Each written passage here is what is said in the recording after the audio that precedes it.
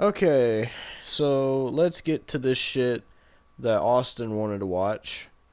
The Okay, first preference this. DPW Fire wrestling event, Deadlock Pro Wrestling. This is their first ever show and event. If you don't know what DPW is, it is this new wrestling promotion made by wrestling YouTubers, CM Pulse, Dank Ops, New Legacy Inc., Tony Pizza Guy, and surprisingly, back from the dead and looking like he's on meth, Tubby Emu. So, and I'm sure much more people to come. But yeah, so we watched Fire episode 1. Now, Austin, you want to tell them why we watched this? Well, we'll probably watch the episodes in the coming because we're trying to get that. The reason I was gonna watch this was because for one, I know you guys are gonna want to see my fucking Chris Daker rage when I Mm-hmm. eventually get to it. Because we get to see Chris Danger live eventually. Yeah, and I know that'd be a good podcast clip and shit and everything like that. And, you know. But for two, I wanted to see how shitty it was going to be. This was pretty shit. There was 3 matches, and none of them were good. It was in a gym. This was like if you go down to like your local Planet Fitness and you just ask to rent the place out. That's what this was. Dude, most of the people in the crowd probably never even heard of Planet Fitness. There was people in this crowd like we're two fat fucks just asked Scott Steiner, but like the people in this crowd were fucking massive. Like there was people like most people in this crowd were probably around 400 pounds. Like they were some massive wrestling fans. But Oh, man. before we go into details about the match, I want to say, since this was their very first event, I want to describe to me.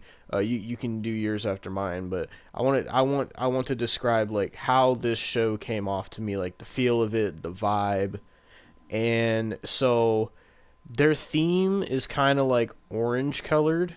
It's like orange, black, and white is what they're going with. Um, so just the overall vibe of the show. This was so indie. Like this felt like I was watching. I told Austin this. This felt like I was watching PWG, but less energy.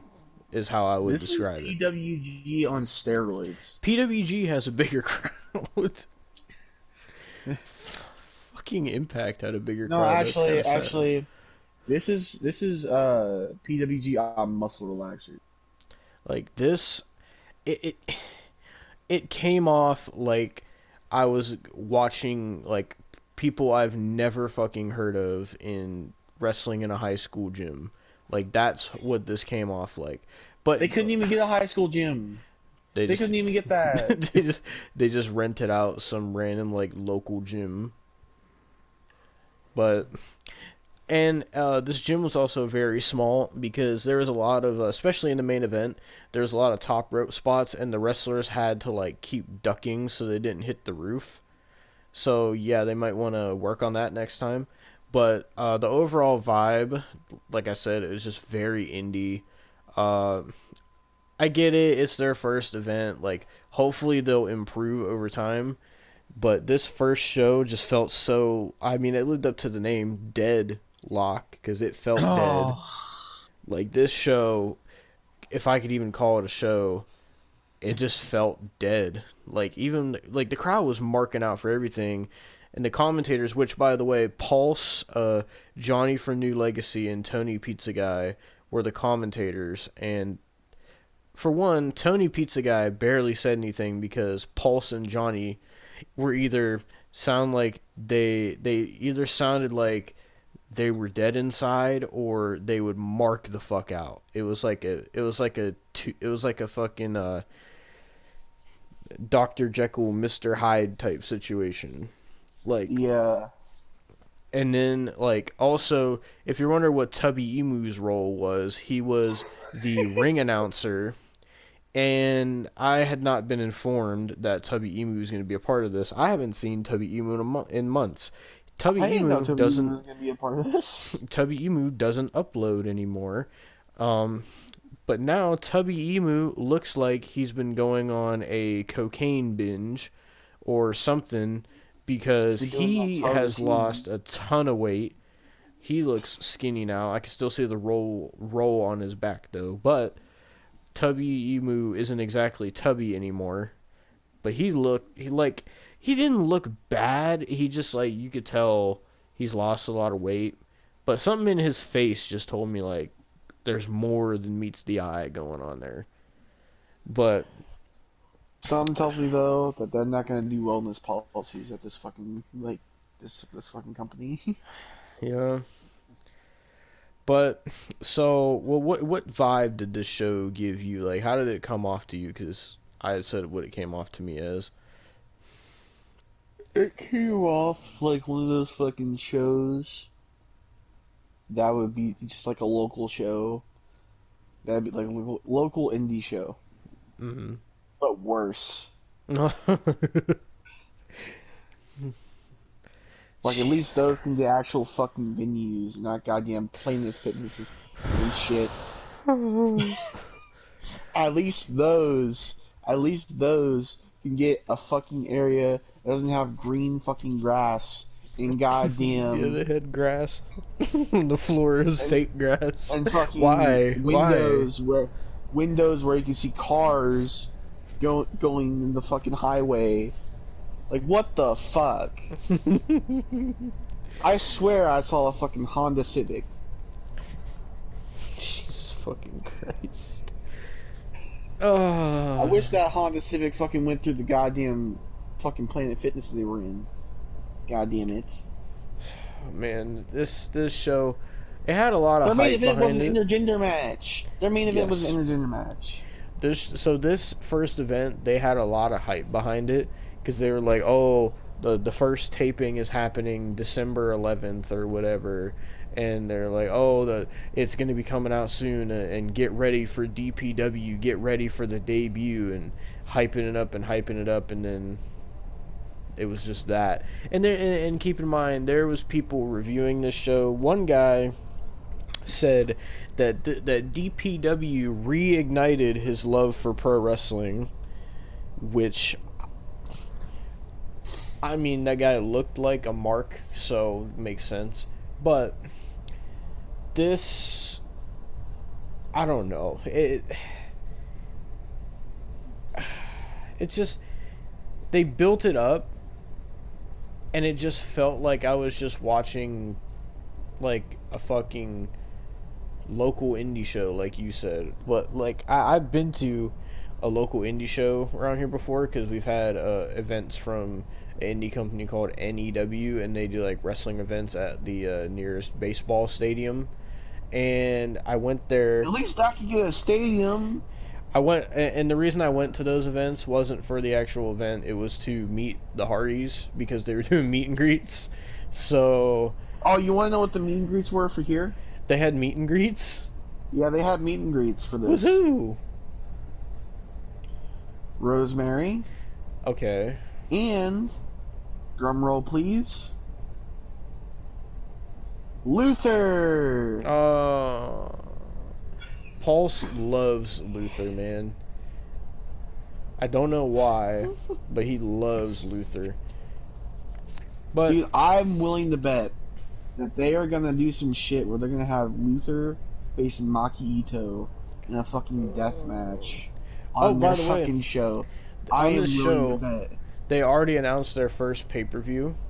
It's hold on, let me go back to the thing I was on so I can tell you what Called it is. You Already Know. Yes, it was You Already Know It. And for shits and giggles, I looked up the ticket prices. So for one ticket for this show is $30, right? Now, keep in mind, the event I went to where I met the Hardys, and actually I got to see people like Booker T and Jerry Lawler and shit like that as well. It was only like $20, $15, $20 for a ticket for that. So this cost twice as much to see people that I've never seen before and to watch an intergender match. That costs more than to go to a show to see the Hardys, Booker T, and Jerry the King Lawler. Just keep that in mind. Um, Also for the pay per view, it's also $30, and they announced a death Oh, match for that pay per view. But from what I saw too, from what I saw, apparently at this taping, the meet and greets weren't free. You had to pay for the meet and greets. I mean, I would get it for Rosemary, but Luther? I mean, I get it, he's signed with AEW, but he's not really that important. I don't know. Oh, But fucking so for the pay per view they announced a I don't even remember who's in it. I can't even something Carino. It's yeah not Steve. It's not Steve Carino. something Carino and Alex something. I don't fucking in Oh, indie but bum versus indie bum. I don't know. they specifically mentioned that they banned light tubes. Yeah, they said that they said what they said was when they contacted the place about hosting the event there, they said they said that the place specifically requested that they ban light tubes. So no, we're spared light tubes for that, I guess. But Thank fucking it's on God. January 8th is when that event takes place. Is just to let you know. Uh, Oh, so wonderful. will we be watching it if it's on YouTube for free? Probably, but I'm not paying for that. I'm good. But I I suppose we should probably talk about the actual show now That would because probably be a good idea. so there like I said there's three matches. The main event had Rosemary in it. She's like the biggest name that they have right now, which is kind of sad. But the first match was You know what what's the even more sad? what She's like 38 and she's stuck doing that shit. I know. Uh, Like so she could be doing way more with it. Austin tells me that Rosemary is a New Legacy Inc. mark. Yeah, she shows up in streams all the fucking time. You'll see her Twitch account. Mm. She subs with both of her Twitch accounts. Oh my Her god. Rosemary Twitch accounts, her Twitch account, and then her fucking Courtney Rush like Twitch account, which is her real fucking name. Jesus She Christ. subs with both of them. I subbed to New Legacy Inc. I only do one fucking Twitch subscription. Uh, Like, well, two. That's $12 a month. Like, what the fuck? so from what I remember, the first match was I think the guy's name was Lucky Ali versus what was the guy's name? Oh, Kid Yeah, Bandit. Kid Now, Bandit. So Austin was telling me how a much little. he loves this wrestler. So why don't you I tell him why fucking you hate. love Kid No, Bandit? no, I fucking hate Kid Bandit. Okay, I'm actually gonna read his goddamn. Since I have him blocked, but since I have him blocked, I can see his tweets. Yeah, so Austin told me he was like he was giving me some background on his storied rivalry with Kid Bandit. So he told me that the first time he ever saw Kid Bandit, he immediately blocked him. Yeah. What made you block him exactly? Oh, Was this his I'm gonna look tell you or what. like I'm gonna tell you. I'm gonna tell you. what was the first thing you saw? Was it like his look or was it him wrestling? I saw a GIF of him like doing a like just fucking walking weirdly towards the camera with a switchblade. Mm. There But was a here's switchblade on a the show later on. yeah, yeah. A couple of them. But okay, I have him blocked. This is his fucking bio on Twitter. The protagonist of professional wrestling. Senpai on the sheets, hentai. Oh wait, no. Senpai on the streets, hentai on the sheets. Nightmare Factory alumni. This man trained with Cody Rhodes. Oh no. Let's just see what. Oh, here's the tweet of him facing a fat guy, and this girl retweeting it, saying, "I am now a Kid Bandit mark." Wonderful.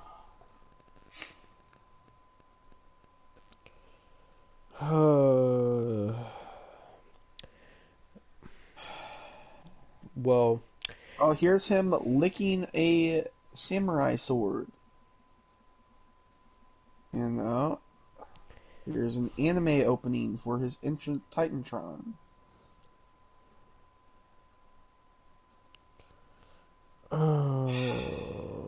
Oh, here's some wow. cosplaying as fucking Belle Delphine. Oh my. Why did he cosplay as Belle Delphine? Now I'm gonna have to put I Belle Delphine in this thumbnail for this shit. Yeah, he's doing the poses and everything too. It's cursed. I mean, you do you, but oh, he cosplaying as Samus from Metroid. He's cosplaying as CM Punk. Cosplaying as Zelda from Legend of Zelda. Keep in mind, this isn't Link, it's Zelda. Mm. Oh my god. I mean, like I said, you do you, but, you know, I just don't know. No, no. Oh, he Jesus. just tried to do a slice bread number 2, and he landed right on his neck. Wonderful.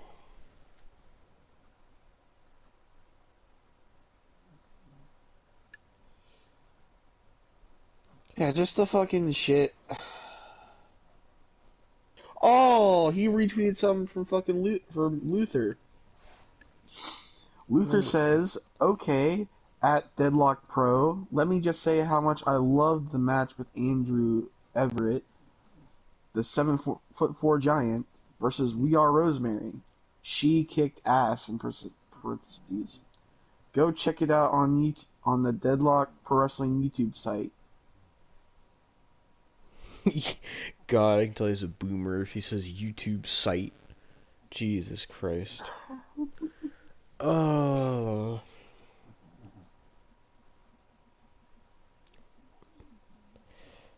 Oh, he's promoting something, indie show called Handing Out Beatdowns. The same day as you already know, January 8th, 2022. Jesus Christ. Well, you could get on to the match now. Yeah, that was Austin's little kid bandit corner. Fucking So hate Kid Bandit. so the match itself sucked, honestly. So Lucky Ollie was the first one to come out, and he was all hype, and the crowd was just like, no. So they showed both the wrestlers doing a promo, and Lucky Ollie was talking about like basically what they're doing for the first wave of shows is they're doing a DPW World Title tournament to crown the first ever DPW World Champion, and this whole show was just matches for that, I think. No, And the first match wasn't. That was the whole deal. really, Because Lucky Ollie was like, man, they're not. I'm undefeated in New Japan, and they're not putting me in the tournament, and I gotta face this kid.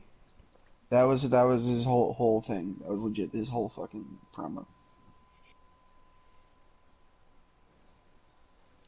yeah, but So, uh, then I'll Kid help you Bandit out. I'll comes get the up. I'm PNGs for so this. like my brain right now is just like just fucked after watching this show of just how dumb this show was. Well, I'm getting these fucking PNGs for the thumbnail. I'm already getting them. Oh shit. Okay. Surprisingly, I'm finding them. I'm shocked. Oh my Surprisingly. god. You found the Kid Bandit PNG? No, I have to make one. There's a Lucky Ali PNG. Did you get the Belle Delphine PNG, or do you want me to get that? I got that already. Alright. I'm gonna have to get a. If you could you get me like a Pulse and Johnny and like Tony Pizza Guy and Tubby Emu? Yeah. But so the match is so Kid Bandit comes out and he's acting all. What do I say? Flamboyant? I don't really know. Doing whatever the fuck his gimmick is supposed to be. He has this like big ass poofy hair that's dyed multiple colors, and his fucking like promo was some like Kenny Omega like Undertale like Pokemon RPG type shit in like 8-bit, and it was really cringy. And he looks like a hybrid of Yoshi Tatsu and Tyler Breeze. Like that's what his character looks like. And so the match itself was just like I just couldn't be bothered to care. It was like the commentary was dead for this match. Like the only match where the commentary wasn't dead was the main event, but for this match, they're just kind of dead, and they like were trying to do some dives, but also there's not a lot of room in this arena, so when they were doing dives, like they had to tell the crowd to move out of the way for most of them, and there I was a just lot of found the most cringy thing ever. what.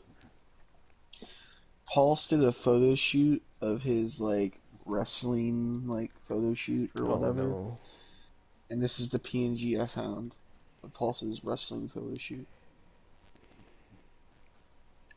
Jesus Christ, I'm waiting for you to send it. I sent it, but Oh it's my goodness. yeah. He's wearing a chain too. Is he trying to be John Moxley or something? I don't fucking know. You might as well just get a. Well, actually, you didn't. I was gonna say get a Dank Ops PNG, but I don't really see a reason to because he wasn't on this at all. He was in the intro of the show, but that's about it. Yeah. Um, so I mean, this match was overall just boring, and it was just a lot of flips and dives and indie shit. And in the end, Lucky Ollie won. I don't even remember what movie hit to win the match. Honestly, I was so It was a bored. punch to the back of the head. Oh yeah. You're right, because he did that Will Ospreay type thing. But the difference is Will Ospreay looks like he makes it look like he kills a man, and then Lucky Ollie just makes it look like he tapped him, I guess. Um, so yeah, Lucky Ollie wins, and that was it for that. And also, there was like no promos or anything for the show at all, which you would think there would at least be like an opening promo saying like "Welcome to DPW" or something, but there was none of that. Yeah. Um, so the next match was Bojack, who is this big guy that they're trying to build up, and he faced what was the guy's name? It was something Fuller. It was Josh Fuller. Josh Fuller.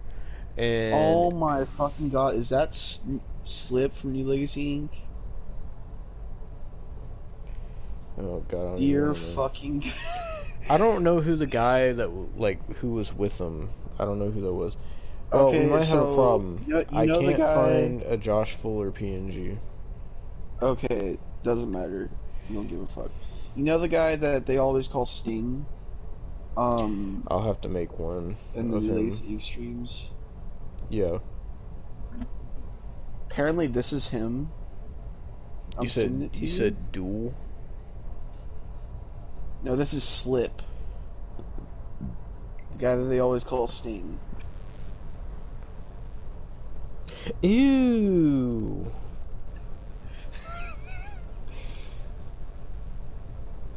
What the fuck? Jesus Christ. Uh but so Josh Fuller and Bojack had a match. I don't know what the guy's name was that came out with Josh Fuller, but they called them I believe their tag name is the Delinquents. So basically Josh Fuller looks like Quebblecop, which I mean, I might as well just put Quebblecop in there because I'm more I can just likely be to Josh find Fuller. that. Yeah, I'm more likely to fucking find a PNG of Quebblecop than I am Josh Fuller. He literally looks like so much like Quebblecop. Oh god, there's a lot of Quebblecop PNGs. But so he tries to act all big and tough, but the crowd's chanting Bojack's gonna kill you. And I could tell like Pulse was really behind Bojack. That I think he's one of Pulse's guys that he picked for DPW. Um, but I mean the match was it was basically that kind of match where it was like big guy versus little guy. As Austin said, Josh Fuller had a quote Marco stunt type build to him. So this match was Josh Fuller trying to do something, but Bojack being too big and strong for him to do anything. So he was getting his ass whooped. But then there was one spot where Josh Fuller kept doing these suicide dives to the outside 3 times on fucking Bojack, and it looked really bad. And oh man, he got a nasty chop from Bojack, I will say that. But that's really all the match was is just him getting dominated, and fucking Bojack also on the back of his attire it said deadlock destruction machine or something like that on the back of his thing. Yeah, So they're really trying to push Bojack as like a big thing. So I believe this match was a round 1 match for the tournament, it and was. Bojack defeated Josh Fuller, and then after this happened with every match. There was like a handshake after the match. So after the match, Bojack offers the handshake to Josh Fuller. They shake hands, and that was it. The other guy kind of looked like Top Dollar. That's the only way I could describe him. I don't know what his name was, but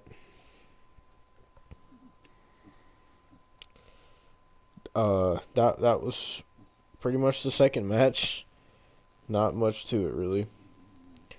Um, then like this show is literally just match to match to match. Like there was no promos or nothing to like break up like the flow, to give it something different. So then we go to well actually they did have a segment where what I looked up Tubby Emu PNG, and it just sends me the emus. God. So they did have one segment where they shouted out all their sponsors, and they were sponsored by such people as Steven Larson's Going in Raw. So, Oh, I found a picture. It's in the recent picture, but I found one.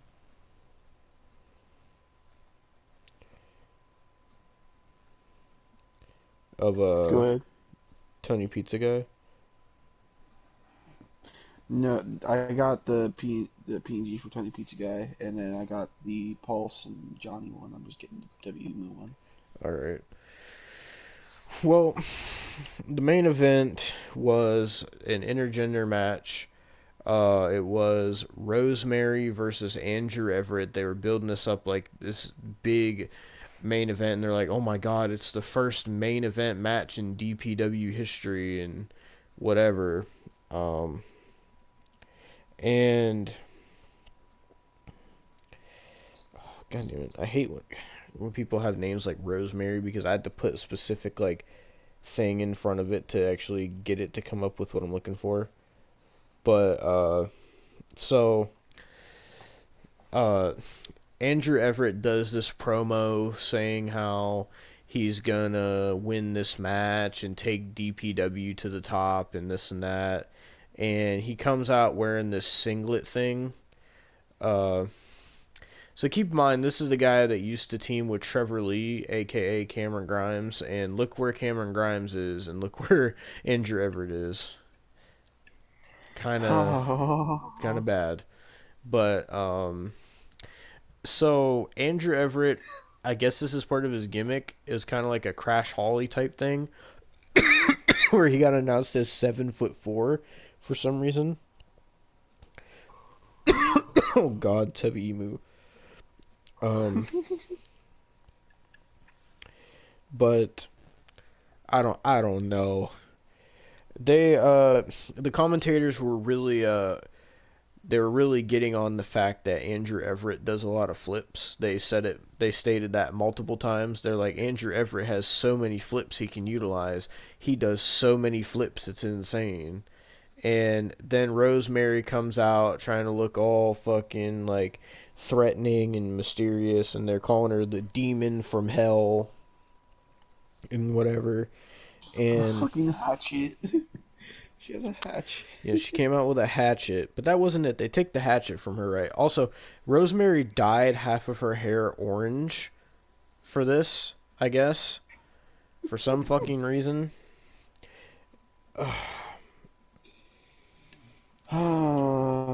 And so before they start the match, the referee's like checking Rosemary, and he takes a knife off of Rosemary, and then a switchblade, and then another knife. So she had three knives on her for some reason.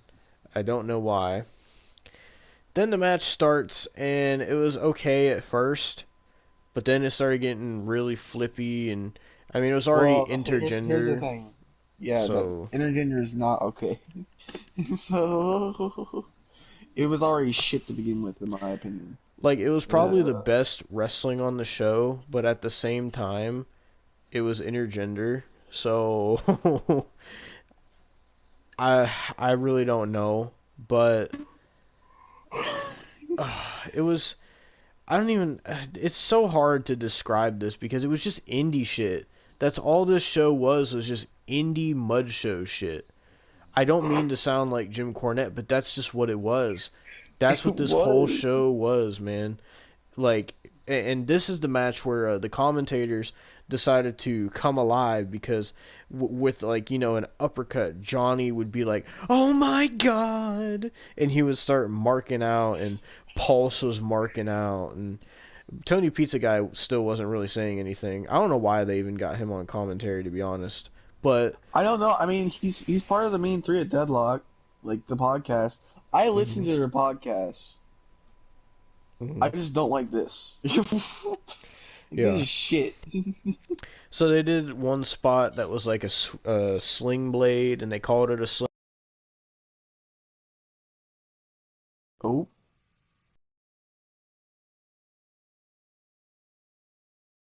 controller die? Yeah, my controller died. Uh, But they did this one spot that was like a, a sling blade, but it wasn't a sling blade. But they were like, "Oh my god, a sling blade!" And I'm like, dude, it's not a fucking sling blade. Like Rosemary, it looked like she went to do a sling blade, but she like did it differently. And then there was one spot where they had the crowd move. This is one of the biggest spots of the match where Andrew Everett did like a springboard moonsault onto Rosemary onto like the crowd chairs, and Austin was so pissed. Austin was so pissed. because it's so bullshit. Like, why? Why do that? Why do that? I mean, you're probably pissed too because how many super kicks were in this fucking match? Like, god damn it. the thing is, we're recording this on Sunday night before the pot, like before this week. So this is like the 19th Mm-hmm. or whatever. Okay, so fucking, we gotta do this, and then so not only are you gonna have an AEW review, not only are you gonna have that, you're gonna have a fucking December to December review, a fucking DPW review, along with whatever we talk about on the fucking podcast. Mm-hmm. This whole fucking week. And the thing is, Wednesday, I have to come home from work and watch more fucking indie shit because I gotta watch AEW for next week. Yep. God Uh, damn it! so What the fuck? so another notable spot in this match was where Rosemary did a sharpshooter, and I picked this up on commentary, and Austin was confused what I was talking about. But basically, what happened was she did a sharpshooter, and Pulse was like, "Oh, Rosemary's doing the sharpshooter," and then Johnny was like, "No, that's a scorpion deathlock." And I sat there and I was like, this pissed me off because I'm like, what is the fucking difference? It's the same move.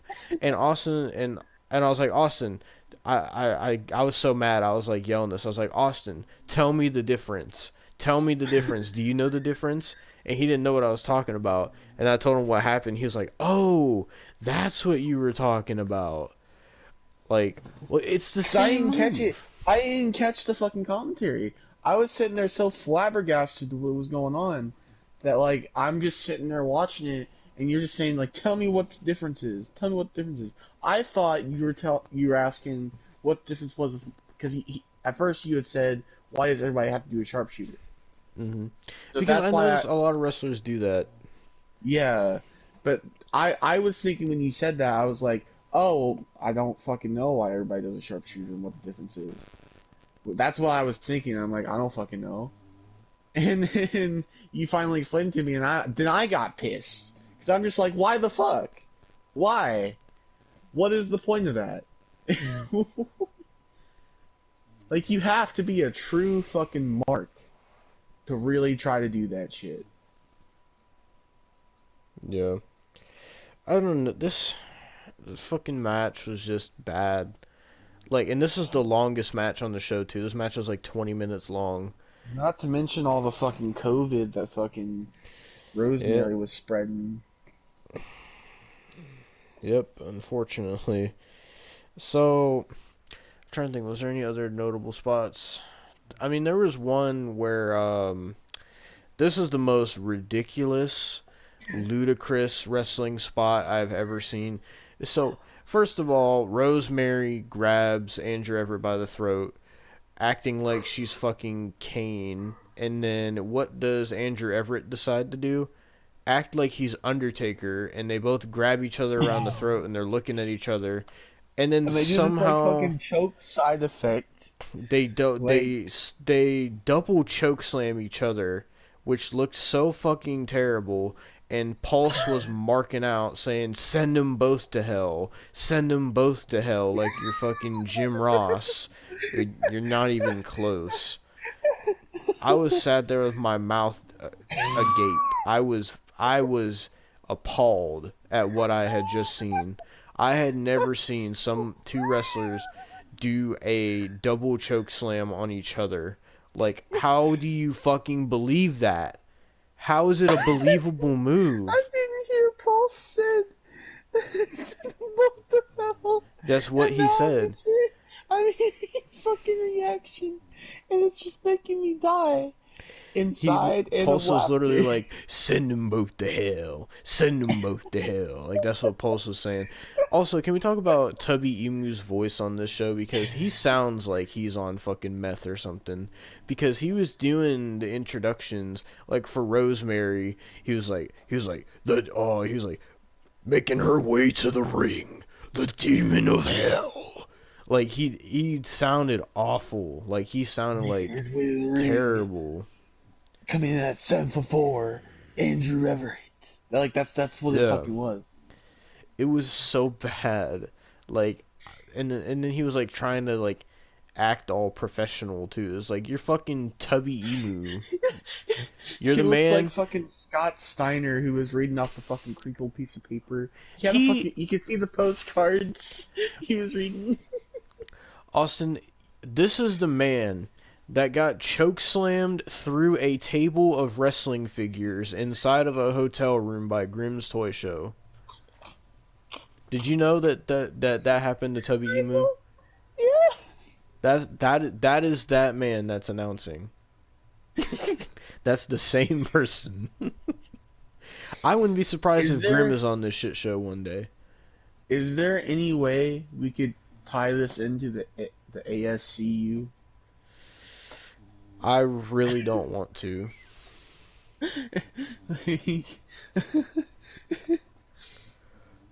You think? See, this is like some fucking Spider-Man No Way Home shit. You're trying to entangle this multiverse shit, and it's just not meant to happen.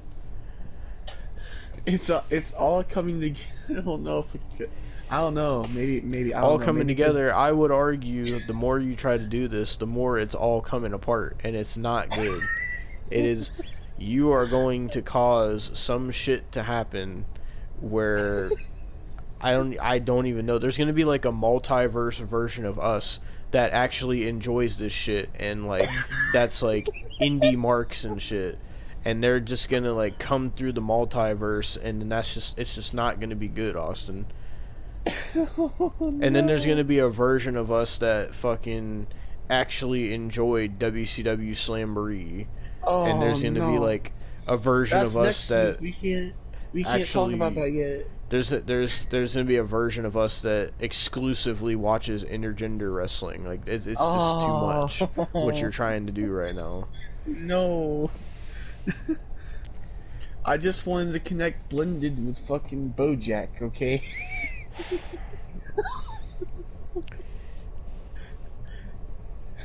You're tampering with some shit that should not be oh my god, tampered with.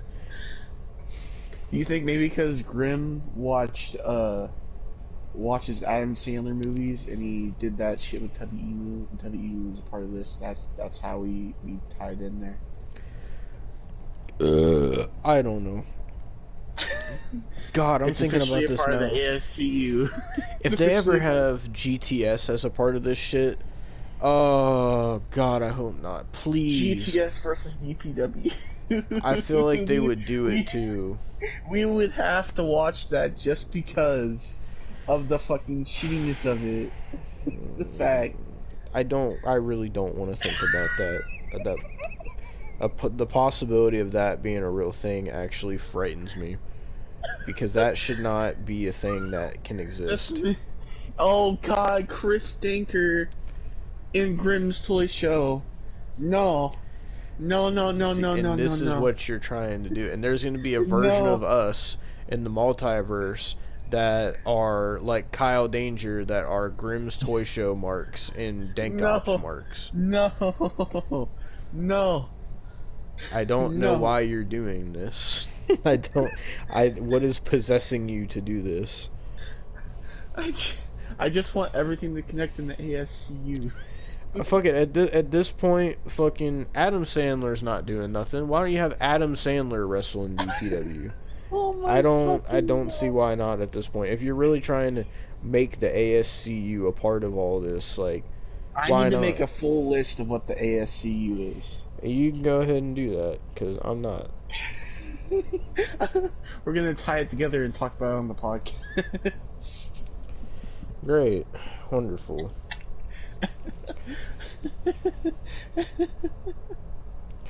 I'm glad you are enjoying all this stuff that you're coming up with, because when all this shit happens and there's multiverses of us,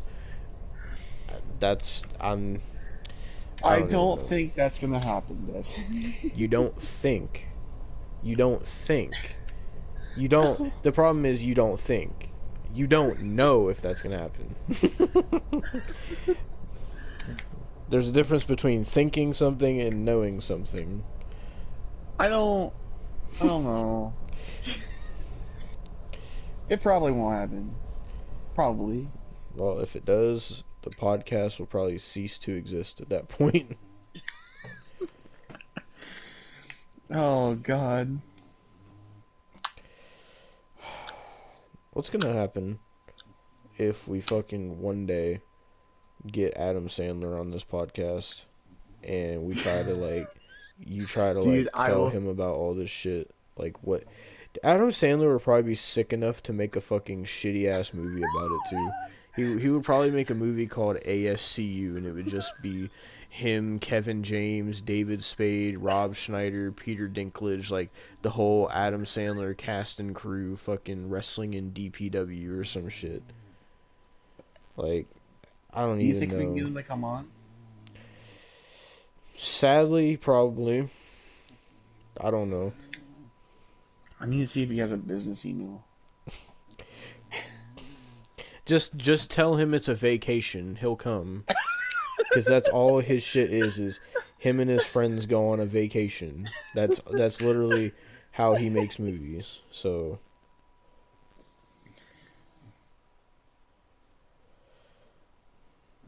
Oh. Oh, hey. Kevin James versus Grimm's Toy Shop. Can we get back to talking about this match? Because Yeah.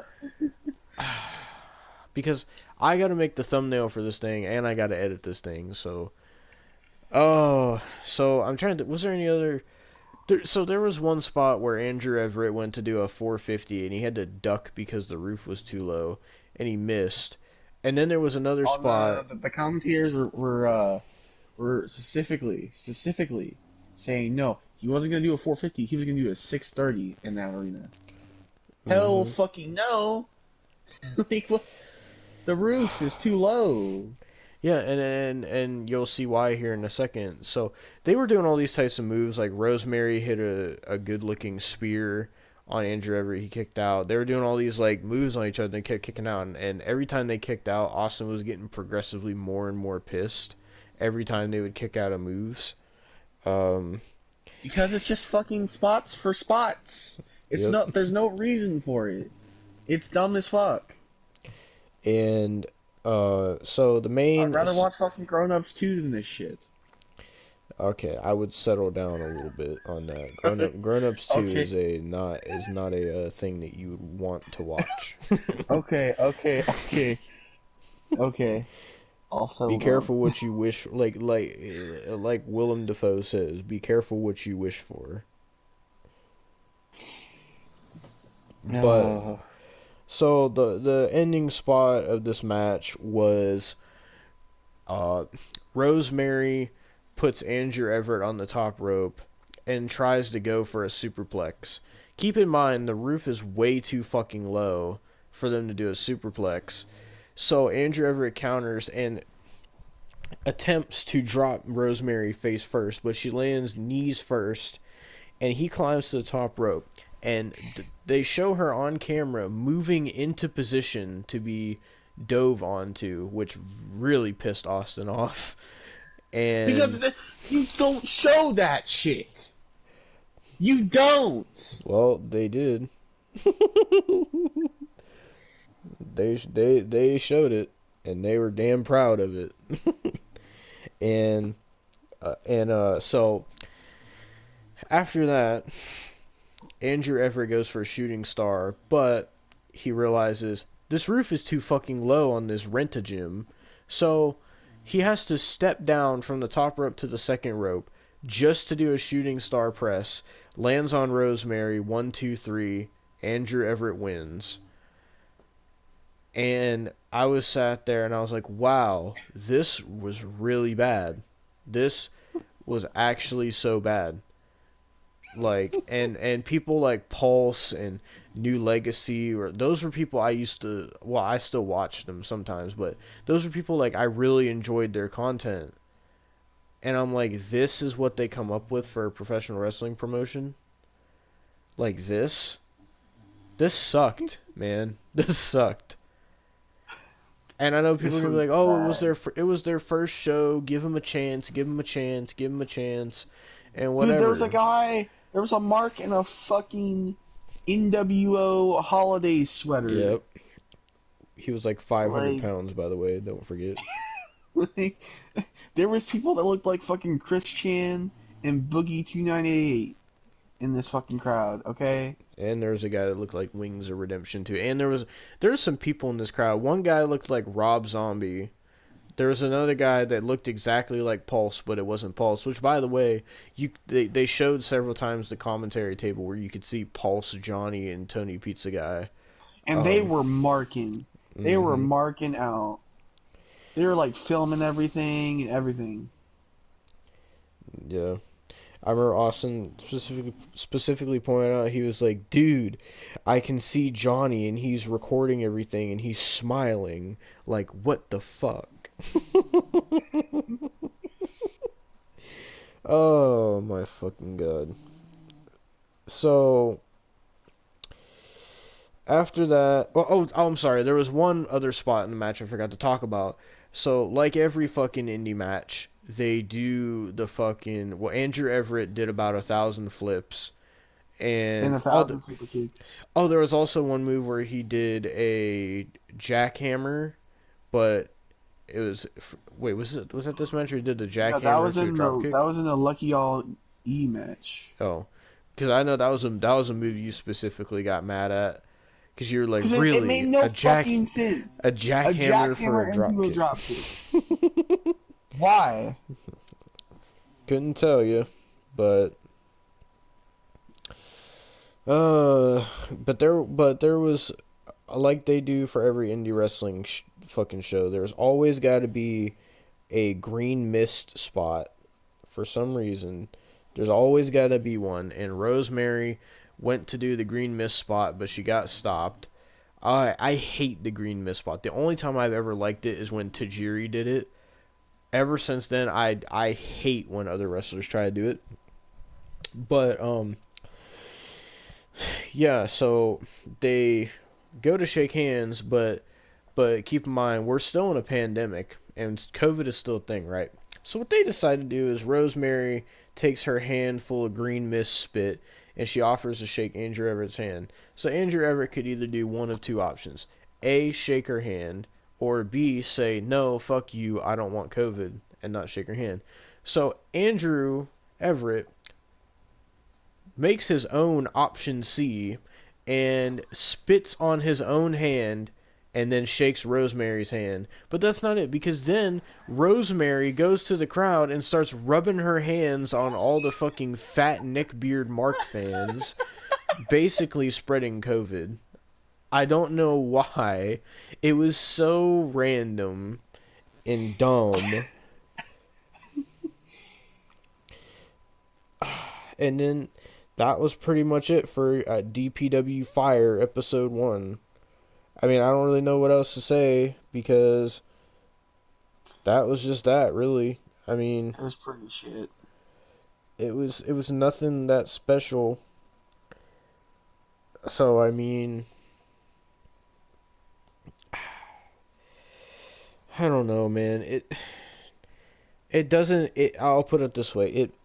It doesn't make me want to watch it again. It doesn't make me want to watch DPW ever again. This was bad. This was the definition of indie mud show. Yeah. And to know that at their pay-per-view they're doing a death match just makes it all the more like, yeah, this is To know that fucking. Chris Stanker is going to be on their roster And makes that's me the thing. sad. All these guys love Fire Pro. So I know that they're going to try to do Fire Pro shit in real life. They're probably going to try to do a landmine death match at some point. Dude, I swear to God, if they had, like, there's been some indie shows that have people dressed up as Elmo. I Yeah, know. the one with Elmo doing the Canadian Destroyer. You've seen that one? Yes, I've seen that atrocity. And I know they'd be the people that would do that shit. I swear to God, if they do that shit. uh, I don't know. I mean, obviously, Do I want to give it a chance to see if it gets better eventually? I mean, yeah, I'd like to see if they get better, but at this rate, it's like I can already see what they're becoming within within the first couple matches that I watched. I was like, yeah, I can already see what kind of promotion this is gonna be. Like, this is gonna be indie shit, and that's exactly what it was. To a Yeah. T, to a perfect T, indie shit. And not even like good indie shit like Ring of Honor or like, well, I mean, Ring of Honor not really good anymore, that's why they went out of business, but like shit like that, like how Ring of Honor used to be, or like fucking New Japan, stuff like that. It's like the fucking shitty ass like PWG type indie shit, like the Mud Show shit. And it's like, come on, man.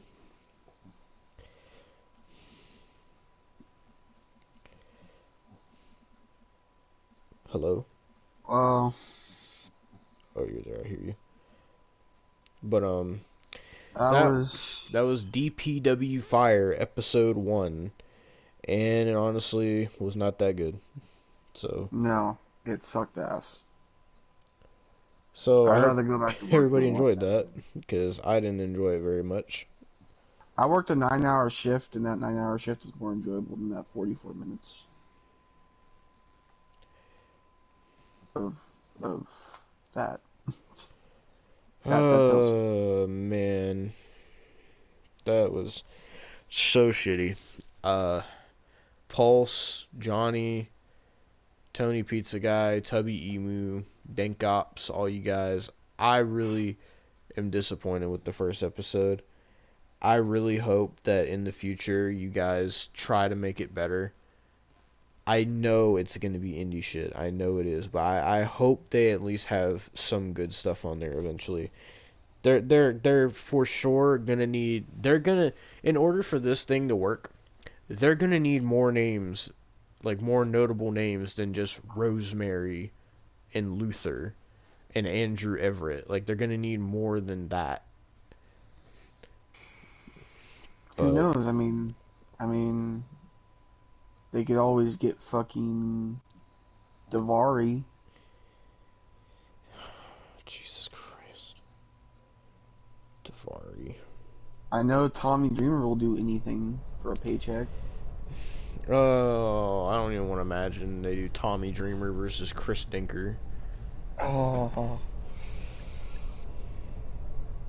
I Well, mean, we've seen what Tommy Dreamer will do. He'll break his wife's neck.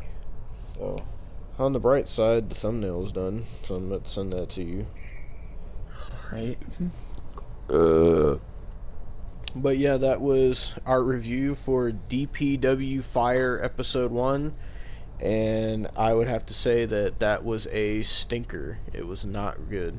The fans were marking out for every fucking thing, every fucking move. They were chanting for this intergender fucking garbage match. They were chanting "Fight Forever." This is awesome.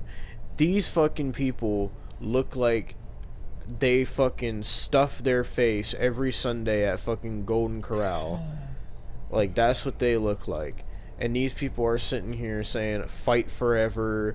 This is awesome. This is wrestling." Shut the fuck up. This is fucking garbage. I really hope that they make DPW a lot better, but we'll have to see when we review episode 2. Whenever So, that comes out. yeah. Get ready for some rage whenever Chris Dinker makes his debut. I'm sorry, Chris Danger, as he's gonna go by, because his Chris Danger character is finally gonna make his actual wrestling debut. Well, not wrestling. I think he's doing like a promo or something, but still. But yeah. So that was some indie shit. Let's get back to the podcast because I don't want to talk about DPW no more. You know what? You know what? I'm dubbing DPW a name right now. Disappointing Pro Wrestling. That's what DPW came off as to me. Disappointing Dick Pro Penis Wrestling. Wrestling. Dick penis. Oh yeah. One more thing. they had like I don't know if those were like patrons or like what at the end of the Oh episode, no. but they had these names, and one was like a pillow, a soft. All right, so this review has been a fucking hour already, Oh so no. we're gonna finish this up. So one name also was it was like Rikishi's shitty asshole after a Taco Bell binge. Like there was all these weird ass names. Like I don't know why. It's so like I don't. It was so fucking weird, man. It was so fucking weird. But yeah, that was disappointing pro wrestling episode one. You know what? I'm gonna call it disappointing pro wrestling garbage fire episode one. There you go.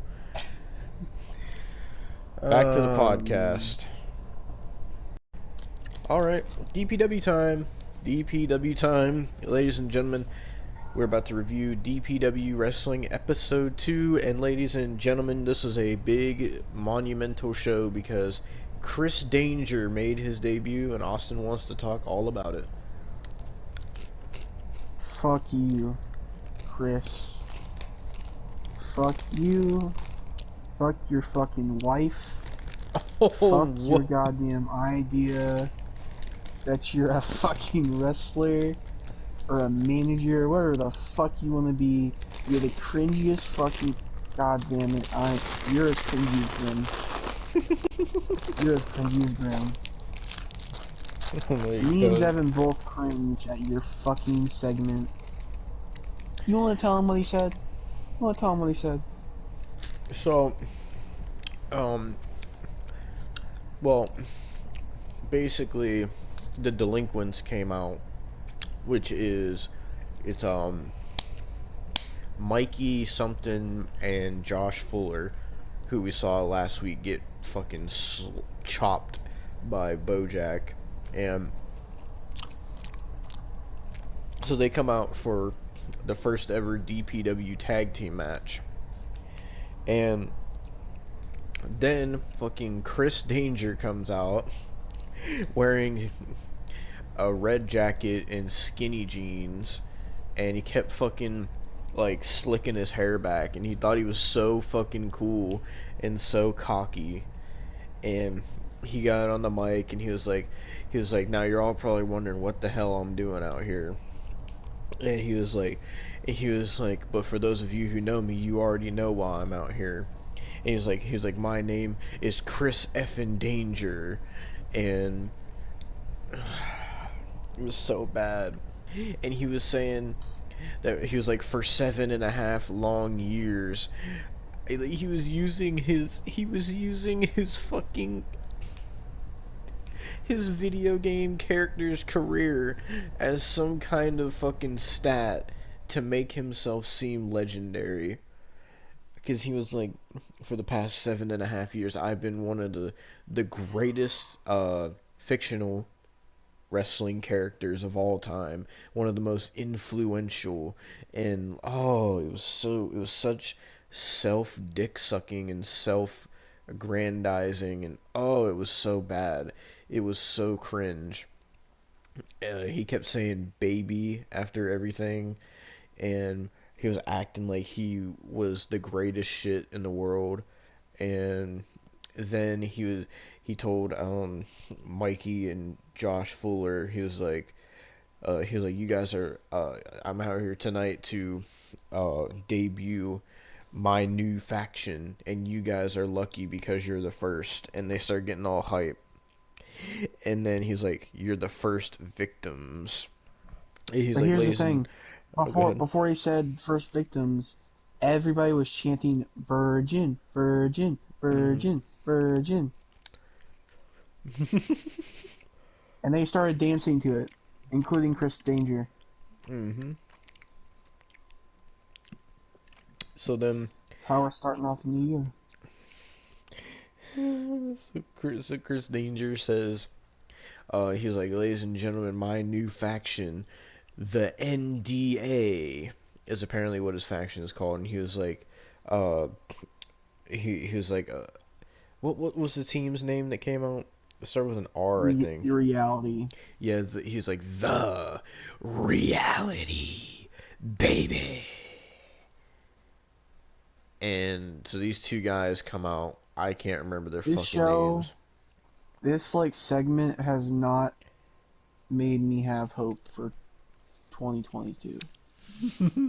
It's made me feel like 2022 is going to be worse than 2020 and 2021 combined. Just because of this fucking segment. I don't have hope for this year. I don't. Because of Chris Danger. Well, he didn't actually wrestle on this show, which I was disappointed about. He managed this team, and it was like a fucking 15-minute tag team match. And the NDA won. And then Chris Danger was like, he was like, this is just day one, baby. Day one. Yeah. And keep in mind, this is the second match. But the thing is, the first match was just nothing but arm bars and ass shaking. So we Yeah, didn't give a it was fuck. this And Asian chick that looked like a dollar store Oscar, and she was facing what was her name? Angelina Risk. Yeah. And her whole gimmick is that she backs her ass up. She even has the song "Back That Ass Up" as her fucking theme. Mm-hmm. But they had to play it really quiet so they didn't get copyright claimed. So If she's gonna back that ass up anywhere, it's gonna be on. Okay, so that's all I'm saying. If that's what your gimmick's gonna be, I'm all for it if it's on me. But like, I'm just.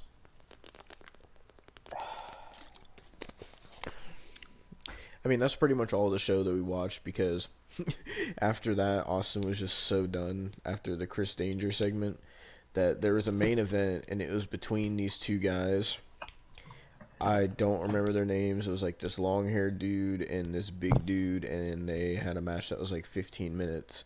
What's their And obsession with big fucking fat dudes? I don't That's what know. I want to know. And that was pretty much DPW episode 2. Not much of a show. Shitty fucking matches. The first match was so fucking boring. Like, even the commentary sounded dead. Like, Pulse and Johnny sounded so fucking dead.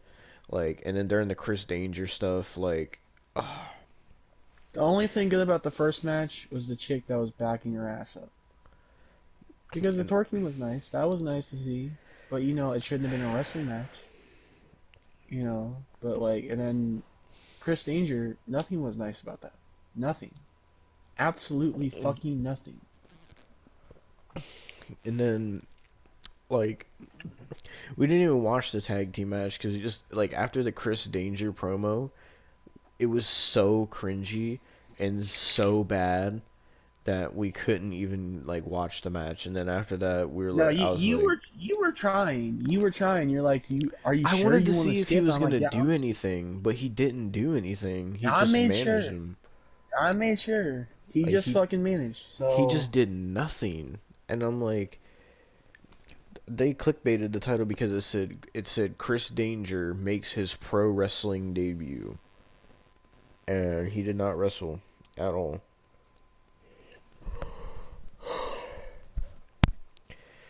Uh, it was safe to say, I a will not bad be show. watching another DPW show. Well, I we will not. will if Chris Danger actually wrestles. If Pulse or Chris Danger actually wrestles, then yes. But I am not going to watch another one if I don't see any of them wrestle. Oh, they also announced another match for their pay-per-view. Is some random chick versus Ryu Mizunami. And Austin didn't recognize who Ryu Mizunami was, so I had to tell him that she was the fucking bitch that looks like a fat female Okada, and she was the one who faced Hikaru Shida at Revolution, and she was the one that was like dancing and like acting like she was like pulling the rope to get to the corner. Do you remember that? I don't want to remember that, Devon. That's the Yeah, thing. that I was don't her. want to. So she's gonna be in DPW for God knows what reason. So yeah. That's Well, another match they without announced for further their shitty ado, pay-per-view. back to the podcast. Yes, sir. Fuck DPW. It is so fucking trash and so fucking indie. It's so bad. It is so fucking bad. I don't want to watch it again unless Chris Danger or fucking Pulse wrestles. That's the only way I'll watch again. Fuck DPW. It's fucking trash. And fuck you, Chris Danker, for being fucking cringe. You know what I'd like to see in DPW? I'd like to see Chris Danker versus the Great One, so the Great One could kick his fucking ass. That's what I'd like to I see. like to see the Great One versus Chris Dinker's wife. Oh no. Oh god. Oh, you know who I'd love to see wrestle in DPW? Oh, I'd love to see him get his ass kicked. I'd love to see Sean's View Entertainment wrestle in DPW. That'd be amazing. See him get his fucking ass whooped. But yes, sorry it's not a fucking hour-long review like it was last week, because this show just, it felt dead. That we watched the full first match. It was awful. It was sloppy as hell. It was boring. The commentators sounded dead, and then the Chris Danger thing was so bad that we couldn't even watch the rest of the show. So, there's your You know, DPW you episode you 2 would think review. with a match that has a girl who fucking just shakes her ass, you know, the commentators would be lively, but no. Yeah. uh, I don't even want to talk about him no more. It was so dead. It had no energy to the show. All Like, ugh. all I could say is what a start to 2022. Yep. Oh man, what a rough fucking start for DPW.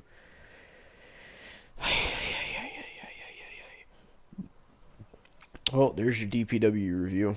Fuck DPW. And this is the last time we're reviewing it, unless Chris Dinker or Pulse wrestles. So yeah, back to the fucking whatever reviews after this. So fuck you DPW and fuck you Chris Dinker.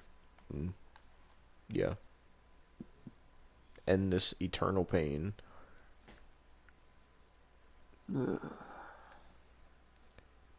So what's on the old chalk for this week, Austin? Well, I guess we could already get started on my AEW review, I guess. Just so we can get that out of the way. Get Cass off.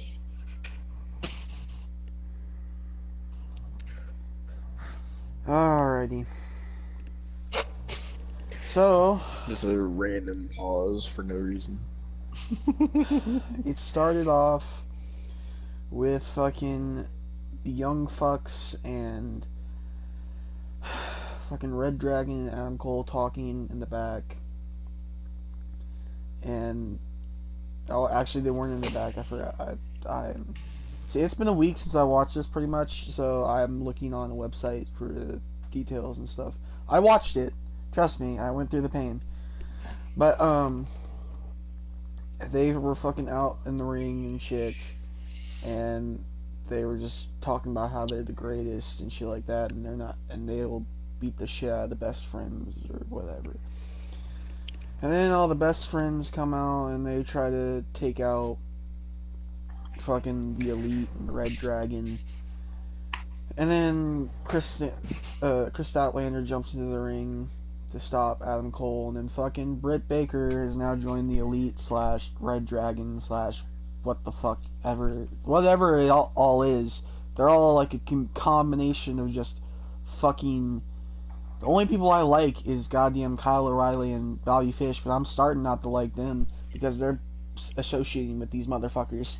So, you know, there's that. I don't mean to inconvenience you, but continue with your review. I really have to take a shit, so I'll be back. Oh, okay.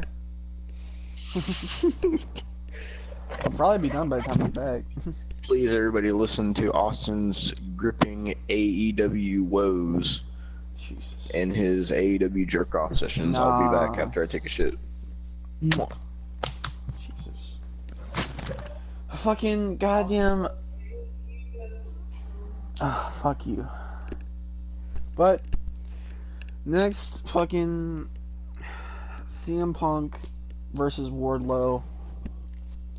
This match was okay at the start. It was doing good, like in the middle, and then it just got shittier and shittier and shittier, to where I just didn't care. And the inevitable happened. Fucking CM Punk won after, all the weeks of Wardlow squashing jobbers and just power bombing people and fucking just sitting there and just destroying people. No. CM Punk's his kryptonite. I fucking hate CM Punk. I fucking can't stand CM Punk so goddamn much. Like, I'm done with CM Punk. Like, like, everybody's talking about, oh, no, he puts people over. He does a... What the fuck did he do to Wardlow there? The fuck did he do to Wardlow? He didn't put him over. He didn't put him over. No, he fucking sit there and beat Wardlow. So, you know what? I can't even like CM Punk at all. Like, I can't even like CM Punk. And they were teasing fucking MJF and Wardlow splitting up again. And it's just like, I don't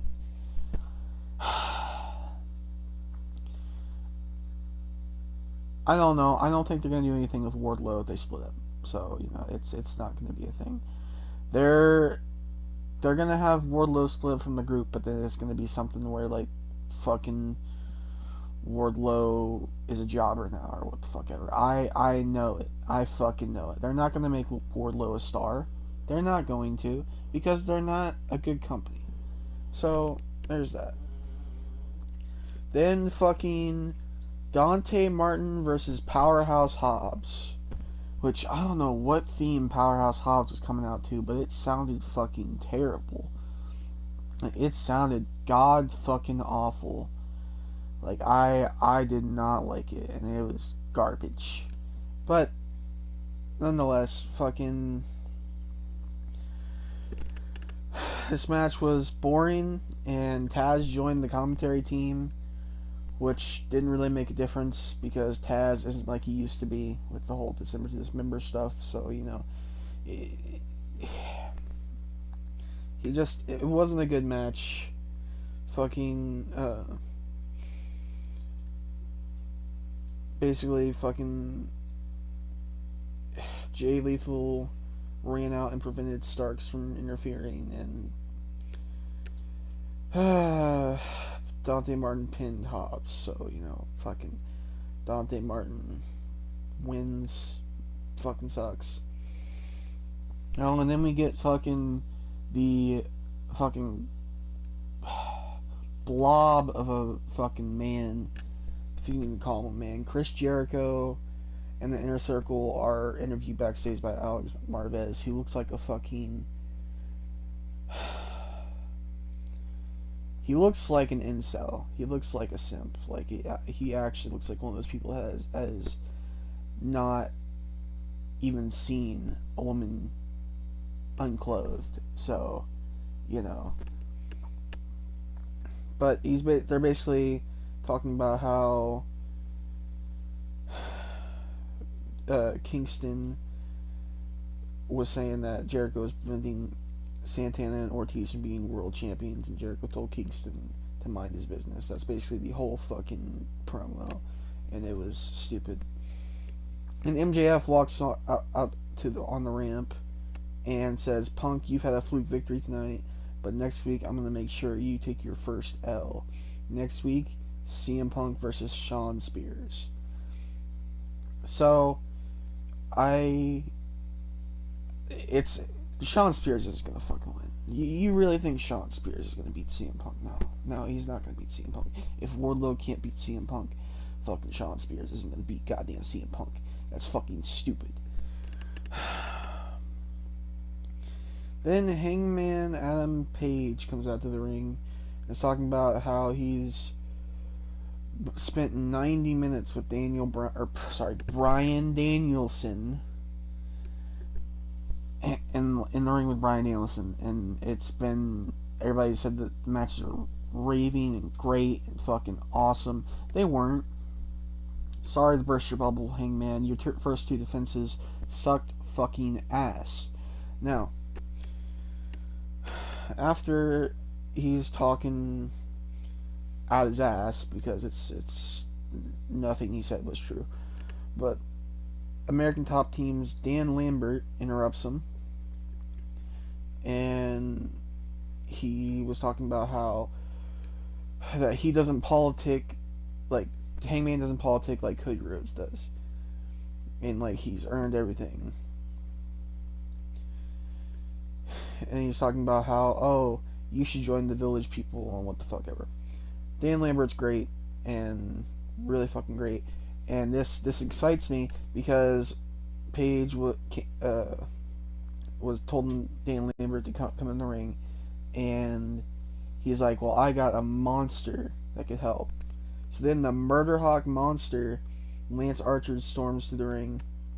Looks like he's gonna help Hangman, and then he fucking hits a blackout slam on the steel chair to Hangman and Page. So he might be either on Dan Lambert's side, or he's fucking going for the championship. I hope it's both, honestly. Dan Lambert with fucking Lance Archer on his side, and having Lance Archer go for the championship, that excites me. So that was something good out of this fucking show. Then it's Hikaru Shida versus the Professor, Serena Deeb. Oh, I think he's back. Are you just sitting here in silence? No, I've actually been like reviewing the show. I just got done talking about the Hangman Page and Lance Archer stuff. Oh, sorry. I had to make an emergency bathroom run. No, it's alright. I basically shit on everything except for the Hangman and Page thing. Yeah. But now we're at Hikaru Shida versus the Professor, Serena Deeb. I don't know why that's her fucking nickname, the Professor. Why the fuck are they ruining Serena Deeb, honestly? They're fucking ruining Serena Deeb. I don't fucking like it. So, Hikaru Shida's coming out, and then Serena Deeb chop blocks her on the ramp, and then takes her to the ring, beats on her legs some more, and then goes for the Tequila Sunrise. And once she's got that in, Hikaru Shida doesn't tap. The ref just ends the match. So, you know, I get a rep from ref stoppage. So, fucking wonderful. You know, I don't care at that point. And then Tony Schiavone was backstage with Christian Cage and the World Tag Team Champions, Jurassic Express, which had fucking Jungle Bitch and Botchasaurus. So, Jungle Bitch is talking about how any of the top 5 teams, anytime we want to challenge. And then fucking Johnny Hungy and goddamn Alex Reynolds come out and ask for a match for the tag titles on Rampage, of all places. I'm not watching Rampage. So, you know, fuck you. I know they're gonna retain anyway. It's fucking Jurassic Bitch and Botchasaurus. So, yeah. Or fucking Jungle Bitch. I don't fucking care. It's still fucking good. I don't give a fuck. But then Matt Hardy with Private Party, Mark Quinn and Isaiah Cassidy. If you didn't know who Private Party was, because I'm pretty sure any casual viewer is not going to know who fucking Private Party is. But Matt Hardy takes on Penta El Zero Miro. I thought it was M. I don't with Alex Abrahantes. Oh, the match was shit.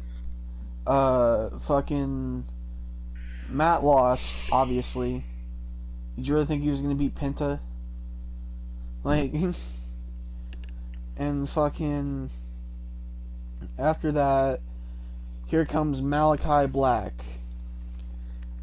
and he's sitting there in the ring, and he's about to attack Pentagon, and then the Varsity Blondes come out and they're gonna help Pentagon. Keep in mind, fucking Malachi Black hasn't done anything. And then the lights go black again, and here comes fucking Brody King. And I'm actually fucking hype because the only thing I've really enjoyed from these shows, the past, like, what is this, a 6th week now? I've been watching this. The only thing that I've enjoyed is Malachi Black's stuff. And now Brody King's involved. I'm hype for Brody King and Malachi Black. Never thought I'd be hype. Well, actually, I've enjoyed the MJF stuff as well. But I never thought I'd be hype for something that's not MJF related in AEW. I never thought I would. Again, like, I never thought. But I am hyped for that stuff on there. Then we go back to the shit show. Max Caster and Anthony Bowens fucking versus Bear Country, and I could not care less. Every time I see Max Caster, I think of Grimm's Toy Show, and it makes me sick. So. Then there's a fucking video package of the Bastard Pack. Apparently he's been blinded, and he's wearing like a cloth over his eyes, and I don't care. You know, I gotta be completely honest, they've screwed over Pac so much that I just don't give a flying fuck. Like, I don't know what's worse, his AEW run or his goddamn WWE run. I don't know what's worse. And keep in mind, he teamed with fucking, what's his fucking name? The guy from Arrow. Pretty sure he teamed with him. Is it fucking... I don't fucking know his name. I can't remember anymore. And then fucking Matt Hardy's backstage with Tony Schiavone because he has to get more screen time in. Because, you know, we are... Oh, yeah, I forgot to mention... In that match, we saw the fucking plastic bimbo known as Rebby Hardy and her kids. So, like, she was in the fucking crowd. Because, you know, we don't get enough plastic on WWE television. We just need some on AEW television. But, you know what? You can come at me, Rebby Hardy. I don't give a fuck. Come at me. Come at me, bitch. You're a cunt. No.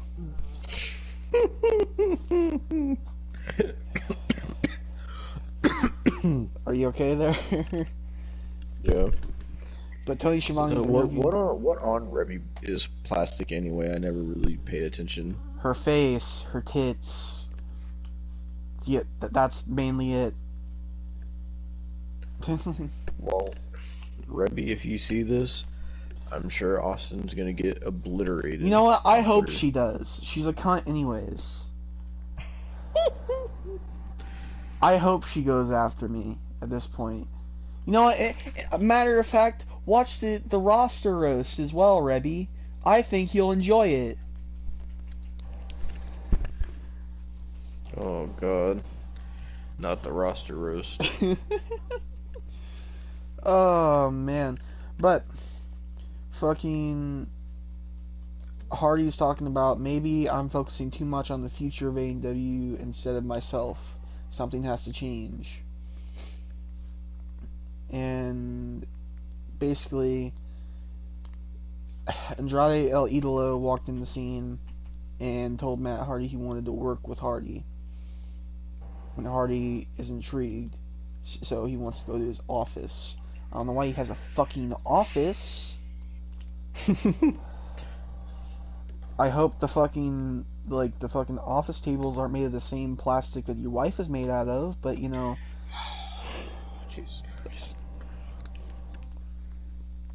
But next we have the fucking the Spanish God, Sammy Guevara, versus Red Death, Daniel Garcia, and I was actually intrigued to see this match because I haven't seen anything Daniel Garcia related. So I was intrigued to see how good, in quotations, he was. Well, I can tell you one thing, he was not anything involving Red Death, as his nickname entails, because he sucked ass.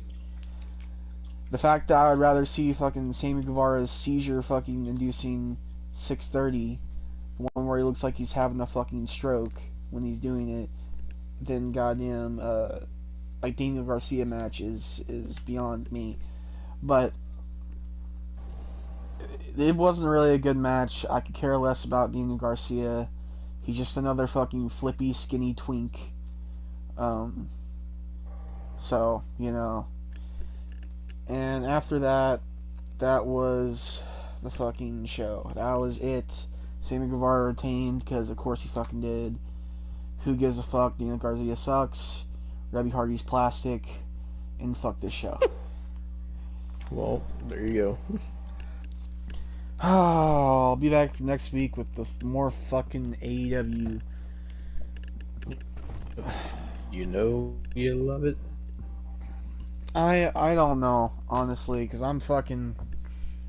I like some things, like the Malachi Black stuff and the MJF stuff I'm enjoying, but there's other stuff that I don't enjoy. Like, I have the added bonus that I don't have to deal with Kenny Omega, but it's still not that much of a bonus. It really isn't. Because I still have to deal with all the fucking elite. So, you know... I don't know. Oh, but if you want to get to one of your topics, you can do that now. Right, ladies and gentlemen, we are back. Yes, back. Pull a page out of Dashy's book.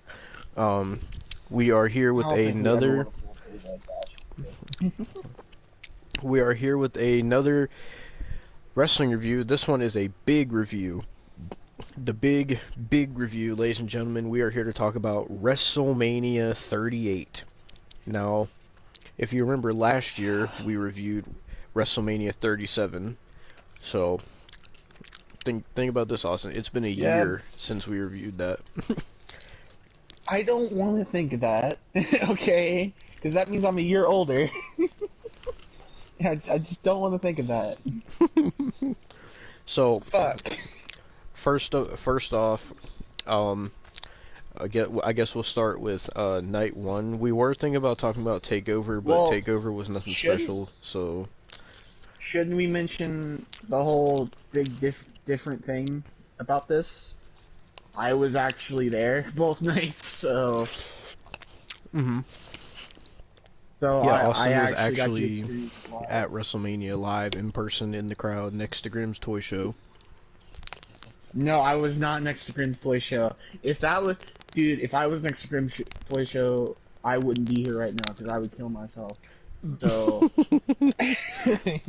I would have somehow, even though they check you like with like all that shit, I would have somehow brought something to stab myself in the neck. Oh my god.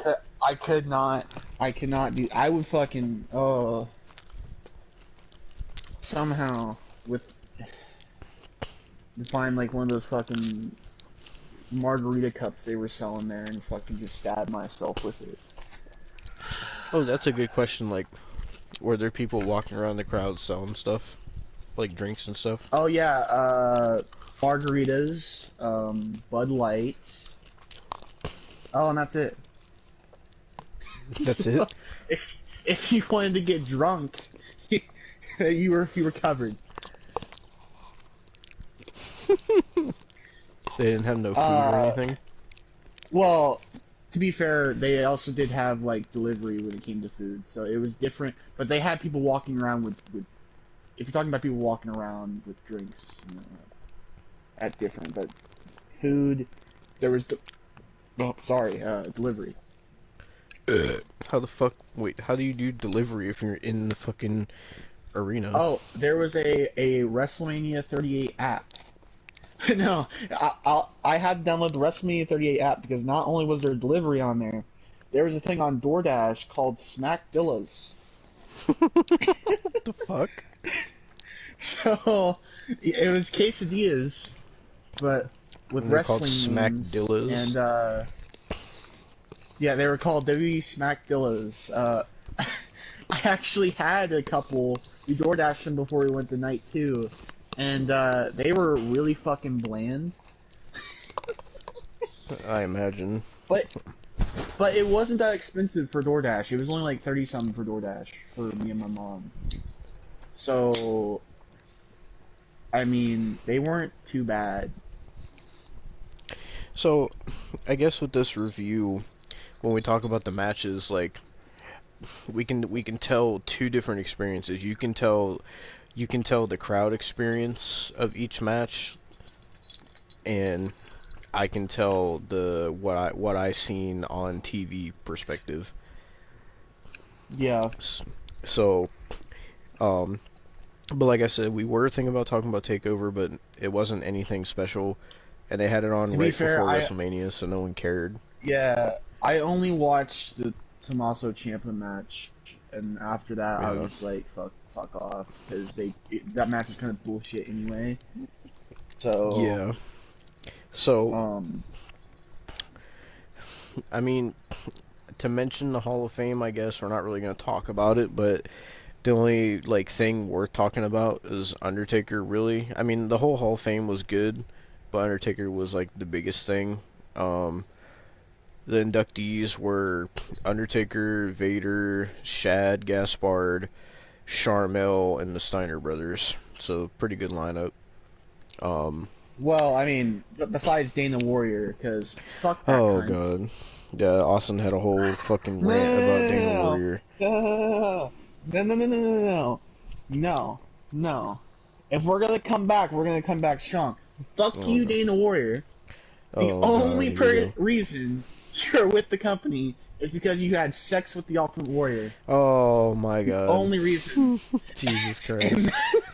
and the only reason they hired you is because the Ultimate Warrior passed. Oh my god. Oh. And that's not even that great of a legacy, Dana. Oh, it's good to be back. Jesus Christ. Didn't you miss us? Didn't you or miss me, at least, when it comes to this bullshit? Because Devon's not gonna fucking call out people for... Well, Devon's not gonna go that far. After Austin's grueling match against Dana Warrior, we could get to WrestleMania Night 1.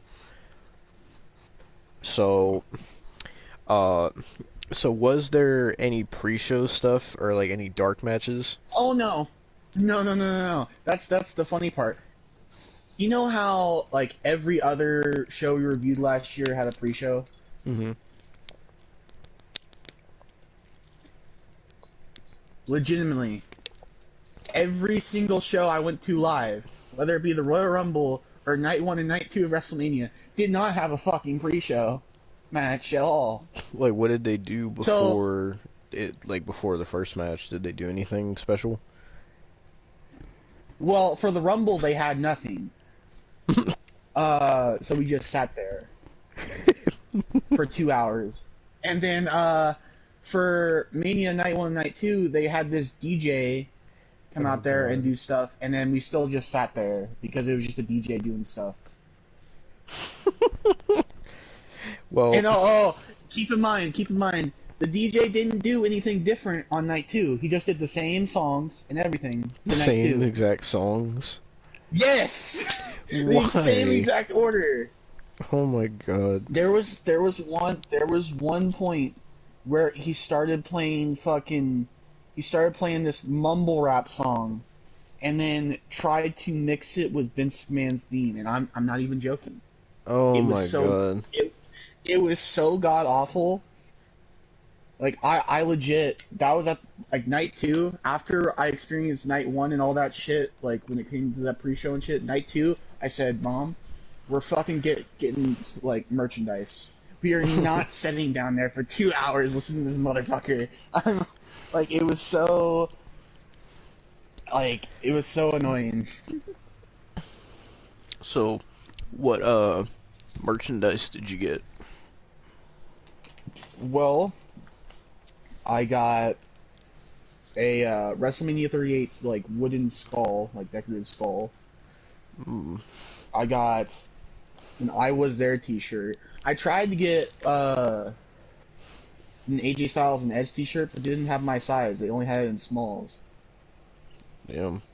So, yeah. And then I bought, since I have an addiction to collecting things, I bought a WrestleMania bear.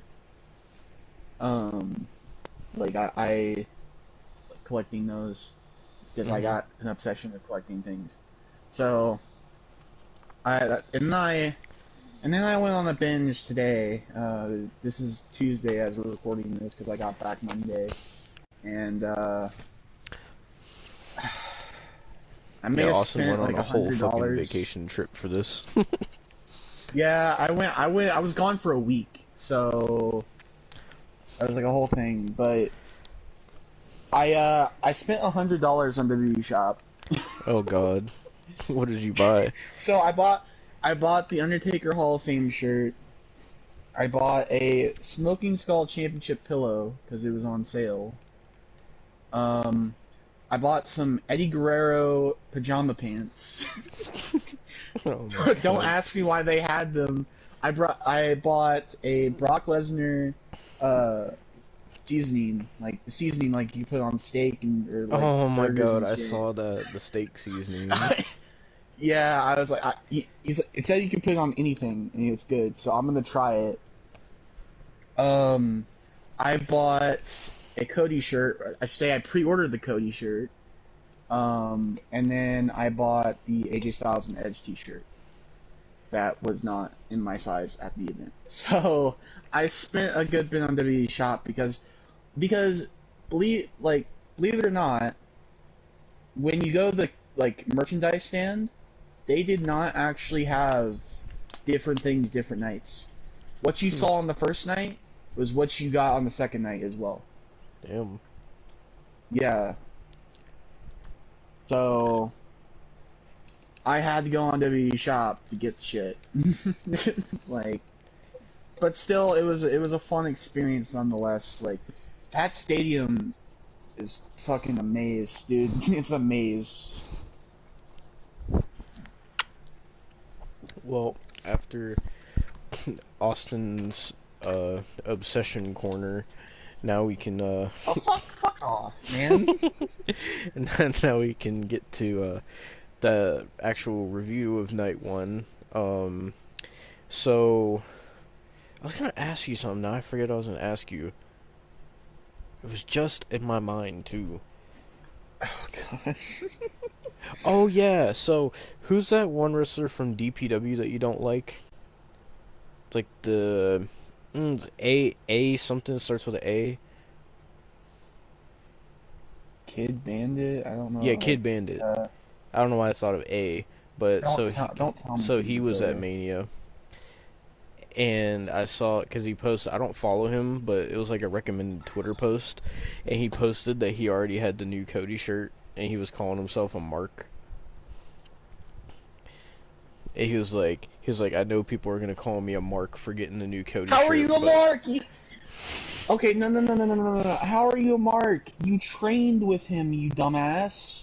As much as I hate to admit it, you were in the Nightmare Factory. Oh my god.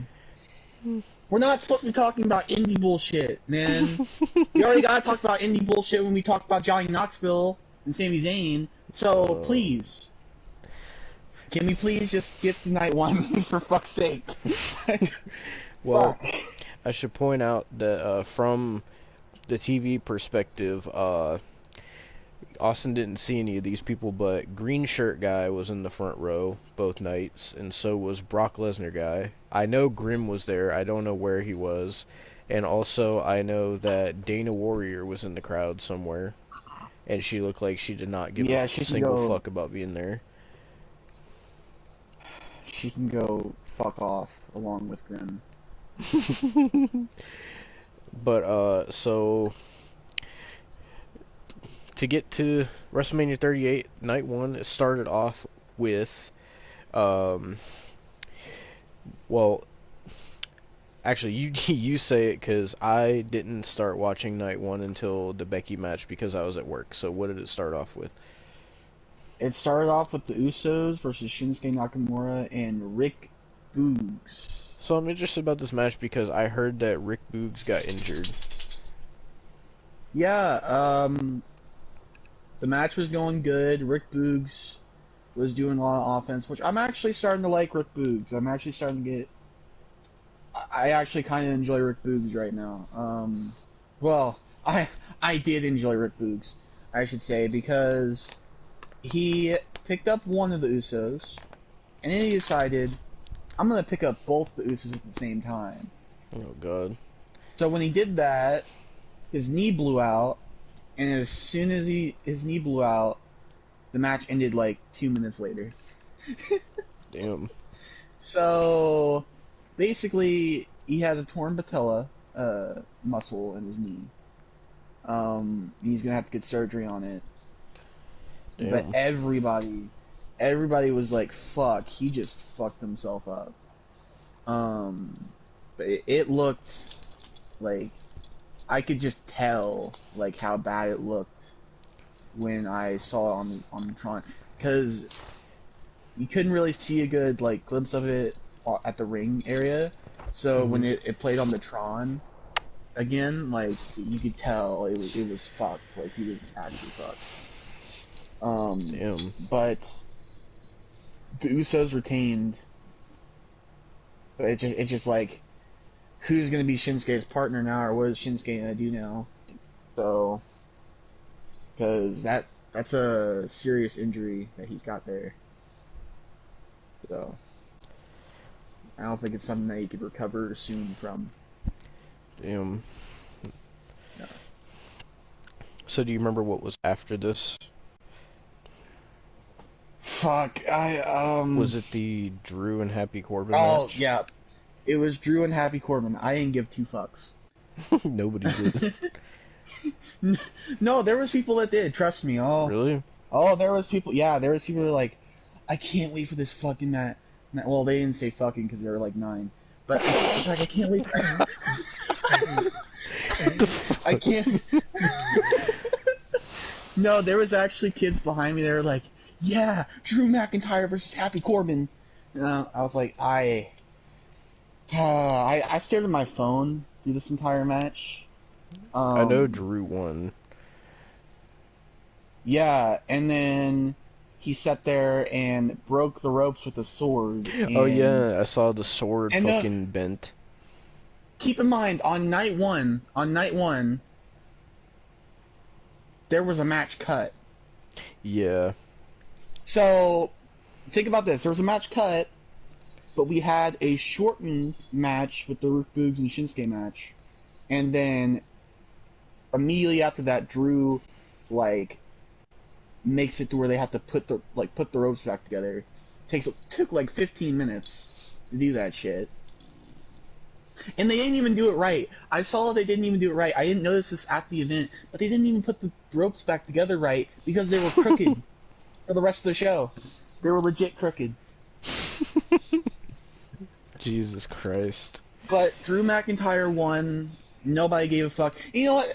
Speaking of this, fucking Riddick Moss or Madcap Moss, whatever you fuck you want to call him, why the fuck did he win the Andre Giant Memorial Battle Royal? Because I watched that the night before. Oh yeah, by the way, they pissed. did that on SmackDown this year instead of on Yeah, WrestleMania. Yeah. So I watched SmackDown.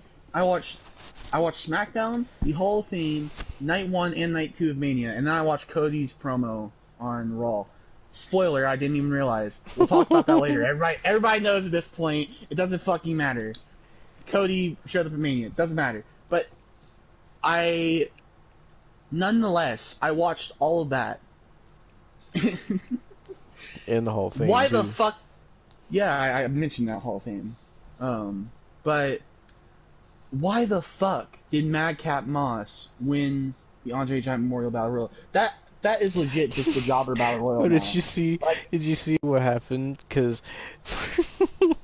when they announced him as the winner, they misspelled Andre, so it said Andrew the Giant Memorial Battle Royal. Oh my fucking! Like, how did they mess that up? How did they put Andrew the Giant? I don't know. But we went from... think about this, Devon. We went from fucking people like Cesaro and Big Show to Mojo Rawley. Fucking... Gronk. That was fun. Yeah. Fucking, who won the 34 one? Was it... Matt Hardy. Oh, yeah, it was Matt Hardy. Nobody gave a fuck then. I don't really think I gave a fuck then. I know you're a Hardy mark, it's okay. But still, I didn't give a fuck. And then, goddamn Braun Strowman. Why? Don't forget Baron Corbin. Well, Baron Corbin was decent at the time. Like, that's why I didn't mention his bullshit. But then, and then fucking 37 was Jey Uso. And I mean, okay. And now Riddick Moss. Really? The man who debuted on the main roster, winning the 24/7 championship. Yep. The man who also faced Drew McIntyre like 27 times. This man, if they're really gonna push Madcap Moss or Riddick Moss, because he's pissed me off twice now. Because not only did he win the Andre Giant Memorial Battle Royal, he eliminated AJ Styles in the Rumble. It was the Andrew the Giant Memorial Battle Royal. I don't know how they messed that up. That's so disrespectful. I don't know how they mess anything up anymore, man. That'd be like for the fucking Hall of Fame, if for the fucking for the Shad induction they accidentally call him like fucking Shaq Gaspard or something like that. Like, how do you mess that up? I don't know. But I was scared when they had fucking Riddick Moss win, because right after that, I was like, well, fuck. You know, this is the start to WrestleMania weekend, when we have Madcap Moss as a champion. What are they gonna do now? Are they gonna bring Shane out to face Seth Rollins? It started making me spiral, dude. It started making me spiral, because I'm like, you can't do this to me. You can't. I spent so much money on these tickets. Like, but nonetheless, boring match. It fucking sucked, dude. It really did. So hopefully this is the end of their feud finally. It's been going on for months. I would hope so. I just want Baron Corbin to be Baron Corbin and not fucking Happy Corbin. And I don't want to see depressed Corbin. I would rather depressed bum-ass Corbin. I'd rather bum-ass Baron Corbin is what I would rather. Like, I don't want Constable Corbin. I don't want King Corbin. I want either bum-ass Baron Corbin. God, I remember or Constable Corbin. Holy shit. You forgot about Constable Corbin? Yeah. The man who retired Kurt Angle?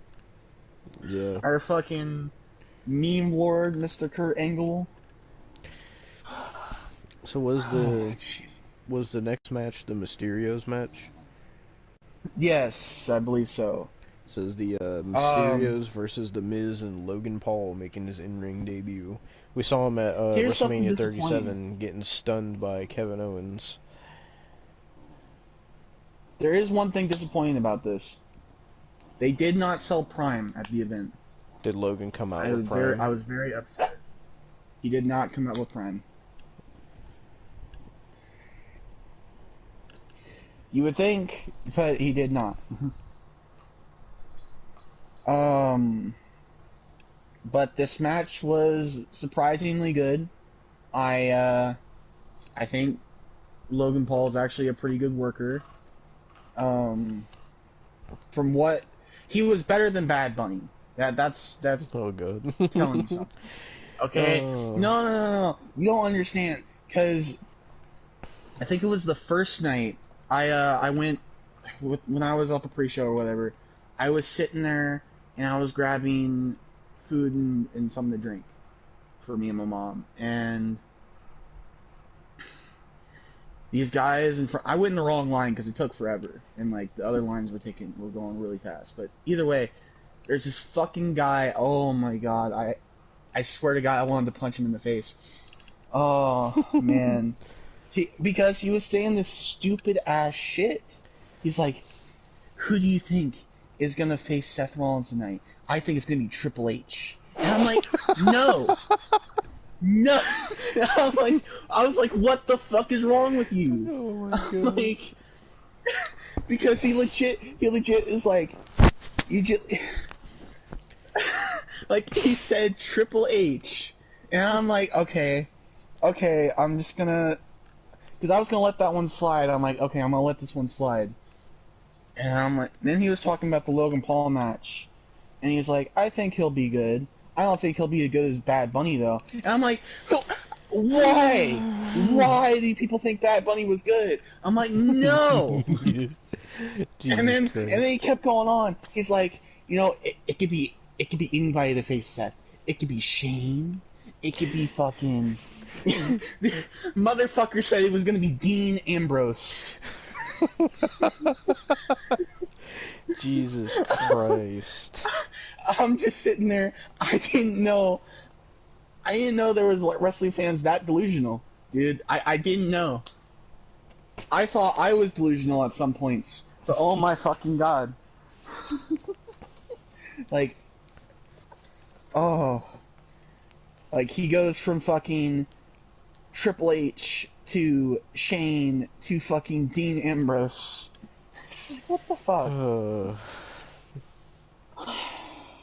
But nonetheless, I don't understand why people think Bad Bunny is fucking good. Like, it's, oh.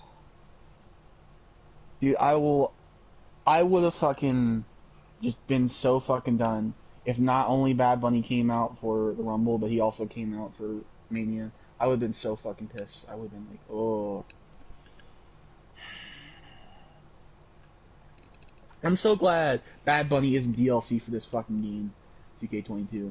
I'm so fucking glad. I'd rather fucking MGK at that point. I don't want Bad Bunny. At least MGK looks like he could punch somebody in the head and fucking knock him over. Bad Bunny doesn't fucking, oh. But don't forget, Austin, Bad Bunny was in the Royal Rumble. He was in the final four. I of the Royal know. Rumble. I was there. I was so pissed, dude. Oh.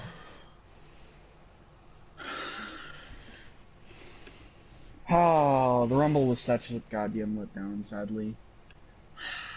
So I heard Logan Paul hit a 3 Amigos in this match. He did. He had a 3 Amigos and a frog splash. And he hit them pretty well. Like, you could just go to his Twitter, it shows all the moves that he hit, like, perfectly, and he hit them convincingly. Mm-hmm.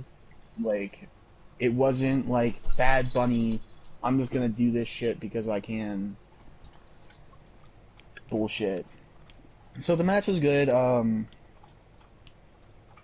Keep in mind, I'm only talking about this match because Devon didn't start watching Night 1 until, like, Bianca and Becky, right? Yeah. Was that after this match? I think. I'll have to look at Night 1's card again. But keep in mind, my brain is mush because I just... Yesterday I had, like, a fucking 8-hour drive back home. It was fucking tiring. But nonetheless, the match was good. The Miz and Logan Paul won the match, and then the Miz turned on Logan Paul after the match. Don't know what that's gonna lead to. Nothing happened on Raw, so Oh, but Austin, I guess forgot nothing. to mention that Jake Paul was at WrestleMania, and he said that he wanted to wrestle and kick somebody's ass. I don't want to see that, personally. I don't... Like, I like Logan Paul, I don't like Jake Paul. So... Yeah, fuck you. No. I'm trying to think. Because I got the match card here. The only things left is the match that was cut. Becky, Bianca, the Cody thing, Charlotte and Ronda, and the Stone Cold thing. Okay, yeah, then that was next. So you could talk about this one. So when I came home from what? Well, I could tell you my own all my thoughts for this match, if you want to know my thoughts, because my thoughts are like 3 sentences, and then you can go. Okay, so I'm a big fan of Becky Lynch's new look. So the only thing I was thinking about during this match, wow, Becky Lynch's hair looks nice. Wow, Becky Lynch could put me in a chokehold. Oh my fucking Wow, God. I would like to be in it. No, when she was putting Bianca in that triumphal choke, I was envisioning myself as Bianca. So, and Becky Lynch, your ass looks nice. All right, go on, Devin. Oh my God. Hold on one second. Sorry, my dog wanted up on the bed. So All right. I came home from work and I turned on the Peacock, and Oh God. that's what everybody calls it. They call it the cock. But Jesus so Christ. as soon as I turned it on, I saw Becky Lynch was making her entrance, and I hate Becky Lynch, so I didn't really care. And then I saw Bianca came out after her. I was like, I don't know why they're having the champion come out first. And then, like, Bianca had, like, a whole big WrestleMania entrance where, like, a whole band came out on stage and they were, like, dancing and whatever. And then, like, the match itself wasn't that great because we've seen Becky and Bianca, like, 17 times now, and they tried to make it like they were doing good storytelling, because like the promo for the match was how if you remember back in our SummerSlam review, we talked about how Becky jobbed out Bianca for the SmackDown title, and then they were trying to make it seem like it was good storytelling that now, all this time later Bianca's gonna get her revenge, even though, you know, Becky beat her 5 times already for the Raw title. But I guess we'll just forget that. So, did not give a single shit about this match. Becky's ass looked nice, and that was all I really cared about or paid attention to.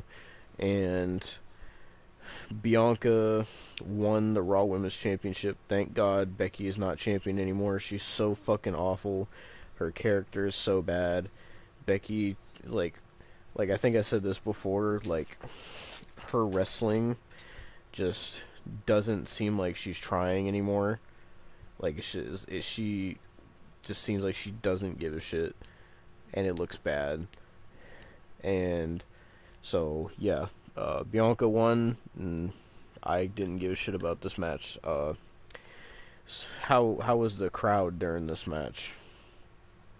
I didn't really pay attention. All I was thinking was Seth Rollins is a lucky man.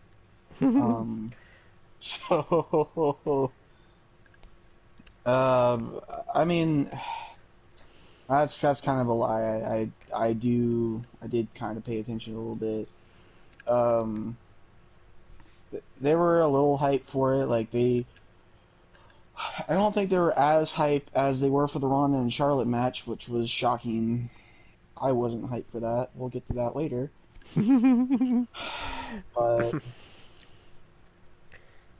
But they weren't as hype as people thought they would be, or whatever. Mm-hmm. Well, trust me, I knew when it was fucking hype. Well, after that boring ass match that we've seen 1,000 times, which, by the way, Becky Lynch said that match deserved to be the main event of WrestleMania, by the way, because she thought the storyline was that good. But anyway, so, I also saw, like, Becky had this, like, for her entrance, she had, like, this Marvel style intro that was, like, all, like, clips of her or something. I don't know if they showed that on the Tron or anything, but they showed that on Peacock, because it was, like, this Marvel type thing. You know how Marvel, like, they show, like, all the comics. Oh yeah, and it they makes showed the it Marvel on the logo. Tron. Yeah, for Becky it was that, but it said, like, it was all Becky clips, and it said big time, because she's big time Bex Yeah, now. I saw that. Shit. And so after that, we got to the best part of, honestly, the entirety of WrestleMania. Uh, so we get to the Seth Rollins match. Now, leading up to this match, basically, Seth wanted a match at Mania, and every time he tried to get himself into a match at Mania, he lost, and so he pretty much demanded that Vince McMahon put him in a WrestleMania match. So Vince McMahon said, "Alright, well, you can have a match at Mania, but I'm gonna handpick your opponent." So Seth Rollins came out. He had a nice little WrestleMania entrance. He had like a choir singing his theme. And he was wearing like this purplish blue attire. It was kind of weird. And then, so Seth Rollins is waiting for his opponent, and they were like building up a lot of suspense, like who's it gonna be. Some people were thinking Shane McMahon. Some people were, there's like a rumor going around that Bray Wyatt was in Dallas, so some people were thinking it was gonna be Bray Wyatt. And fucking, like Austin said, some people thought it was gonna be fucking Dean Ambrose for some reason. And I don't know why. They were like so dumb, dude. so Rollins is waiting there for a good minute, and then the lights go out. And at this point, I was thinking, don't tell me it's actually fucking Bray Wyatt. Like, no way. Because for some reason, I was thinking for Cody, they weren't going to shut the lights out. So when they shut the lights off, I was like, is it The Fiend? And then, like, it stayed black for a minute, and then you heard, like, a drum beat, and then all you heard was, it said, I think it said, it had, like, the audio of Cody saying, in wrestling, there's more than one royal family. And, like, the crowd started marking the fuck out.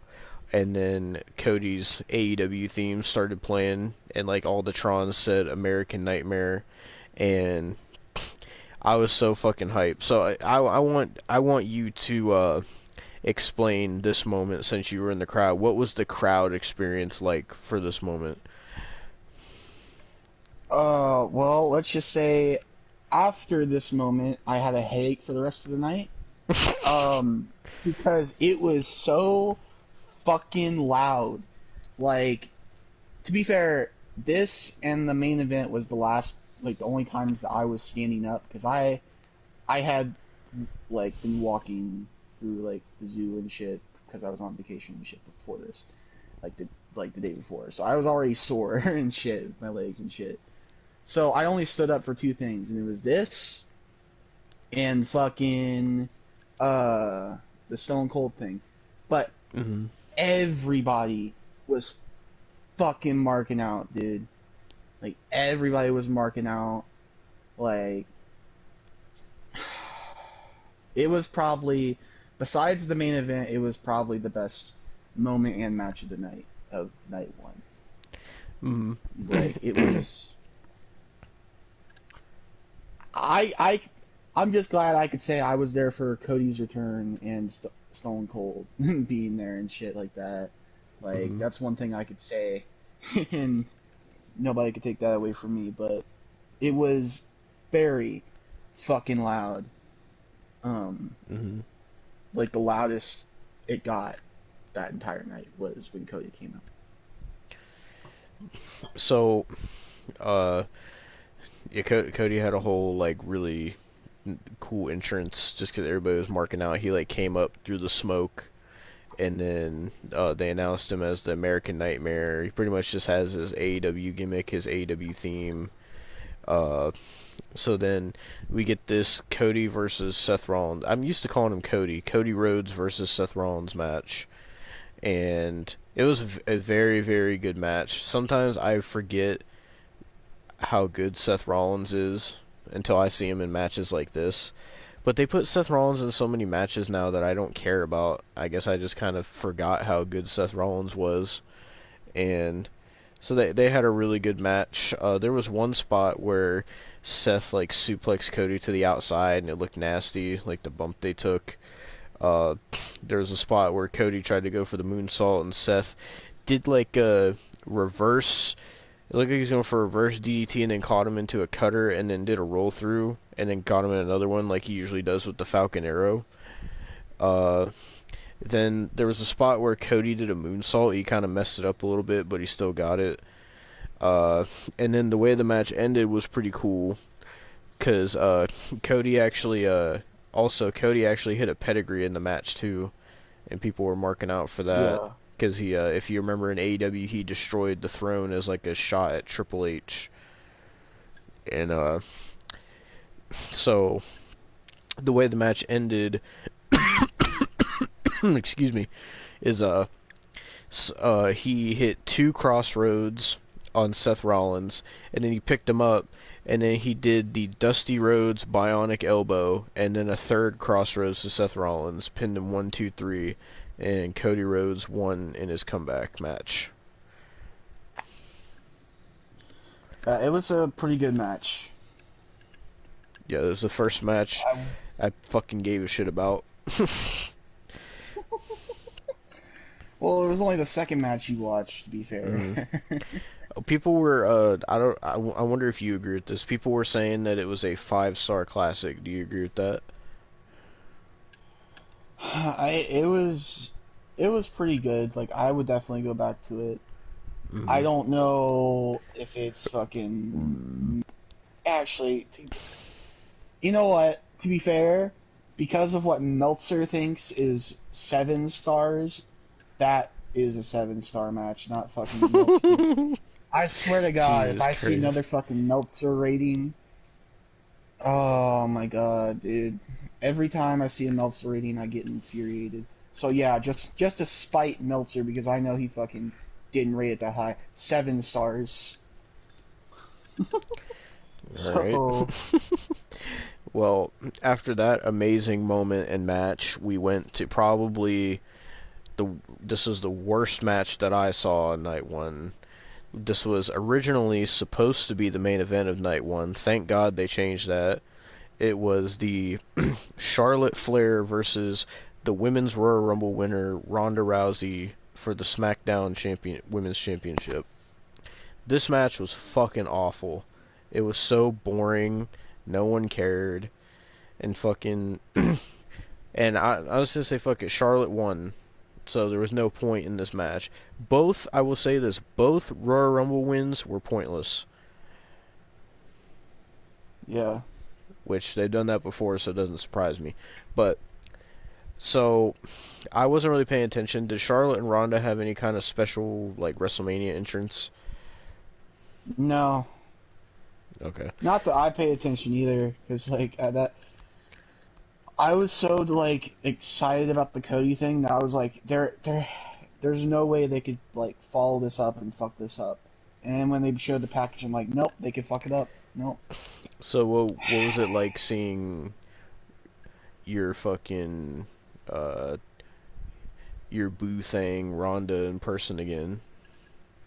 Fuck off. I fucking hate Ronda Rousey so goddamn much. See, we didn't talk about the Rumble because we've been on a break. And, you know, I was so pissed when she came out in the Rumble. And I've been so pissed since then.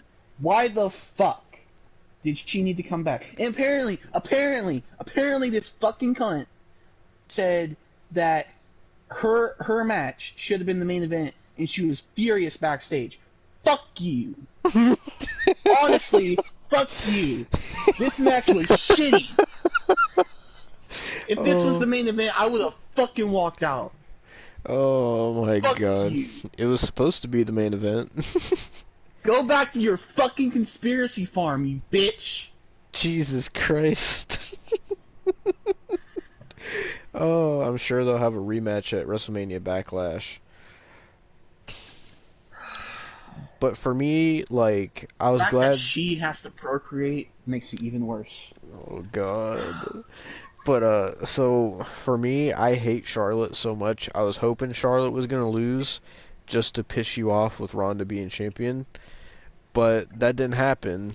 because Charlotte retained over some No, whatever no, no. bullshit It finish does. it was. It didn't matter with this match because it was a fucking lose-lose. Either we had fucking Ronda with her fucking conspiracy theories. Oh, this is fake fighting, but I'm still gonna fucking come back. Fuck you. Fuck you. I fucking hate Ronda Rousey so goddamn much. She's the female version of fucking Goldberg. God damn it. She is the female version of fucking Goldberg. Fuck you, Ronda Rousey. God. What would you have done for the Seth Rollins thing if it would have been Goldberg that came out? I would have been so goddamn pissed. Dude, fucking, that same guy that was saying it was Triple H and Dean Ambrose and shit, he was saying, he was like, what would be even more hype? Goldberg. And I was like, I was so close. I was so close to just knocking him the fuck out. Oh. God. From what I paid attention to in this match, it just looked like I saw people saying this on Twitter too, like apparently all Ronda was doing was arm drags most of the match. And you wanna know why? You wanna know why? Why? Because even though she got some quote unquote training from Shayna Baszler, she's still green as fucking hell.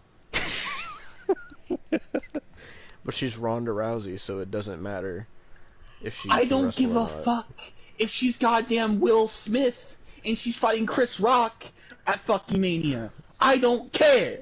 I wish that would have been an actual match. But yeah. So I don't care if it's fucking Arnold goddamn Schwarzenegger. I don't care if it's fucking John Cena. She's not gonna be good, whoever she fucking wrestles. Unless she gets proper goddamn training, which she still probably won't fucking listen, because she's the equivalent of fucking Eva goddamn Marie in BFAB.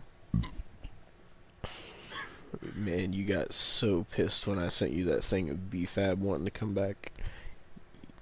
Oh, she wants to come back. She can go talk about her conspiracies with goddamn Ronda, because that is a fucking conspiracy that will never goddamn happen. So I gotta ask, how pissed were you in the Rumble when Ronda came out and everyone was marking out for her? I was so goddamn pissed, but I knew I couldn't show it. I couldn't show. See, here's the thing. I was pissed on the inside. I had to keep it in because you don't understand. There was people getting into fights at Mania. Oh my god. Yeah, there was people getting into fucking fist fights. Oh my god. I had to keep when it came to the Rumble and Mania, I had to keep things in that I was pissed about. Why were people getting in fist fights? There was legit. I don't know what match it was, but there was some match. I think it was the Ronda and Charlotte match. I think it was, but there was somebody that got in the fist fight, and they got kicked out. They got kicked out. Somebody managed to get kicked out before Stone Cold came out because of Ronda and Charlotte. Oh my god. Keep in mind that. Well, like, fuck's sake. Well, to finish talking about this match, because I'm sure you don't want to talk about Ronda Rousey no more, but... Oh, I don't think you'll want me, because I'll go too far. So... I know I'll go too far. Charlotte retained with a fuck finish, and no one cared, and I'm glad it wasn't the main event, because that would have been terrible to end on. So, then... Fuck yourself, Ronda, thinking you're the main event. Fuck you. Fucking cunt. So... So, we get to what was actually the main event. So, we have the Kevin Owens and Stone Cold KO show segment, where Kevin Owens came out, had the whole KO show set up, and he said, "I would like to welcome my guest, Stone Cold." Stone Cold comes out to a big ovation. What was it like seeing Stone Cold's entrance live? It was cool. I mean, I would like to get this up before we do the podcast, but if I want to edit some stuff in, because I actually have a video of Stone Cold's entrance. So it was on the screen because I didn't want to get up at that time. Like I got up for the start of it, but I didn't get up, for all of it. But it was cool seeing that, especially since I was named after Stone Cold and shit and everything like that. It was all kind of cool in a way. So Stone Cold came out on the ATV. He got in the ring, and they did the KO show segment, and they talked for a little bit, and then Stone Cold called Kevin Owens a stupid son of a bitch, and he called him a stupid piece of shit. They didn't even, like, on Peacock, they didn't bleep that out. Oh, I heard it too because I was there live. So usually on Peacock and stuff, they like bleep that kind of stuff out, but they didn't. Like, he clear as day said, "You stupid piece of shit." So basically, Kevin Owens was like, "I tricked you, Steve." He's like, "Cause I didn't want to have you out here to talk. I wanted to have you out here, even though I have a bad back right now. I wanted to ask you out here for a match." And he's like, "I know you haven't wrestled a match in 19 years and whatever." And then he was asking Stone Cold to accept, and Stone Cold was like, "Well, I had my first ever wrestling match in Dallas. I could wrestle my last ever wrestling match in Dallas." And so Stone Cold accepted, and they got a referee out there. My man wrestled in the fucking jorts with the knee braces. And fucking so I didn't know what to expect with this because I had no idea it was even going to be a match. And so the thing starts and fucking like I was not expecting Stone Cold to still be so fucking good. Yeah. This long after he fucking wrestled.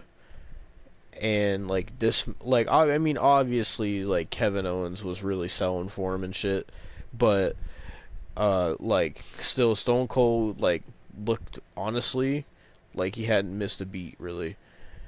Like, you could tell obviously he's a little older and a little more worn down, but for what it was, that was way more than I thought Stone Cold was going to be able to do. This man was taking suplexes on the concrete, for God's sake.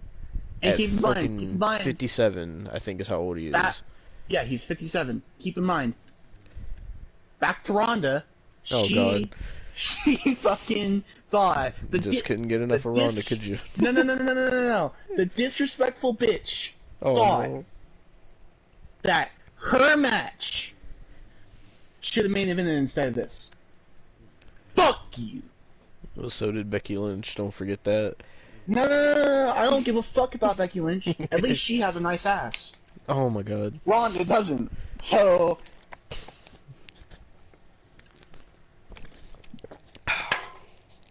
Did you just fucking throw something? No, I just put my fucking can down. I just... Oh, man. Fucking Ronda was the main event, I would have threw something, goddammit.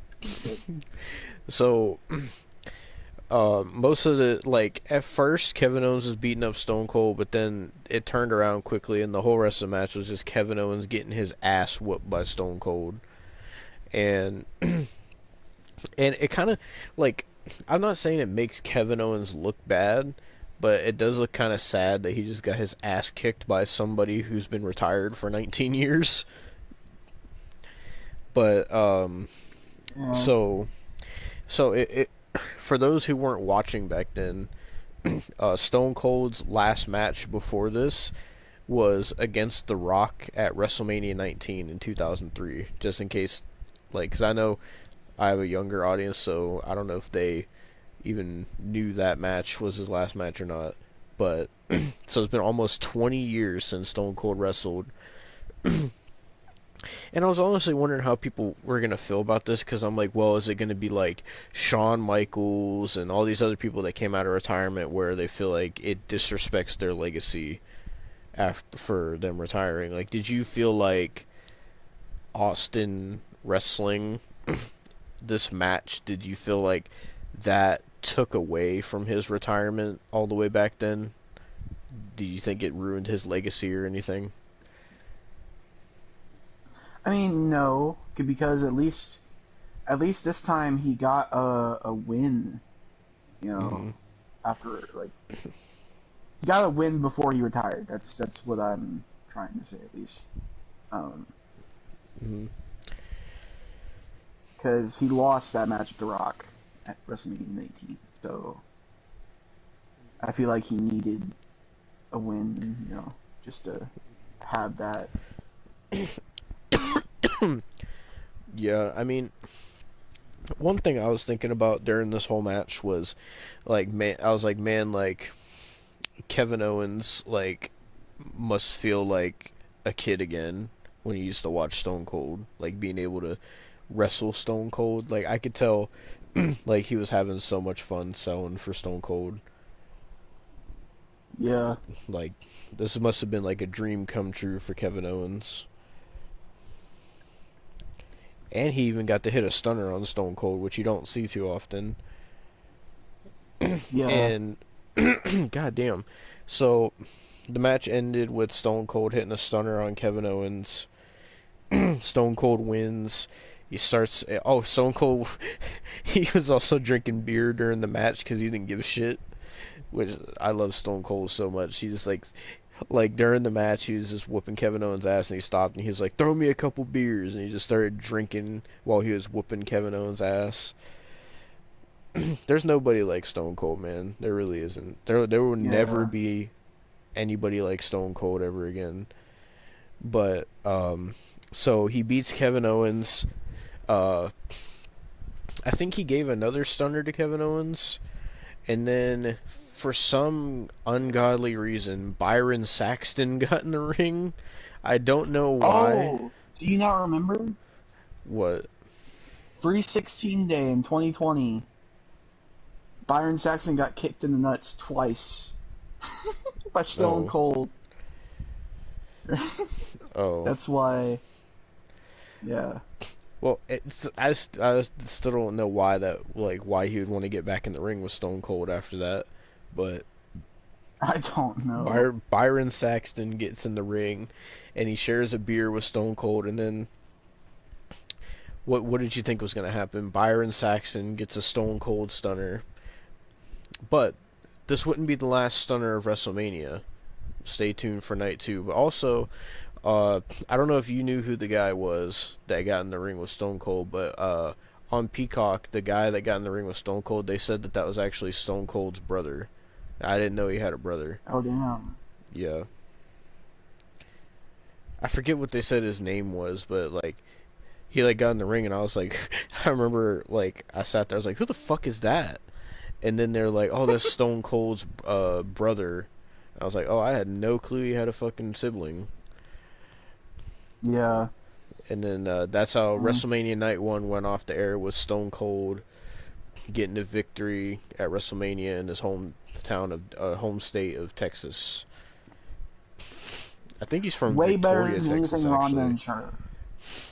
I think he's. I thought it was Austin, Texas. I don't know, but At one point, he lived in Austin, Texas. I know that. but yeah. So that's how Night 1 went off the air with Stone Cold. And Night 1 was honestly better than I thought it was going to be because I was thinking Night 1 was going to be trash and Night 2 was going to be great, but it ended up being flip-flopped, surprisingly enough. Yeah. If Night 1 Mm. wouldn't have had Stone Cold and Cody Rhodes, it would have sucked. I'm going to be real. Yeah. I mean, Night 2 was good on some parts, but it wasn't as great as Night 1. Yeah. So. Also, Night 1 was it was like 2 hours longer than Night 2 because Night 1 here it started at 6 and went to midnight, and then Night 2 started at 8 and went to midnight. Damn. Yeah. So now I guess we'll move on to talk about night 2. All right, now we're gonna get on to WrestleMania 38 Night 2, and so for night 2, so night 1 I watched by myself, and then night 2 I had a little bit of change of scenery because I watched with I went over to the homie Brandon Champion's place and watched it with all my friends, like a big group of us. So um so like I said, this WrestleMania night was shorter than night 1. So surprisingly, they started off night 2 with Triple H, which I was not expecting him to be there. So, like, what was it like to see I Triple totally H's forgot about entrance that. live? Well, it was cool to see the Tron because nobody knew Triple H was gonna come out, obviously, you know. But nobody would fucking sit down. Like I sat there and got up, and even when I was standing up, I could barely see anything. So I Mhm. was gonna get a video for it and shit, but you know, I don't even know if I'm even gonna put the videos that I recorded on the video. I'm just saying I got videos, but I couldn't even get a video of Triple H's entrance and shit. So, but it was cool for him to be there and shit. Mhm. I mean, he wasn't gonna wrestle, according to that fucking one guy. God damn it! Like, oh, it's gonna be Triple H that fights Seth Rollins. He's got a fucking defibrillator in his chest, you dumbass. Like, God. But still, it was cool to see it. And it was cool for him to be there, especially since he's retired now. Mhm. You know. Well, so the entire Triple H thing, it was cool. Like none of us expected Triple H to be there. So Triple H did his whole long ass entrance, and when he was on the apron, all I could think about was the Stone Cold thing, where fucking Triple H was on the apron about to spit the water, and Stone Cold was like, he was like, cut the damn music, and Triple H was looking at him, he's like, Stone Cold was like, I don't got time to watch you spit out that stupid ass water. We got things to talk about. Get your ass in the ring. And I was like, man, I wish Stone Cold was here to say that now, because Triple H's entrance is so long. Like literally, his whole segment Yeah. took up the first 15 minutes of WrestleMania and all it was him making an entrance, and he was like, "You guys have shown me love, so I want to show you love the only way I know how," or whatever. And then Triple H left his boots in the ring, and he said, "Welcome to WrestleMania," and that was pretty much it. So Triple H left his boots in the ring, officially retiring. So uh, Yeah. it's crazy, man. Fucking all these childhood fucking wrestlers, they're all getting old and retiring, man. It's crazy. I know. I saw on Twitter there was like people were saying like Stone Cold fucking wrestled his last match. Undertaker is inducted in the Hall of Fame. Triple H retiring. This is like a love letter to the Attitude Era. This whole WrestleMania. Yeah. Like people are saying it is.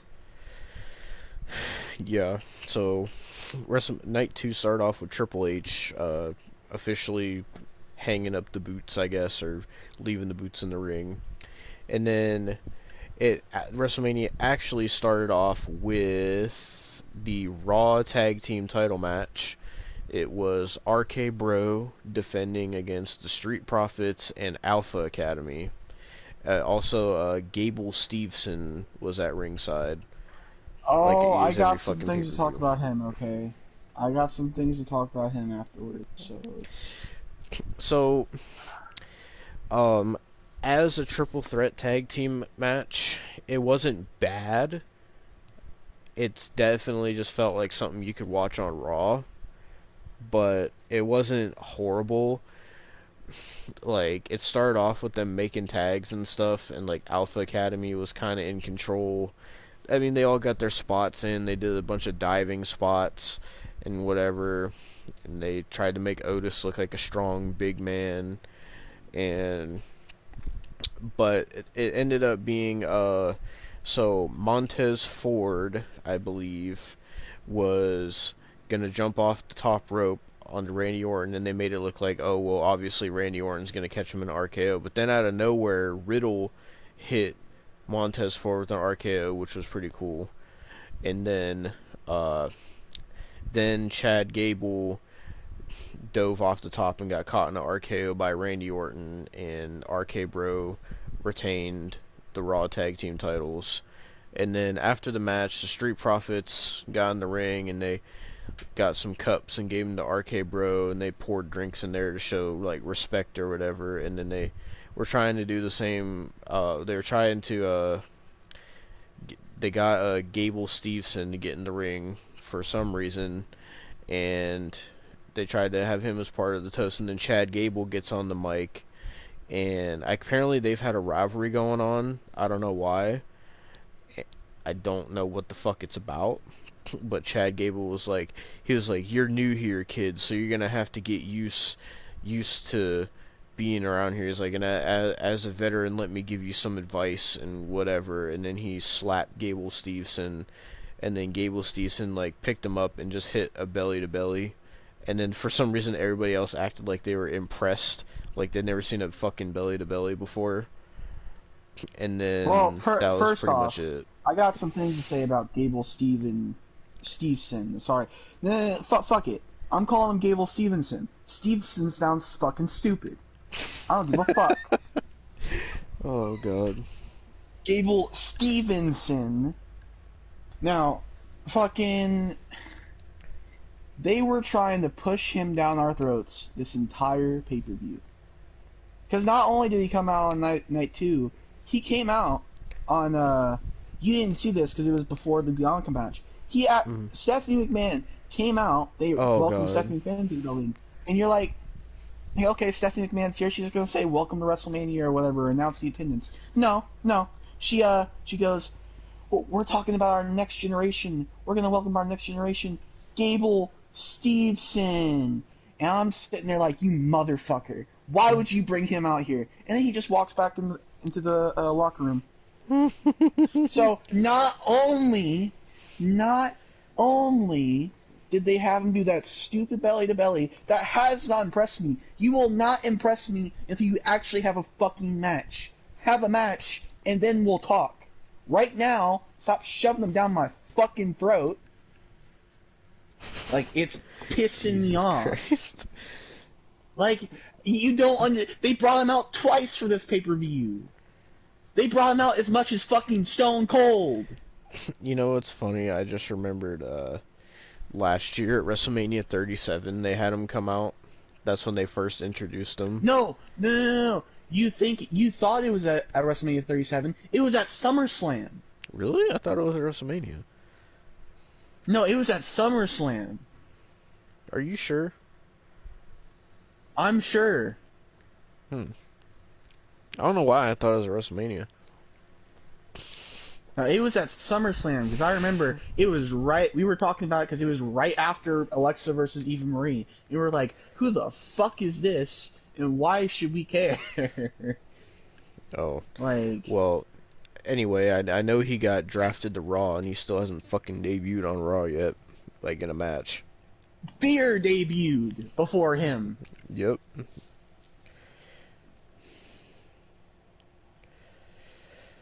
Like, Veer came on Raw, okay? We can't fucking... Jesus.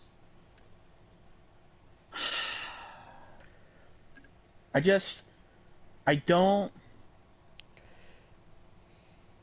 Unless you're gonna show me a fucking match and your actual skills, I'm not gonna be impressed.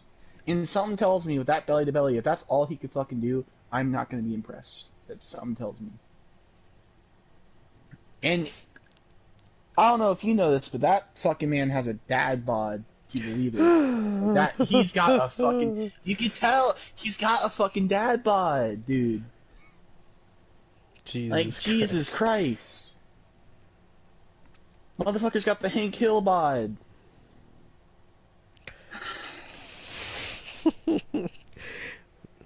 So you're not Looking impressed for that with fucking propane.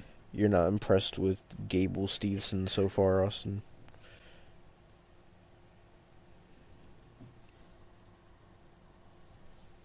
Stevenson. No. No, I'm not impressed.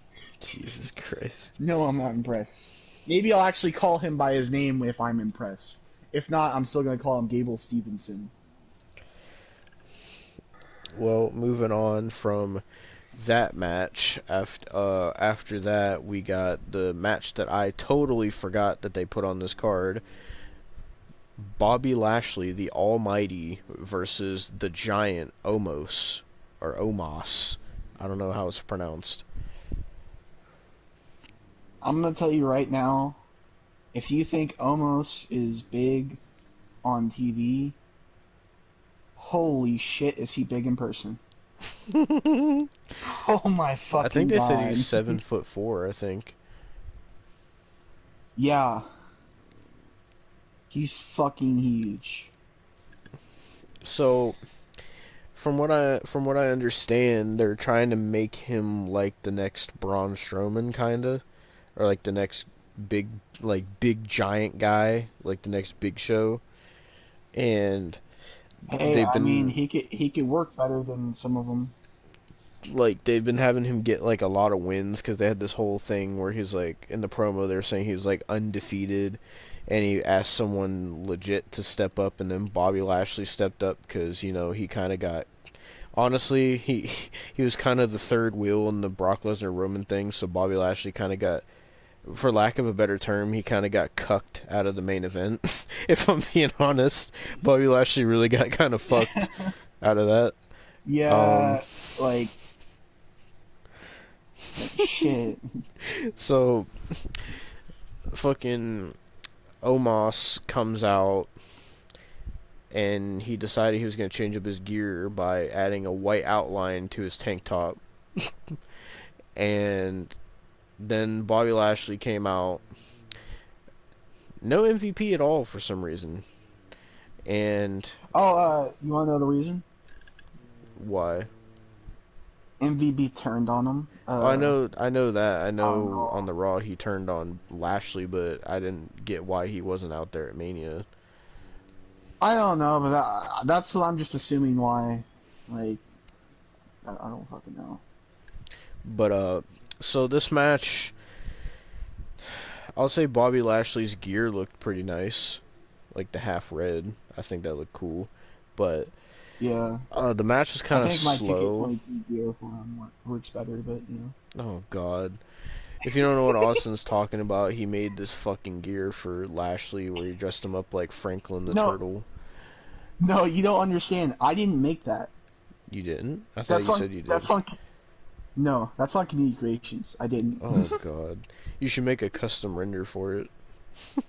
Oh Lord.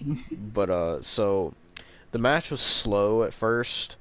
It was just more of like, it was like Bobby Lashley trying to show that he could like beat Omos, but like Omos was stronger, and they tried to make Omos look like the stronger man. Like, oh my God, like even Bobby Lashley can't stop this guy. And then, like as it went on, like he was kind of dominating Lashley, and then Lashley started getting the upper hand. He actually knocked Omos down. He hit a suplex on Omos. I don't know what the fuck, which one it is. I'm just gonna say Omos. Osmosis Jones. Jesus fucking Christ.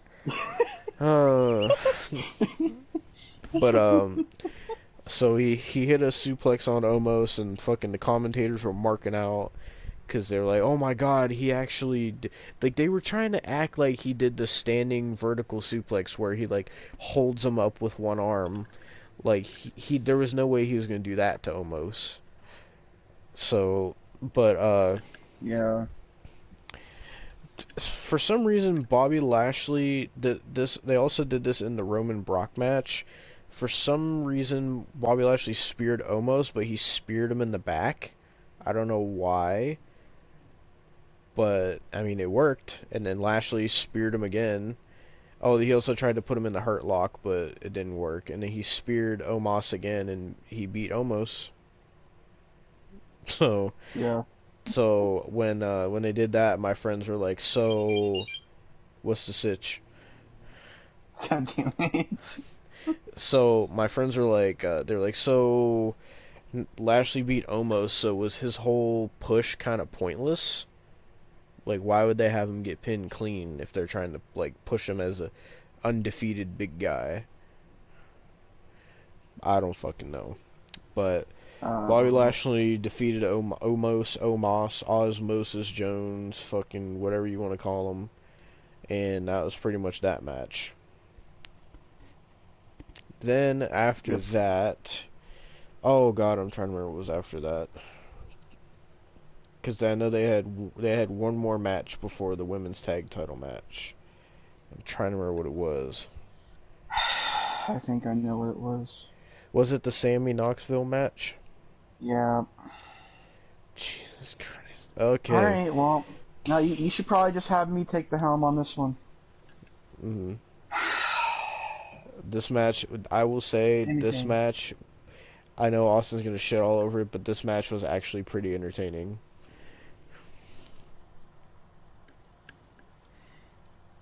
Alright, besides that, Sammy, I know you did all your dumb indie shit. I know you think that's okay. But no. No, it's not. Let me like you, Sammy. Don't do this bullshit. You had a great match at last year's Mania against Kevin Owens. Please. Why would you do this to yourself? Why? What? Money, I guess.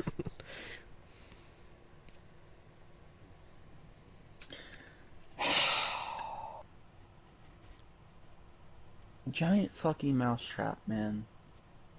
A giant fucking... That wasn't the only wacky thing, Austin. Oh, I know! There were fucking tasers and tables with tiny mousetraps on them. A fucking... For some reason, Mark Henry and Mae Young's child made an appearance. Yeah. I saw someone tweeted that to Mark Henry, and Mark Henry was like, "What can I say? I make great offspring," or something like that. Then you put hashtag WrestleMania. I didn't know after fucking Cody Rhodes jumped ship, I didn't realize Adam Cole was gonna jump ship and slam Sami Zayn. God, not Wee Man. That wasn't Adam Cole? No, it was Wee Man from Jackass. All the Jackass crew was in this match. I didn't see Steve-O. Well, yeah. Steve-O's What the probably doing fuck was drugs. Steve-O? I was gonna say Bam, but then I realized he's dead. Oh dear God. I just remembered. I don't know, I was gonna say Bam, and then I was like, wait, I think he died. But, the one guy, I forget what the one guy's name was, but he was, like, the one that, like, strips down to his underwear and does, like, the party guy, whatever the fuck his name was, Party, whatever, he was in it. Gave fucking naked Midian a run for his money.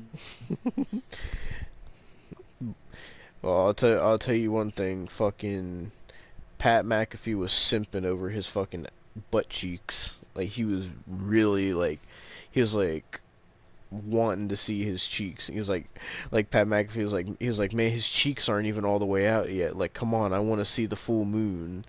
And he was like, Cole, this isn't the first time I've seen his ass. And Michael Cole was like, Pat, when did you see his ass before this? I don't know why Pat McAfee was simping over it, but I'll let you continue since this match was your bread and butter. No, it was not. It was the equivalent to fucking indie garbage. I'm sorry. I couldn't... I understand, like, if it was on Jackass, okay. But on WrestleMania, man. It's sports entertainment, Austin. This was on the same card as Edge versus Styles. I know. Like, what is People were saying this match was better than the Cody return. I'm not even kidding. Are you? People were saying it was more entertaining. What? Yeah. What? No, actually, go fuck yourself. People were saying this was the best match of Mania. Actually, go fuck yourself. You are some goddamn indie marks. What the fuck? Why? Why? What was the point? What was the point? I'm sorry, I'm not like Tony. I don't watch fucking New Japan all goddamn day. I don't watch no fucking AEW. I can't fucking this is bullshit. This is Why? Why would anybody think this is better than the Cody return? Why? I don't know. That is just disrespectful. So, when I was watching this match with my friends, it was funny because like my friends, like, obviously no one took this match seriously.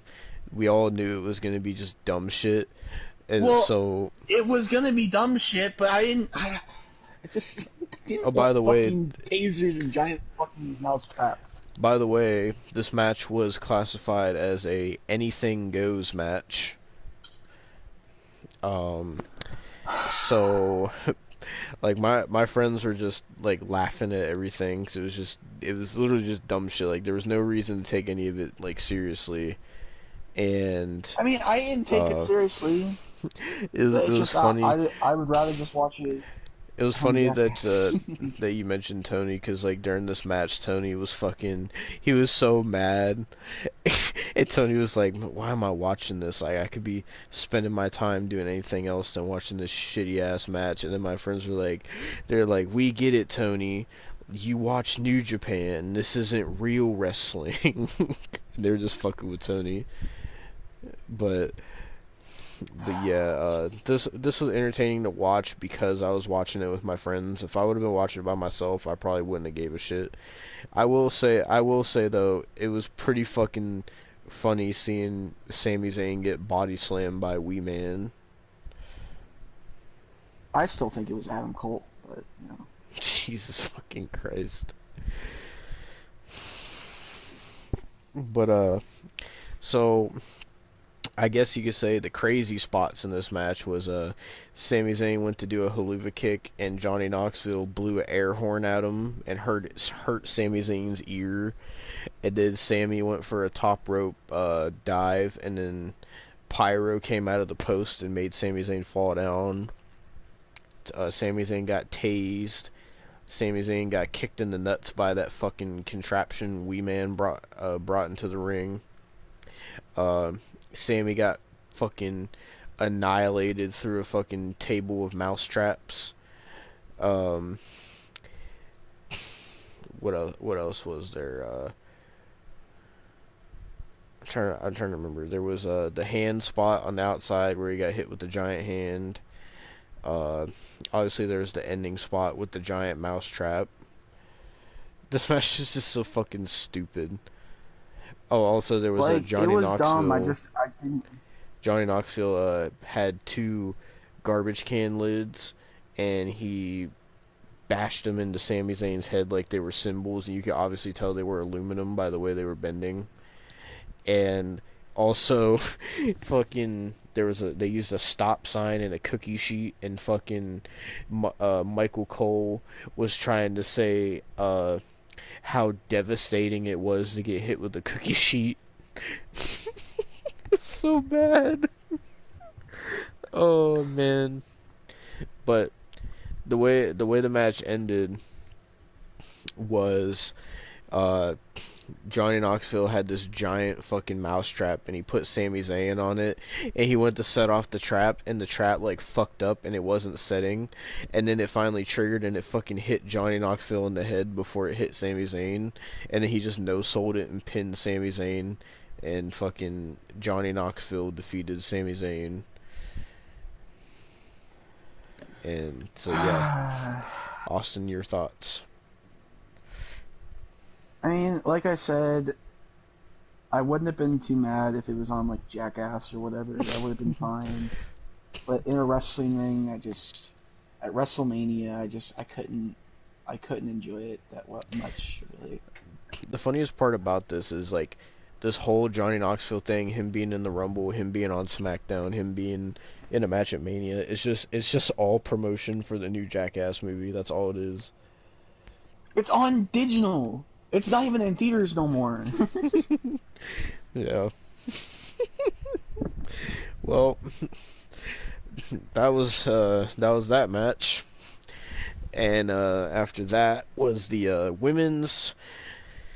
the Fatal 4-Way Women's Tag Team Championship match. He had the champions, Queen Zelina and Carmella, which I found out apparently this was Zelina's first WrestleMania match, I guess. Going against the team of Sasha and Naomi, or as they were being called, Boss Glow. Going against Liv Morgan and Rhea Ripley, and also the makeshift team that literally got together 2 weeks ago. The two women that all they do is put them in tag teams and do nothing else with them, Shayna Baszler and Natalya. And I will say, Liv Morgan in those fucking tight black pants had me fucking acting up during this match. But other than that, this match was fucking terrible. This is why, if you remember, last year, for the WrestleMania 37 review, when I talked about that god-awful Women's Tag Team Championship match, I said, I know you remember this, Austin, I said I am never watching a Women's Tag Team Championship match again. And I haven't for a whole year until this match. And because of the teams that were in it, I was like, okay, maybe this won't be that bad. Like, because last year, remember, they had fucking Nia Jax in there. They had Lana in there. They had Dana Brooke in there. Okay? So, when I saw Sasha, Naomi, Liv, Rhea, Shayna, and Natalya, I'm like, okay, they actually got some decent wrestlers. The only terrible wrestler in this match was Carmella, to be fair. And the match was just sloppy. It, like, the rules just made no sense with tagging in, because, like, it was just like anybody could tag in at any time, and it was just, like, so uncoordinated.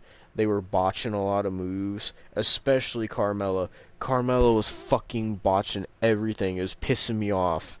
Like, for some reason people act like Carmella is this great women's wrestler, and people fucking they just won't fucking let you live it down at the fact that she was a SmackDown Women's Champion. They act like she's so fucking great and so amazing. She fucking sucks in the ring, man. She's so terrible. Carmella is so awful. Like, she was botching everything. She looks so uncoordinated, so sloppy. When you got 7 women who can actually wrestle, and you put one woman in there with 7 women that can wrestle, that one woman can't wrestle, you can, basically what I'm trying to say is, you can really tell that she can't wrestle when you got her going against 7 other women that can. It's so obvious that she can't wrestle. And fucking Carmella was trying to build it up as, oh my god, after WrestleMania is when I'm having my wedding with Corey Graves. And don't think I didn't watch that fucking Corey Graves and Carmella shit, because everybody was hyping up. They're like, oh my god, this is such a good reality show, oh my god. And I was like, okay, fine, I'll check it out. They put the first couple episodes on YouTube. They're like 10 minutes long. I'm like, fine, I'll watch this shit, I'll check it out and see what the fuck everybody's hyped about. I figured it was going to be basically Total Divas, Total Bellas, whatever. Pretty much is. And all it is just Carmella being a fucking cunt, and nothing's good enough for her, and she wants this and this and this, and this, like, her and Corey Graves were shopping for a fucking house, and this closet's not big enough for all my clothes. How much fucking clothes do you got? Like, goddamn. And like all Corey asked for was just he wanted to put some of his paintings up, and then she was like acting all like, ugh, I don't want to put those up. Like, fuck you, you fucking cunt. Like, I don't like. I'm not trying to hate on their personal life or anything, but like why would you want to be in a relationship with somebody like that? Like, like when she's literally gonna dedicate an entire room to just her fucking clothes, because apparently that's how much she had, that she needed to dedicate an entire room of the house. Not even thinking about where fucking Corey's kids are gonna sleep. She didn't care about that, but she cared about where all her fucking wardrobe is gonna go. Anyway, that's all Corey and Carmella was. Just total divas, total bellas bullshit. It was fucking awful. There's only like 3 or 4 episodes, and that's it. They're not doing it no more. So who the fuck even? Why even do the fucking thing in the? Why even do it in the first place? It's so stupid. And then to make things worse, on the Raw after Mania, they fucking had a segment where they were fucking making out, and apparently they're getting married this week. And I just don't care anymore. Fuck Carmella. I said this last year when we were doing all the reviews and how bad Carmella was. I said she fucking sucks. Like, she was fucking terrible in this match. Like, every single move that she did, she was messing it up. And she fucking screams. She wears that ridiculous fucking face mask when she wrestles. Like, she's awful. Especially when you compare her to everyone else in this match who actually has wrestling talent. But anyway, I'm probably gonna get the fucking Carmella stans mad at me. I don't fucking care. Like, but this match was extremely sloppy. Every time they do women's matches like this, they're always sloppy.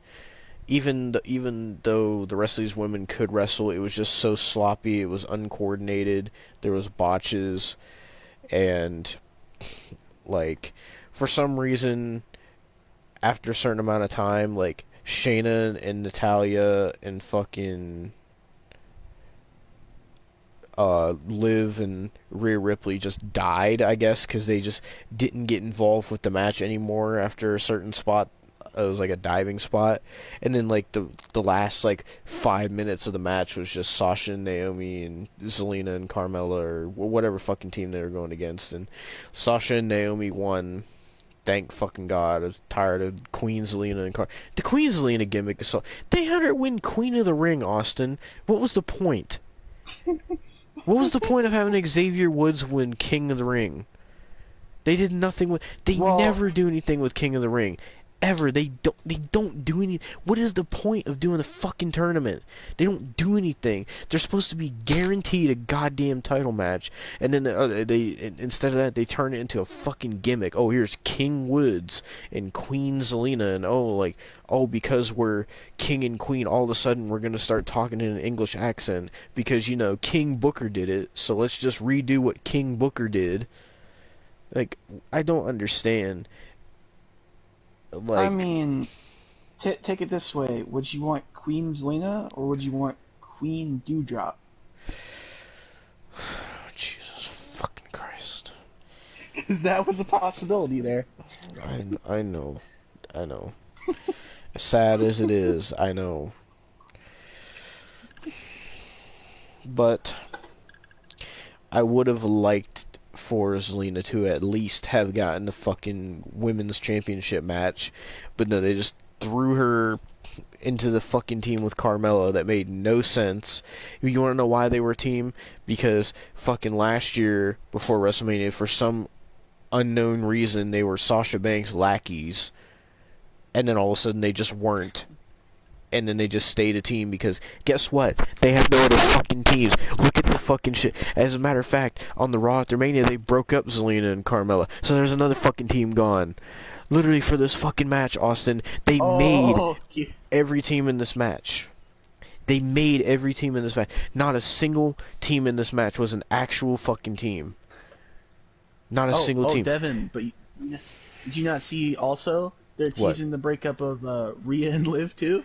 Yeah, Already? don't think, guys, I fucking saw that too. So you're telling me an entire fucking tag team division is just gonna be Sasha and Naomi and Shayna and Natalia? So you're telling me a team that's actually decent in Sasha and Naomi, team bad, whatever you want to call them, Bosco, whatever the fuck you want to call them, you have that, and then the only team they're gonna have to go against is fucking boring ass, fucking plain piece of white bread Natalia and fucking Shayna Baszler that they do nothing with besides sticker and tag I mean, teams. And that's Who it. knows? Maybe they'll bring up Raquel and Dakota. Oh yeah, what a run that was. They win the titles at TakeOver and then lose them on. They lost them fucking today. Wow, you know what? And you know what? That happened the first time they won that too, because they were the first ever goddamn NXT Women's Tag Team Champions. And guess what? They fucking lost it immediately. So fucking. Fuck it. Fuck all the women's tag team champions. I'm so sick of these fucking titles. At least for the NXT one, at least they have actual teams. But even then, it's still fucking bad.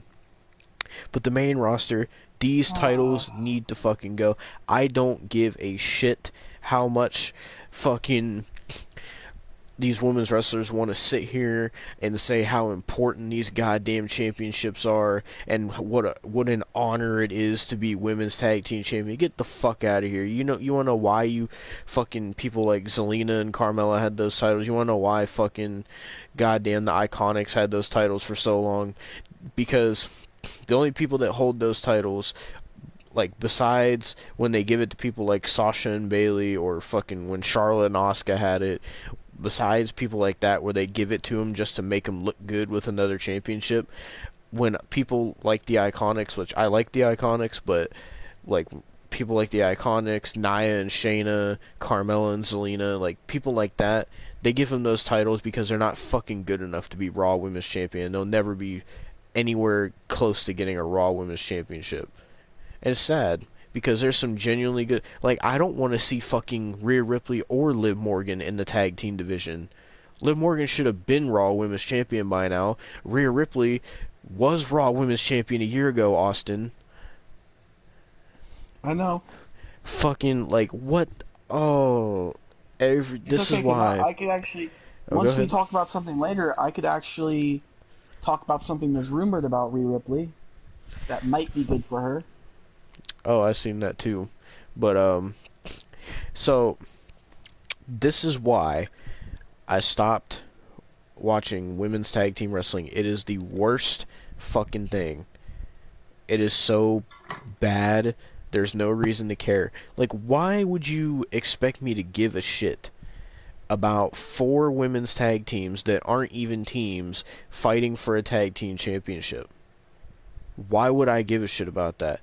At least I gave more of a shit about the Women's Dusty Classic, because at least there was actual teams in that, and the winner got something out of that. But for this, it's just, we don't got nothing to do for Sasha Banks this year. Let's put her with Naomi, because why not? Oh, well, Rhea Ripley and Liv Morgan aren't doing nothing. Oh, let's put them as a team. Oh, Shayna and Natalia, they're just fucking sitting in catering. Oh, let's put them as a team. Like, just for the sake of having teams, because they have no division. They have 0 division. How can you be proud? How can you be proud of holding championships when you have no fucking division to defend? Like, do you know how pointless that is? To have it, that'd be like for the world title, if, with how long Roman Reigns has had it, that'd be like for that title, if Roman Reigns was saying how he's like the greatest of all time and all that. And imagine he had no division to defend that title against. Like, it's so pointless to say that. Oh, I'm defending this title. Oh, well, I'm this champion, but I have no one to defend it against. But I'm so proud to be champion, even though I have no division and no one to defend it against. What's even the point of being... What is the point of being a champion or having a championship when you have no fucking division? What's even the point? You might as well just fucking use the fucking goddamn fucking championship to wipe your fucking ass. I gotta be completely honest. I'm a little confused. Like, when it comes to like some of the people that were left off this pay-per-view, like when it comes to women wrestlers, because why is not Natalia and Shayna a team? Because wasn't Natalia teaming with Tamina for a bit? Like, That's what I thought. And then I'm gonna tell you, this is confusing to me because I got collector's cups, right? Tell me why Alexa Bliss wasn't on the show, but she was on the collector's cups. Because she's fucking Alexa Bliss, and I don't know who the fuck that were they gonna team her with? Nikki Ass? I don't know like who they would have teamed her with. Apparently, people are saying the reason she wasn't there is 'cause I guess she's like getting married or some shit. I don't know, but like I don't fucking know. Alexa Bliss wouldn't have made this match better. She's not a good wrestler. I know. I would have rather seen her than Carmella, though. I'll be honest, me too. Like, at least we get to see her ass in that case. Oh god, like every time I talk, this is why I don't watch women's tag team wrestling anymore, and this is why I said this a year ago with how bad that was. Like, and there's people that genuinely care. Like, yes, it was nice to see Sasha and Naomi win the title, which, by the way, Austin, I don't know if you knew this, but this was Sasha Banks' first WrestleMania win, so now she's fucking 1-6, if you didn't know that. She's 1-6 at WrestleMania now. That's the thing. I genuinely didn't give a fuck, because this is the match that they had her win. Mm-hmm. Why would I care? Why would I care? Like, it was cool that they won, but Sasha's already been women's tag team champion twice before this.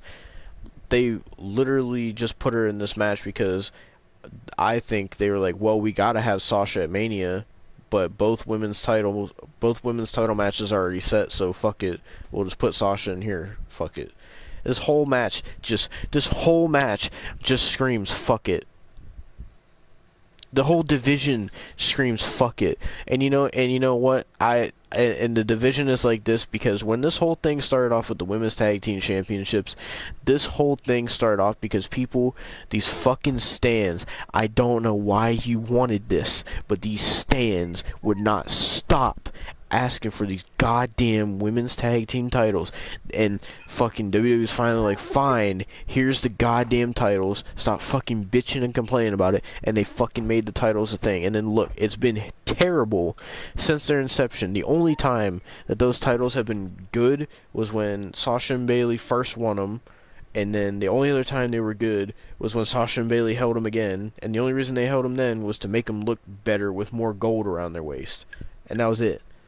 Any other time these titles have been trash, they don't get defended, like how the Iconics had them for like 5 months and didn't defend them, or they just fucking put it on people to say, fuck it, we're not doing nothing with you, or, oh, what's this, these two random women's wrestlers aren't doing anything, how about we make a team, I genuinely would not be surprised if Bayley or Alexa return and they're in the tag team division. Like, I don't, this takes away, so you realize this fucking match took, it took 8 women away from the women's title division. This match took 4 women away from both women's title divisions. I mean, honestly, they really could have just made a women's mid-card title, and it would have been better. They could have done anything besides this. That's okay. They still have the NXT Women's Tag Team Championships, too. Like, at least, if they would have just stuck with one women's tag team title, at least you could take it to NXT and there'd be teams there, or at least something. But no, they, for some reason, made their own set of tag team titles. I don't understand why. You know what? I think they're actually taking care of it more in NXT. That's the thing. Yeah, because they have actual teams. That's what you need. In case you didn't know, a tag team division means you gotta have tag teams. That's why it's called Tag Team Division, Austin. The whole point is to have teams. If you don't have teams, what's the point of a tag team champ? That's why I don't understand these tag team titles. Now, great, now I'm heated. Wonderful. Let me take a drink of water. I gotta fucking cool down.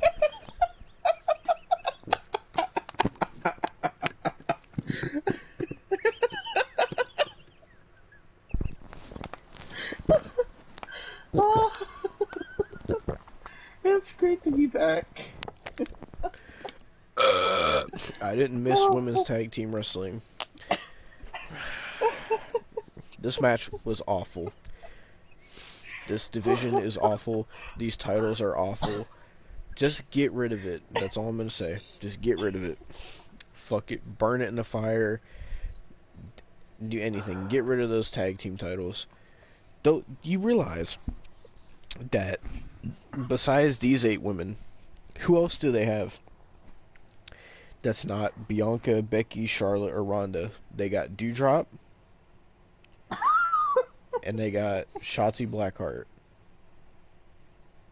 And that's it. You forget about Tamina.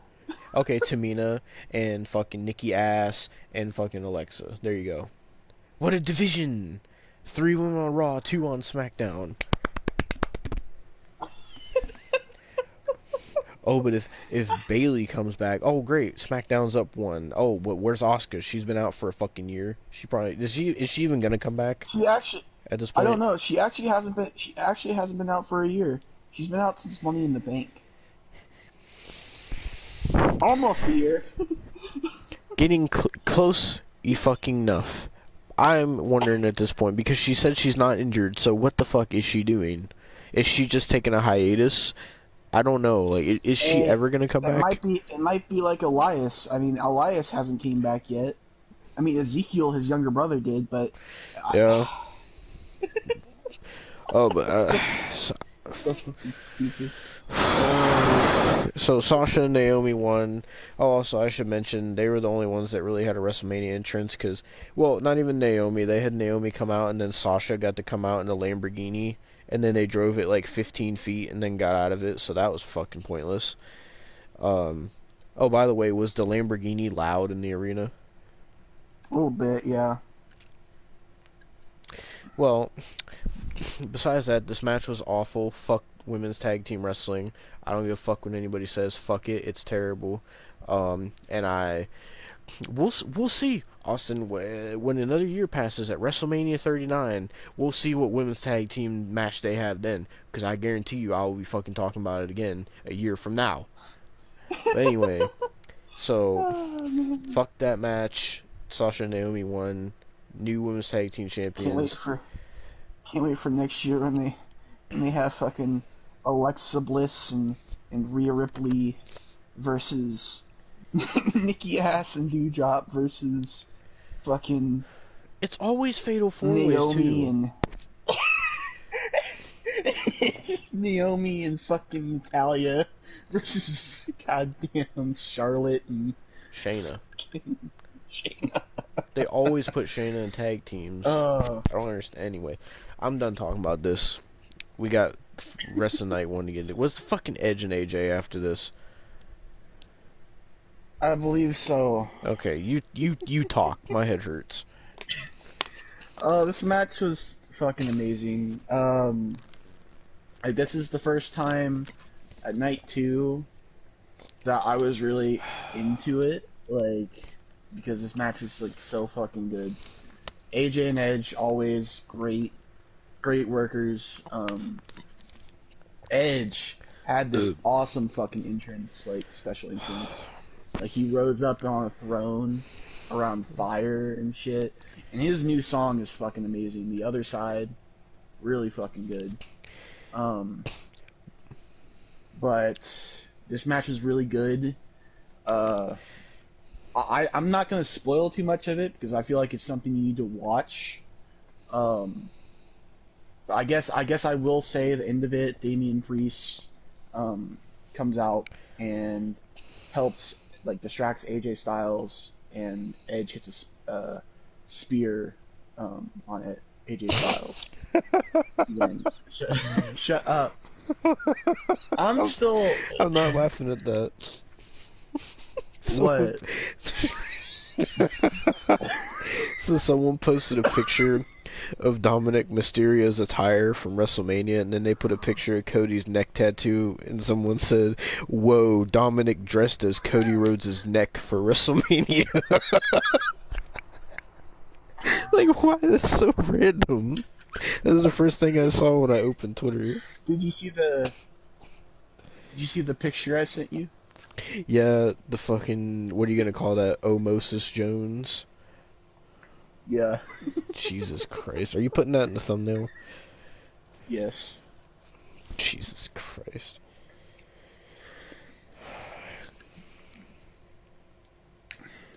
But the match was really good. I suggest you watch it. I'm not going to say anything else about it. But I will say that it is rumored that Edge is having a faction, obviously, with Damian Priest, but it's rumored that the other two members would be Tommaso Ciampa and Rhea Ripley. Yeah. So I feel like hopefully it's gonna be like a new, it's gonna be like a new Brood slash, like the way it's looking, it looks like it's gonna be a Brood slash Ministry of Darkness type thing. yeah. It's kind of like the vibes it's getting given off. Well, after that glad they're match, doing something important with Damian Priest now, because he was in the fucking yeah. he was in the Andrew the Giant Memorial Battle. I can't get over that. How did they mess that up? Oh man. But I will say after that, I did amazing enjoy that match. Edge and AJ match. It was fucking awesome. Yeah. Just I will say, I don't know why, but for some reason AJ was bleeding during his entrance. Oh, apparently he clipped the side of the stage Mm, on his way out. damn. I will say, Yeah. like Edge's WrestleMania gear looks so sick, like the purple, like so it was so Yeah. sick. But yeah, that's all I gotta say about that match. I thought AJ was gonna win. I did not know they were gonna do the Damian Priest thing. Yeah, I mean it leads for more of a storyline, so Yeah. I'll take it. If there's more Edge and AJ matches, I'll take it. God, what was after this match? Was it the fucking other tag team match?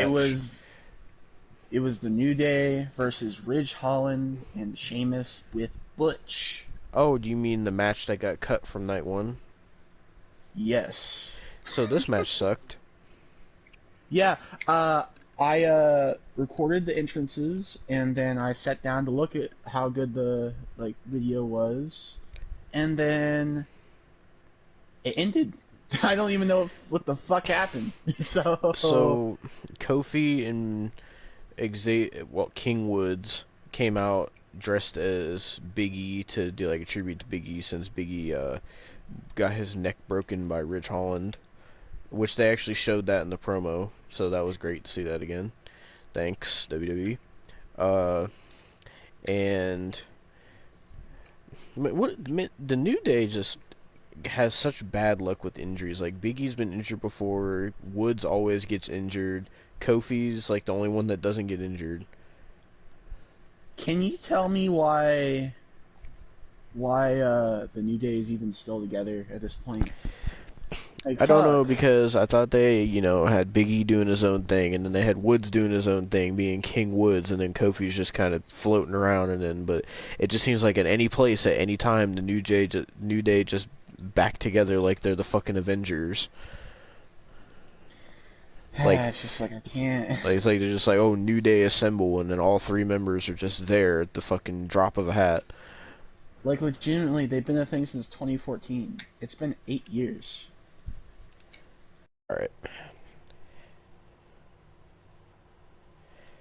Sorry, my I fucking don't controller even... was about to die, so I had to hurry up and save the audio.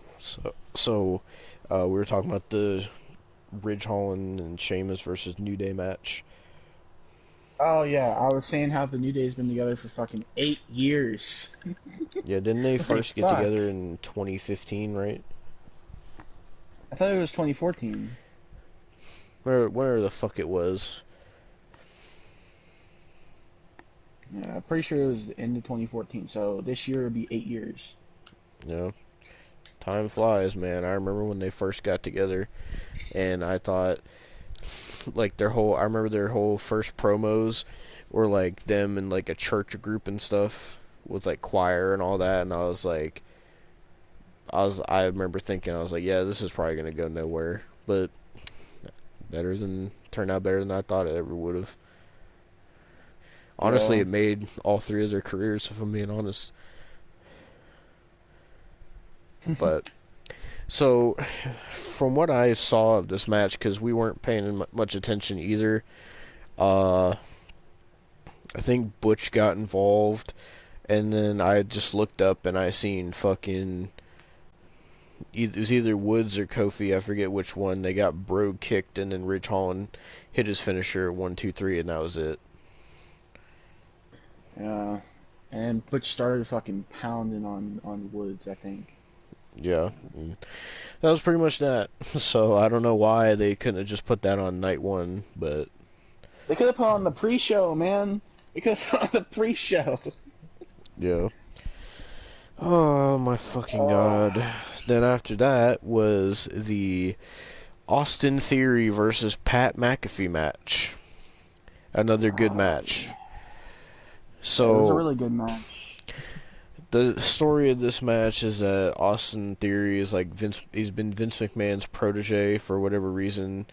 And then, like, Pat McAfee said his dream was to have a match at WrestleMania, and I guess Vince was on Pat McAfee's show, and he was like, oh, you're going to have a match at Mania, and then he made a match with him and Austin Theory, I guess. And Austin Theory is just being like a fucking asshole to Pat McAfee. And so, first of all, Vince McMahon came out, which I didn't think Vince was actually going to come out. And then Austin Yeah. Theory came out, and Austin Theory took a fucking selfie with Vince. And then Pat McAfee came out, and like Pat McAfee was fucking over with the crowd. Oh, yeah. Like I did not think he was gonna be that over, but like the whole match, like the crowd was like so like invested for Pat McAfee. And I mean honestly, like he was decent when he was doing the stuff in NXT, but Pat McAfee's definitely gotten better. Oh, yeah. So this match wasn't super long. It was good. One big spot was they hit a really fucking big superplex that got a loud pop. But I mean there wasn't really much else to say about this match besides like the crowd was really invested. They were really rooting for Pat McAfee. And Pat McAfee got the win over Austin Theory. And then the unexpected happened. Vince fucking McMahon takes off the dress shirt. I'm like, okay, what the fuck is going on? Vince McMahon takes off the dress shirt, and this man, for however old he is in his 70s, this man is jacked for his age. This man gets in the ring and has a match. Yes, you heard me say that. Vince McMahon in his 70s had a match at WrestleMania in 2022 against Pat McAfee. It wasn't actually that bad either. Vince was fucking throwing them clotheslines. They looked kind of shitty, but he was throwing them clotheslines. And like Austin Theory was helping him. And fucking Vince McMahon hit fucking Pat McAfee with a fucking football. It was so weird. And then fucking Vince actually beat Pat McAfee. He pinned him clean. Vince McMahon won a match in 2022 clean against Pat McAfee. And so then after that they're celebrating, and then fucking Stone Cold Steve Austin comes out. It's got a loud pop. And you remember how I said for the earlier for night one, I said this wasn't the last stunner we were going to see at Mania? Well, Stone Cold comes out, and he immediately stuns Austin Theory, which Austin Theory did a really good sell for that. Yeah. Oh my god. And then him and Vince drink a beer, and I'm like, I already know where this is going. Little did I know. So, Vince drinks the beer, and he's looking at Stone Cold, and he's like, I know what you're gonna do, and whatever. So Vince is like being cautious. So then Stone Cold, this went so south. Stone Cold fucking, so what happened was Stone Cold stuns Pat McAfee, and I'm like, why? Because he was celebrating with Pat McAfee, and he stunned Pat McAfee, which Pat McAfee did a great sell as well. And then it was him and Vince, and like I said, Vince was drinking beer with them, and so he kicks Vince in the gut, and I'm thinking, oh, he's just gonna kick him in the gut and stun him. He kicks Vince in the gut, and Vince like starts like flailing backwards, like he can't stand up, and he like falls against the rope, and Stone Cold's trying to grab him, and he fucking keeps missing because Vince keeps like hobbling backwards and almost falling down, and then Stone Cold like finally grabbed him and tried to stunner him, and then Vince just completely just said fucking, acted like he was dead weight, and just did like the worst Stone Cold stunner sell I've ever seen. It was so bad.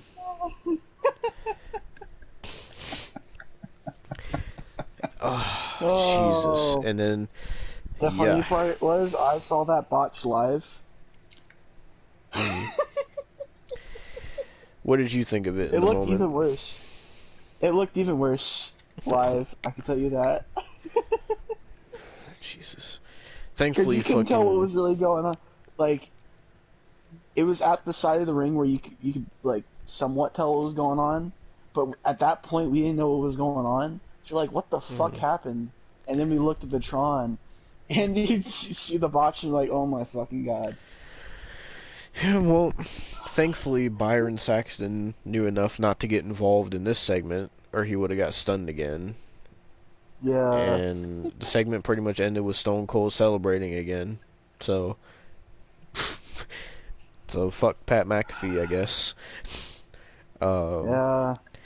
And then after that, it was finally time, Austin. Finally time for what they were calling the biggest match the biggest WrestleMania match of all time. Winner take all for the WWE and Universal Championship. Brock Lesnar versus Roman Reigns. Part 3. This is the third WrestleMania main event that they fought each other. And this was the most hyped up match of WrestleMania, the biggest storyline they had going on. Everything was in place for this to be a showdown for the ages. And this match fucking sucked. It did. It really fucking did. No, you have no idea, too, because I was so hyped for that match, too, because, like, I had all my Brock gear on. Oh my Like, I had my Brock shirt that I got at the Rumble. I had my Brock flannel, man. Oh, you got the I had flannel? my Brock flannel. Yeah, I bought the flannel before Mania so I could wear it at Mania. And then it was so disappointing, man. So disappointing. So, apparently, from what I've seen, this match was kind of cut short because Roman got injured. So they had to, like, call an audible. It was supposed to go longer than it did. And it was apparently there's supposed to be more spots than just them hitting their finishers. But so what this match was at the start, Roman was just kicking Brock's ass, and he speared Brock, and he did like 4 Superman punches, and Brock kicked out, and Brock was like laughing, and then Brock got the upper hand, started doing the Germans, and then he did an F5, and Roman kicked out, and then Roman went for another spear, and Brock caught him in a Kimura, and I think that's when Roman's arm got injured, when he was in the Kimura. Yeah. And then after that, like, Brock tried to go for an F5s, like, several times, and Roman kept countering, and then Roman hit a jumping spear, 1, 2, 3, and that was it. all that hype for Yeah. just such a flat finish. And I mean, to be fair, Brock beat Roman the past 2 times they faced at Mania, so I guess Roman finally got his win against Brock, but it had so much hype, and it was just like, it was one of those I things mean, where the journey was better than the destination. You know what I mean? yeah. Because the build up was great, but the match was fucking. I can't say anything over other, but the match was ass. Because it just was not great at all. It was probably the worst Brock and Roman match I've seen. Yeah. It was pretty bad. Like, but after that, Mania was over. Yeah, and so apparently you were talking about people retiring earlier and stuff. So I heard that apparently this was Brock Lesnar's last match.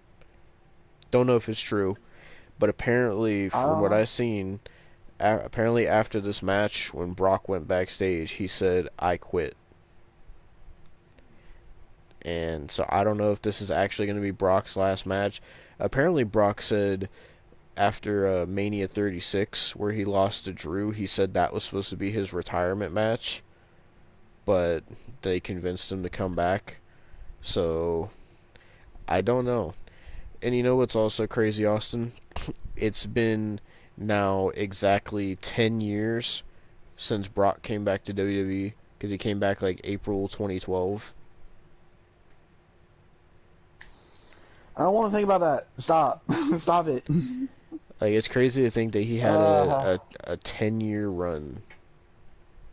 Like, it doesn't feel like it. I don't like it. I don't like I it. don't either. Who would have thought back in 2012 that Brock was gonna, like, when he came back, like, who thought that he at that time that he was gonna be around for 10 years? I wouldn't have thought that. But Yeah. I mean, honestly, like, I love, like, early on Brock, but I gotta be honest, like, this run was probably his best run that he's had. Through the fucking Yeah.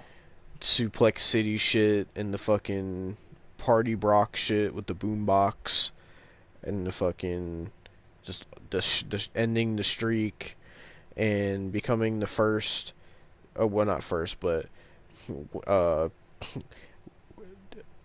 having the whole fucking Suplex City thing start and being WWE World Champion multiple times and Universal Champion multiple times and main eventing WrestleManias and winning the Rumble again and winning the Money in the Bank, like winning an Elimination Chamber, which he never competed in before, uh, and all the way till now, like, with the fucking Farmer Brock gimmick, probably the best gimmick he's ever done. Like, it is really crazy, like, his run that he's had the past 10 years. But if Brock really is done, then that sucks and makes me sad.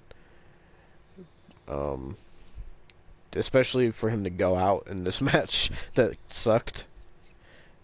But Yeah. so Roman Reigns is now the unified WWE World Champion. He is both the Universal and WWE Champion. So I don't know what they're gonna do now. They had him on Raw, and I saw they had a thing where, like, him and Kevin Owens had a stare down, and the first thing I thought was, oh my god, you guys fought like 4 times last year. Fuck off. That's the first thing I thought. Because I was telling Austin about this, like, now that he's beat Brock, who the fuck is Roman gonna face? Besides, like, Cody Rhodes. That's the only person I can think. Like, he already beat Kevin Owens, he beat Seth Rollins, he beat fucking goddamn Brock Lesnar, he beat John Cena, he beat Goldberg, he beat Cesaro, he beat Finn Balor. Like, beat everybody. fucking Bray Wyatt, Braun Strowman, throw them in there. Like, he beat everybody. Like, there's no, besides Cody Rhodes right now, there's no major people on the roster that he hasn't beat. Yeah. So, that's why and I was wondering this question, whether fucking Roman won or whether Brock won. Like, I was gonna ask the same question if Brock won, because I'm like, well, obviously there's people Brock hasn't faced, but, like, I was thinking about it, I was like, well, if none of these people could take the title off of Roman, like, how are they going to make people think that one of these people that Roman beat could take the title off Brock if Brock was the one to beat Roman? So, like, I don't know what they're going to do with Roman now, because spoiler for Raw after Mania, Cody did a promo talking about the reason he came back is for the WWE Championship. So I'm guessing it means at some point we're going to get Cody Rhodes versus Roman Reigns. Yeah. But I don't know. Apparently there's I don't know. They haven't revealed it yet.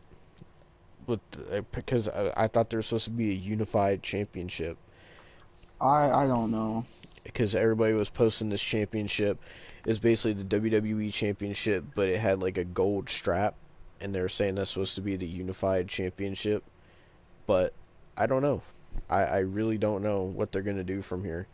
That's a question I had with a lot of things at this WrestleMania. Like, what are they going to do from here? Where do they go with Roman Reigns? Where do they go with Cody Rhodes? Where do they go with fucking Sami Zayn after this? After being fucking losing to Johnny Knoxville.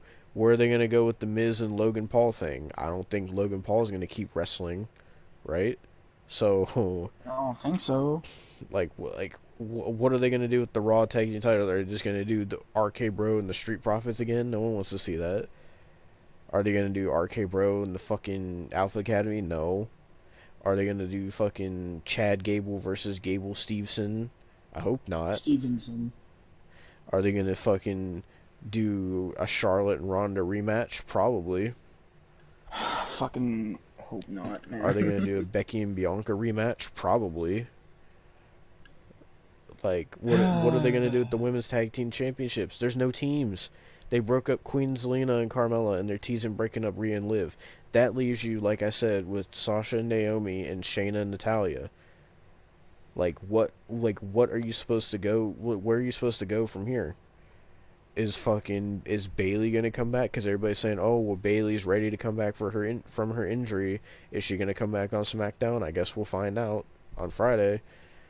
But like, what I don't like are people from NXT gonna come up to the main roster? Like, what is gonna happen from here? It's so unclear right now.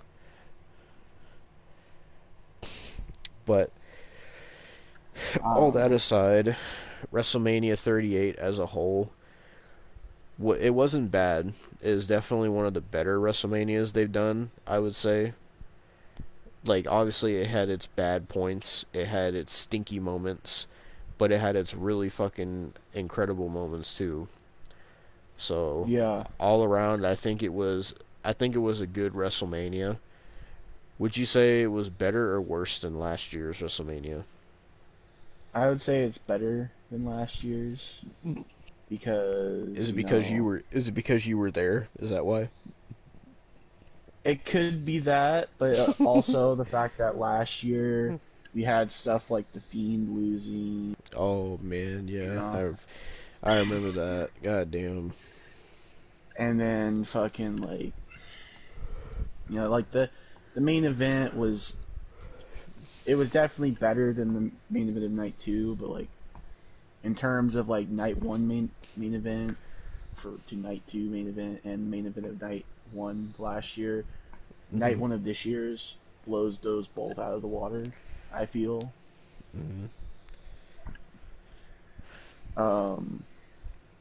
Just AJ Styles wasn't just in a tag team match this year. Yeah, So, I will say, like, know. AJ Styles actually felt like AJ Styles again, yeah. rather than just, oh, here's AJ and Omos, the tag team that no one fucking gave a shit about. Yeah. I felt like this is a lot more of an important WrestleMania as well. Hmm. So I did see people saying saying that for this WrestleMania, WWE focused more on sports entertainment rather than like the person said they're like I'm glad WWE focused more on sports entertainment this year rather than trying to pander to the indie style of wrestling or something like that, they said. And they're like WWE doesn't need to do that because you got companies like AEW if you want to see indie style of wrestling or something like that, they said. yeah. But Either way, I thought this was a good Mania. I am me too. so fucking tired right now. Like, it was better than I thought it was going to be. Night 1 surprised me with how good it was, and Night 2 kind of disappointed me because I thought it was going to be better than it was. Like, the things to watch back from this WrestleMania: Cody's return, definitely. AJ and Edge, definitely. I'd say watch Pat McAfee and Austin Theory. Uh, and I guess if you watch that, watch the um, fucking Vince segment and the Stone Cold and Kevin Owens. That's what I trying would to think. recommend to watch from this Yeah, Mania. Stone Cold and Kevin Owens. Um, I'm trying to think of what else there was. You could probably watch it, be good. Um,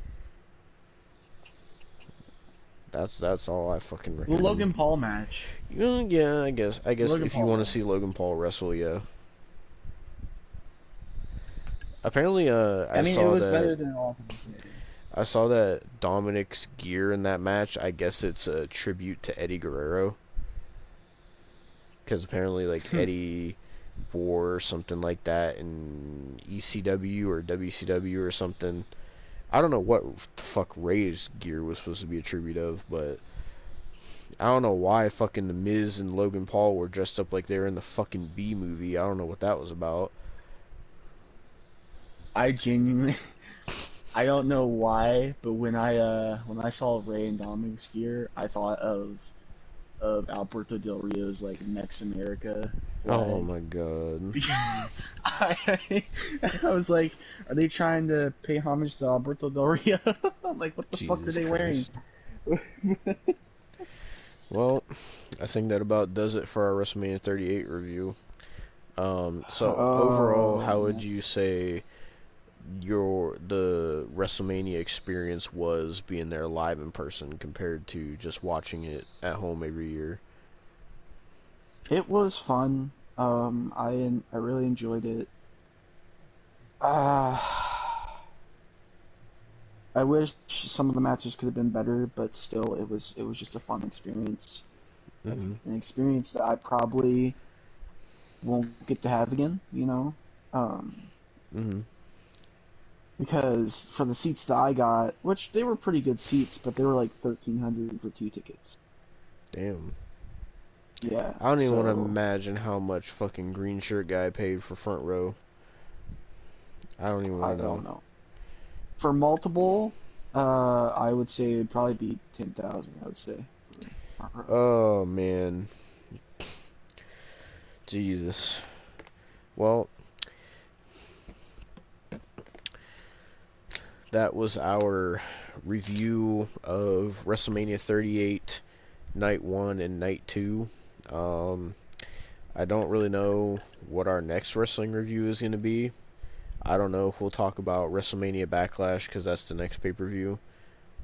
I genuinely See, I don't don't want to know talk about WrestleMania Backlash. I don't want to because talk it's about that. probably just going to be rematches, I imagine.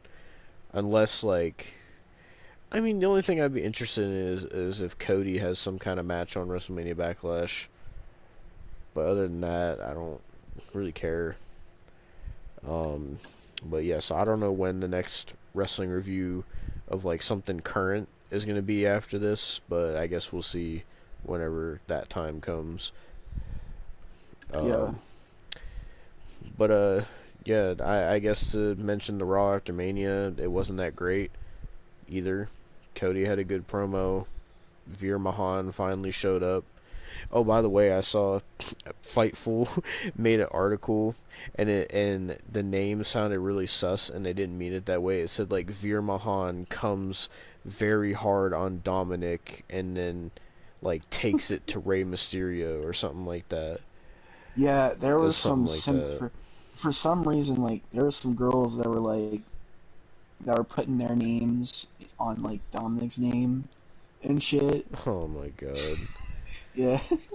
So people simp for Veer Mahan. Yeah. But I mean, I'd say the Raw after Mania was not what it was hyped up to be. Like I even saw in the break room at my work, they were playing commercials, and I thought it was for WrestleMania because they kept showing WrestleMania, and then at the end, like the guy was like, "The Raw after WrestleMania this Monday night at 7/9 Central." I'm like, really? You're advertising Raw after Mania, not WrestleMania? Like, what the fuck? But yeah, like usually they hype up Raw after Mania to be like, oh my god, it's the Raw after Mania. It's gonna be so insane. You never know what's gonna happen. And this Raw after Mania just sucked.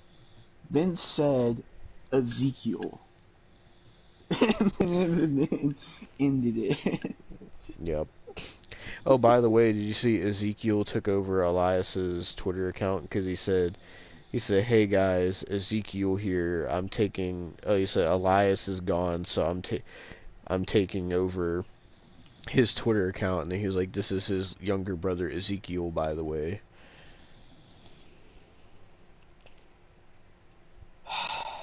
I don't know what the fuck they're doing with that, honestly. Like, how I long don't. was Elias gone for when he did the whole Elias is dead thing?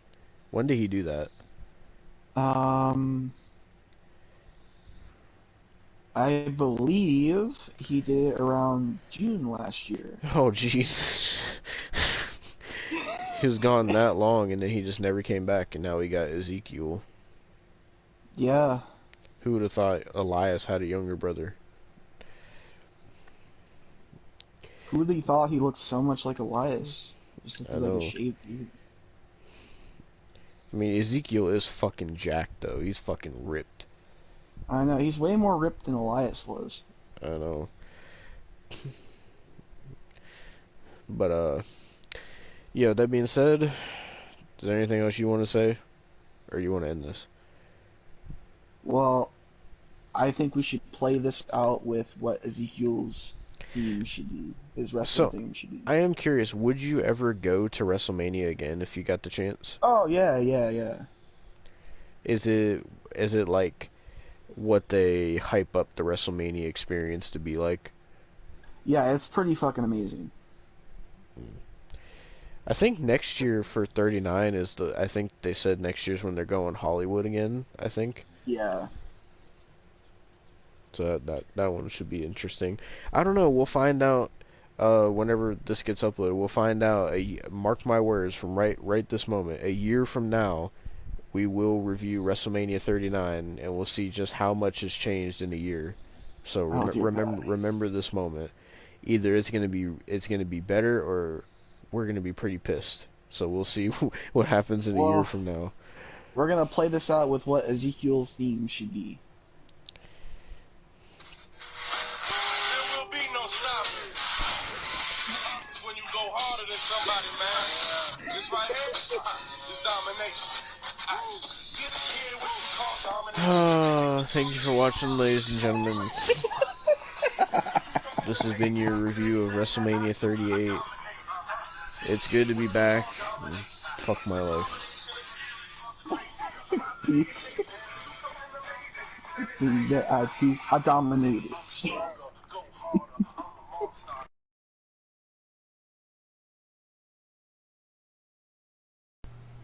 Alright, guys. It has been a long time coming. It's been a long time. It's been over a year. But we once again finally watched another show from Impact Wrestling. And this show was not just any show. This show was the 2022 edition of Slammiversary. But this wasn't just any Slammiversary. No, no, no, no. This show was the they called it the Impact 20th. 20 years since Impact Wrestling began. This was their 20-year celebration extravaganza, whatever you want to call it. This Slammiversary was to celebrate 20 years of Impact Wrestling, or TNA, whichever you prefer to call it. And so the reason that we watched this was because I saw everyone on Twitter was saying how great this show was, and how Impact has been better than AEW and WWE, and they were really hyping up Impact, saying it was really good. And we just got done watching it, and It well, wasn't good. sorry to tell you, but the show sucked pretty fucking hard. It was not good at all. There was a lot of terrible, terrible booking on this show. This was fucking awful. And the thing is, neither one of us went into this wanting to be negative because of all the praise we were hearing from this. I don't understand the praise. This was terrible. Besides like two So matches, this was terrible. So, I sent you the Maria Kanellis PNGs, by the way. alright. So, we're currently recording this on June 24th.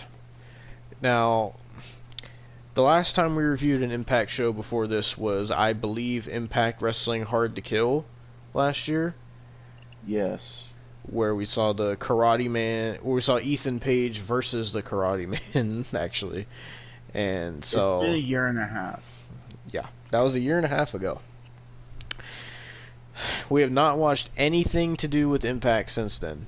So a lot has happened. People have came and gone from Impact. Things have changed.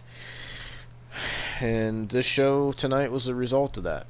So I guess we should go ahead and get into the matches. The first match, they decided to kick off the show with the Ultimate X match for the X Division Championship. Now, the X Division Championship and the Ultimate X match has been something that fans have loved from Impact for years and years. It was one of the really cool things that Impact had that no other wrestling company had. Yeah, and this match made it uncool.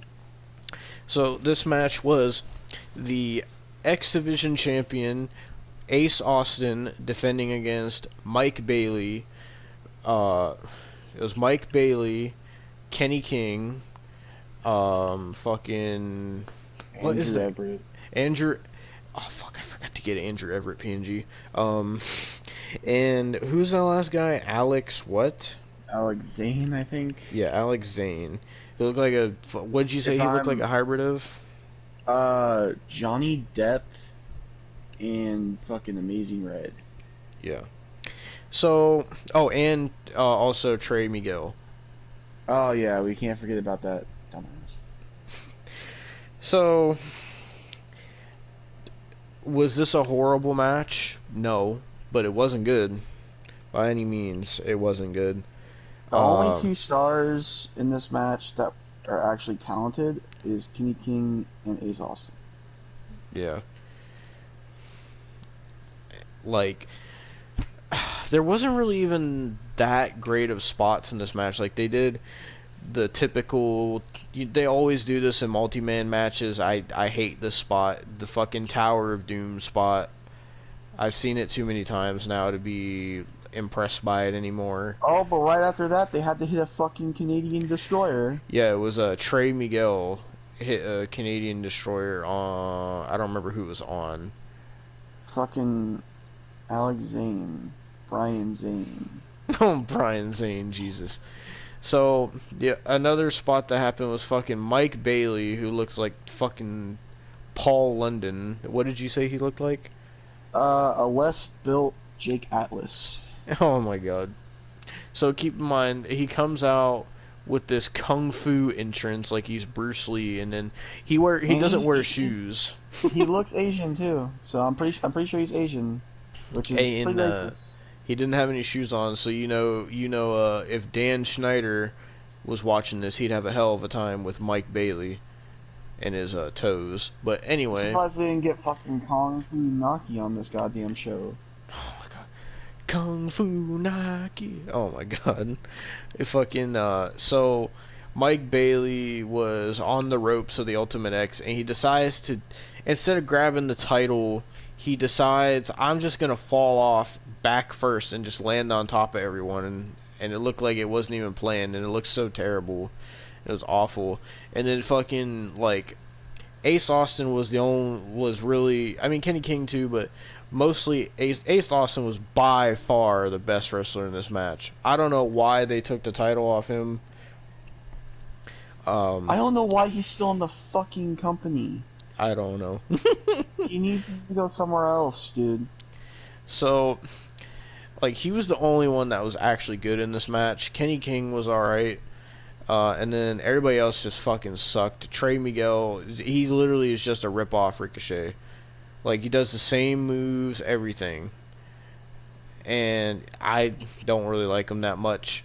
Fucking Mike Bailey is awful. Awful. And Alex Zane, I mean, he really played no factor into this match at all. Fucking, I don't even think he climbed up onto the fucking Ultimate X ropes once. But Andrew Everett, I mean, he didn't really do shit in this either. The last time we saw Wasn't him, supposed to be in the match. yeah, it was supposed to be Jack Evans. And you all know how we feel about Jack Evans. It would have made it so much worse if it was Jack Evans. Yeah, Jack Evans got injured, so they replaced him with Andrew Everett. Which the Thank last time God. we saw Andrew Everett was in DPW episode 2, where he faced Rosemary in an intergender match. So yeah, so Mike Bailey won this match, and he's the new Impact X Division champion. Wow, this was fucking bad. This was actually fucking bad. This was one of the worst Ultimate X matches I've ever seen. As soon as this ended, I fucking told Devon, I'm like, you said that this is fucking a good show. That's literally what everyone was saying. They're like, dude, Slammiversary was awesome. Oh my god, Slammiversary was so good. Like, I don't know what fucking people are fucking smoking or snorting on Twitter. I guess I should have expected it, because they seem like the same people that sit there and fucking say AEW is good and shit. But yeah, so the Ultimate X match sucked fucking fat dick. It was fucking bad. And fucking Mike Bailey won the X Division Championship. So then the second match was for the Knockouts World Tag Team titles, is what they're calling them. And it was the champions, the Influence is what they're called, Tenille Dashwood and Madison Rayne. They took on the team of Rosemary and Taya Valkyrie.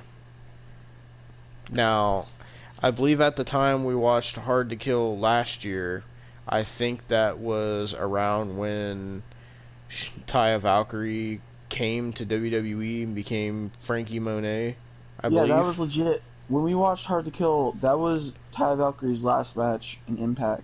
Yeah. Before she left the WWE. Yeah. And yeah, so the last time we saw Rosemary before this was DPW. And I believe we saw Tenille Dashwood last year. I think she was also in a tag team match at Hard to Kill. I definitely saw Madison Rayne last year. Yeah, she was with Josh Matthews on commentary. Fuck Josh Matthews. Man, Josh Matthews was producing this whole show. Josh Matthews is a little dick prick, alright? But remember, everyone, Austin said, and I quote, "I will never talk about Josh Matthews again." And here we are, a year and a half later, back to shitting on Josh Matthews. You know, I actually sent Austin a clip that I got recommended on YouTube of fucking Brock Lesnar beating the fucking shit out of Josh Matthews. It made my day until I watched this show. Oh man, so it was just a tag team match. Like, it wasn't horrible, but it wasn't great.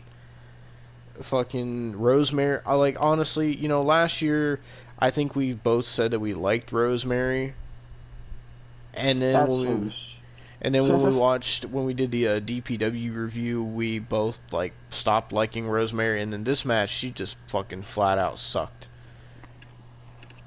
Of course, the only thing I was trying to pay attention to was Madison Rain's ass. So, like, they did one spot in this match where they both like speared, where Taya Valkyrie and Rosemary speared Tenille Dashwood and Madison Rain, and in the position they were in when Madison Rain and Tenille Dashwood took the spear, both their heads collided, so that was fucking dangerous.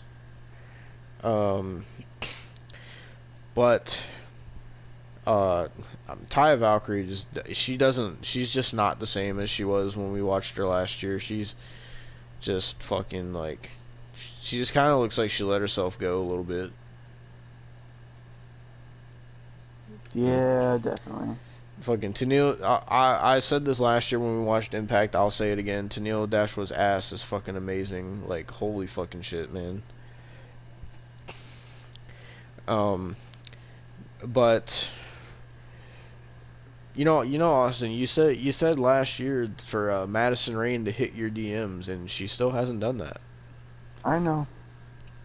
She's still getting dick from Josh Matthews. You're not making anything any better from this goddamn show, alright? Oh, man. You're not making it any fucking better. Well, to make it even better, Taya Valkyrie and Rosemary won the match, and they're the new Knockouts World Tag Team Champions. So, yeah, I don't know what the fuck their plan is with that. Because apparently Rosemary is still in Decay, because apparently Decay is still a fucking team. You know, Josh Matthews, why don't you go produce fucking Scott D'Amore's dick in your mouth? How about that? Oh, Scott D'Amore was on this show too. Oh god. The only thing... better, produce PCO's dick in your mouth. Oh no, we'll get to PCO. It's fucking... The only thing I even cared about in this match was just Tenille Dashwood's ass. I'm just be honest. It really... I cared about his fucking Madison Rain's ass. Like, it really wasn't a great match. And fucking... Oh, by the way, they had Aiden English and Tom Phillips on commentary, of all people. And Aiden English... Didn't you say Aiden English said some shit during that match where he was like, this is true tag team wrestling or some shit? Yeah, he did. He did. Oh, Lord. Then the third match was probably the worst match on the show. This was, they advertised it, the Monsters Ball match between Sami Callihan and Moose.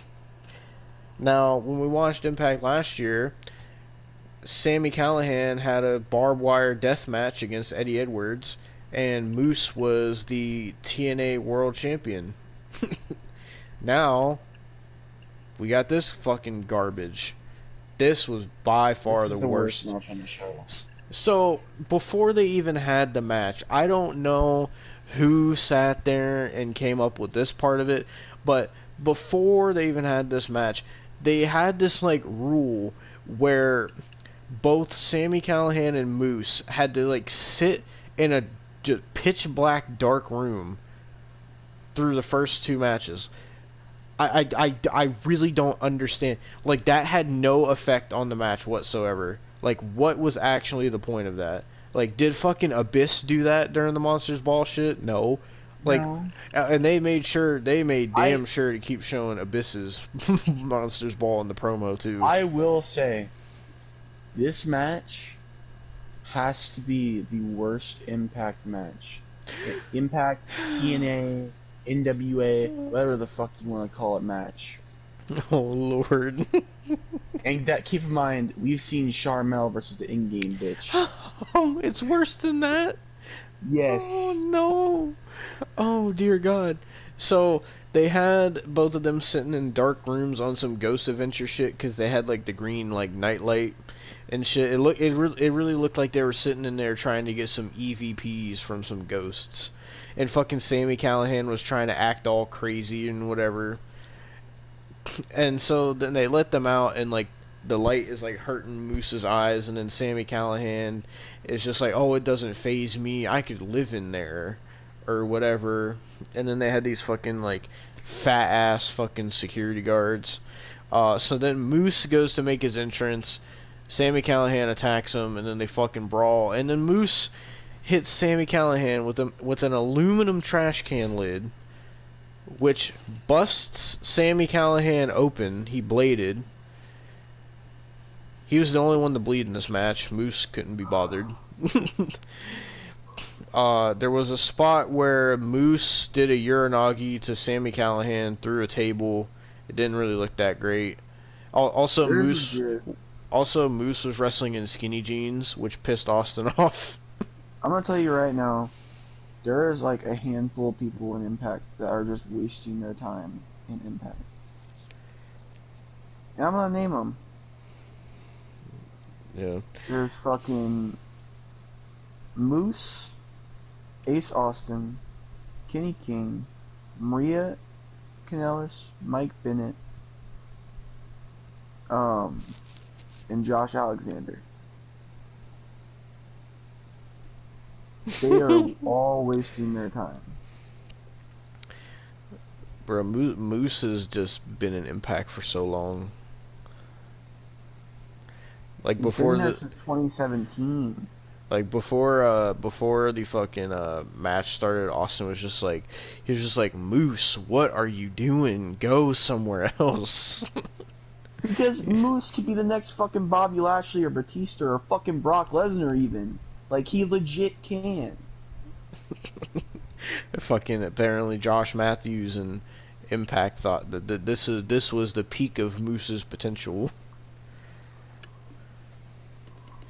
But so Sammy Callahan is apparently calling himself the Death Machine now, with this fucking bald spot that he has, and fucking he was acting real cocky, and he like taunted at the camera. He was like all day, every fucking day, and Austin was just like, God, shut the fuck up. And We should mention he's gotten fatter too. yeah, Sammy Callahan looks like he definitely put on a lot of weight. So other spots, I mean, they had like a big trash can. Moose went to spear Sammy Callahan and went into the trash can. There's chair shots. Moose he hurled a fucking chair at Sammy Callahan's head. Like, Moose gave no fucks with that. Like, he literally threw that chair at him so hard that the chair bent from hitting him in the head. And then there was Sammy Callahan got. So Austin was saying during this match, he was like, this is a Monsters Ball match, so I'm willing to give Sammy Callahan and Moose a pass to use barbed wire because that's what Abyss used. That ended pretty quickly. Mm-hmm. You want to tell them why it ended so quickly? Well, here's the thing. They sat there for a solid good bit after I said that. They weren't getting anything. And then, I was gonna let it slide if it was the stuff that Abyss used. But no, they have to be even more fucking indie and have Sammy Callahan, instead of pulling out a barbed wire board or barbed wire table, no. we're gonna pull out barbed wire house appliances. So they pulled out a fucking barbed wire door that you can buy from fucking Home Depot, and used that. Yep. So therefore they do not get a pass. Yep. Not only that, Sami Callihan decided that it was time to bring out the thumbtacks, which the crowd marked out for. So Moose got Sami Callihan in the fucking power bomb into the thumbtacks, and Sami Callihan kicked out. Oh, you know what? I should probably go over the rest. Honestly, I should probably talk about the rest of this shit. 'Cause I know all you fucking motherfuckers want to hear me talk about the indie shit, don't you? You just want me to talk about the fucking indie shit. Oh no. God fucking damn it. So after that spot, Sami Callihan hits fucking Moose with a Death Valley driver through the barbed wire door, and Moose of course kicks out because indie shit. Should have fucking got Will Ospreay in here. Could have made him even more fucking indie. Oh Jesus. The only indie I want is Indy fucking Hartwell. Alright? No. Kicked out of that. And then Sami Callihan goes and hits a fucking pile driver on thumbtacks. 1, 2, no. Still kicks out. Oh Lord. And then, fucking, they go and grab a goddamn trash can. And Moose puts it up, and keep in mind, he puts it up to where, like, the top is facing down, and the bottom is facing up. Puts Sami Callihan up on the top rope, and he's going for something. But then Sami Callihan reverses it, and hits a powerbomb on the trash can, in a pile driver, and Moose kicks out at fucking 0! Yep. It wasn't even a 0! 1 count. It wasn't It even was a not 1 even count. a fucking 1 count. And then it was no use, because then fucking Sami Callihan sat there and goddamn hit Moose another literally pile no-sold driver. it. He no-sold it for no reason though, because he fucking hit another pile driver on the thumbtacks. 1, 2, 3, it was over! What was the point? That was the Monsters Ball, Austin. It's the Impact 20-year celebration. Don't you understand? They just flushed 20 years of Monsters Ball down the toilet with that. Alright? I was taking a drink when you said that.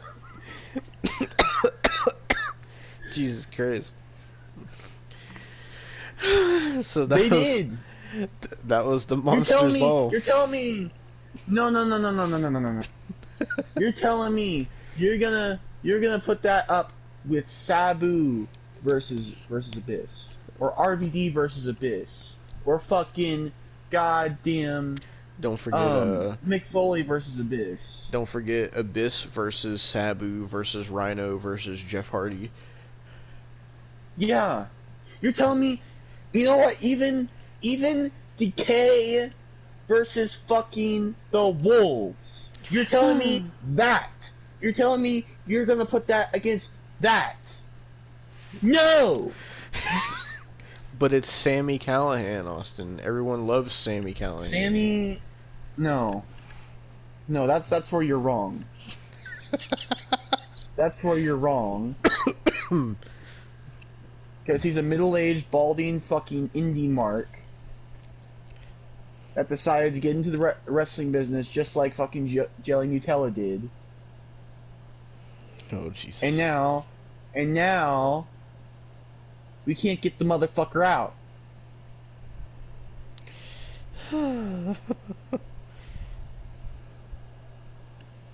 God damn it.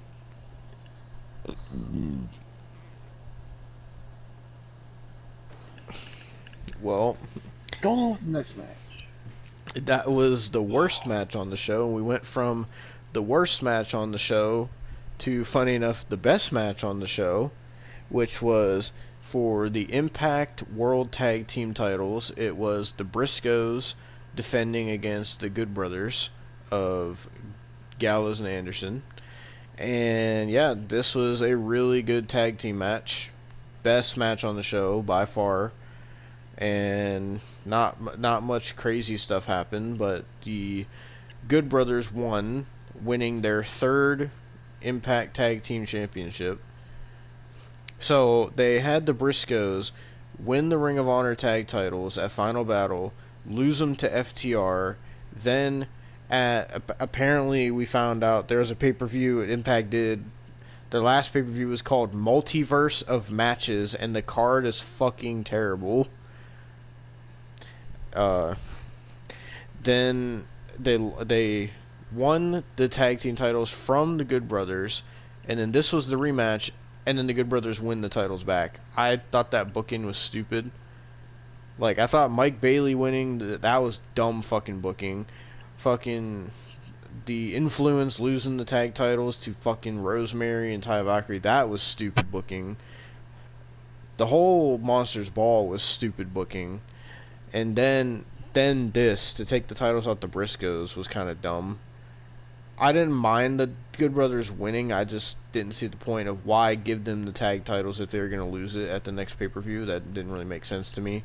But then one of the best parts of the show happened, where after the match they were having a stare down. I have a clip to play for this.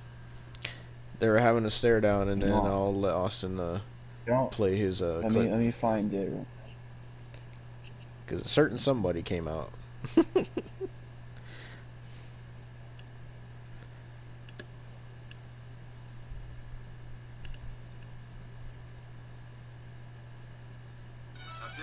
That was a great match there. Two of ECW's finest superstars. I know, very impressive. You know, Teddy, I actually have an idea for next What's that, week. Tiffany?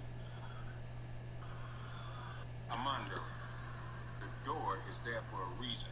That means you need to knock before coming. I'm gonna face next, Teddy. Godzilla, King Kong. Just give me another opportunity to get my job back. I want my contract back, Teddy. Can you hear it?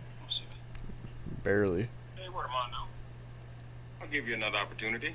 Now I can hear Tonight, it. you're gonna go one-on-one with ECW's newest superstar. Knock, knock. Who's there? Braden Walker. Brains out.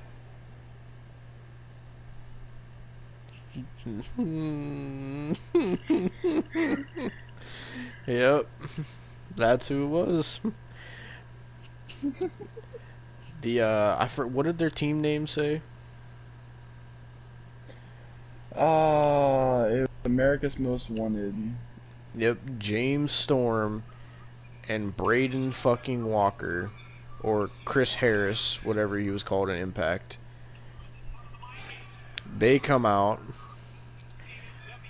and the crowd was marking out, and then they get in the ring and they start talking about, oh, you guys look like you're the types of guys that love fighting and drinking. He's like, well, now that y'all did the fighting, let's get down to the drinking. So he pulls out a 6-pack.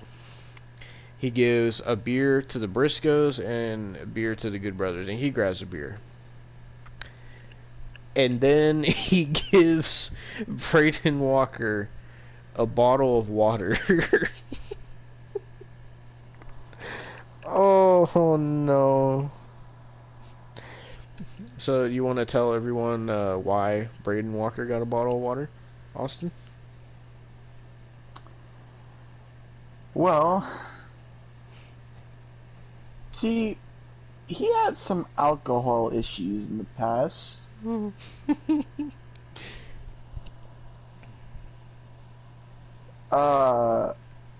Alcohol issues which resulted in him getting fired from WWE.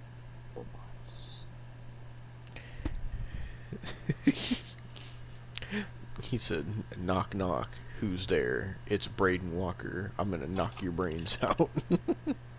Keep in mind, he wasn't just in WWE, he was in WWE CW. Oh, Lord. So they all drink, and then that was pretty much that. Then we went to at least what I thought was going to be Austin's favorite part of the show. There was a 5-on-5 tag team match. It was the team of Honor No More versus the TNA Originals. Honor No More consisted of Mike Bennett, Matt Taven, Vincent, PCO, and Eddie Edwards with Maria Kanellis. And they took on the team of the Motor City Machine Guns, Frankie Kazarian, Nick Aldis, who suspiciously looks a lot like a guy named Magnus that used to be in Impact, Yeah, I know. and a mystery partner. Oh boy, and at ringside was Earl Hebner, and Tracy Brooks. Yeah, fuck her. Right. So they all come out, and then we're about to find out who the mystery partner is. So then, who comes out? Mrs. Dixieland, Dixie fucking Carter, comes out, and she thanks the fans for 20 years of Impact and says that they couldn't have done it without the fans. And she says that she believes Impact is going to go another 20 years. If their shows are this bad, not at this rate. Like, fuck no. No. I made a comment when she was saying that. Here's to another 5 years. Yeah, if that. So then she was like, "It's time to reveal the mystery partner for the last man for Team TNA Originals." And who could it be? Wasn't anyone that I thought it would be, but I wish it was Braden Walker. I wish it was Magnus. Where the fuck was Magnus on this show? I don't know, but I do know who was on this show, because out came Davey Richards, Eddie Edwards' former tag team partner in the Wolves. Man still looks in shape. So he was the last member of the TNA Originals, and this match honestly was kind of all over the place because people were just kind of allowed to get in the ring whenever they wanted. There was one spot where the Motor City Machine Guns kept doing super kicks, and it was kind of pissing me off. I will say, whoever's fucking, like, running the camera, I don't know if they took notes from Kevin Dunn, but my fucking god, they were pissing me off. I already told you, Austin, Nope. it's Josh Matthews. He's the producer, so he runs the production truck with the cameras. You know, well, fuck that little dick prick, alright? Little dick prick. Jesus Christ. Literally every time they would show Maria Kanellis, they would immediately cut away, and Austin was getting so heated. And then not It's the even only that. part of the match I cared about. God Not damn even it. that. When Maria Kanellis was finally getting shown, like, fucking Tracy Brooks fucking attacked her. Oh, Yeah, Austin so was fuck mad. her. Man, Fuck her. by far, the highlight of this match was fucking PCO, man. Oh my god. I will say, before we talk about PCO, Kazarian, your wife looks like a horse. Isn't Tracy Brooks his wife? Yep. Jesus Christ. I told Austin that. Or like, a whore. No Oh matter my what. God. Oh no! I told Austin that. She looks like she walks down street corners every night. Jesus fucking Christ. Oh. Make sure you don't have any STDs, buddy. Jesus Christ! I was telling Austin that, like, every time I see Kazarian now, like, to me, he just looks like Kazi Official. If you don't know who that is, he's a fucking, well, he was a 3 a.m. YouTuber, but yeah. But yeah, fucking PCO was the Kazarian, highlight of this match. Did you marry a prostitute? Oh my fucking god. You really hate fucking Tracy Brooks, don't you? I really fucking do. Yeah, I think they even called her like an Impact original as well. She's an original cunt. That's what she is. Oh, Jesus. So, fucking PCO. This man took so much punishment in this match. This man did a top rope fucking swanton onto the ring apron with no one there. Fucked himself up where he couldn't even stand. And then fucking he took so many finishers.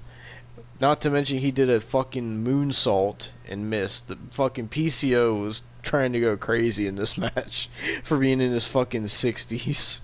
Like, holy lord, man.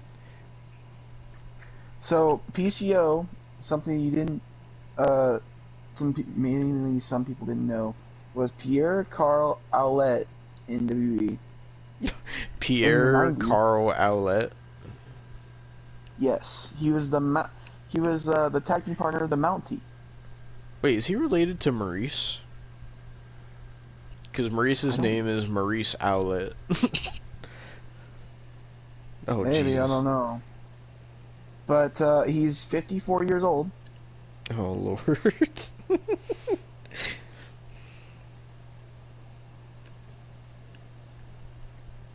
He's also blind in one eye. Oh. So, Oh, Jesus.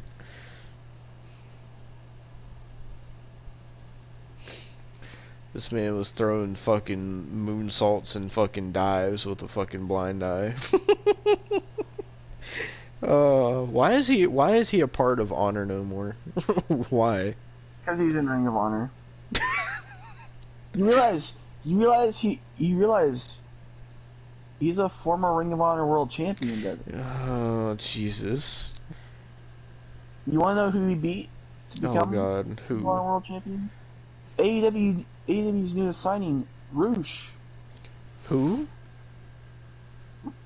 Roosh. The guy that was with Andrade at Oh. Double or Nothing. Oh. Yeah. PCO beat him for the world title. Oh, Jesus Christ. Oh, Jesus. Oh.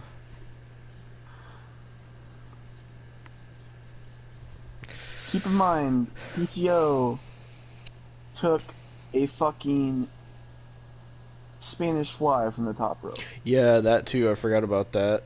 And Or it was what fucking... Kazarian It was bad. what Kazarian calls it. You remember Kazarian called it the flux capacitor, I should say. Oh, yeah. So, first of all, PCO almost fell. And then, like, he got himself back up. And then it was like Kazarian just kind of went before PCO was ready. So, PCO almost got dropped on his neck.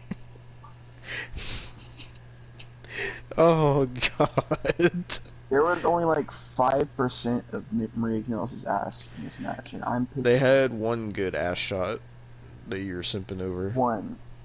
There was one. There could have been so many more, but no. The little dick prick in the back and the fucking prostitute in the fucking crowd had to ruin it, alright?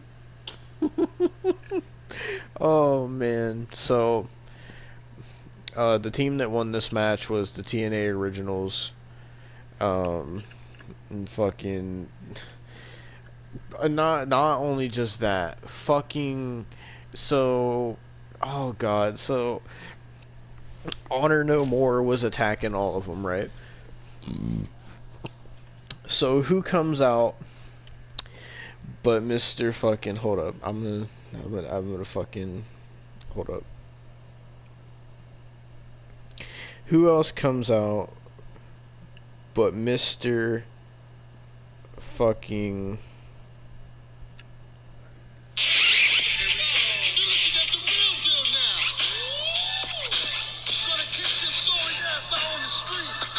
D'Lo fucking Brown. Keep in mind, he wasn't that D'Lo Brown, he was this D'Lo Brown.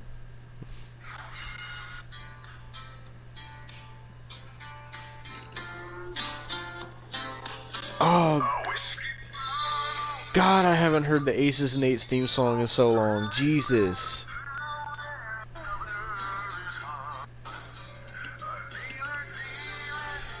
He had the fucking Aces and Eights jacket on and everything. My man D'Lo Brown came out and he hit a beautiful fucking low down power bomb. And then he got up to the top rope and he kind of stumbled a bit. But then he got up there, my man hit the low down splash. And then the TNA Originals got the win. And also Earl Hebner became the referee in the match as well. And TNA Originals won, and then they did like a little tribute to Dave Hebner, which was nice. It was nice, but you know what would have been nicer? Marie Kanellis' ass. Oh Jesus! Rest Oh, in there was peace, Dave also Hebner. there was also PCO was gonna powerbomb Tracy Brooks, and then someone stopped him, and Austin got so pissed. Yeah, because I was rooting for PCO at that point. If he would have dropped her on her neck, I would have fucking gladly clapped. Oh Jesus! Oh Lord! Well, that was the 5-on-5, and after this match was the fucking Queen of the Mountain match after this one? Yeah. PCO could have fucking Brock Lesnar, Harper Holly her, and I would have fucking... The fucking sandbag.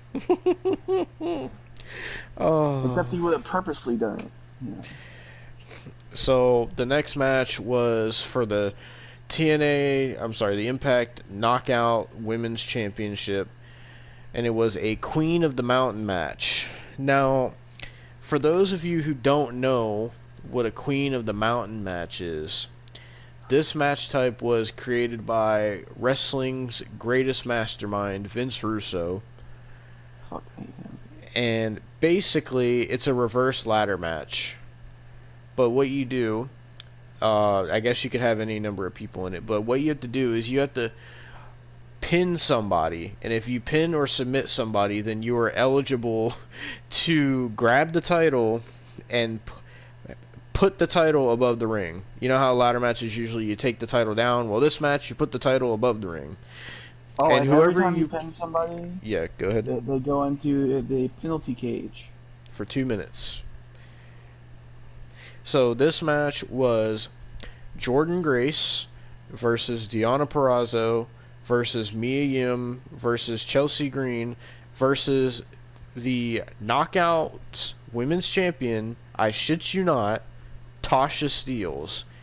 Do we all remember Tasha Steelz from last year when she was teaming with the bitch herself, Kiera Hogan? And they were Knockouts Women's Tag Team Champions. Yeah, now Kiera Hogan is she's fucking rotting in AEW, and rightfully so.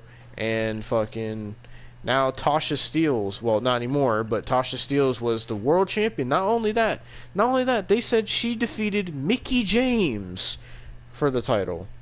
But she also got pinned twice and submitted in this match. Yes. And also, Mickie James was the special enforcer of this match as well. She was wearing some tight pants. She looked fucking Milfy James. Anyway, so Got some more of her than we did Marie Kanellis. So before I get into the match, I just gotta say real quick, Tasha Steelz is by far, or was by far, one of the worst women's champions I've ever seen. And one of the worst women's wrestlers I've ever seen. The shit she was doing in this match was so bad. She is so fucking small. And she, as the champion, was pinned clean twice. And she tapped out. What kind of fucking champion gets pinned clean twice and submitted in the same match? The same match. The same fucking match. Do you know how bad that makes you look as a champion? This is the woman that beat Mickie fucking James? Are you fucking kidding me? This woman, Tasha Steelz, who is god awful, is the one who beat Mickey James for the Knockouts title. Holy fuck, Impact. What the fuck are you doing? Thank God she lost the title, but the person who won it isn't much better. So, before we say who won, notable spots, Mia Yim ran up a ladder Shelton Benjamin style and dove to the outside. Mia Yim got powerbombed onto a ladder by Deonna Purrazzo, which looked nasty. Then Deonna Purrazzo and Chelsea Green were on the top of the ladder, and Mia Yim tips it over, and they go from the top of the ladder to the outside through tables, and the spot looked nasty. It looked like they got hurt pretty bad. They were out the rest of the match from that. That was probably the biggest spot on the show, and I told Austin, I was like, that spot right there was more fucking that spot right there was more of a Monsters Ball than the Monsters Ball match. That was a more extreme and way better spot than anything that Sami Callihan and Moose did. Yeah. There was also a spot where Chelsea Green had the ladder leaned up against the ropes, and then Mia Yim climbed to the top of the penalty cage and dove off and hit a fucking Finn Balor shotgun drop kick on Chelsea Green as she flew into the ladder. There were some decent spots in this match. But in the end, so Deonna Purrazzo and Chelsea Green were out on the outside, and Mia Yim was in the penalty cage, and then Tasha Steelz got pinned again by Jordynne Grace and got put in the penalty cage. So Jordynne Grace just went up, climbed the ladder, and put the title on the thing. Didn't even secure it. Didn't even completely put it on there. And they were just like, your winner and new Knockouts Women's Champion, Jordynne Grace. So Jordynne Grace is the new Knockouts Champion. Who fucking cares? Jordynne Grace is awful. Tasha Steelz is awful. Chelsea Green is eh. Deonna Purrazzo is alright. Mia Yim is probably the best female wrestler in that match, but that's not saying much because she's not that great either. None of these women in this match were really that great, to be honest. And then, Mickey James really did nothing in this match. He had, a little beef going on with Chelsea Green, I guess. But she really didn't have that much of an effect on this match. And yeah, that was the fucking Queen of the Mountain. It fucking sucked. And so, at this point, every single title changed hands to someone awful. Literally, Mike Bailey won the X Division title, awful. Ty Valkyrie and Rosemary won the Knockouts tag titles, awful. The Good Brothers won the tag titles, which was alright, but I thought it was a dumb decision. And then Jordynne Grace won the Knockouts Championship, fucking awful. So then after this match, well, actually before we get to the main event, I want to mention that they had a couple video segments on this show from past Impact stars. The first one being from one of our favorite memes, one of our favorite specimens, the one and only Perk Angle had a video message that looked like... It wasn't a video message, it was just a cameo. It looked like someone just bought a cameo, they booked a cameo from Kurt Angle. That's what the quality looked like. And it looked like Kurt Angle, when he was doing it, it looked like he was reading off a teleprompter. It was bad. Because he was sitting there talking about his Impact career, and I was just like, bro, there's no way Kurt Angle remembers half of his Impact career from being so perked up. Yeah. Didn't Kurt Angle, motherfucker said he was popping 76 perks a day? Or some crazy shit like that? There's no fucking way he remembers that shit. There's no fucking way. Yeah. Oh, Jesus. So, they also had one from Sting as well. But the most surprising one, which, I mean, we kind of got spoiled on it because people put it all over Twitter, was they had a video message from AJ Styles, surprisingly. WWE allowed him to do a video message for Impact, which is pretty cool. Because people voted AJ the most impactful X Division wrestler and the most impactful TNA star ever. So Yeah. that was pretty cool. Then they also had like a couple backstage, like they had this segment where they showed tribute to the classic TNA. Like all their tribute stuff was really well done, but the actual matches weren't. Like Yeah. they had a tribute to the commentary duo of Don West and Mike Tenay, which was really cool. Yeah. And then they brought back like a couple interviewers, and also they had Gail Kim there as well, 'cause I guess she was voted the most impactful knockout wrestler ever on Impact, I guess. Yeah. Then trying to think if there's any more. I don't think so. No, I don't think so. Then we get to the main event of Slammiversary. It was for the Impact World Championship, or the Impact Championship, whatever the fuck they're calling it. Josh Alexander defended against Eric Young. And my god, this match was fucking boring. Holy shit. Like, I like Josh Alexander, but holy fuck, this match was boring. My god. We sat there and we were like, we pulled a Hangman Page and CM Punk, and we were like, yeah, fuck this. Yeah, it was really boring. Josh Alexander retained, thankfully, but my god, this was fucking boring. Like, one cool thing was Josh Alexander decided to do like a tribute gear, and one of his knee pads was a tribute to AJ Styles, and the other knee pad was a tribute to Samoa Joe. Singlet was a tribute to Kurt Angle. Yes. Oh, also fucking in the women's match, Jordan Grace hit a muscle buster, which looked fucking terrible. She also had like a fucking Scott Steiner type fucking entrance music. Yeah, fucking. So last year we talked about how Jordan Grace was fat, but now she's not fat no more. She's like really like muscly, but it's muscly to where it's fucking so unattractive. Yeah, she's still a butterface. Like, Actually, no, she's nothing. A nothing anymore. Like at least when she had like she wasn't so muscly, she was a butterface. But now she's just not. She's just not. I remember when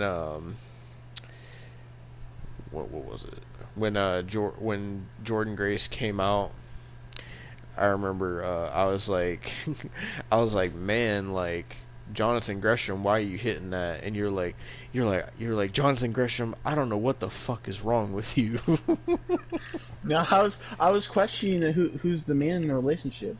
Oh yeah, Austin asked me a super sus question. He was like, do you think that do you think Jonathan Gresham? What did you say? What did you ask me? I asked you if you think Jonathan Gresham gets pegged by Jordan Grace. Yeah. Honestly, I don't know.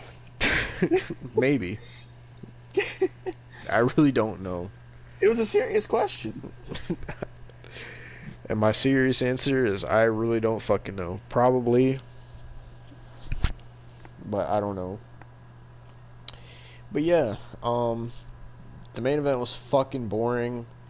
From what I saw, the way it ended is like fucking Eric Young pulled up the ring mat and to expose like the wood of the ring, and then Josh Alexander basically just hit a fucking move on it and then pinned Eric Young 1, 2, 3, and Josh Alexander retained the Impact Championship, and that's how Slammiversary 2022, the Impact 20th Celebration Edition, went off the air.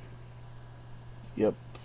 Oh, also we forgot to mention Scott D'Amore was on commentary for the 5-on-5 match, and he came out representing Team Canada, and he was super fucking annoying on commentary. Yeah. Oh, also, we forgot to mention that apparently, for some strange reason, Impact has a French announce team. I Yeah, but don't not a know Spanish why. one. Just specifically French for some reason. I guess it doesn't really help when their main commentators are fucking Aiden English and Tom Phillips, of all people. Yeah. But, yeah, so that was fucking Impact Slammiversary 2022, the Impact 20th edition. And they said I forget what their next pay-per-view is coming up, but they're also advertising Bound for Glory for the end of the year or whatever. Yeah. But yeah, this show, besides the Briscoes match and besides the 5-on-5, fucking sucked ass. This is a bad celebration show. Not in terms of like celebrating the actual history of Impact, but in terms of wrestling. It was like, it was fucking bad, dude. It was fucking bad.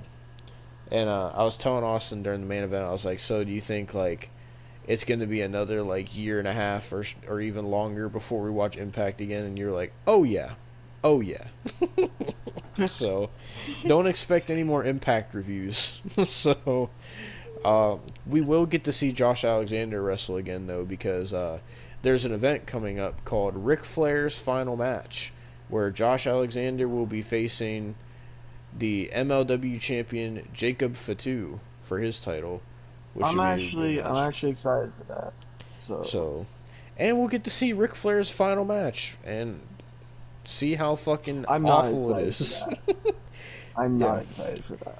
Keep in mind, we're gonna watch this on the wrestling website because Ric Flair is trying to charge $200 to buy it. So fuck that. We're not doing that. We're gonna watch it for free, like how we watched Slammiversary. So If it's even on there. yeah. So expect the review of that coming soon. Whenever the fuck it's supposed to happen, I don't even know. Do you know when it's supposed to I don't happen? even know. I don't know. You can always look it up. Okay, I'll look it up. When was Ric Flair's last match? Damn it. Not when. When was? When is Ric Flair's final match?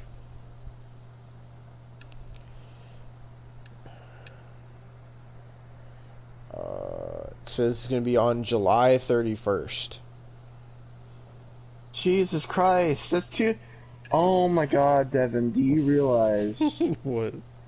the 30th, Gibb versus fucking Austin McBroom. 31st, Ric Flair's last match. The next week, Jake Paul versus fucking Tommy Fury. Oh Jesus! And we got SummerSlam in August, and Money in the Bank. Oh in wait, July. wait! Not only that, no, SummerSlam's not in August, Devon. It's not. No, it's July 30th. I thought Money in the Bank was in July. It is. Wait, why? What is going to be in August then? I don't know. Why? Wait! Why is SummerSlam going to be in July? What? Why? It was in August I'll last look it year. up. I'm pretty sure it's in July. Oh, Jesus, man. Oh. So 2 pay-per-views and a Ric Flair show and a fucking boxing match all in the same month. All in the same week, Devon. In the same week. Holy. Money in the Bank and SummerSlam ain't going to be in the same week. No, not Money in the Bank, sorry. But, like, the others. I'm pretty sure Money in the Bank is in like a week or two. Yep, July 30th on a Saturday. Why? Why is Saturday? Don't know. That makes It's the no 35th sense. annual SummerSlam, too. Oh, Jesus, man. Jesus, man. Fucking hell.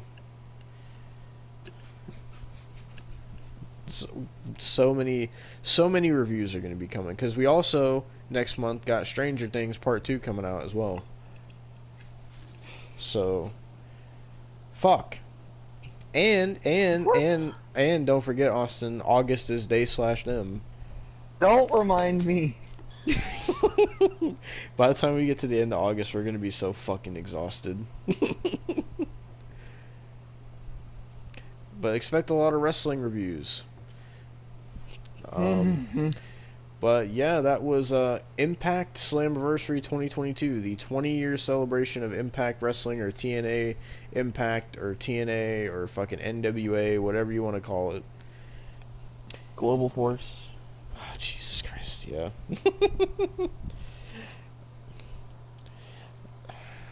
Jesus fucking Christ, Global Force was such a failure. Oh.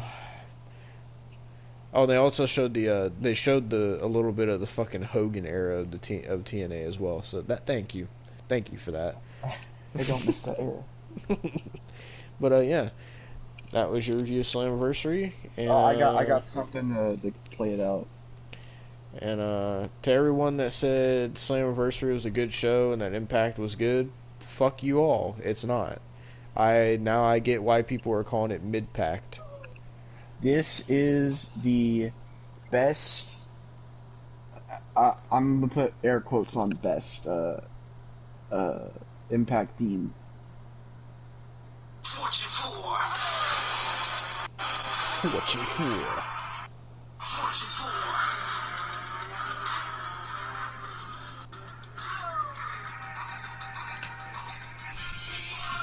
Wasn't the Fortune 4? Wasn't it AJ Styles, Kazarian? I know it was Ric Flair's group. Who else was in it? Beer Money and Christopher Daniels. Yeah. Well, I guess it's not really Fortune 4 if there's fucking 6. But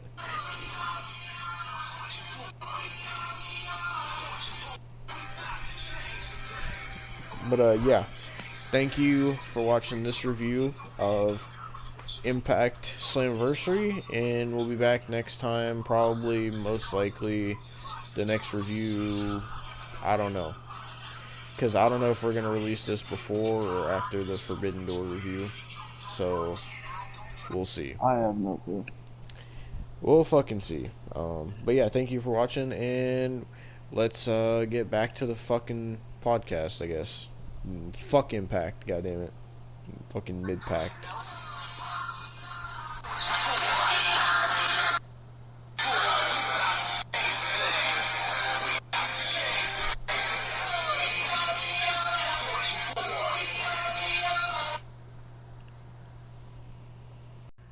Alright guys, it is time for us to talk about WWE Money in the Bank.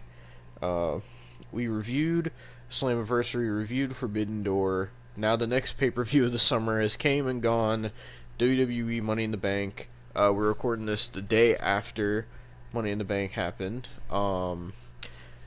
Just as like a first off, this was a very, very good show. Like, honestly, this was a really good show from top to bottom. There's a couple moments that were but overall, this was a pretty good show. Now, before we get into this, how much of this show did you see, Austin? Like, how many matches did you see?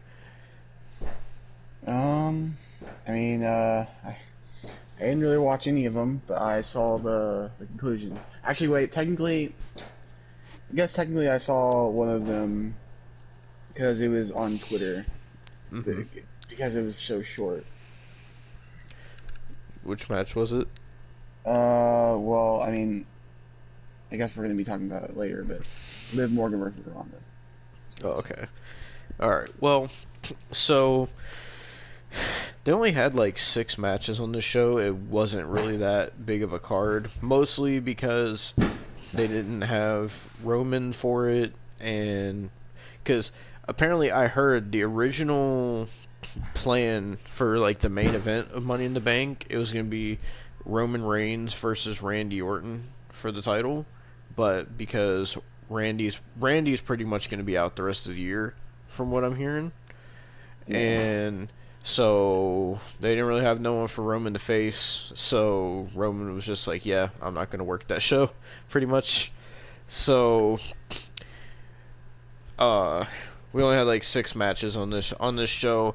I was at work when this pay-per-view was on, and when I came home it was on the last 2 matches, so I'm not sure which match exactly started the show, but so I guess I'll just start with a random match. So I think the show started off with the women's Money in the Bank. I'm pretty sure. And if you hear banging in the background, I'm sorry. It's fucking July 3rd, and everyone in my fucking neighborhood's lighting off fireworks, so can't help that. But so it starts. I believe it started off with the women's Money in the Bank. If I'm wrong, oh well. We're talking about every match anyway, so fuck it.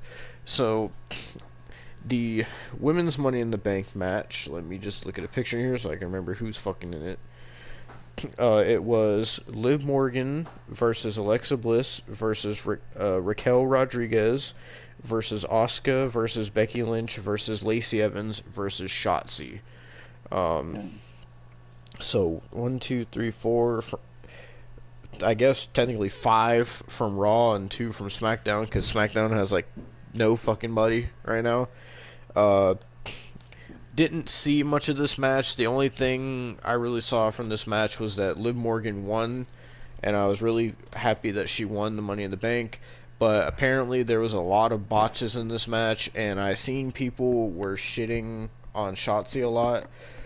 I guess Shotzi was doing really bad in the match. I don't really know why I didn't see it, but I saw people on Twitter. They're like Shotzi needs to go back to the Performance Center.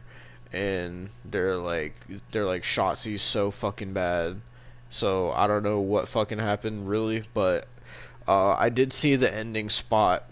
I saw a clip of it where it was Becky Lynch and Liv Morgan on 2 ladders, and Becky Lynch like kicked Liv Morgan's ladder over, and then Liv Morgan like landed on the ropes and bounced back up and knocked Becky Lynch off the ladder, and then Liv Morgan took down the briefcase, got a huge pop. Like, this crowd on this show was a really good crowd. They were like popping for like everything. It was a really energetic crowd. Everybody was happy that Liv Morgan won. They finally gave Liv Morgan something, and that wasn't the end of the night for Liv Morgan, but more on that later. So I believe the next match after that was the Bianca Belair versus Carmella match for the Raw Women's title. Didn't see this match, didn't care. All I know is Bianca Belair retained, and there was no cash in on this match. Everybody was expecting Liv Morgan to cash in on this match. No cash in. Bianca Belair is still champion. Carmella still sucks. I don't care, and that's about it for that. I mean, if you go with what Carmella was saying, she's the best to ever do it, and what she's doing right now is better than everything anybody else is doing right now on Twitter. That's what she said. So apparently, losing to Bianca Belair is the best that anybody's doing right now, and it's the best that she's ever done in her career. I'm telling you, that's her words, not mine. The only reason, so first off, I'm pretty sure Carmella was originally supposed to be in the women's Money in the Bank match. But because she won basically it was going to be, this match was supposed to be Bianca Belair versus Rhea Ripley, but Rhea Ripley got hurt. I think she's actually has a pretty like bad injury. Like, I think she has like a brain injury or something, right? Something bad like that. So basically they had like a fatal 5-way match, and whoever won got to face Bianca at Money in the Bank, and Carmella won the match. So I guess she went from the Money in the Bank to the Raw Women's title match. So that's why that happened. But like, even then, if the Rhea Ripley match still would have happened anyway, like, don't, like, I swear, if Zelina Vega was not hurt, she would have been in the Money in the Bank instead of Carmella. Because before that, all they were doing was putting Carmella in the 24/7 title division again. So, fuck Carmella. But yeah, so Bianca retained. I don't know who the fuck Bianca's gonna face at SummerSlam. I, I don't want to see another Becky versus Bianca match. Fucking, I didn't Oh, even. you know they're doing it. You know they are. I know, but I really don't want to see it. Dude, I saw some fucking shit where I saw the Undertaker, of all people, said that the Becky versus Bianca match at WrestleMania was one of the greatest WrestleMania matches in history. Now, it was a good match for what it was, but I don't necessarily think that it deserved that high of praise. Because beforehand, that was a match we've seen 18 times. And by that point, nobody wanted to see it anymore. And now here we are, months later after that, heading into SummerSlam, and we're probably going to be getting this match again. And it's like, how many times can we see this match? Like, fucking hell. But, yeah. I don't know what the fuck they're going to do with Bianca Belair at SummerSlam. Hopefully Rhea Ripley's back by then, but I don't know because SummerSlam's at the end of this month and a brain injury is pretty bad, so I don't know. But yeah. Fuck if I know, honestly. You said you're going to what? I said fuck if I know, honestly. Oh. I thought you said you're checking it out or something. But so I mean, I could if you want me to. I don't fucking care, honestly. I just hope that she's alright. But I mean, I would assume anything with the brain has to be bad. That's just what I would assume. I believe next was the Bobby Lashley versus Theory match for the United States Championship. I didn't see this match either, but Theory lost the United States Championship to Bobby Lashley. I mean, Bobby Lashley looks good holding the title, but I don't really know what the direction is for Bobby Lashley right now, because he just fucking finally finished his rivalry with Omos, thank God. At least I hope so. And now he's U.S. champion again. So I don't know what they're going to do with Bobby Lashley. I'm hoping that the mid-card titles don't change for a while, only because I want to see Gunther versus Bobby Lashley at Survivor Series, because I think that would be a great match. But who the fuck knows, honestly.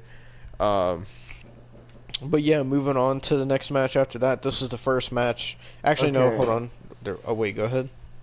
So I looked a little bit more on it, and it's a brain/teeth injury. Teeth?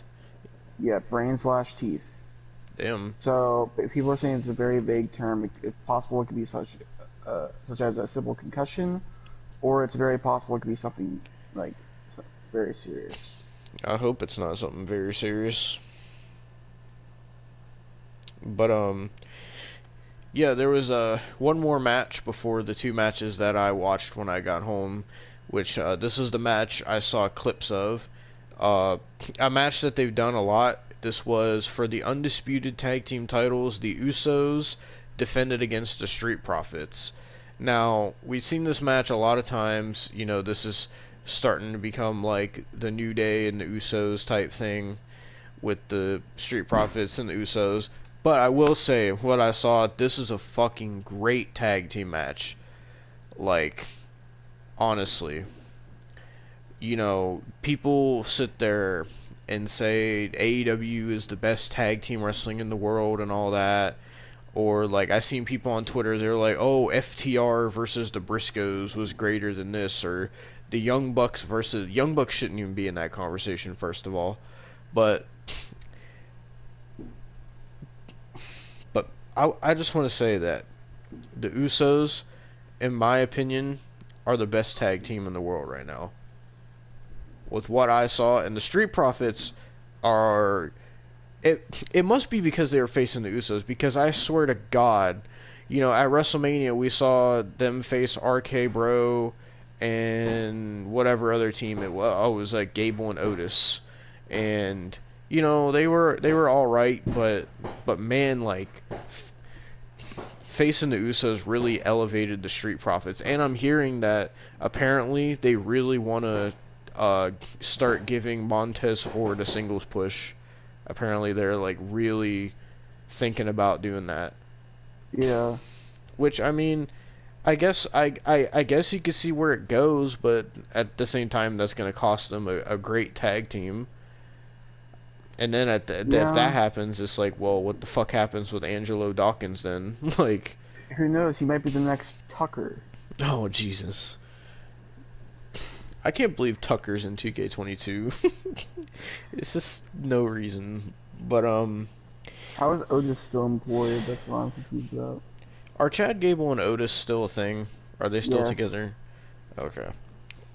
But anyway, this was a very, very good tag team match. Of the clips I saw and the way everybody was talking about it on Twitter, like, honestly, the Usos are one of the greatest tag teams I've ever seen. And the Usos have a lot of credibility right now. They've been undefeated, I believe. And they're the undisputed tag team champions. And they're in the fucking bloodline. Like, the Usos are on top of the world when it comes to being a tag team right now. The only thing that sucks is, like, they don't really have that many teams to face the Usos. I think that's their main problem. But I don't know what they're going to do with the Street Profits after here. If they're going to give Montez Ford a singles push, or if they're going to, I don't know. But nevertheless, the Usos retain, still undisputed tag team champions. And yeah, that was pretty much that. And now we move on. Glad someone's riding their motorcycle down my street on top of the fireworks. That's nice.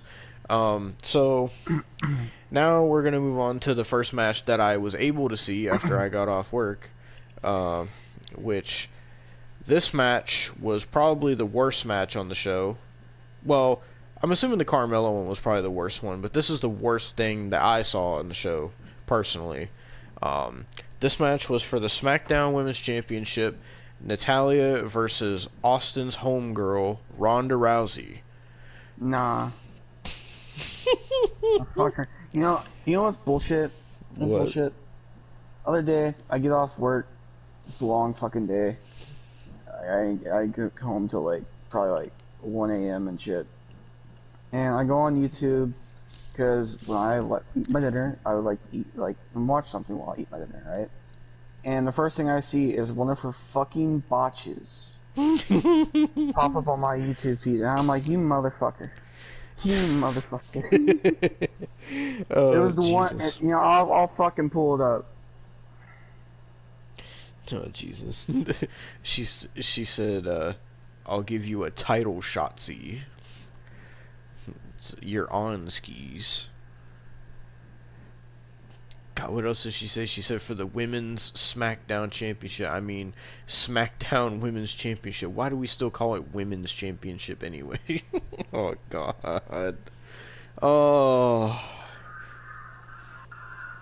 You know, if you can't dream big, ridiculous dreams, what's the use of dreaming at all? This is what popped up on my feed.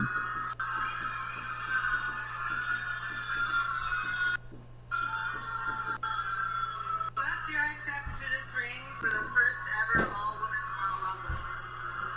Did she say for the first ever Raw Women's Royal Rumble? Yep. I dreamed ridiculously big, and a year later, I stand before you as your Raw Women's Champion. That's all they want to hear. And Becky Lynch, the winner of last night's Rumble match. And Sasha Banks? Last night, Sasha gave me the fight of my life. She did. She has more passion and desire than any competitor I have ever faced. I don't remember that promo. It's the night after the Royal Rumble when she faced Sasha. It sounds like the same Sasha Banks.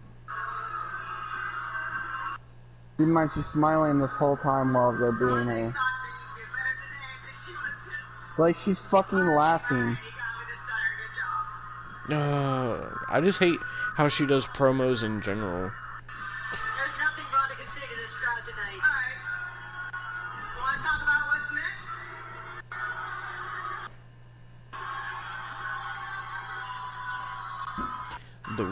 Women's Raw Royal Rumble.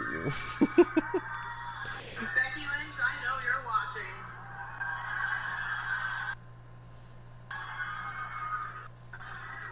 I know she's watching. She has a choice to make.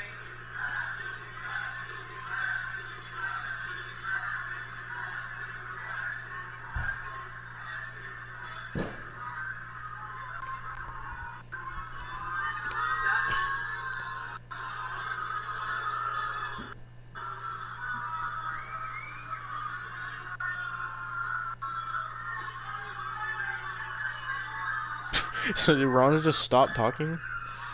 Yeah, she just thought, no, stop talking now. Oh, no, no. Wait, is the crowd booing her? Yeah.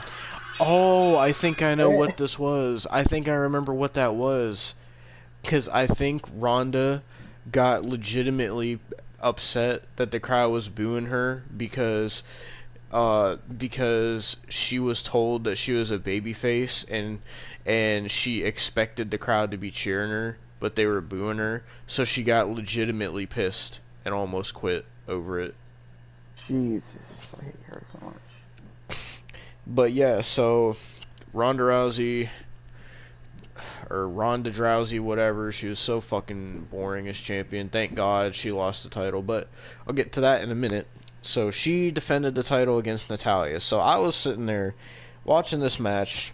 You know, it was kind of funny. I immediately thought of Austin because as soon as I turned Money in the Bank on, like the single solitary second I turn Money in the Bank on, I turn it on Peacock, and this is the first thing I hear. Like, not even, it started exactly at this perfect time. I hate that song. But, yeah, I heard that as soon as I turned Money in the Bank on. So, what can I say about this match? Ronda sucks. That's what I can say. You know those, like, fireman's carry moves that she does, Austin?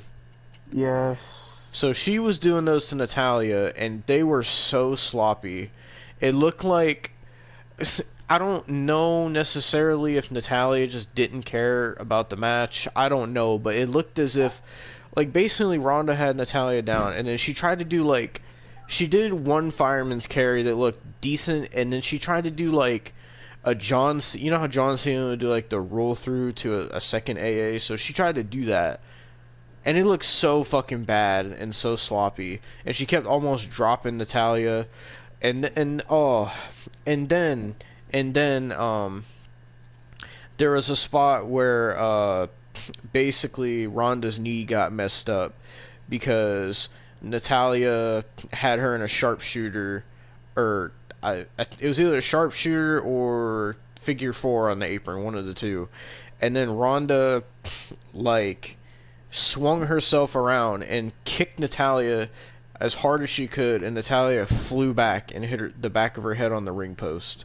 I don't know if that was planned or not. And then, so Ronda was in the sharpshooter, I believe, a couple times. So Ronda sits there and is selling her leg, right? So she basically had Natalya down, and she was like hobbling. I believe it was her right leg that she was trying to sell, and she was hobbling, right? And she tries to pick up Natalya for, what is the move where she puts him up on her shoulder and then like swings him into a Samoan drop? What does she call that? I think they were trying to have her call that the Piper's Pit. Yeah, Piper's which Pit. Really That's what they were calling it. So she tried to do that, and then she like started selling her leg and acted like she couldn't pick up Natalya. So then Natalya like rolled through and tried to get her into a sharpshooter, and then Ronda Rousey rolls through and she rolls through the sharpshooter and just stands up completely fine, not even selling her leg anymore, and she starts laughing at Natalya, and then she puts her right into an armbar. And then the rest of the match, Ronda didn't really even sell her leg, and I was like, why? Like, first of all, you're sitting here trying to sell it, and then all of a sudden, like, you're just not selling it anymore. But fucking this match just wasn't good. No one cared about this match. No one cared about any of the fucking women's championship matches on this show. No, specifically this match. People don't like Ronda Rousey as champion. I think a lot of people are starting to not like her in general.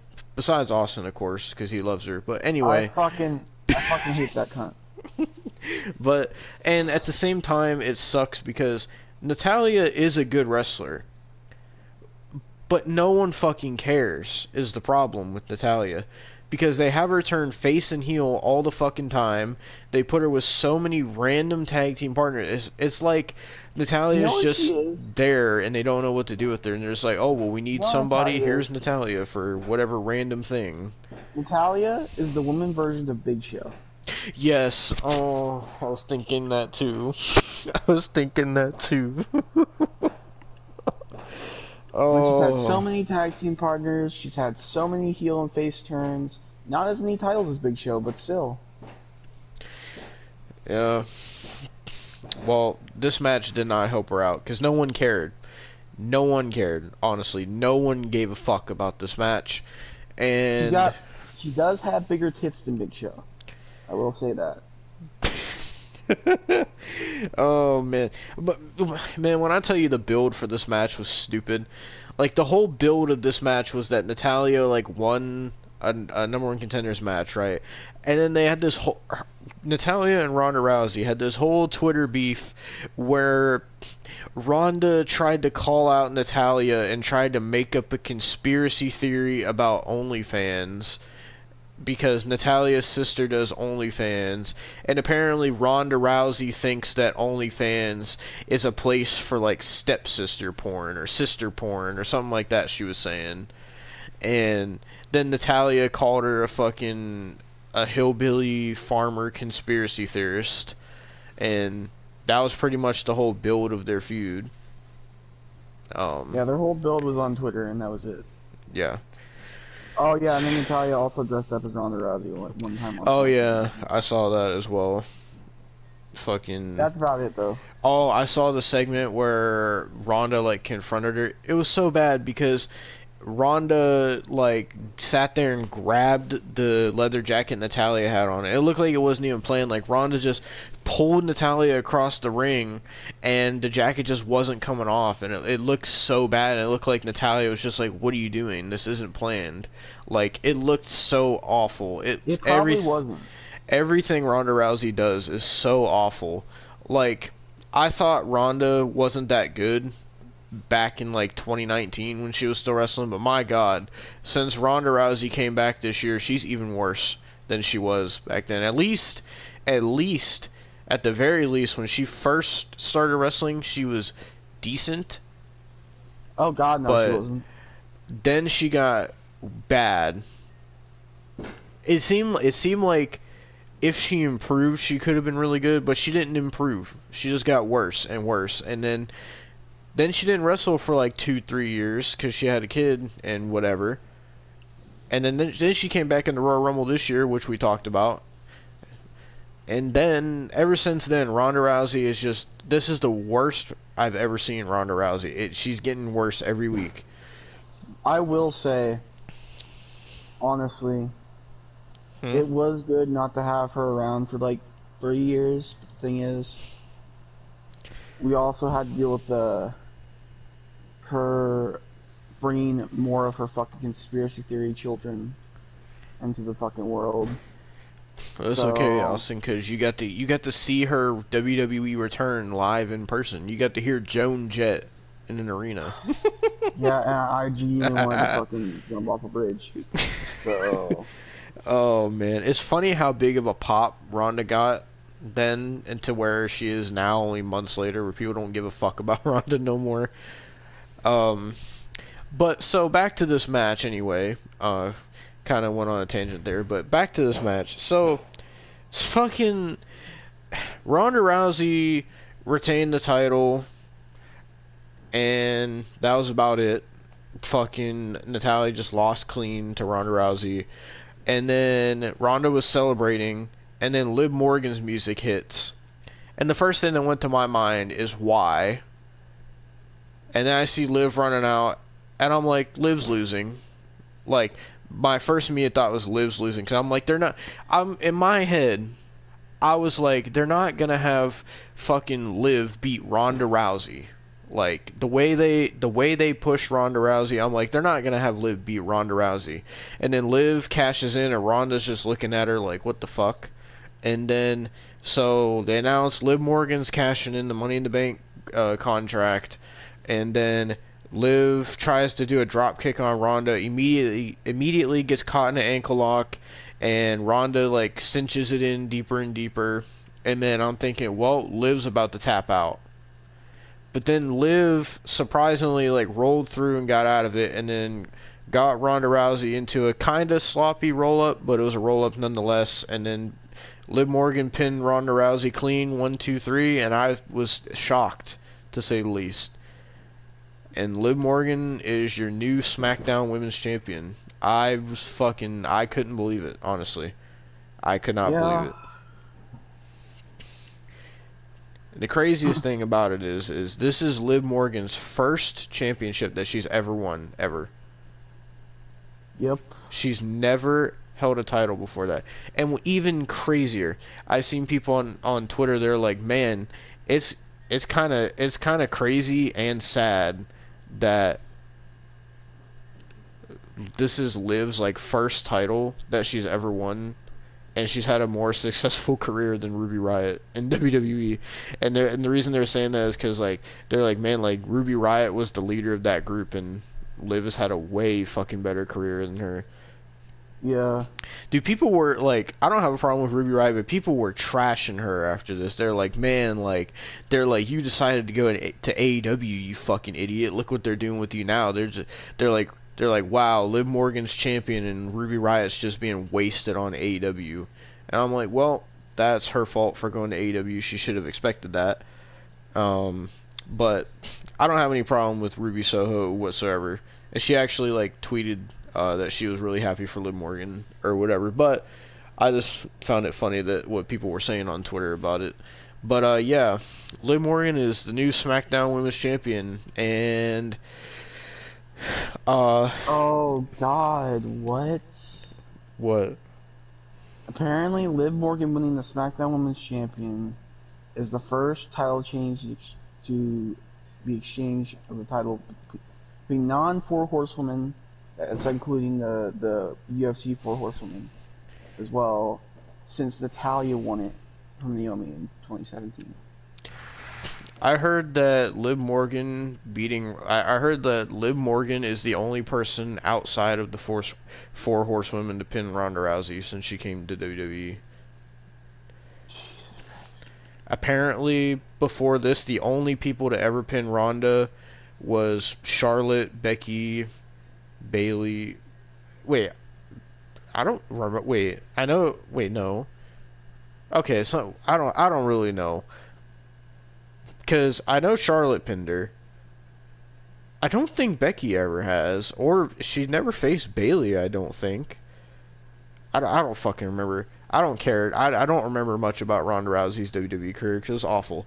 But anyway, so now it seems as if they're building towards, at least the plan seems to be, Liv Morgan versus Ronda Rousey at SummerSlam, and it kind of has me worried because, like, at least here it's like, okay, Liv kind of got like the cheap win over Ronda or whatever using the cash in.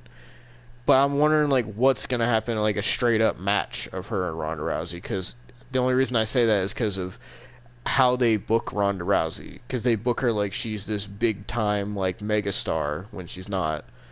And so, is Liv going to pin Ronda Rousey again? Or are they going to give the title back to Ronda? Because I really don't want Ronda to be champion, like, ever again. And I would like Liv to actually have a fucking title reign, you know?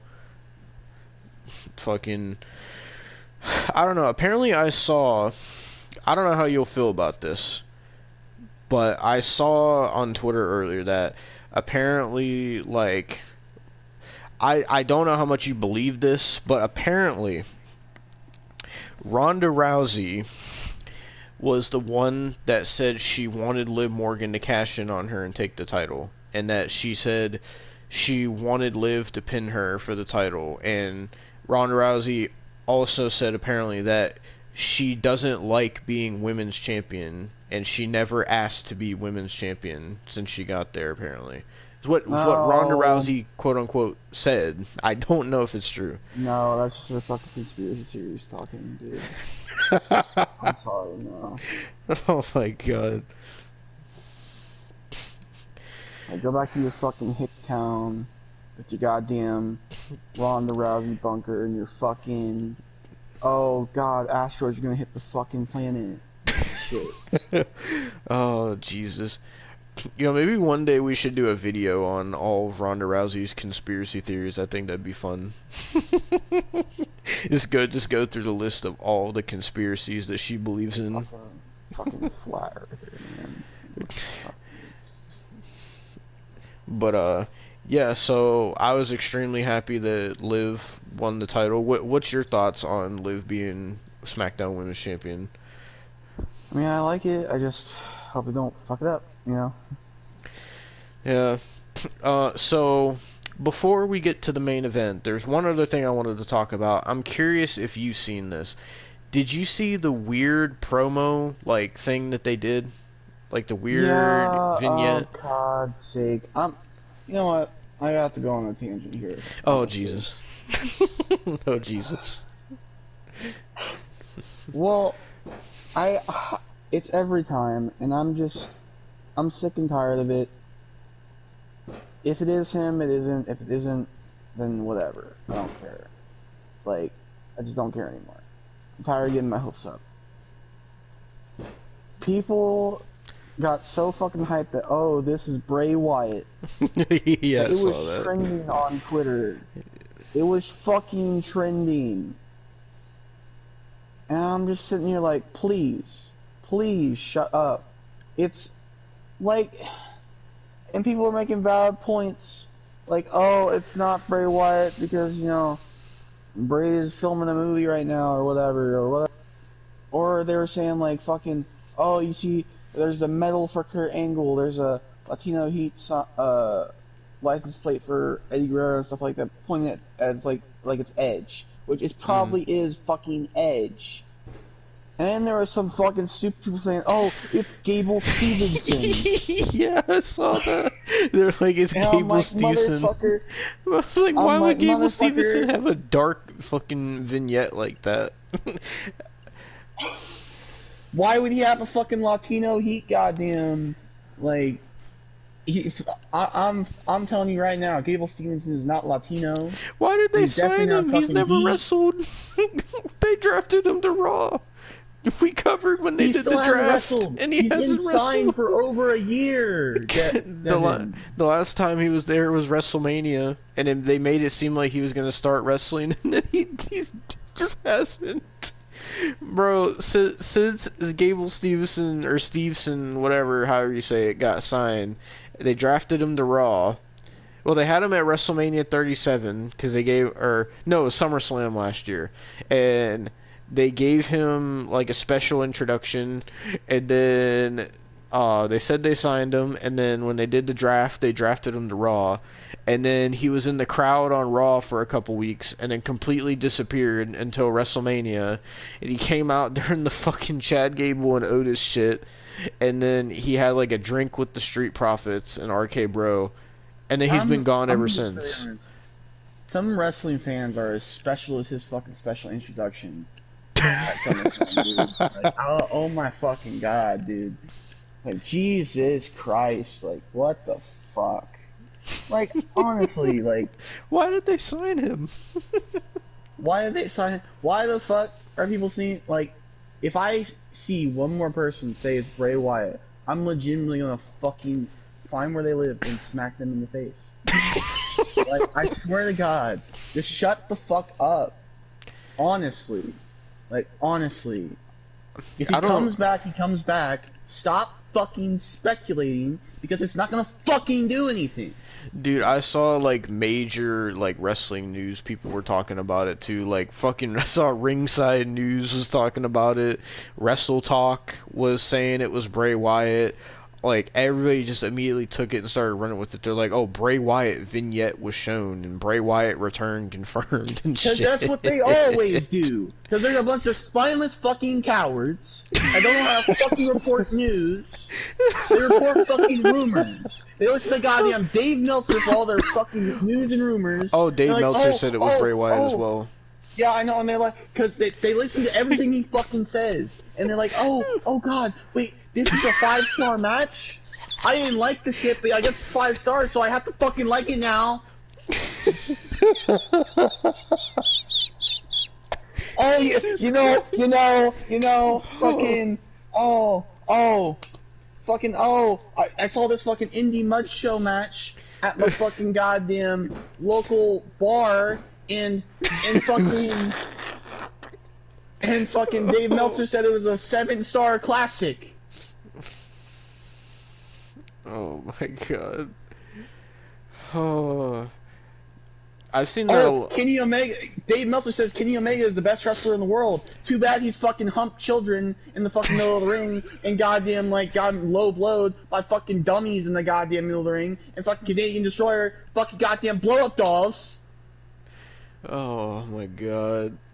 Dude, I've been seeing that on Twitter too, where I'll see people talk about what Dave Meltzer said and they'll be like da da da da da da da whatever wrestling news, and it'll be like according to Dave Meltzer, and then everyone just immediately believes it's true because Meltzer says it. Honestly, every time I see according to Dave Meltzer, I want to fucking slap somebody. Shut the fuck up. That old fucking hack does not know shit, alright? Stop talking about Dave Meltzer just because he has fucking ties to AEW. Oh, he was right about this last year. But he wasn't right about fucking 95% of the other shit he said. Oh god, I feel like we're gonna talk about Dave Meltzer on the podcast one day. Well, I'm sorry. It's just so fucking annoying that every time that old goddamn buzzard fucking opens his stupid fucking mouth, everybody believes it. God damn it, I'm gonna have to put Dave Meltzer in the thumbnail now. God damn it. Well, I'm sorry. It's so fucking irritating. It really fucking is. I'm pretty sure, I'm at least 90% sure that it's Edge. Because I don't know who else it would be. It's fucking Edge, alright? But Meltzer says it's Bray Wyatt, Austin. Meltzer according to Dave Meltzer lives in his goddamn mother's basement, alright? Have you seen his office? Yeah, I've seen the picture of it, and I see when fucking Jim Cornette was laughing at how messy his office was. Motherfucker, my room's cleaner. Motherfucker lives in the fucking landfill. Oh my god. Oh. Like, what the fuck, dude? You know, another guy that I see like that's like Meltzer's, when people say, like, according to Brian Alvarez as well. I don't know if you've ever seen that. Dude. Fucking. What did you say? You cut now. I said, another person that I've seen that's like Dave Meltzer, where everybody believes what they say, is fucking Brian Alvarez. Oh, he fucking dick sucks, Dave Meltzer. Alright? Yeah. So, it's fine. It's whatever. Oh, God. we're gonna have to, one day we're gonna have to make like a compilation of us talking about like every single wrestling news outlet. Because we've almost covered all of them. They're all fucking terrible. I blocked Wrestle Talk the other day. Why did you block Wrestle Talk? Because they were like, oh, it was one of their fucking articles. It was so fucking clickbait and so stupid. Like, it was something to do with, I know what it was. Someone was saying, like, I retweeted it. Someone was saying, like defending the stuff about like the sex appeal on NXT and stuff, and like defending people saying that they wanted to see like it doesn't hurt for them to have sex appeal, and everybody's like all the AEW fans are like, oh, that's just sex and everything like that, like what culture is and stuff like that, because they put that in their fucking clickbait titles or whatever. What the fuck ever. But nonetheless, fucking Wrestle Talk sit there and was like, oh, well, we don't want to see that in our wrestling. We would like to watch wrestling, not sex, motherfucker. And I was like, motherfucker. I was sitting there like, wait, is that the thing? I don't know if it was fucking. I saw What Culture put an article like that as well about sex, and they're like, we don't want sex in our wrestling. Wrestle Talk was defending What Culture. And I'm sitting, I don't know if it's fucking Ollie Davis, Luke Owen, fucking goddamn Adam Blampied, whatever. You all wear your goddamn purity rings. I know Adam Blampied doesn't have that, but you all do that shit, alright? Go fuck off, because I blocked them. You blocked What Culture too? No, see, Adam Blampied isn't fucking in What Culture no more. He's in Wrestle Talk. Oh yeah, that's right. Yeah, that's why I said he didn't have a purity ring, because all the shit that went down with him. Oh yeah, I remember that. Yeah, and What Culture, they can go fuck off too. Fucking. I'm pretty sure they were. Adams from What Culture, fucking Simon Miller can go fuck off. Oh Jesus! What about? Oh wait, no, he's not there anymore. I keep forgetting most of their old people are in Cultaholic now. Yeah. But although the Ash chick could, slide my DM. But nonetheless, still, all of these fucking like news sites are fucking terrible. Oh man, like it's awful. It's not even just the news sites, like YouTubers and shit. They'll see something that like Meltzer says or whatever, and then they put it on their channel, and then that spreads it to even more people. I know, because it all comes from Meltzer. Because Meltzer says one thing on his stupid fucking podcast. Did you see the Grimm's Toy Show thing that I sent you? No, I didn't. So, Grimm uploaded a video the other day, and with a clickbait title, it said MJF debuts in GTS Wrestling. No, he didn't. Yes. No, he fucking didn't. And I clicked on the video, and it was like the video was when MJF was actually in GTS, not recently, but like the old one. And then Grimm was like, he said that he heard from like Meltzer that he said MJF is officially gone from AEW. Oh, you're watching it, dear God. According to the rumors, MJF is gone from AEW. Yeah, according to the rumors. Oh no. Oh Jesus Christ! What I was trying to say is, it's people. You fat gluttonous pig! I swear to God. It's people like Grimm saying that kind of stuff that's also even widelier, if that's even a word, spreading misinformation. You know what, Grimm? You and your fucking wife that looks like a goddamn cow can go fuck off. Oh, Jesus Christ. You know what? Since we're just calling out people today, Kimberly, you can fuck off too, because she keeps posting shit about, like, I'm a victim and all this bullshit. Fuck you. Fuck you. God. You're still an ugly cunt. Fuck you. Oh man, I hope everyone's enjoying this Money in the Bank review. This has come off the rails. This is supposed to be a mini review, I hope you all know. I know that! Alright? If Dave Meltzer wouldn't shut his goddamn fucking mouth for once in his goddamn life, dude. Oh, Jesus Christ. Oh.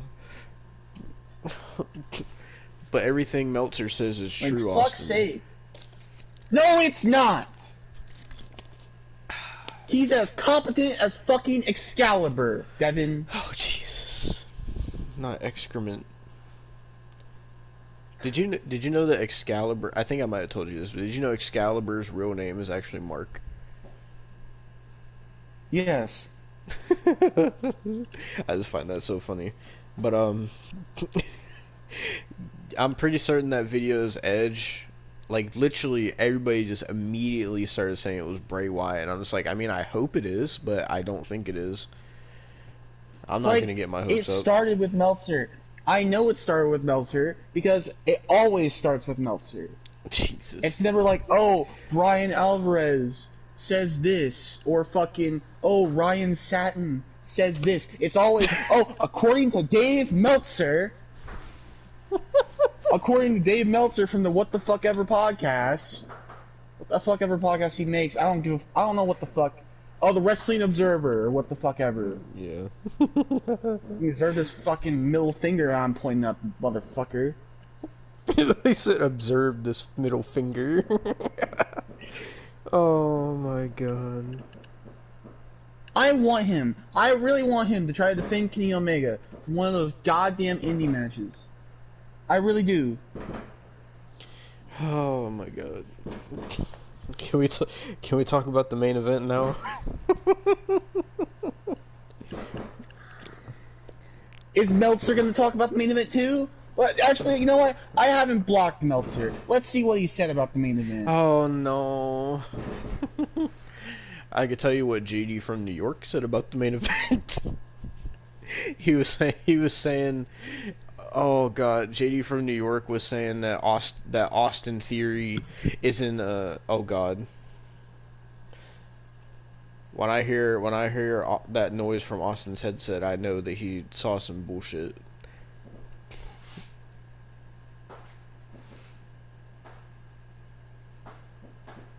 Hello? Oh Jesus. Austin? Dave Meltzer has confirmed that Io Shirai's WWE contract is set to expire next month, and that she hasn't signed the new deal that she was offered. She wants to return to Japan near her family. How do you know, Dave? I saw that the other day, and I'm just like, man. How do you know, Dave? But JD from New York. Oh, here's JD for NY. According to James James Meltzer. According to Dave Meltzer. Fucking James Meltzer. I don't even know, man. So what's according to Meltzer now?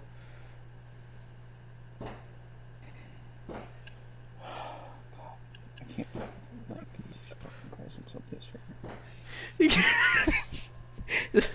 now. Oh, Dave Meltzer on Jungle Boy. It's a shoulder injury from, I don't know 100% from the ladder match, but it would make sense, but I know it's a shoulder injury. How, Dave? I saw a How? tweet from Meltzer earlier that said the shoulder. He said that he found out that the shoulder injury was planned. Motherfucker, I can't. So I swear, Meltzer, you pull things out of your fucking ass. I know you do. You pull this shit out of your fucking ass. So JD from New York was talking about the main event. And he was saying, well, basically, if you didn't know, Theory won the Money in the Bank. We'll talk about it in a second. But so JD from New York was saying that basically, like, I unblocked him so I could see what he said, and then I reblocked him. He was basically saying how, like, Theory isn't a main event talent, and Theory isn't ready for that, and he was one of those people saying fuck WWE over it, like how everybody's saying, oh, Theory won, fuck WWE, I'm not watching no more, acting like it's the worst thing in the world, and shit. Actually, let me since you're going on Twitter, I'm gonna go on Twitter.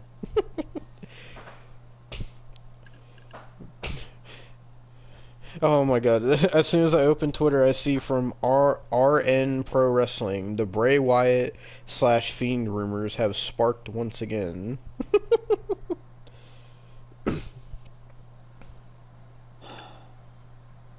But let me Let me just see. I fucking know. Bray Wyatt. If I just look up Bray Wyatt, I can guarantee you it started with fucking goddamn Dave Meltzer. I can just guarantee it.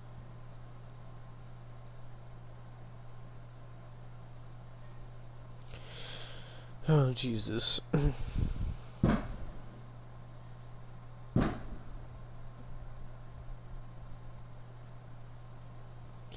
Oh my god.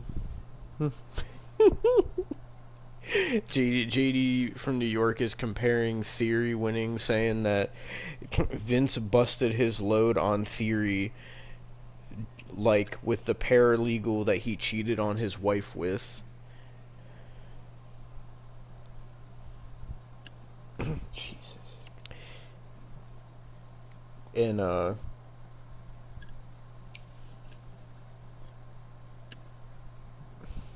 he's saying how like Theory is going to become the next Roman Reigns, like how WWE's gonna be pushing him, but no one wants him and shit.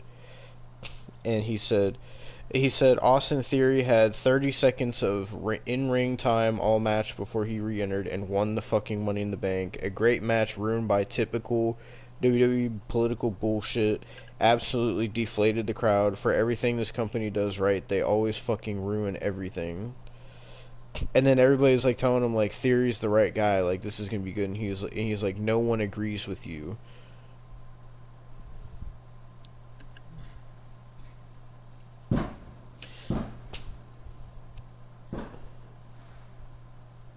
Okay, so Oh my god, JD from New York said what?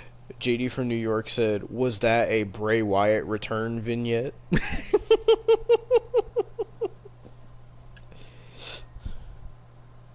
Go ahead, Austin. So he barely even watched Money in the Bank, apparently. Wait, who? Meltzer? Meltzer. Apparently he was Jesus. watching UFC. The only thing I saw from that UFC event is that one of the fighters came out with Undertaker's entrance, and it was really cringy. And the Undertaker was like, yeah, man, that was cool.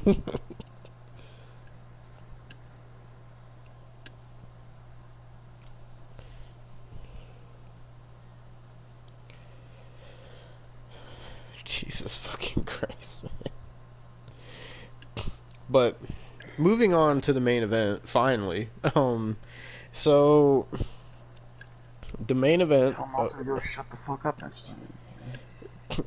The main event of this show was the men's Money in the Bank. It was Seth Rollins versus Omos. Look in my eyes, no fears. The big men time and the place right here. Drew McIntyre, Riddle, Sami Zayn, Sheamus, and Madcap Moss. So before the match started, Adam Pearce came out, and he said, he was like, we are in Vegas, and he was like, I'll take your 7 participants, and I'll raise you to 8. And then he said, let me introduce the final competitor in the Money in the Bank match, Theory. And then Theory came out and shook hands with Adam Pearce. Then Theory was added to the match, and when I tell you, this was a great fucking Money in the Bank match. From top to bottom, this was an awesome fucking match. Every single one of the competitors in this match had a good showing. Even people like Madcap Moss, who a lot of people don't really like, he had a great showing. Where there was one spot where he powerbombed Sami Zayn from a ladder to a ladder in the corner and looked fucking nasty. There's a spot where they buried Omos with ladders. There's one spot where Riddle did a floating bro off the top of the ladder and landed on everyone. There's this spot where everyone picked up Omos and powerbombed them through the announce table, and it looked really silly. Uh, they also, on the outside, they all hit their finishers on Omos, which looked really cool.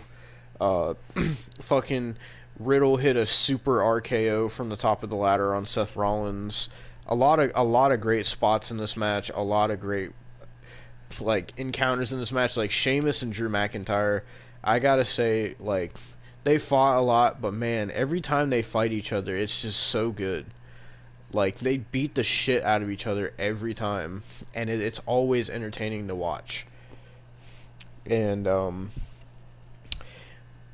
I thought that either Riddle or Seth Rollins was going to win this match, but Riddle came close. But in the end, Theory won the Money in the Bank, and the crowd started booing, and he was on the top of the ladder, and he took a selfie with the Money in the Bank briefcase, and that's how Money in the Bank went off the air. Theory is Mr. Money in the Bank, and I like it.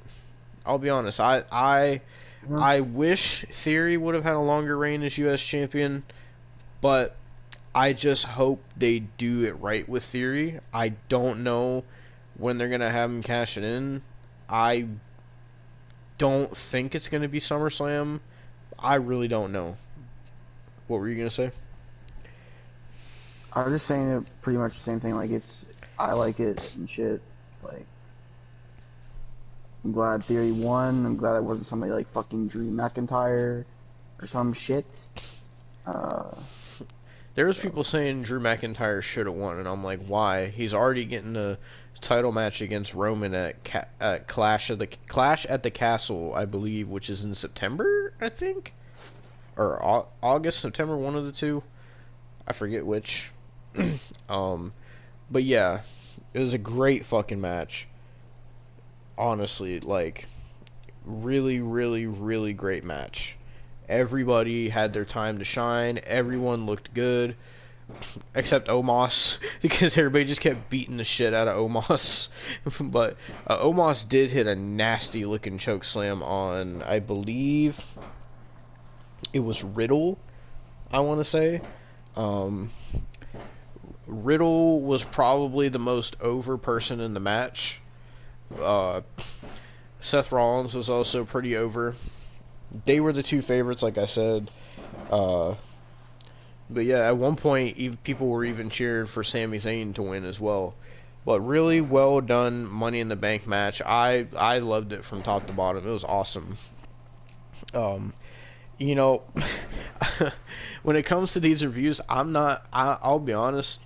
You know, outside of the Dave Meltzer thing and the Ronda Rousey match, like, I'm not used to being this positive on reviews. I gotta be honest. Yeah. you know, even when we're reviewing a show that we're very positive about. Fuck Dave Meltzer, alright? I was saying, the video clip said, I was saying, even on a show that we liked and we're reviewing positively, somehow we still got an Austin rant / tirade. Yeah, still, like, fuck Dave Meltzer. Oh, man. But yeah, that was Money in the Bank from 2022. We got Liv Morgan as Miss Money in the Bank, and then the new SmackDown Women's Champion, and Austin Theory, or Theory, whatever you want to call him now, as Mr. Money in the Bank, which is going to lead us into SummerSlam, which is also this month, at the end of the month. And right now, the only matches that they have booked for SummerSlam is Roman Reigns versus Brock Lesnar for the Undisputed Universal Championship. Apparently, it's going to be a last man standing match. And they also announced Pat McAfee versus Happy Corbin at SummerSlam, which people are... Apparently my neighbors are excited right now, but because they're lighting off fireworks. But people are excited to see Pat McAfee wrestle again. Those are the only two officially announced matches, but matches that are probably going to happen is Ronda and Liv Morgan, most likely, and also WWE signed Logan Paul. I'm sure we're going to talk about that during the podcast. But it Yeah. pretty much seems like they're gonna do Logan Paul versus The Miz at SummerSlam. So there's kind of a few matches that they're already getting ready for SummerSlam. So it's crazy. It's gonna be a year. SummerSlam is coming up this month. It's gonna be a year since we stopped doing the wrestling reviews like as their own thing. Yeah. It's crazy. It really is. But yeah, and one more thing I wanted to say is it's crazy how this Money in the Bank was compared to last year, especially with how it ended with Theory winning. Like I saw people comparing the endings. They're like, man, like, this year we got Theory winning and he got booed, and they're like, last year at Money in the Bank is when fucking John Cena returned. And I was like, holy shit, it's been a year since fucking John Cena came back. Fuck. Yeah. But yeah, man, we reviewed Money in the Bank last year and SummerSlam last year if you want to check those out, if you're curious what we thought of it last year compared to now. But overall, I would say this was a very good show, top to bottom. Surprisingly, with the small amount of matches that it had and not having Roman Reigns on the show, surprisingly, it was a very good show. And I've seen a lot of people really enjoyed this show. And I gotta be honest, you only saw one match from it, but I gotta be honest. This show, from everything I watched, everything I seen, I enjoyed this so much more than Forbidden Door. Yeah. Forbidden Door was so fucking boring to me. It was so boring that my friends literally fell asleep. I don't remember if I mentioned that in the review. My friends literally fell asleep. That's how boring it was. This show, AEW fans will say, "Oh, you sound like a WWE mark." Honestly, this show was better than Forbidden Door. And I didn't even have to watch Blood and Guts to know that this was better than Blood and Guts. I seen shit from the Blood and Guts match that was fucking terrible. So, yeah. This show, honestly, was better than Blood and Guts, better than Forbidden Door, certainly better than Double or Nothing. Double or Nothing was a shit show. Was it, Yeah. Austin, would you say, was this better or worse than Hell in a Cell? I'd say probably better. I don't know. Like, they did really well. I will say, they've done really well with both their openers and their closers. Because at Hell in a Cell, they opened with the women's triple threat, which was very good. Closed with the Seth and Cody match, which was very good. This show, that opened with the women's Money in the Bank, closed with the men's Money in the Bank. Really fucking good decisions on that. I really like that they did that. Like, honestly, I really, like, Royal Rumble kind of sucked ass, to be honest. And then fucking Elimination Chamber, I didn't even watch that shit. They didn't even do Fastlane. And then WrestleMania was really good. And then I didn't watch WrestleMania Backlash. But man, I gotta say, like, Hell in a Cell, WrestleMania, Hell in a Cell, and this, like, WWE's been putting on some pretty good shows this year. Yeah. Considering everybody getting fucking injured and shit, and considering the world champion not being there, they're honestly doing better than I thought. To be honest, I gotta be honest, I don't know how you feel about it. I'm enjoying from excuse me, from WrestleMania, Hell in a Cell, and Money in the Bank, I'm enjoying WWE's pay-per-views more this year than I was last year. Same here. Honestly. And you know how many fucking WWE fucking pay-per-views we reviewed last year. Fucking Christ, man. Oh my god. Hello? But, hello? Okay, I get you now. Your mic sounds terrible now. I don't know why. It sounds like you went from like your mic to like talking on like a really old radio. Like your quality sounds shit right now. Jesus Christ. But now what the fuck was I saying now? You fucking made me go off track. I don't know. There was something about like you're from WrestleMania, Hell in a Cell, and Money in the Bank, and you like I didn't really hear you after that. Yeah, 'cause you got the fucking Shrek wax in your ears. Fucking. No, fuck. I was just saying I've enjoyed WWE shows more this year than I did last year, and then I said, you know how many WWE shows we reviewed last year, and I said, Jesus fucking Christ, we reviewed a lot of shit last year. Yeah. I'll be honest, I haven't enjoyed a single AEW show this year, of the ones I've seen.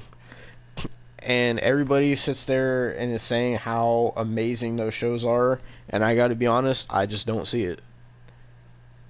I gave Double or Nothing and Forbidden Door a fair chance. I watched all of it. Well, with Double or Nothing, not all of it, but most of it. And Forbidden Door, I watched all of it. I gave it a chance. I didn't like it. I didn't enjoy it, and it felt like a waste of my time. Hell in a Cell and Money in the Bank, I've actually really enjoyed. I found them really entertaining. I found the wrestling to be better. I found everything to be better, to be honest. Like, that's just my opinion, and you have your own opinion as well. I mean, everybody knows what your opinions are about AEWs by this point, but yeah. Yeah. Yeah. But yeah, overall, great pay-per-view. Now we're looking forward to SummerSlam, so I'm wondering, do you think SummerSlam is going to continue the streak of good pay-per-views? Hopefully. I hope so as well. As my neighbors continue to light off fireworks, this review is fucking over an hour. It's supposed to be a mini review. That's not happening. So yeah, that was your review for Money in the Bank 2022, and the next review we'll be doing, I don't even know, because we got SummerSlam coming this month. Isn't the Ric Flair show this month as well? Yeah. When is that? I believe 30th. Fuck, I think SummerSlam's the same day. I think SummerSlam's Saturday, July 30th. Oh, I also heard that for the rest of the year, I'm pretty sure like every WWE pay-per-view is going to be on a Saturday for the rest of the year, I think. Oh, great. So, I work Saturdays. So do I. So, either... Well, it all depends on our job situations in the next couple months, of course. But, I don't know. But I am looking forward to SummerSlam at this point. The Ric Flair fucking thing, I don't know how to feel about it, honestly. We're going to watch it. Not paying for it, but we're going to watch it. I don't care. I'm not paying $200 to watch Ric Flair fucking turn into dust. Yeah. But yeah, so those are the next couple events coming up, wrestling-wise, that we're going to be reviewing. And yeah, so thank you guys for watching. And let's get back to the podcast or whatever the fuck is after this, depending on how I edit this shit. So yeah. And fuck you, Dave Meltzer. Yeah, fuck you, Dave Meltzer.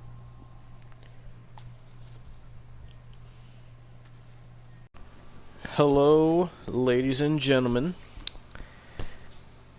As promised on the last episode of the podcast, Austin watched Double or Nothing, and I watched it with him. Keep in mind, we watched it when we're recording this is on Thursday. Neither one. Well, Austin didn't watch it the day it happened because he was doing something, and I was out with my family, so I didn't watch it. So we both just got done watching Double or Nothing from All Elite Wrestling, and so to preface this, we said on the last episode of the podcast, Austin said that Austin took the helm and said that he would watch Double or Nothing this year because I watched Double or Nothing last year and we reviewed it. So now, ladies and gentlemen, it is now time for the AEW Double or Nothing review. I'm sure tirade rant part 2, the highly anticipated sequel. I'm ready to get into this. First of all, talk about the only match you're gonna talk about. Alright.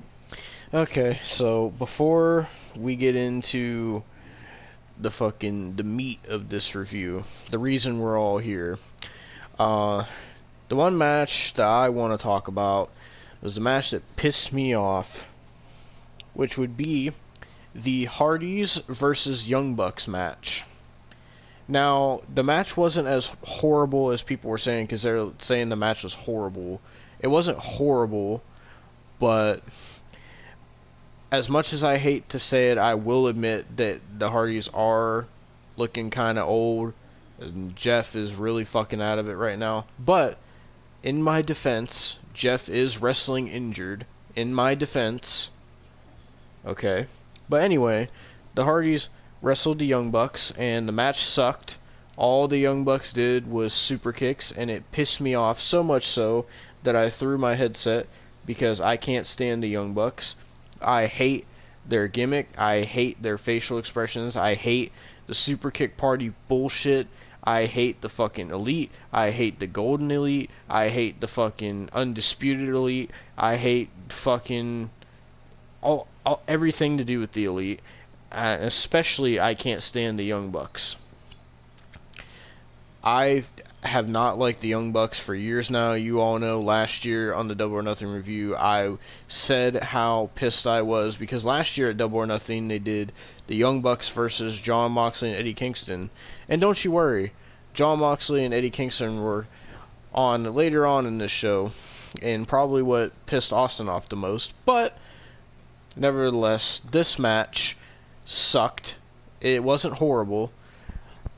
Honestly, it was It wasn't the worst match I've ever seen, but the Young Bucks just pissed me off because there was one spot where they just kept doing super kick after super kick after super kick after super kick after super kick, and I was like, oh my god, just stop. It looks so fucking fake. Like, I don't like using that word when it comes to pro wrestling, but my god, dude, the Young Bucks and Adam Cole have made the super kick look so fake as a wrestling move. Especially, we'll get to Adam Cole later, but I'll get that. for this match, the Young Bucks were fucking pissing me off, man. So many fucking super kicks. I like, you can even ask Austin. I was fucking mad. I was pissed. Like, the second I saw the Young Bucks, like, I started getting angry. Just the sight of them pisses me off. Like, I don't understand. And you have fucking Excrement, aka Excalibur, saying that the Young Bucks... didn't he say some shit about, like, the Young Bucks, like, have carried tag team wrestling or some stupid shit like that? Mm-hmm. Fucking retard. Fucking...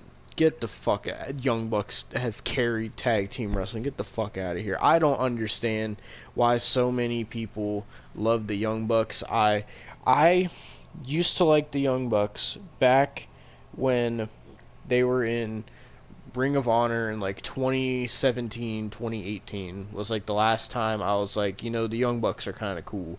Because then they started doing their super kick party bullshit, which pissed me off. And then just since then, like, every time I see the Young Bucks, like, I used to watch Being the Elite. I used to like watching Being the Elite back in the day. But then, like, just ever since AEW started, I fucking hate the Young Bucks. They are one of the worst fucking tag teams I've ever seen. And, like, I know people defend, oh, what do you mean the Young Bucks are good and they're this champion and that champion, and the one thing about this match that I saw people saying that was getting my blood boiling to where I was fucking heated was they were saying that this match was horrible because of the Hardys. Which wasn't true at all. We both sat there and watched this match. This match was not horrible. This match was not bad because of the Hardys. This match was bad because it was just bad. I'm not saying it's either the team's fault. I'm just saying that the spots they did were fucking stupid, especially knowing that, and this is on AEW and Tony Khan, knowing that Jeff is hurt. Having him work while he's hurt, of course, he's going to look horrible if he's fucking working with his back all fucked up. Which, by the way, another thing that pissed me off is, Jeff did a swanton onto the steps because he missed Darby Allin, right? That's what fucked up his back. So then they do that again in this match, where they have Jeff do a swanton on Matt Jackson on the steps because, fuck it. The man is already fucking wrestling injured, and his back is fucked up, and his foot is jacked up, but fuck it, just injure himself even more, and fucking whatever. But man, like, I will say, you can definitely see the Hardys are getting up there in age. I can fully admit that. As much as I didn't want to, I can admit that. But what I won't take is the bullshit that people were saying, oh, well, it was horrible because of the Hardys. I can't stand that. That's just bullshit. So you're telling me you'll say that match is horrible because of the Hardys, but then there's people out there that fucking like it when fucking Goldberg comes back, or when they see fucking Sting, 60-year-old Sting jumping off a fucking balcony through a fucking, I don't remember who he jumped on, but through the fucking tables and shit like that. Or fucking, you're gonna say the Hardys because of their age, but keep in mind, fucking Ric Flair is going to be wrestling one final match. But let's say it's horrible because of the Hardys, because God forbid we say anything bad about the precious Young Bucks. Or the fucking Cucamonga kids, as Jim Cornette calls them. Fucking Pie Face and Balding Buck. Fucking, oh my god, I don't like them. I'm really trying to say as much as I can now, because when Austin starts talking, it's about to get fucking bad. So I'm trying to kind of, I don't know, fuck it. But yeah, the Hardys and Young Bucks match wasn't that good. At least the Hardys won, which is good. Fuck the Young Bucks, but apparently that didn't even matter, because now the Young Bucks are just going right back in the tag team title picture because they're booking themselves. And I don't care if people say, oh, well, Tony Khan's actually the one doing the booking. Okay, well, they were executive vice presidents. They were booking the tag team division for, what, almost 3 years, and you're going to tell me that just because they're not executive vice presidents anymore doesn't mean that Tony Khan isn't. You're gonna tell me that doesn't mean Tony Khan is still like, oh hey Young Bucks, what do you think I should do for this division? Because there's no way that Tony Khan is able to book Dynamite, Rampage, and both Darks all by himself. Like, he has to get at least advice from the Young Bucks. And I'm sure they're probably telling him, like, hey, Tony, you should put us in this because we know how to, we want to work with this team and we know how to do this. And I guarantee you, I would bet my life on the fact that even though they aren't executive vice presidents anymore, I bet my life that the Young Bucks definitely fucking do backstage politics and they try to put themselves. I could guarantee it on my life that they do that. And I don't care what any fucking AEW mark has to say. I don't care. I don't care. Fuck goddamn AEW. I want to say that right now, because this show sucked. This was worse than Double or Nothing last year. This is probably the worst Double or Nothing that I've seen since the inception of Double or Nothing. And this was supposed to be their 3-year celebration, and this show fucking sucked ass. Every match that we watched sucked. Every single one. There wasn't a single good match that we watched. And by the way, I should also say that we skipped the buy-in because fuck the buy-in. Nobody watches that. We only did 7 matches, and we skipped one of the matches because it was boring. That being CM Punk versus Adam Page. Fuck you. We know CM Punk won. We don't give a shit. Yeah. All right, time for me to talk. So, I mean, you might as well start with the first thing that pissed you off. No. We're not doing this in any particular order because that's gonna be saved best for fucking last. Oh no! Along with the other thing that I'm gonna talk about. Oh, all right. Lord. So we're not gonna go in particular order. I'm just gonna name a certain one and we're gonna fucking go with it because I don't give a fucking shit because they don't give a fucking shit. All right. Oh Got it? no! All right. Now. So before Austin says anything, I just want to say that he told me that this show has made him the most pissed that he's ever been. So get ready for what's in store right now. First off, Jade Cargill, you can't work for fucking shit. Oh no. Now the Jade Cargill stands are gonna come after you. I don't care. I want them to come at me. I want them to. You know what? Fuck this. Post this clip on Twitter if you want to. I want it. Oh no. All you come at me. Come at me. I don't fucking care. I don't care. But Austin, she was trained by Bryan Danielson. What don't you understand?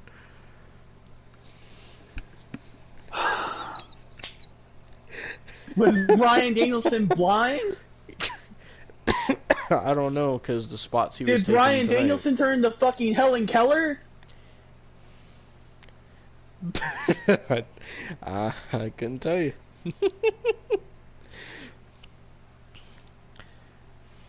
Like I told you, he was probably, instead of training her, he was probably fucking singing I Want It That Way by the Backstreet Boys. No. You don't understand. Brie Bella has more fucking coordination in the fucking bedroom than Jade Cargill does in the fucking ring. Alright? Oh no. Alright? Bryan Danielson's kids could probably wrestle better than fucking Jade Cargill, alright? Oh man. Fuck you, Jade Cargill. The only good part of about this match was Anna Jay's ass. Yeah. And the reason this match was bad wasn't because of Anna Jay. There was like a couple spots where she botched. But no, most of the fucking botches was because of Jade Cargill. And she's undefeated! Yep, 32-0. This match was for the TBS title, by the way. And also this match had 6, count 'em, 6 run-ins. 2 debuts, in fact.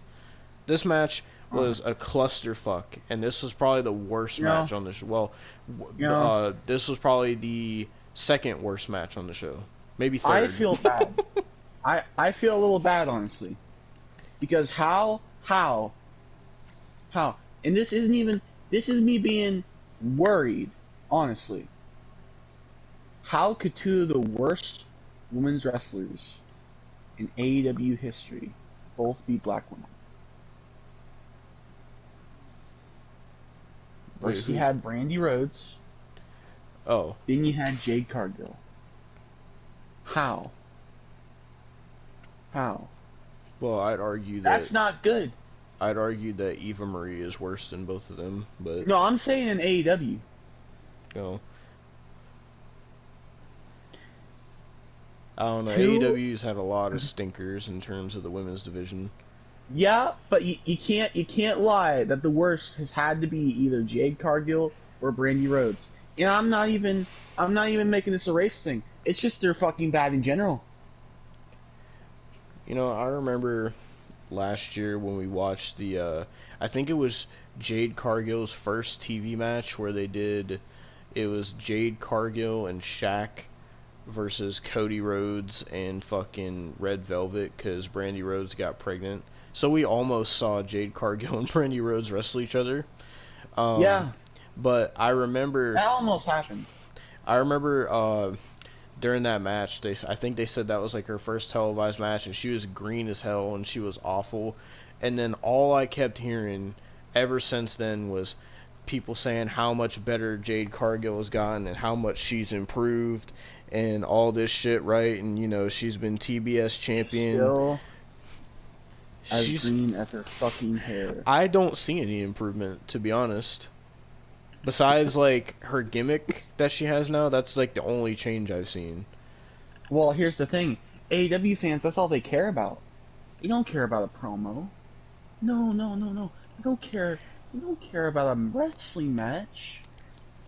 Because that obviously doesn't matter to them. If you have a good gimmick, you're a great wrestler, aren't you? Oh. You Hookhausen, touch yourself on the back, Hook. You did something. Oh, Danhausen. Oh, you're gonna Hausen this and Hausen that. Fuck off. Still can't wrestle. Still can't got a goddamn promo. Just because you got a fucking gimmick doesn't mean you can't fucking wrestle. Yeah, they had Hookhausen on the buy-in. We decided to say fuck the buy-in, so we didn't see that. But with Jade Cargill in this match, I just saw no improvement. Like, if anything, she was worse than she was in the Shaq match. Like, and she has like this group now where it's her and then fucking that fucking bitch Kiera Hogan and fucking Red Velvet, and they're like this faction now. But don't worry, they added another person to their faction tonight. Oh, apparently also QT Marshall is in their fucking faction, I think, right? I don't fucking know. They had like Nor do I 6 run-ins fucking during care. this match. Jade Cargill Do you was... think I've ever gave a fuck about QT Marshall? I don't think anybody in their right mind has given a fuck about QT Marshall. Well, Jade Cargill in this match was so uncoordinated. There was moves where it would look like they were going to set up a move, and then Jade Cargill would completely fuck it up. But there was times Anna Jade did botch too. I'm assuming that these two women probably never wrestled each other before this, but this was really bad. Like really, really bad. Let me tell you the ending to this. So they're both up on the turnbuckle, and Jade Cargill's trying to hit her fucking glam slam shit. All right. Oh, it's called the Don't- Queen Slayer, Austin. They made that I don't care. Excalibur made that very clear, Austin. Excalibur is a mark that lives in his fucking mother's basement. That makes fun of the goddamn mentally handicapped. Alright? Oh my God. So, we don't talk about Excalibur. Alright? We're gonna talk about him tonight. But not right now. Alright? Oh. Fuck Excalibur. Fuck him. Oh my God.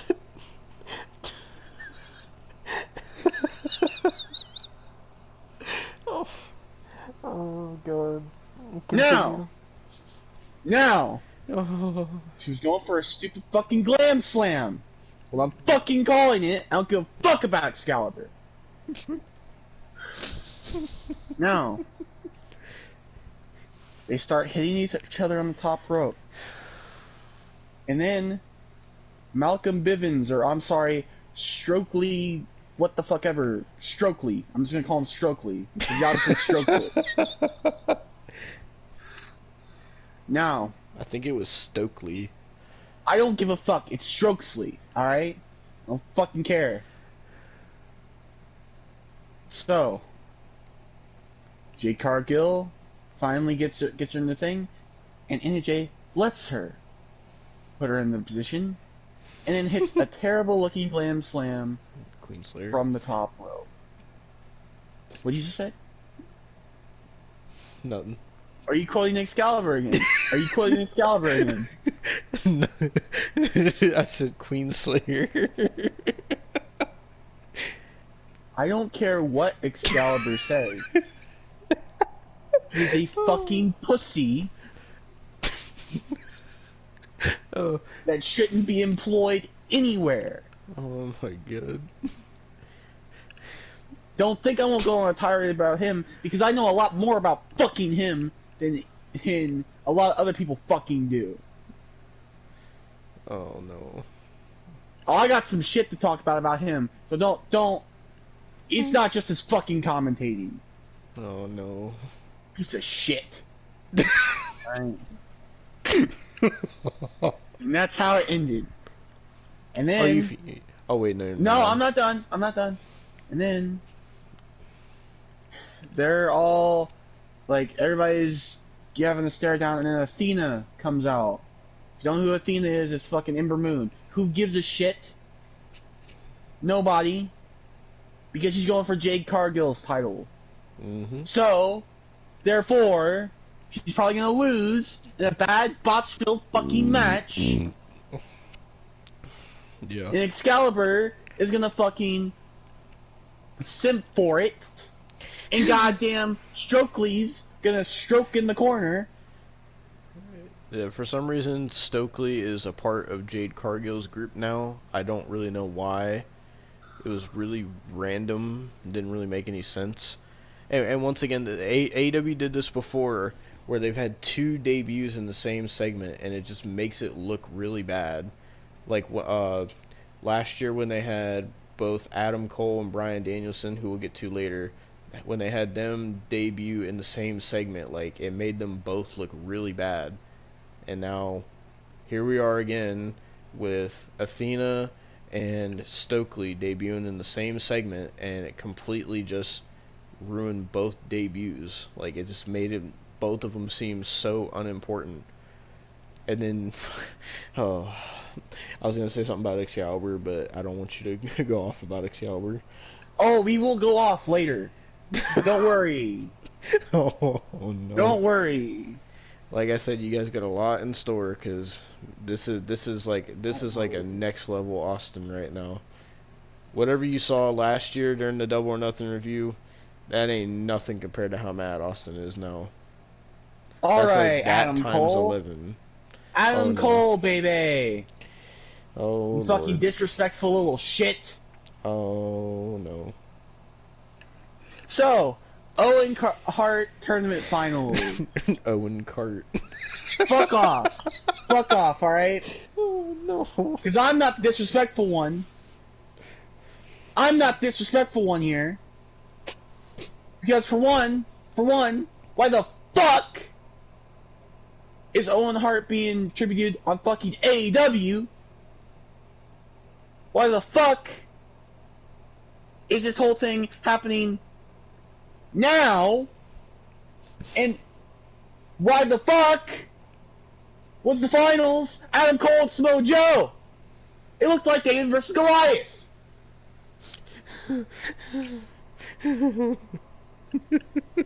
Can you tell me why Adam Cole now looks like a fucking string bean? Please. Oh, dude. You ever seen that episode of SpongeBob where he's lifting the fucking the teddy bears? That's what Adam Cole does.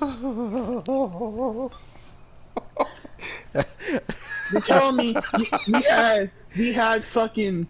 You're telling me we had. I can't even fucking say Think of the it. episode of SpongeBob where SpongeBob went to pick up the fucking. He went to pick up the drink and he couldn't pick it up off the counter. That's Adam Cole's arms. You telling me we had the fucking goddamn fucking Jamaican dude from the Apple Jacks commercials facing goddamn fucking Tony the Tiger. Bro, fucking Adam Cole. Adam Cole needs to get himself a pair of fucking, what were those called? Fucking anchor arms. He needs a pair of those, because my man lost all his fucking muscle. He's got the fucking arms of like a teenager. Like, I don't know what I'm happened. I'm sure Hornswoggle's son towers over him as well. Oh, Jesus. No. So Adam Cole aside, actually, you know, Samoa Joe's theme music was fucking terrible. I don't know what the fuck that was. A lot of people's themes in AEW are just generic for some reason. Except for, Yeah, you like, notice, except for certain people. You know, like Adam Cole has a good theme. Coincidence? yeah, Adam Cole has a good theme, but his physique is fucking terrible. like The Young Bucks look like Adonises Austin compared to said. fucking Adam Cole. Austin said this during the match, which I agree with. Like, Adam Cole now compared to when he was in NXT, where in NXT he looked like a legit fucking star. Now Adam Cole just looks complacent, and he just looks like, I don't need to fucking try because, you know, my friends are, my friends made this company and Tony Khan's a mark, so, you know, I don't really gotta try. Like, that's what Adam Cole just felt like this whole match. And ever since he came to AEW, that's what he's felt like. Because I watched the Adam Cole versus Hangman, the Adam Cole versus Hangman match, and that match was fucking bad. And even in that match, Adam Cole it just seemed like he just wasn't trying. It was just like, yeah, I'm Adam Cole, I'm here, and I'm getting a title shot because I'm Adam Cole, because I'm friends with the Young Bucks. Like, that's just what it feels like. I swear to you, I don't like the super kick as much as the next guy. I don't. But these were the fucking laziest motherfucking super kicks I have ever seen. And Adam Cole was doing thigh slaps with it as well. He did 5 of them. 5. Oh! Don't forget, Austin. He did that, and then a weak ass looking last shot, and that's how he beat Samoa Joe. Clean. Samoa Joe. Keep in mind, Adam Cole's never been a multi-time world champion. He's been ROH champion. It doesn't fucking count anymore. And he's been what was it? Fucking NXT champion. It doesn't fucking matter no more. Doesn't fucking matter. Samoa Joe has been one of the longest reigning ROH world champions. He's been an IWGP champion. He's been TNA champion. He's been fucking NWA champion. He's been goddamn every champion under the fucking sun. Pretty much. Besides in as far as WWE main title, events, pretty much. in as far as main events with AJ Styles, Kurt Angle, fucking Christopher Daniels, everybody that, you know, all And these don't- fucking indie marks idolize. Don't forget his most legendary feud with Scott Steiner. Nonetheless, You talk about arms, Austin. Look no further than Scott Steiner. My God. I don't think Adam Cole knows who fucking Scott Steiner is, bud. Bro, do you imagine if they did a size comparison? Imagine if AEW did an arm wrestling match, Scott Steiner versus Adam Cole. Dude, his arm would fucking snap like a twig. Holy shit. I'm waiting for one of these matches to happen. And, like, him to face, like, fucking Wardlow. And him to just fucking get destroyed. Austin I'm waiting will get to for it. Wardlow later, I assure you. Oh, I'll get to him. Because, you know, he's got Tony Khan's fucking dick in his mouth. So, you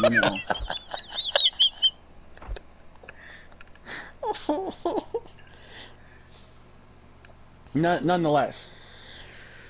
Samoa Joe looked like Andre the Giant. And fucking Adam Cole looked like fucking Hornswoggle.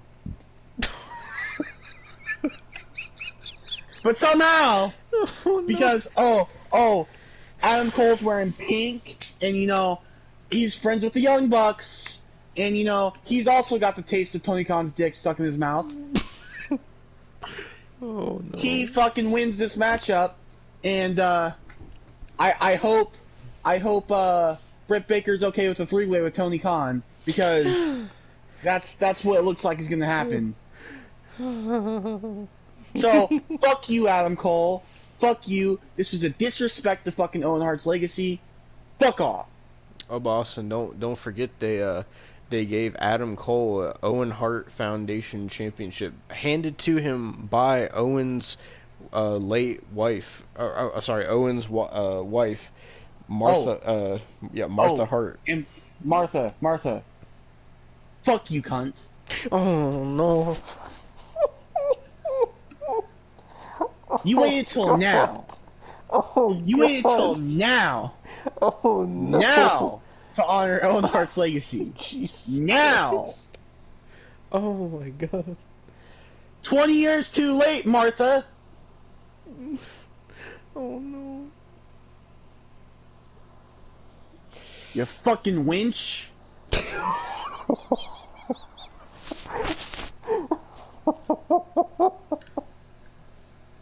Oh Jesus Christ. Oh. You, no. Rebby Hardy, Brandy Rhodes, fucking whoever fuck else. Oh, Dana Warrior, let's add her in there. Get all fucking burned in hell. Alright? Oh my god. Fucking cunts. Oh, I told you Austin was mad. I warned you. I warned you all. He was mad. I don't fucking care at this point. Oh. Well, don't forget, Austin. Also, Because Owen will be looking down while you'll be looking up. You bitch. well, don't forget, Austin. They also gave the other Owen Hart Championship to Adam Cole's girlfriend, Britt His Baker. fuck buddy. Yeah, I know. They had her beat Ruby Soho. So once again, It's okay. They gave it to the fucking gutter Ruby slut. Soho It's over. alright. They gave it to the whore. It's alright. Britt Baker has bigger arms than Adam Cole. That's sad. Oh. She got bigger at a lot of things, and she uses it to her advantage. Yeah, the Samoa Joe Adam Cole match was bad as well. Alright, on to the Poor next Samoa match. Joe, man. Yeah, what the fuck? What the fuck? Can I tell you, if we're comparing ass, why fucking Britt Baker got it? Why didn't Samoa Joe win the match? He's got a bigger ass than fucking Britt Baker. I don't know.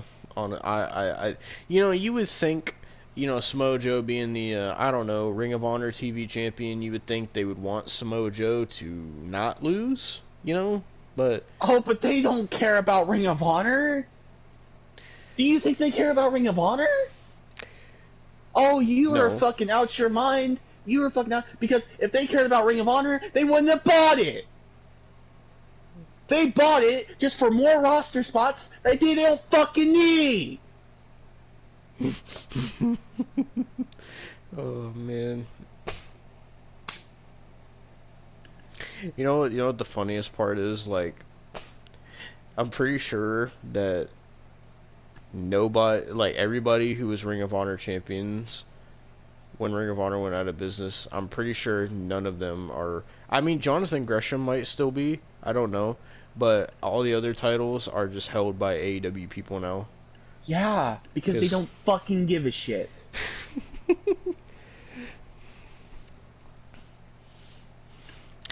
But yeah, so that match Next. sucked. The whole tournament fucking was kind of ass, to be honest. Tay Conti. You mean Ty? I Excalibur said that's how you pronounce it. Austin. alright. Fuck Excalibur. Yet again. Fuck him. Fuck Excalibur.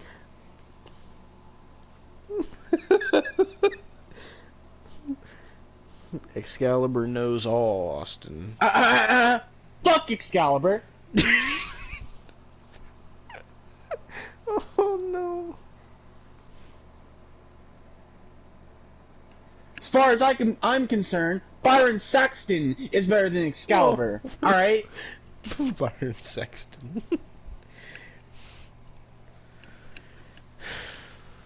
Now, Tay Conti, Sammy Guevara, and Frankie Kazarian Mm-hmm. versus Paige Van Zant. Fuck that cunt. In her first wrestling match ever, by the way. And Ethan Page and Scorpio Sky with Dan Lambert. Yep, the TNT champion, by the way. So the TNT title was not defended The on this only- show. The only reason this match was here was because Tay Conti's ass. Alright? And can't- and that, and also they consider Paige Van Zant to be a huge signing. Oh yeah, because she's probably being paid more than MJF. Oh, we'll get to Also, I'm saving this for when we talk about the Anarchy in the Arena match. But because I told Austin before this, Chris Jericho tweeted something, and I was gonna read it, but I was like, you know what, I'll save it for the review. So, Does it but involve MJF? it references that, yes. Okay, then I will talk about the Anarchy in the Arena last. All right. I was already going to, but you know. But yeah, so just Now- know when I read that, it's gonna send Austin even more into a blind rage. Now, this match meant nothing. Sucked. Paige Van Zant can't fucking work worth a shit. Tay Conti can't work worth a shit. And she needs to shut her fucking mouth. Oh my god, it makes her so much more unattractive. Fuck, dude. The amount of cutters in this match was fucking ridiculous. Her and Sammy kept kissing like every 5 seconds. Ethan Page deserves better. Frankie Kazarian deserves better. Scorpio Sky deserves better. Fucking Dan Lambert deserves better. Yeah. To be fair, though, yeah. The people that don't deserve shit: Tay Conti, Sammy Guevara, Paige Van Zandt. Straight to the point. Fuck this match. Now we're going to the semi-main event. Alright? MJF versus Wardlow. Little background. They had a fan meetup a little bit before this, and there was supposed to be a meet and greet Mm-hmm. with MJF. Alright, cool, right? MJF no-shows. Which, might I add, Devon, guess who also no-showed? Was it Samoa Joe? Yeah, Well, do you think that's why Adam Cole beat him? no, because they have bias. So, it wouldn't matter either way. I'm sure But- they told Joe that. Like, I'm sure like they told Joe that was the reason he was losing, even though they were probably gonna put Adam Cole over anyway. Probably. I don't fucking know. But, he no-showed it because he's fucking sick of their shit. Man, he really missed out because he missed out on fucking Eddie Kingston rapping to Tupac, and he missed out on Bryan Danielson singing Backstreet Boys. Oh, no. You know, Tony Khan doesn't know what he fucking has in his hands. The only thing he knows is what he puts in people's mouths. Jesus Christ. So, Tony Khan decides, oh, well, we'll get MJF here, and you know, we'll put him against Wardlow, and we'll have the match still. MJF goes out there like normal. The match is like a normal match. It's MJF being a heel like normal, and then he's hitting Wardlow, and Wardlow's not selling it. Oh no, he isn't. And then he keeps going for power bombs, but MJF keeps reversing it. It's like, okay, we're fine. And then he hits the first power bomb. It's like, okay, it's fine. It's just one power bomb, right? And then he hits a second one. And then a third. And then a fourth. And then a fifth. And then a sixth, a seventh, an eighth, a ninth, and a 10th! Mm-hmm. And the crowd kept saying one more time after each powerbomb. Because... And they were chanting, "You deserve it," to MJF. Because he no-showed their stupid fucking meet and greet. Mm-hmm. Now, AEW fans, I don't give a fuck if you death threat me. I don't give a fuck if you dox me at this point. I don't give a fuck if you threaten to murder my entire family. I don't fucking care, because honestly,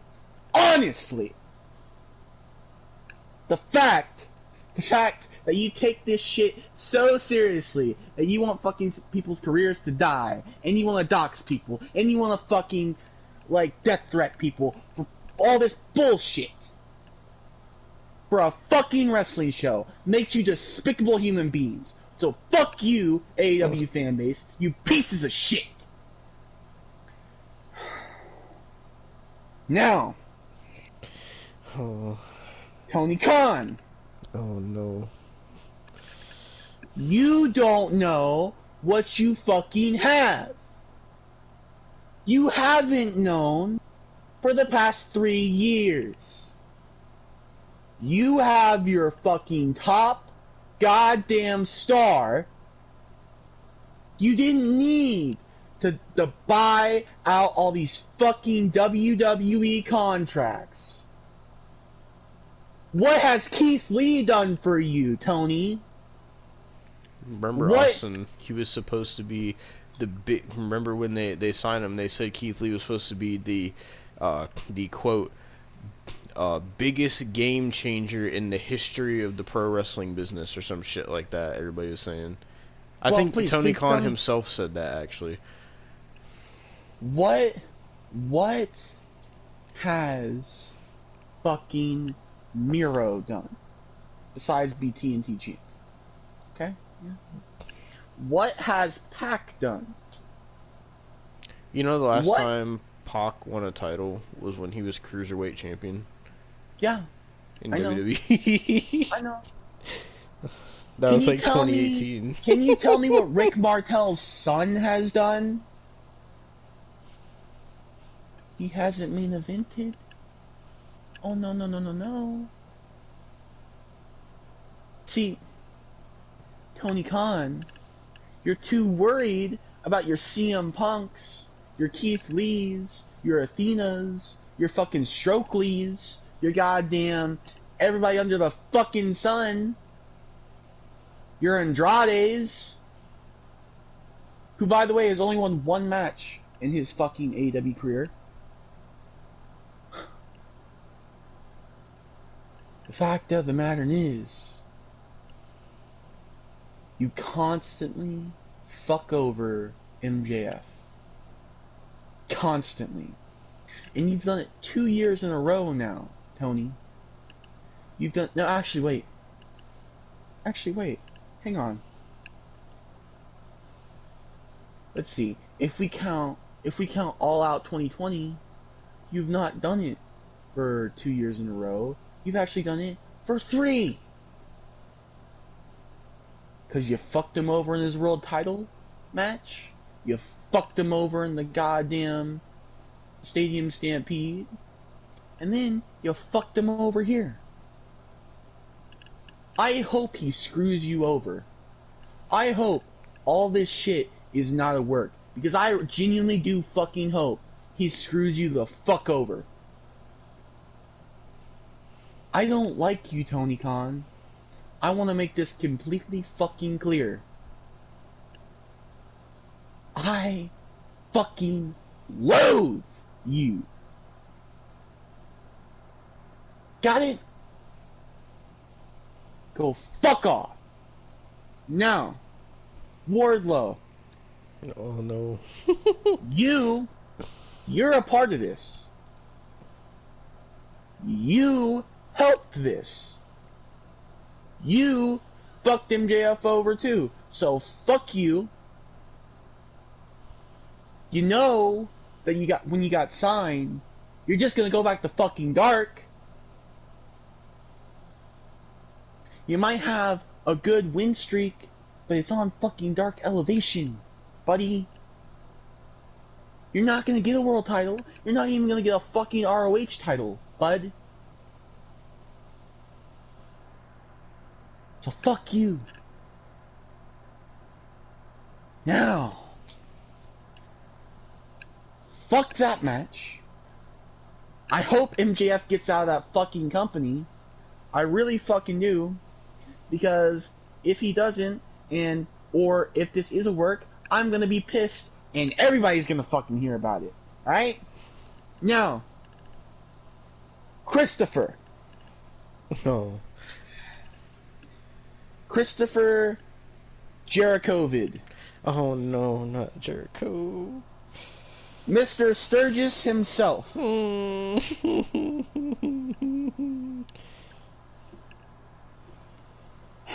Mr. Dunkin' Donuts. Mr. Michelin Man. Oh I could go on, alright? I could go on with you, because I don't fucking like you. I've never fucking liked you, and I never will like you again. At all. You're just a fucking has-been who has been a mark since the fucking start of his goddamn career. Now, Anarchy in the Arena. Oh baby, here we go.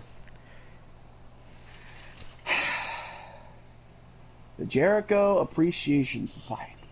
Mm-hmm. Versus Eddie Kingston, Santana and Ortiz, John Moxley, and Bryan Danielson. Now, first of all, I'm going to say this. Everybody in this match, all 10 of these men, are dead to me.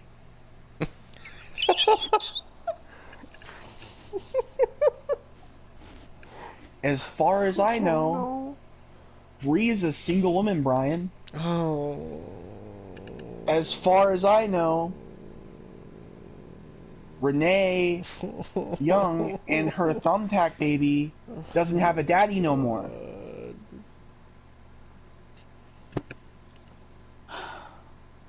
And as far as I know, none of these wrestlers exist no more. Fucking God. But for the time being, I will act like they do. But before I talk about this actual match, I must mention Excalibur. Oh God. Here we go. Because Excalibur is the definition of, quote MJF here, a fucking mark! So, he shouldn't have got this job. Honestly, it would have been fine with a fucking cocained out Tony Schiavone, Jim Ross, and maybe you could have got Ian Riccaboni, you know? You could have been smart with it, but no, you have to get the dumb, full of shit, indie mark that wears a mask. Alright, Young Bucks, because I know this was you. This is your fucking fault that you got Excalibur. It's your fucking fault. Because you see, I know a lot more about Excalibur than the normal person, because a lot of this came out recently about Excalibur. Well, before you say that, let me save a clip real quick. Alright. Alright, Austin, continue. Let us all hear about Excalibur.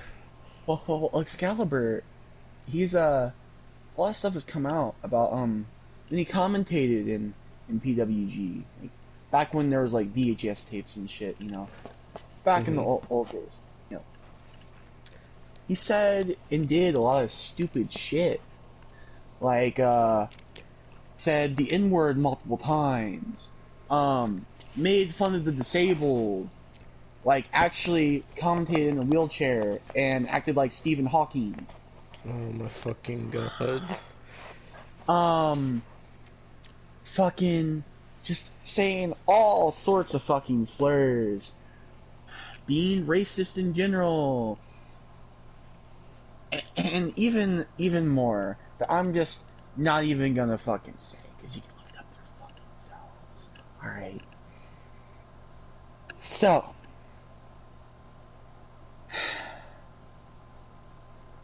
now he's employed All Elite Wrestling.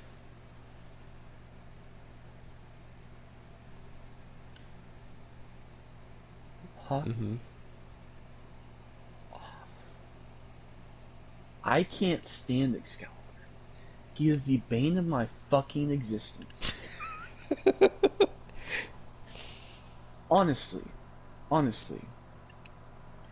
I have had my beefs with people like Danny Warrior and Chris Jericho and fucking Tony Khan and Matt Hardy and Rebby Hardy and all the fucking people I've had problems with. Excalibur, you are a constant. Because it's not like it's bad enough that I would have to watch like a Goldberg match for like a solid 5 minutes. Oh But it's no. every time I watch an AEW match, you're on commentary. Being a fucking piece of shit that won't shut the fuck up. Keep your mouth fucking shut. I genuinely hope Jim Ross fucking slaps the goddamn shit out of you. Fucking Will Smith style. Will Smith's more tolerable. Goddamn it. Bro, who was that one guy they had as the guest commentator? Because he was way, way better than Excalibur. I don't know. You said he was from wait, are ROH. you talking? Oh, Caprice Coleman. Yeah, him. So Caprice Coleman is a lot better than you. I would even go as far as to say Alex Marvez would do a better job than you. All right. Would you, Austin? Would you dare say? Would you go as far to say? Is Excalibur worse than Mark Madden? Yes. Oh, no. Oh no, I heard you said Mark Madden was the worst. Oh No. god. No. Oh See, no. Mark Madden might be an insufferable piece of shit. Sorry. He's an insufferable fat piece of shit. But Excalibur... TV's best looking big man, remember that? No. Excalibur makes me want to slit somebody's throat. Oh my god. Just saying. He makes me want to go death. He makes me angry. I fucking hate you, Excalibur. So please, shut your fucking mouth. And the fact that you called this professional wrestling. Oh yeah. You called this match professional wrestling. Didn't he say it was professional wrestling violence or some shit? Yes. And because he said that, Excalibur, I'm gonna ask you nicely. Go jump off a bridge, please. Yeah, I remember the first time that Excalibur said something and made me go, dude, shut the fuck up. No one fucking cares. Was when, I don't remember what the match was, but someone did a Tiger Bomb, right? And Jim Ross was like, oh, we got him with the Tiger Bomb. And then Excalibur jumped in, and he was like, well, actually, Jim Ross, if you would know your wrestling like I do, you would know that is actually a variant of the Tiger Bomb used back in the old days of Japan. And he was like referencing some old ass like Japan like indie show. And he was like trying to say that it was a special variant of the fucking Tiger Bomb. And I was just like, dude, shut the fuck up. It's just a fucking Tiger Bomb, you fucking mark. Like, that was the first time Excalibur ever fucking annoyed me. And since then, he's annoyed me ever since.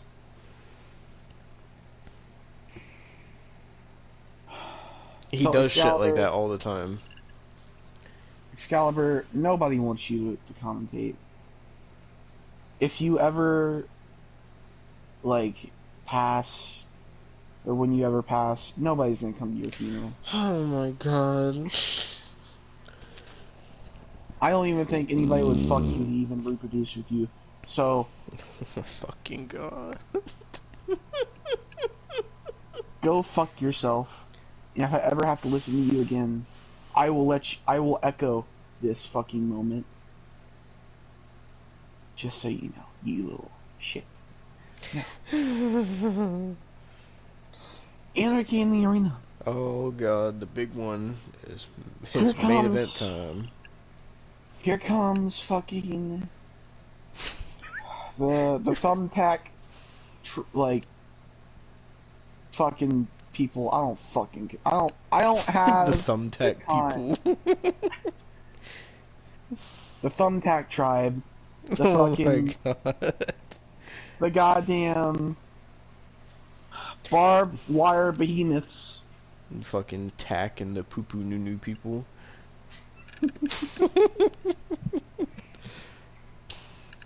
Honestly, I'm gonna ask Renee Young, what do you, or Renee Paquette, or what the fuck ever, how you say your fucking last name? How the fuck, how and why the fuck, and what the fuck do you see in John Moxley? Well, she probably sees. I'll tell you what she sees in him. She probably sees a lot of glass, a lot of thumbtacks, a lot of barbed wire, and probably various other things that he's had driven into his skull. I mean, that probably has something to do with their sex life too. Oh, But- Jesus. I mean, how do you think their daughter was born? A lot of glass, a lot of thumbtacks. Oh a lot my of sex. god. What, you just fucking railed her with fucking barbed wire? I imagine that would be quite painful. I don't know. Maybe she's into the fucking shit. Who fucking knows? I couldn't imagine somebody being into getting fucked with barbed wire. I couldn't imagine anybody. Some being bitches are into- freaky. All right, you know.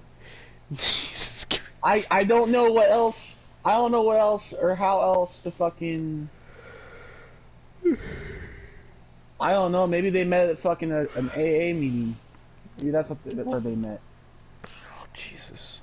But I know he didn't go to that until he went to AEW. So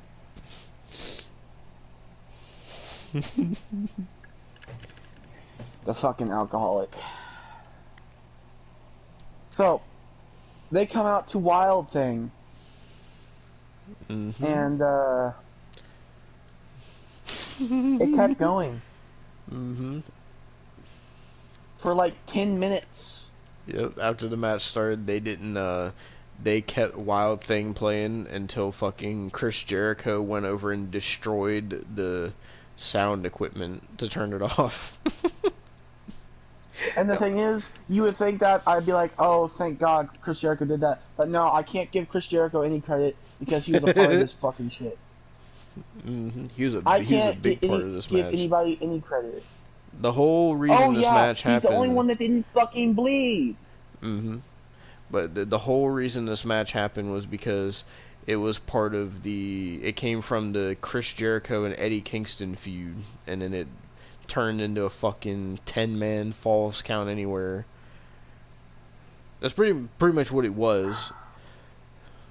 It was a fucking Falls Count Anywhere. It's not like it mattered.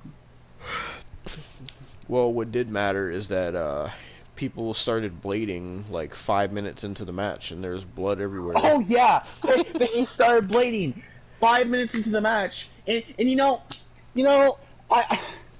I do say that AEW blades a lot, but oh my god, this was fucking overkill. Like, oh my god! Why? Jericho, why must you ruin everything? Why must you ruin everything? Oh my fucking god. Oh. It never ends! It never ends, Jericho! It never ends! Why can't you just fucking leave? Fucking leave! Sturgis is waiting! Oh. Oh my god. Oh my god. And I must repeat this, because I repeat it all the fucking time. Fuck Fozzy!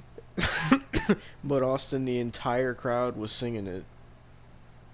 Well, as I've said, the entire crowd was fat marks who sat or sleep in their fucking mother's basements. Oh, Alright? don't forget about Brock Lesnar guy. He was in the front row. Dude, I swear to God, Brock Lesnar guy, what the fuck do you do? Because you didn't do anything to help this fucking pay-per-view. I'm sure Grimm was in the crowd somewhere. Oh, Grimm, I'm surprised he doesn't fucking live in his mother's basement. Oh my god. The bitch he's marrying fucking looks like goddamn Gargamel. Fucking Gargamel.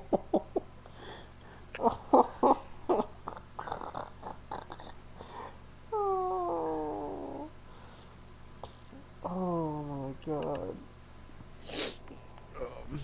There was literally so much blood in this match. Like, it was like, I don't know the one guy's name, but he got busted open like bad. Like his. Oh, that was Rick Martel's son. Yeah, what he a legacy. He must have did his blade job too deep because he was bleeding pretty bad. Oh yeah. I'm sure his father was proud. I'm sure your father's proud of you, bud. Fucking... You went to WWE to this. Jesus Christ. Fucking... He wasn't the only one that bled. I mean, everybody except Jericho bled, but fucking Eddie Kingston also was bleeding really bad. Fucking Eddie Kingston was fighting all over the fucking arena. He fought to the concession stand where he fucking squirted mustard on someone. You know what? Remember how last year I said they should treat Eddie Kingston better? No, they shouldn't. They shouldn't. No, they shouldn't. For one, he's gained more pounds than fucking Jericho, eating the goddamn Twinkies and shit. Oh, I'm sorry, his Sour Patch Kids. I'm sorry. That's what he eats. The fucking dumbass. And he's gotten worse. So therefore, fuck you, Eddie Kingston. I don't like you. At all. I genuinely am so fucking pissed. I am so fucking goddamn pissed that this match fucking happened. Is this gonna happen every Double or Nothing? Is this really gonna happen every Double or Nothing? There was 2 Stadium Stampedes that were the fucking banes of my goddamn existence, and now there is this fucking shit. Well, Austin, there's one thing that is consistent about all of these fucking terrible multi-man death matches, and that one thing is Chris Jericho. He's been in all of them. Because he can never stay away from the bullshit. But Fozzy, Austin. Fuck Fozzy. I hope Fozzy burns to the fucking ground. Alright? Oh, Jesus. And you can say, oh, Jericho's not fat anymore, he's in shape. No, he's not. Oh, no. No, he's not. No, he's not. I know for fucking sure he's still making daily trips to the fucking Dunkin' Donut. He's still making daily trips to the fucking McDonald's. He's still spreading COVID all over the fucking place. Jericho bit. Oh my god. I'm not surprised he hasn't gotten the Corona beer sponsorship at this fucking point. Oh. Instead of calling it COVID-19, they should call it COVID-1900. Oh. Do you want me to save this Jericho tweet for after you talk about the match? Oh no, you might as well. You might as well. Because, you see, this wasn't a match. It was a fucking mud show. Yep.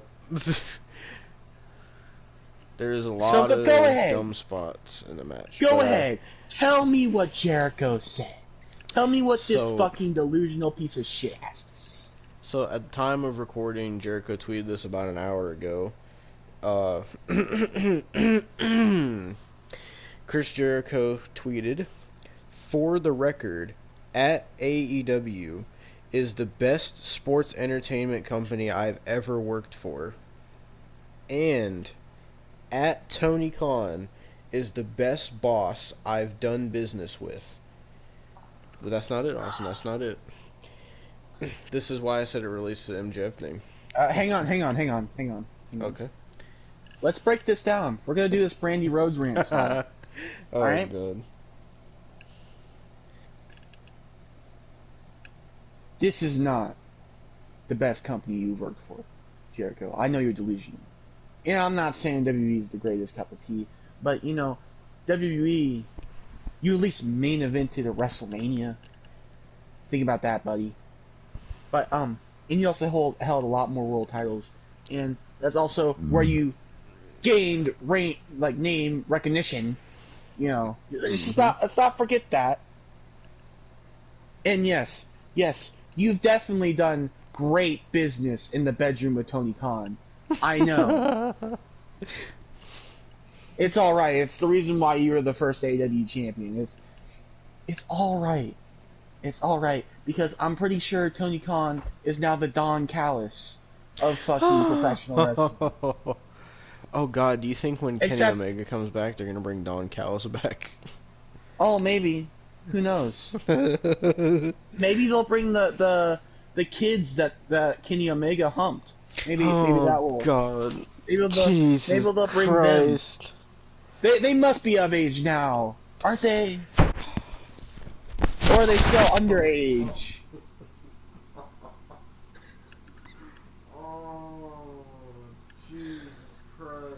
I'm sure Tony Khan wouldn't care though. Oh my fucking God. See, I'm sure Tony Khan wouldn't care if they were overage or not, or underage, because Tony Khan supports Kenny Omega and all his pedophilic endeavors. Don't forget Michael Nakazawa. Because he was tag teaming with Kenny Omega. Oh, he tag teamed them. I'm sure Tony Khan, their whole like Japanese schoolgirl ring. I'm sure they triple teamed them as well. Oh my fucking God. I mean, why else would Tony Khan bring back Maki Ito? Don't know. Maki Ito is one of the worst things I've ever seen in wrestling. You know what I realized too? Kenny Omega wrestled Riho when she was 9. Did he really? Yes. That was a Oh, 9-year-old girl Lord. he wrestled.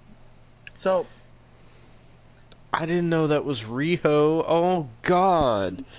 Yeah, Oh, did you not know that? God. No, I didn't know that. I thought it was just some random because I Oh. heard that he wrestled like a random 9-year-old girl, and I heard that he wrestled a fucking blow-up doll.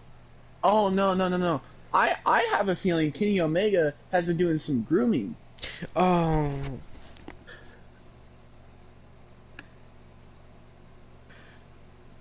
Because poor old Riho is 23 now, isn't she? I like how this went from fucking you fucking obliterating Chris Jericho to just now Kenny Omega, and he wasn't even on the show. Because no one's safe at this point, Devon. No one's safe. I'm sure, and the kids aren't safe around Kenny Omega, so...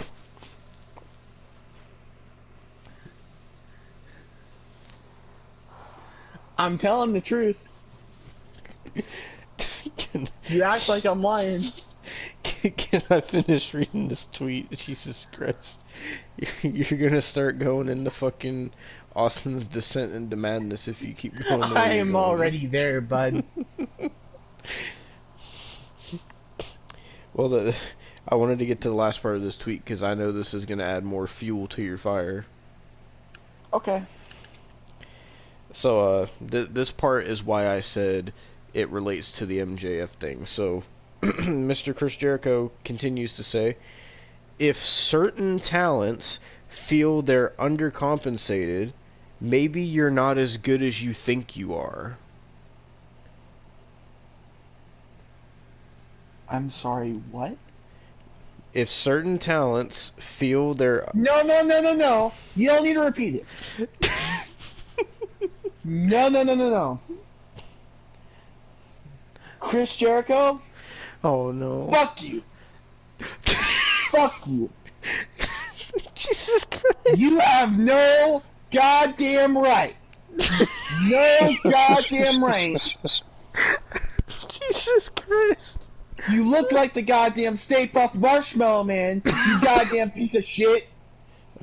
You have no right to be saying who is underperforming. That's Because you do it every single week!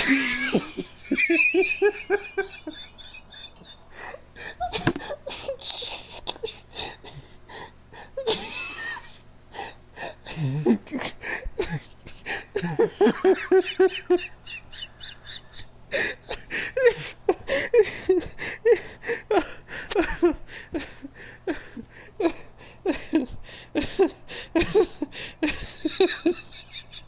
Oh jeez. Oh my god, my chest. Oh.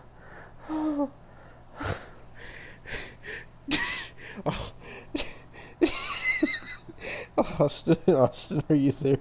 Oh. Oh, I'm just letting you laugh it out. Because I'm not fucking done. Well, Chris Jericho's not done either because he said Oh, two he's more not! things. He's not! After that, he says, "Go elsewhere, please. You'll be begging to come back." And that was his tweet. Begging. Mm-hmm. I'm sure the little kids in Kenny Omega's locker room were begging you to help them. Oh, Jesus. But you didn't help them, did you, Jericho? Because you only care about yourself. You don't care about getting other talent over. Remember last year? You think you care about getting other talent over? You buried 5 men last year. And you keep on, and on, and on, and on, and keep burying.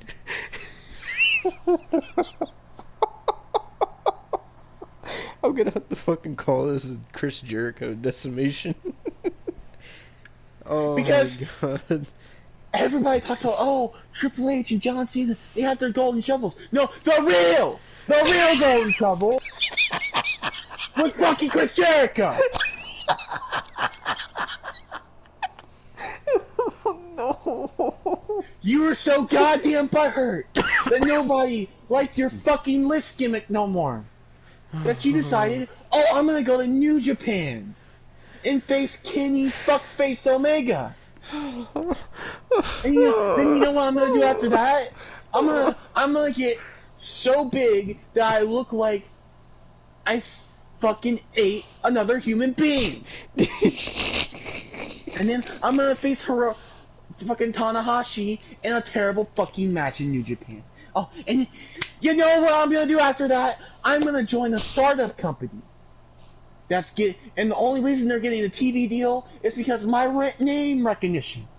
And you know what I'm gonna do after that? I'm gonna do whatever the fuck I want, because you know who I am? I'm Chris fucking Jericho. I'm Chris fucking Jericho. And you know, just because you're Chris Jericho doesn't fucking mean you can bury all the talent you fucking can.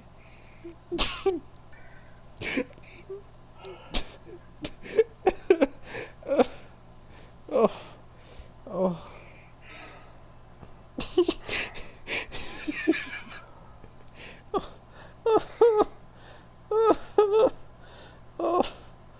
Oh my god. You know what? I'm just gonna do whatever the fuck I want. I'm gonna bury MJF. I'm gonna bury all these fucking. I'm gonna bury all these fucking 5 people that I just faced in this fucking Arn Anarchy match. What the fuck ever it's called. I don't care.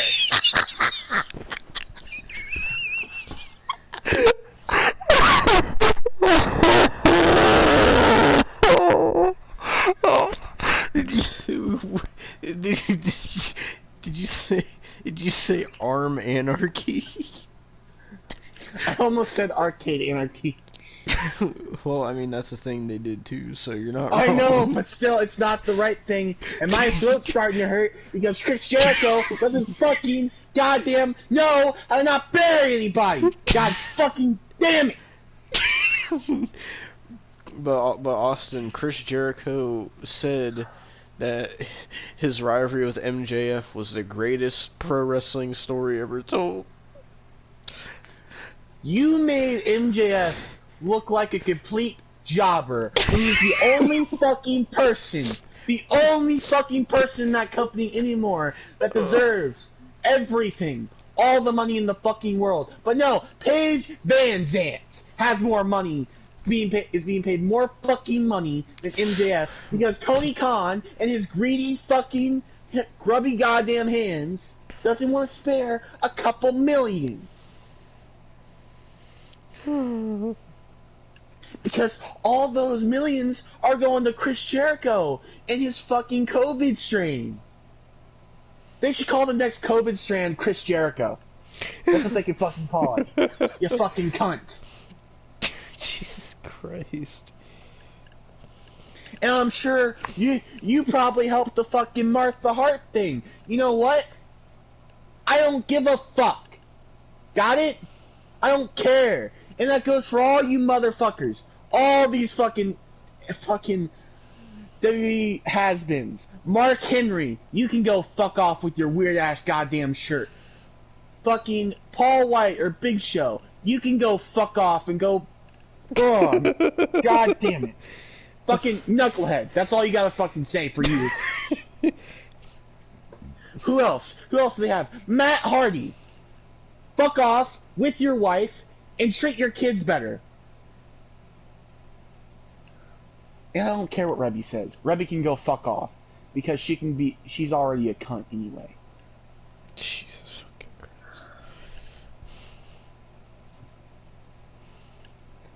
Christ. Chris Jericho? Fuck you. I don't want to see you again. I genuinely don't want to see you again. And come a year from now, we're not doing Double or Nothing 2023. We're not. I refuse. What you wish for. No. We're not doing it. Because if I have to see Chris Jericho in another one of these fucking stipulation matches again, I'm done. Like, I will be done. I'm not doing it. Chris Jericho, you are the wrong turn to of wrestling. Oh no. Oh, You are the Amber Heard of wrestling. oh my god. You are the EDP of wrestling. And just to top it off, you are the fucking Christian of wrestling. Jer-chan. Oh, Jesus So Christ. therefore, Jericho, I'm done with you. I hope you go and die. Jesus Christ, you haven't even fucking talked about the match yet. Oh, there's no need to talk about the match, Devon. There's no need to. I've said what all I have to say. So if you want to talk about the match, that's great. That's fine and dandy. I don't give a fuck because Chris Jericho is the fucking bane of my existence. Alright?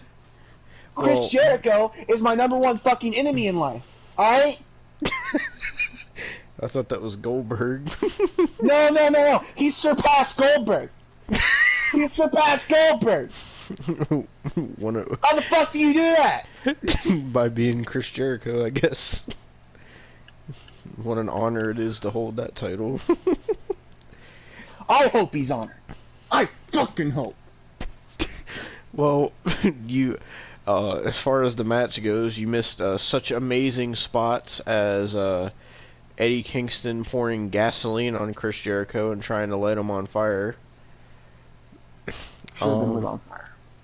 You missed Santana and Ortiz doing a double ladder spot through tables.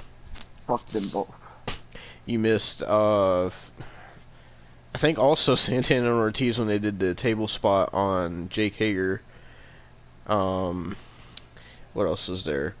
Oh, you missed when John Moxley took the entire top rope down and started beating Chris Jericho with it. And you missed when John Moxley went through the barbed wire. And I actually need to say something. One more thing. Oh no. Bryan Danielson, when you came to AEW, did you want your children to see you bleed? Did you want your children to see their dad bleed from their head every week? I hope you're proud of yourself. I really hope you're proud of yourself. Jesus Christ. Because you're starting to turn into fucking a modern day John Moxley. Alright? Because I don't know what William Regal's got you on. I don't know what drugs he's got you on, if it's a Selmas or not. But you need to rethink your fucking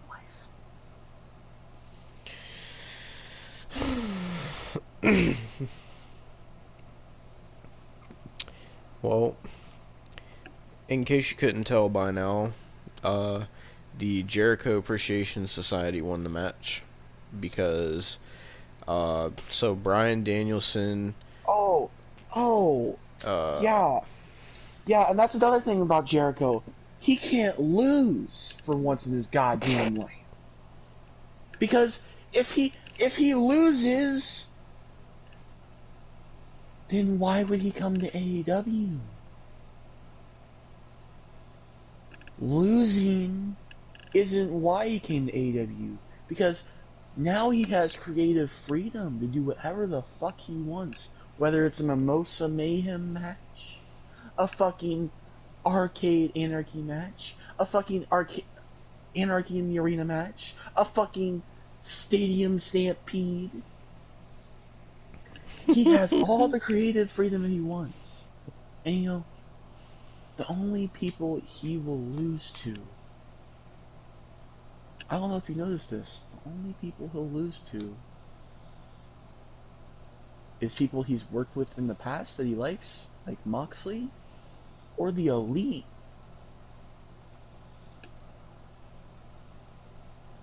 He lost to MJF a couple times, but obviously he regrets that now.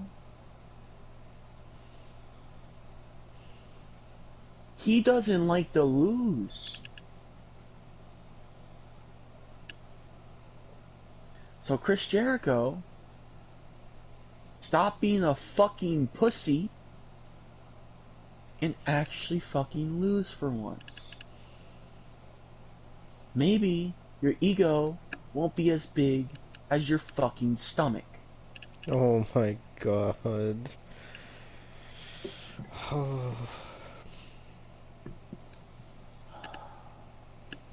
Fucker looks like Eric Cartman. But so the way this match ended was Bryan Danielson hit a bunch of kicks on, I think it was Jake Hager and Chris Jericho, and then he did a running knee to Chris Jericho with Chris Jericho had a chair in front of his face, so he kneed the chair into Jericho's head. Jericho kicked out at 2. Like they were kicking out of a lot of fucking shit, and it was just pissing Austin off more. But the way it ended was Jake Hager hit Bryan Danielson in the knee with a baseball bat, and then Jericho put him in a one-legged Walls of Jericho while Jake Hager choked Bryan Danielson, and Bryan Danielson passed out. And oh, there's one person in this match you forgot to talk about, Austin, that you said you hated. Who? Aubrey Edwards. Oh yeah, fuck that cunt. So why do you hate Aubrey Edwards exactly? Well, you know how the referee is not supposed to steal the show from the wrestlers, right? They're supposed to referee, right? Mm-hmm.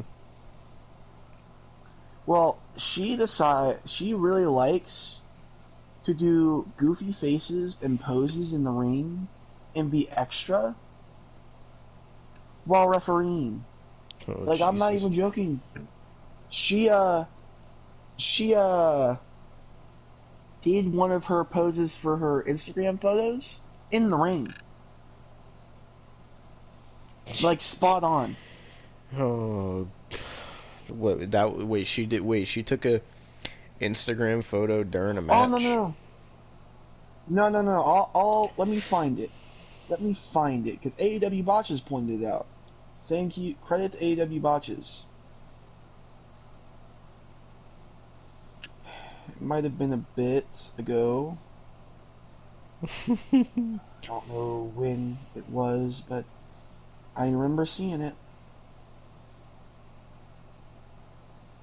You can keep going, talking or whatever. Well, I guess I can mention since we skipped over it, the Punk and Hangman match. It was boring, and it was fucking long as hell. It was like 40 minutes, like for no reason. Hangman fucking sucks. I'm glad Punk is champion. That's all I really got to say about it. Punk is the new AEW champion. Trying to remember if there's any other matches that we skipped. I know we skipped Britt Baker and Ruby Soho, and didn't really care about that. Hold on, let me look up the card to see what else. Oh, we skipped the tag team title match as well because we didn't give a shit about that. It was Jurassic Express versus Swerve and Keith Lee versus fucking hold on. I gotta look up the fucking card because I don't remember who it was.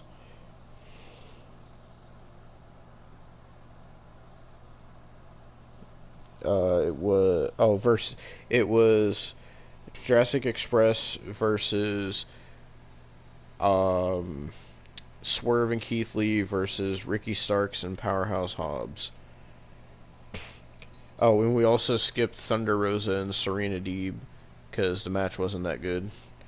And we also skipped the House of Black versus Death Triangle because I already fucking saw that match on Revolution. It was on the fucking buy-in and it was like 30 minutes long for no fucking reason, so we skipped that. And of course we skipped Hookhausen versus Tony Nese and Smart Mark Sterling.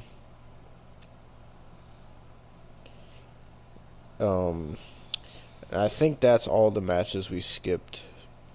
So that's about pretty much everything on the show besides whatever you were. Oh, we also skipped Darby Allin versus Kyle O'Reilly as well. This show was so long. This show was literally over 5 hours. I'm pretty sure this is the longest AEW show they've done so far. I think. But yeah.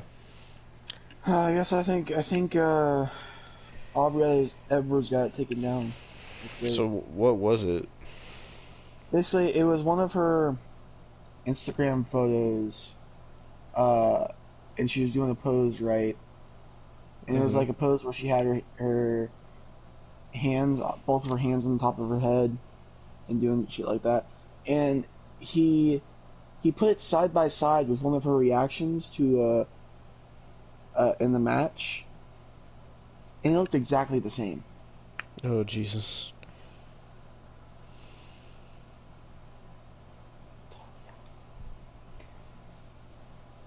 Fuck up.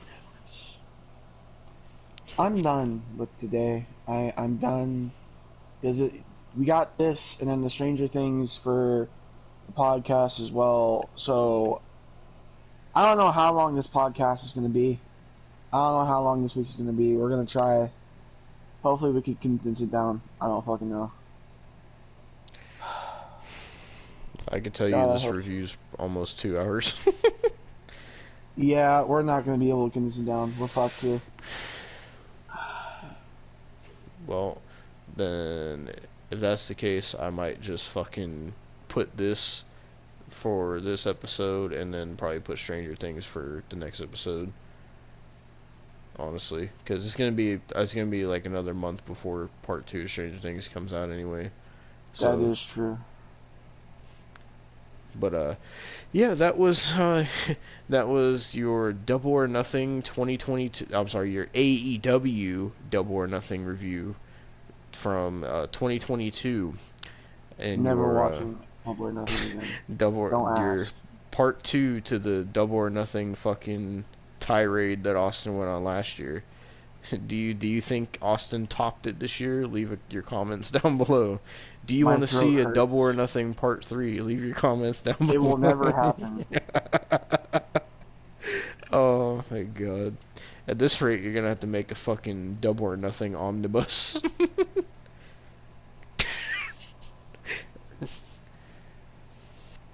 Do you want me to cry? Well, we won't get another Double or Nothing until next year anyway, so it'd be a fucking whole year until we did another one. We're not doing another one. Well, I did mention this to you in the Anarchy in the Arena match. I'm pretty sure. Well, obviously they're having Forbidden Door this month, which, by the way, they actually they said that CM Punk is going to be wrestling Hiroshi Tanahashi at that show. No one cares. But anyway, they showed a thing also.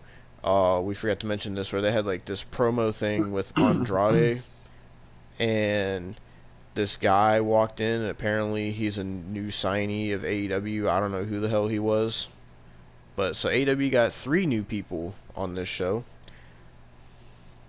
People that are probably not going to be used. Which doesn't surprise me, because a lot of the fucking talent they have is complaining about not getting enough TV time and shit. So it's not just MJF that's frustrated. It's a lot more than MJF. I sent you a thing, Austin, that I just saw on Twitter. Is that Thunder Rosa is upset because she's not getting enough TV time, and she's the fucking women's champion. So, yeah. But that was your Double or Nothing review. How are you feeling now, Austin, that you let all your rage out? My throat hurts. I just want to end this. Well, after Forbidden Door, I'm pretty sure they said the next AEW pay-per-view is going to be Blood and Guts. So if you want to see more blood than you did in the Anarchy in the Arena match, watch Blood and Guts, Austin. No. I'm not watching Forbidden Door. I'm not watching Blood and Guts. I'm not watching All Out. I'm not watching Full Gear. I'm not watching Revolution, and I'm not watching Double or Nothing. We will see in a year's time, when it comes to Double or Nothing 2023. We'll see at that time. Remember this moment of this review. Will Austin saying that age well, or will it age poorly? We will see by a year from now, when we get to Double or Nothing 2023. We'll see if we're watching that show or not by then. You're not gonna get it. Famous last words. You're not gonna get it. I refuse. We'll see in a year. We'll see. But yeah, this is long as hell. So is there anything else you want to say, or are you tapped out? I'm done. Is there any last things you want to say about AEW or Mr. Tony Khan before we end this? I got a clip I want to play. Oh, Jesus.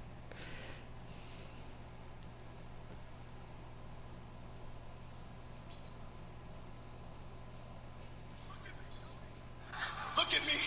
I want you to fire me. You fucking Mark. Fire me. Fire me.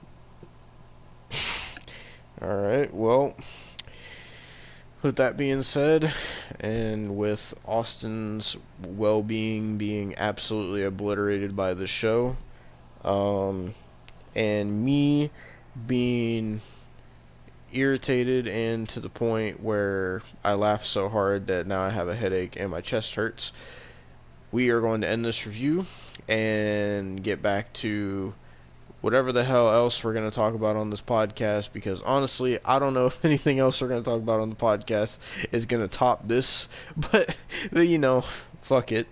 This, that was your review for Double or Nothing, and we're going to get back to the podcast. Alright, here we are. It is time to talk about Hell in a Cell. If you're listening on the podcast, we just did our predictions. So let's see how fucking wrong we turned out to be. First and foremost, there was no Bray Wyatt, just to point that out.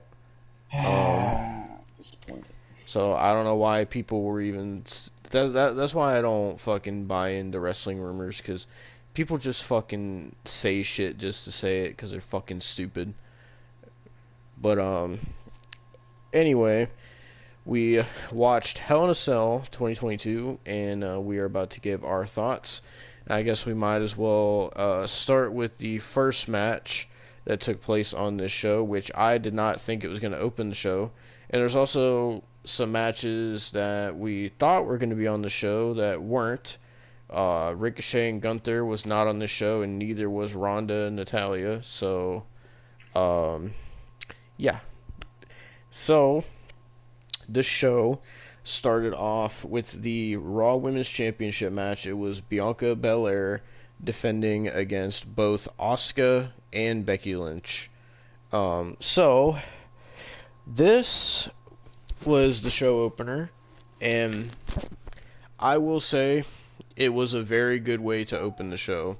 I did not think that this match was going to be as good as it was. This match was long, though. It went about a half hour or so, and Bianca did retain the championship, but all three of these women, like, honestly, this is like the best wrestling-wise, match-wise, that I've seen Becky Lynch since she came back last year. Honestly. Like, her match with fucking Dewdrop at Hell in a Cell was awful. When she faced Bianca over and over again, it just wasn't that good. When she was facing Liv Morgan, it just, I don't know, it just seemed like something was off with Becky. But in this match, like, I was like, that's the Becky I've been wanting to see. Like, where's this been? And then, I mean, Asuka, I don't know really what their plan is with Asuka. I'm glad she's back, because they fucking need Asuka. But Bianca retained here. The way the match ended was Asuka had Becky in the Asuka lock, and she just was not fucking letting go. And then I'm trying to remember, fucking Bianca came in. Well, it was Asuka that took the pin, wasn't it, or was it Becky? Yeah, it was Asuka that took the pin, because I do remember seeing the end. So the end was Becky Lynch hitting the manhandle slam on Asuka. Oh, yeah. And Bianca Belair threw Becky Lynch out of the ring, 1, 2, 3, and pinned Asuka. Retain. Yeah. And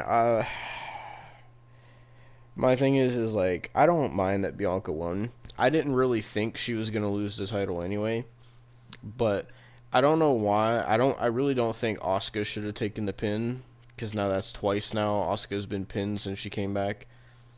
And also, I really don't want this to be a thing where fucking Becky's like, oh, I was robbed of my victory, I want another title match. Because I really, really, really, really don't want to see another Becky versus Bianca match. It is so overdone by this point.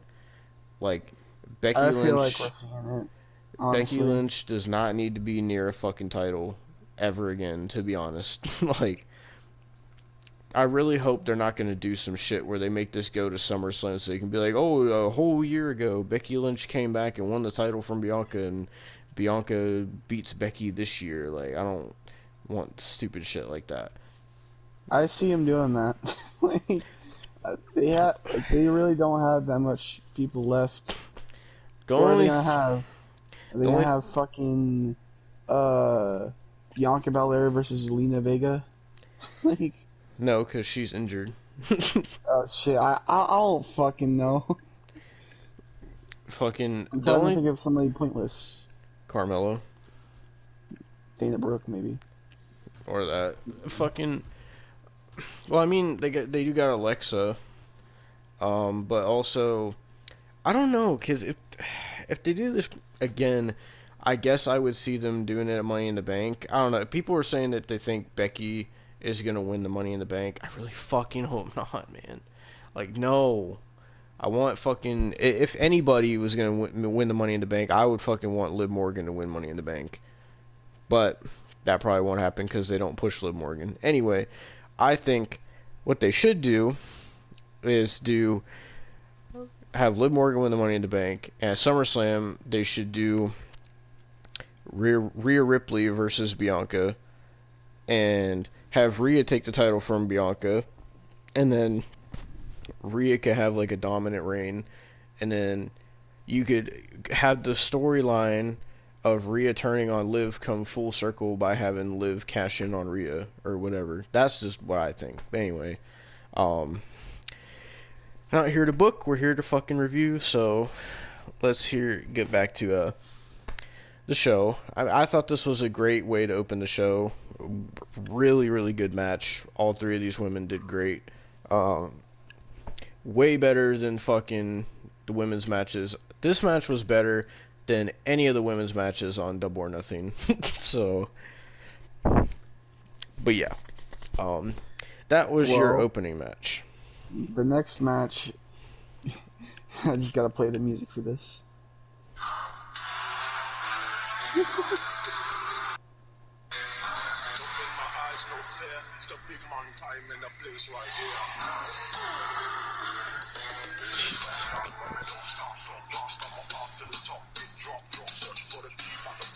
You know, I'm gonna find the lyrics to this.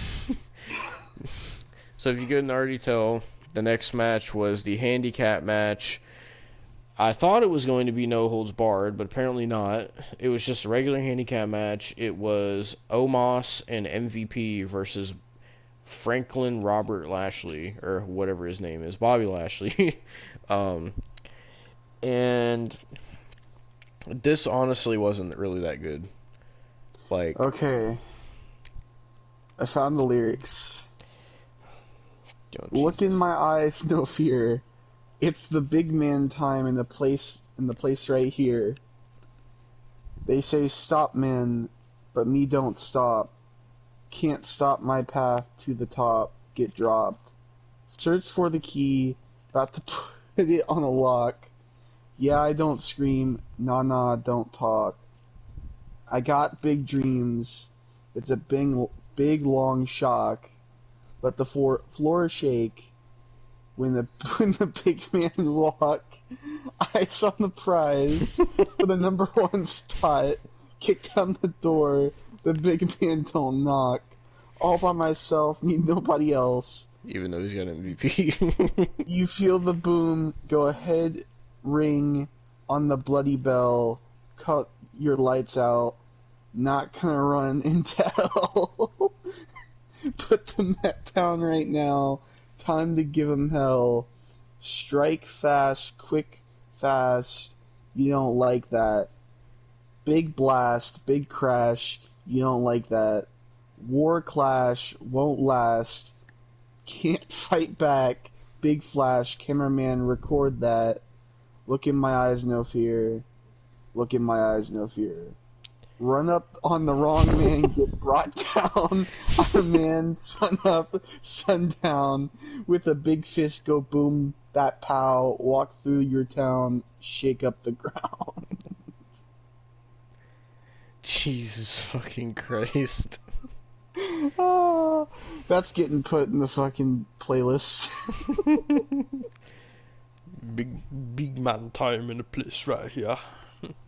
Look in my eyes, no fear. Big man time in the place right here.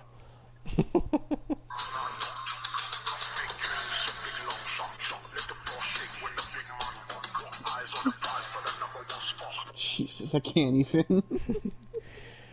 So, as I was saying, this match was not really that great. They had Bobby Lashley win, which I was surprised, because I thought Omos would have win.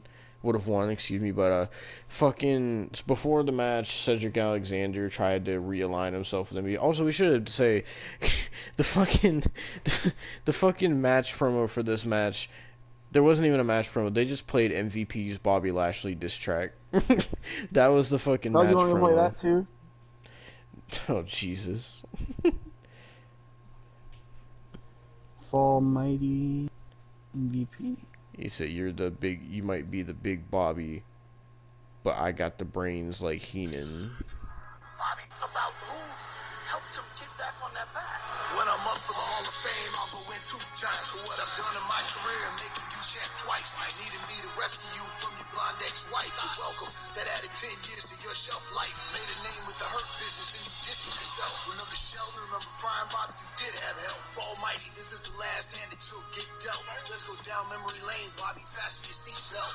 ECW champ, yeah, that was a joke. As far as classic brands go, that was like new coat. A 273-pound pushover. 6'3", perfect poster boy pose. Silver medal in 02, sums up your career. Bob, you would have won gold if MVP was there. Never saw Lashley's ladies until the VIP lounge. That's the perk of having the most valuable player around. And I know you're looking at me thinking life ain't fair. Mad at me because I still have all of my hair. What the hell? I don't believe it! Why is MVP doing this?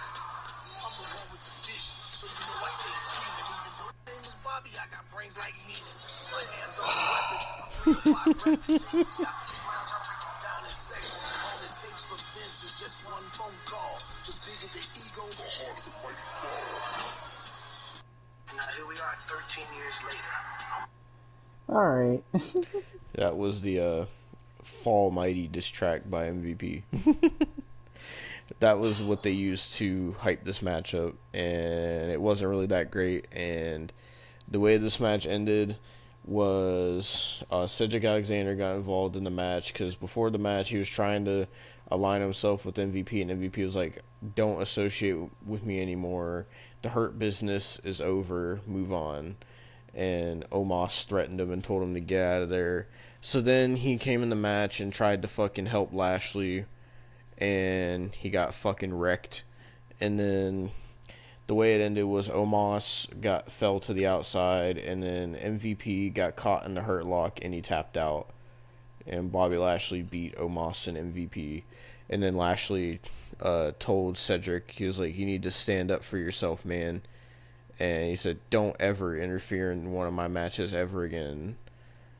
And then that was pretty much that.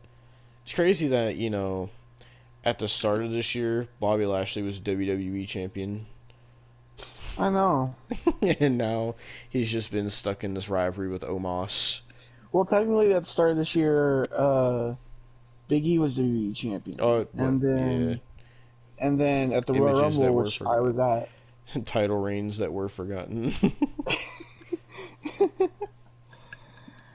I remember because he won it back at the Royal Rumble, and lost it legitimately a month later. Like, Yep. But what was the next match after this one? Was it the 6-person tag? Was that next?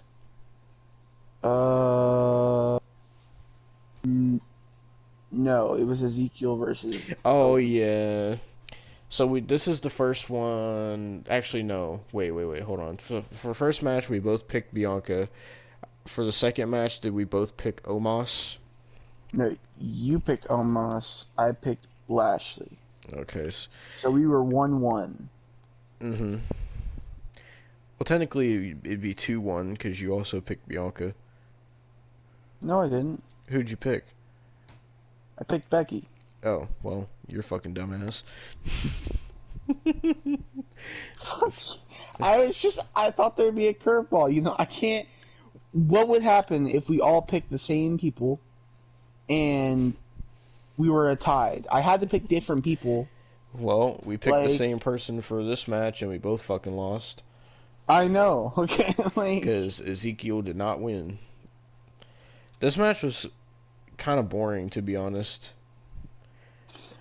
Before I fell asleep in it, I saw that he was doing his Macho Man Jr. stuff. That's what he was going to be before Ezekiel. Yeah. I mean, the match was pretty boring. The way Kevin Owens won is he hit a stunner on Ezekiel 3 times, and he kept screaming at him. He was like, every time he did the stunner, he'd be like, Elias, and then he would stunner him, and then he beat Ezekiel 1, 2, 3. So I don't know what the fuck they're gonna do with Ezekiel now. I really don't know. I don't know Only find where out tomorrow. I don't know where this gimmick is gonna go from here. But we got that one wrong, so we're 1-1 right now. Imagine he just comes out as fucking Elias tomorrow.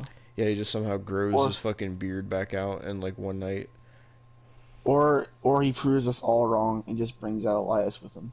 Oh god, that would shock the fucking world. But I think after that was the 6-person tag, right? Yes. So the 6-person tag was the Judgment Day of Edge, Damian Priest, and Rhea Ripley versus I don't know. People were calling them the Club, so I'm just gonna call them the Club of fucking AJ Styles, Finn Balor, and Liv Morgan. This is a pretty good 6-person tag. Fucking Liv Morgan, AJ, and Finn Balor actually like meshed really, really well together. Yeah. I was surprised. It seemed like a random team, but they actually meshed really well together. But Judgment Day got the win. I do want to say both Rhea Ripley and Liv Morgan's attires are definitely on point tonight. Yeah, dude, I went on Twitter and everybody was simping for what Rhea Ripley was wearing. Fucking Buddy Matthews is a lucky man. Yeah. And fucking Bo Dallas is a lucky man. Yeah. Fucking. But anyway, Judgment Day won this match because Finn Balor and AJ did a dive to the outside, and then Liv Morgan did a dive onto Rhea Ripley, and then Finn Balor and Edge were the 2 legal men. They got back in the ring. Finn Balor was going to do a coup de grace on Edge, but Rhea Ripley got in the ring and stood in front of him. Then Liv Morgan took out Rhea. Finn Balor got knocked down, ate a spear, 1, 2, 3, Judgment Day won. And I mean, we both got that one right, so now we're 2-2. Yeah. Which I figured Judgment Day was gonna win because yeah, a couple of people got busted open on this show because Ezekiel had a little bit of blood on him as well. And we'll get to the fucking main event, but yeah, so Judgment Day won, which is good because you do not want Judgment Day to be losing right now when you're trying to build them up. Yeah. Will they add any more members? I don't know, to be honest. Edge keeps teasing adding more people, but I don't know, really. I can't wait for them to add somebody like fucking, like, they just bring back James Ellsworth for some fucking reason. I mean, they did bring back Curtis Axel on Raw, so he could be more than just a producer. Join Judgment Day. Oh, Austin, imagine if he joins Judgment Day, he's not Curtis Axel, he comes back as Michael McGillicuddy. Imagine he does a cover of Rap is Crap. Oh, Jesus fucking Christ. But, so, after that match was the, was the fucking, was the Corbin match after that? Or was it, because not that many titles were defended on this. The only titles that were defended was the Raw Women's title, and I think the United States title. Yeah, it was Corbin and Moss, I think. Yeah, so we had Mad Cat Moss, or No Cat Moss, whatever people were calling him, versus Happy Corbin. I didn't pay attention to this. It was a no holds barred match, and the only important thing in this match was Mad Cat Moss won, which was both of our prediction, I think, right? No, I actually I went for a curveball and said Happy Corbin. Man, your curveball's fucking missed. So now we're 3-2. Yeah. So then the way it ended was the match was kind of boring, and the crowd was fucking, especially in the main event, they were really fucking being marks for fucking a table spot. Like, they kept chanting tables over and over, and then Corbin wasn't getting it, and they even booed Moss because he didn't get a table. But Moss put Corbin's neck in a chair, and then he slammed down on it with the steel steps, which looked nasty, and he pinned Corbin 1-2-3. So Madcap Moss beat Corbin, and I hope that this is it for their rivalry. I hope this is it for the fucking Lashley and Omos. I hope this is it for fucking Becky Lynch getting title shots. I hope this is it for fucking the club and Judgment Day thing. I hope this is the end for like pretty much every feud on this show, to be honest. Hopefully. Then after this boring match, I think we had, was it the Theory and Ali match? Yeah. So we had Mr. A-Town Down Theory, the United States champion, versus Chicago's own Mustafa Ali, which I didn't even know he was from Chicago. But this match was pretty good, honestly. The crowd was really invested in this match. They wanted Ali to win because he's the hometown person, but you know, WWE never lets people win in their hometown. So they lost. Well, Ali lost to Theory. Austin Theory actually did a really cool spot where he Ali was on the top rope and he jumped and bounced his leg. He springboarded, bounced his legs on the ropes, and then caught Ali into a Spanish fly, which looked pretty cool. But the way it ended was Ali went for the 054 and missed, and then Austin Theory got him with the A-Town Down, I think is what he calls his finisher, and he pinned him 1-2-3. Austin Theory retains the United States Championship, which was both of our pick, right? Mm-hmm. So it was 4-3. And then we get to the main event. The only Hell in a Cell match on the Hell in a Cell pay-per-view. The American Nightmare Cody Rhodes versus the visionary Seth freaking Rollins. Now, first off, Cody Rhodes was injured. It turned out apparently he tore his pectoral muscle completely off the bone, from what I heard. And so he still went through with this match. And so Seth came out wearing a Dusty Rhodes inspired attire, which looked pretty cool. And then Cody came out, the whole entrance. The pyro looked sick in his entrance. And then when he took his coat off, when I saw, I don't know what your reaction was, but when I saw how fucking bad it looked, I was like, holy shit, Cody, why are you doing this to yourself?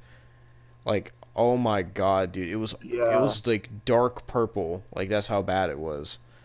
And it wasn't just his pec, it was like all down his right arm as well.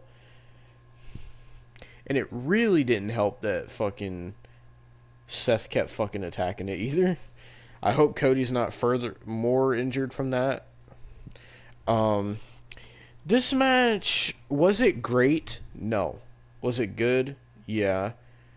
There was a little bit of stupidity in it, though. So, this being a Hell in a Cell match, I think this is the first time we've ever reviewed a Hell in a Cell match. So, notable spots in this match was, Seth went to put Cody through a table with a frog splash, missed, and got put through a table. Seth buckle bombed Cody through a table. Seth kept hitting Cody in his injured pec with a kendo stick, and I can't even imagine how bad that hurt. Seth was whipping Cody with a fucking. He made his own like weight belt, and it said Visionary on it. And he was whipping the shit out of Cody Rhodes with that. Cody. What else did he do? He got a fucking Texas bull rope, and apparently Corey Graves, who was on. By the way, Corey Graves was on commentary this whole show because apparently Pat McAfee just wasn't there. I don't know why. They just said Pat McAfee had the day off for whatever reason. So Cody. I didn't even notice that. Yeah. Well, I mean, you really couldn't have because there was only like one SmackDown match on this show, which was the Madcap Moss shit. So, anyway, fucking Cody gets a Texas bull rope out, and Corey Graves is saying, "Oh, this is part of the legacy of the Rhodes family with the Texas bull rope and whatever." And then he puts it on, Seth puts the other end on, and they start fucking trying to go at each other, and Cody hits Seth in the head with the kettlebell, and Cody hit about like 10 crossroads in this match before he won. Cody also hit a pedigree, which people were marking out for. Seth hit a stomp, and he also did a buckle bomb through a table, like I said. They didn't really use the cell that much. They were in the ring most of the... I don't know if that's just because Cody was injured and they were just working with the injury, or if Cody was healthy, they would have had more spots on the outside. I don't know. But they really didn't... They threw each other up against the walls a couple times, but they really didn't utilize the cell for anything else, really. Cody also got a sledgehammer out, and he hit Seth in the face with it. And... Yeah. There was one spot where Cody fucking... so Seth hit Cody with a crossroads. Cody no-sold it, and then hit Seth with a crossroads. And I was like, okay. And then how it ended is Cody hit Seth with 3 back-to-back crossroads. And Cody pinned him 1, 2, 3. So this is now 3 times in a row that Cody has beat Seth. And... Do you remember what our predictions were for this match? Yours was Seth, and mine was Seth, but it was specifically if Bray came back and helped. Yeah, or came back in any way. So that didn't fucking happen. I just got fucked over on this show. So Cody wins, and so he beats Seth at Mania, and then he beats him at WrestleMania Backlash. Now he beat him in a Hell in a Cell match while being injured. Is Cody fucking like Superman or something? Like they are really pushing Cody right now. Yeah. Like fucking hell. I hope this is the last Cody and Seth match. They've had a great feud, but I think it's time for it to be over. I don't see how this could continue with Seth getting beat 3 times in a row now. But yeah, Cody Rhodes stands tall at the end of Hell in a Cell. And that was pretty much Hell in a Cell. And that means, Austin, that I won the predictions. So, therefore, that means I get to pick the next review that we do. Things just aren't going my way this week. Well, what the fuck? I'm kind of glad I won, because you said if you won, you'd have some fuck shit for me to watch. So... I'm kind of glad I won. Well, I was going to pick the fucking wrestling entertainment series UK. Well, that's not happening now. Fucking, I won. So I'll have to figure out. You got a legendary Devon rant. So I'll have to figure out by next week what we're going to be reviewing. Well, it won't be on the next week's podcast because we already got WCW and Stranger Things. It'll probably be on the podcast after that. Probably episode 45 is what it'll be on. Oh, great. But, yeah, so that was your review for Hell in a Cell 2022. Overall, it wasn't bad. It wasn't a bad show. It was just alright. I enjoyed it more than Double or Nothing. Especially we can enjoy anything more than a fucking Double or Nothing. like I the feel women's. as if Oh, go ahead. I feel as if Truth or Dare and Fantasy Island were better than Double or Nothing, right? So Well, you're about to hear why Austin says that here in a minute when we get to Double or Nothing. But so the women's match was probably the best match on this show, which I didn't think I would say that. Second best match, definitely the 6-person tag. That was a pretty good 6-person tag. Third, I would have to say, actually no, actually. Yes, third would be Cody and Seth, and then fourth would probably be Theory and Ali, and then the rest of the matches just kind of sucked. Besides that, to be honest, but overall, I think it was a good pay-per-view.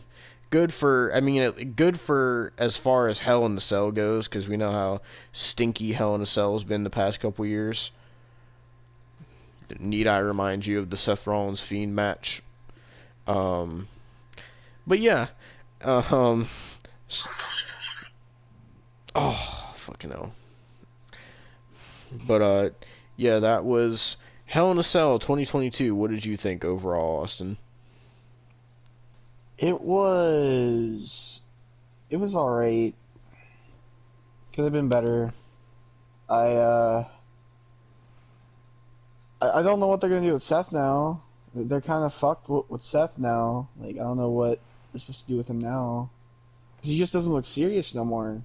He just lost to an injured Cody Rhodes. Yeah, Like, I fuck? don't know what they're gonna do with him. Just, if you really wanted to bury him, just put him on the 24/7 division. That's what they Oh Jesus. But yeah, that was our review of Hell in a Cell 2022.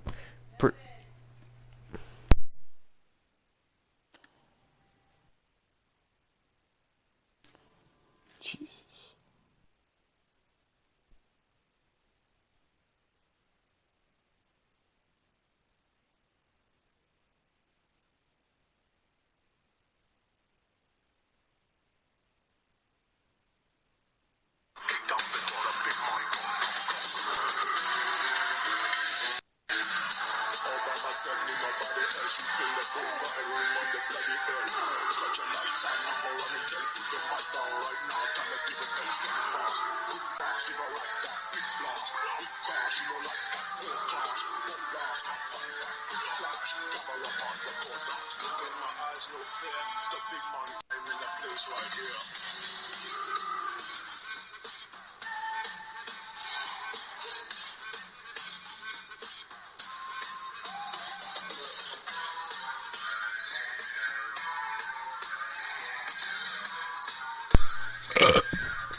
Sorry about that, I'm back. It's alright, you were listening to Almost 16. Jesus Christ. But like I was saying, that was your review of Hell in a Cell 2022. Overall, a decent pay-per-view as far as Hell in a Cell goes, because those pay-per-views usually really aren't that great.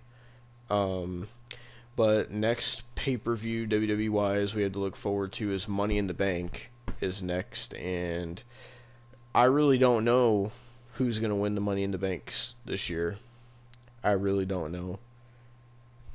I don't know. And on the AEW side of things, what's coming up next for that, I think we might have said it in the review, but we got Blood and Guts and fucking Forbidden Door, which I don't plan on watching either of those. It don't fucking matter, honestly. To play us out towards the anger, let's play some Omos. Yeah. Well, go on. That was our review of Hell in a Cell, and now that the decent pay-per-view is over, now we're gonna get to the fucking shittiness of AEW Double or Nothing. Oh boy. All I would say is get ready for some ultimate Austin Rage.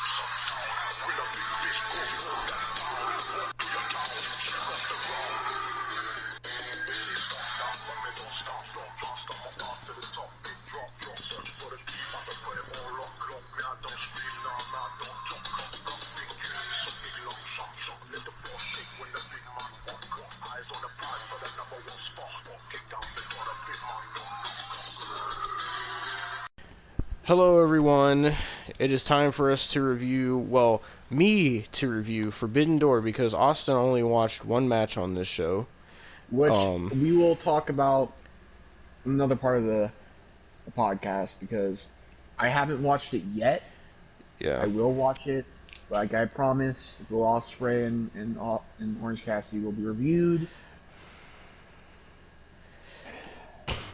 Mine's meh, but you know.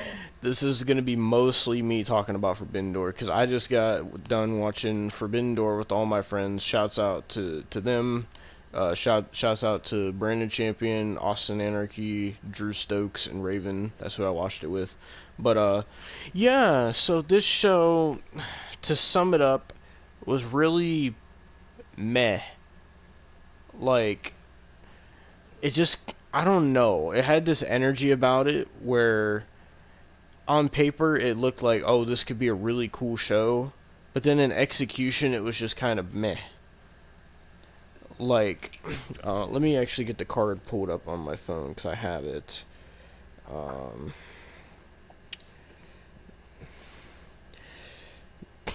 Alright, so we did watch a little bit of the buy-in, but none of that shit mattered. I really didn't pay attention to it, so I'm not going to talk about it. They had like 3 or 4 matches on there. Did not give a single fuck. Don't know why anyone cares to watch the buy-in. Why was there 3 or 4 matches on the buy-in? What the fuck? Oh, they had a tag team match. They had 2 one-on-one matches and an 8-man tag. Why? That's not a pre-show or a buy-in. It was a buy-in. Because it was on YouTube. It said Forbidden Door buy-in. So at that point, Devon, it's just a fucking part of the show. It's not a pre-show. It's not a buy-in. That's just like part of the card. Keep in mind this card. Besides the buy-in, this card has 9 matches. The fuck? Why? Well, I'll get into why. So, the show started off with your favorite, Chris Jericho. Oh, great. Because it was a 6-man tag. Chris Jericho, Minoru Suzuki, and Sammy Guevara versus Eddie Kingston, Wheeler Yuta, and Shota Umino.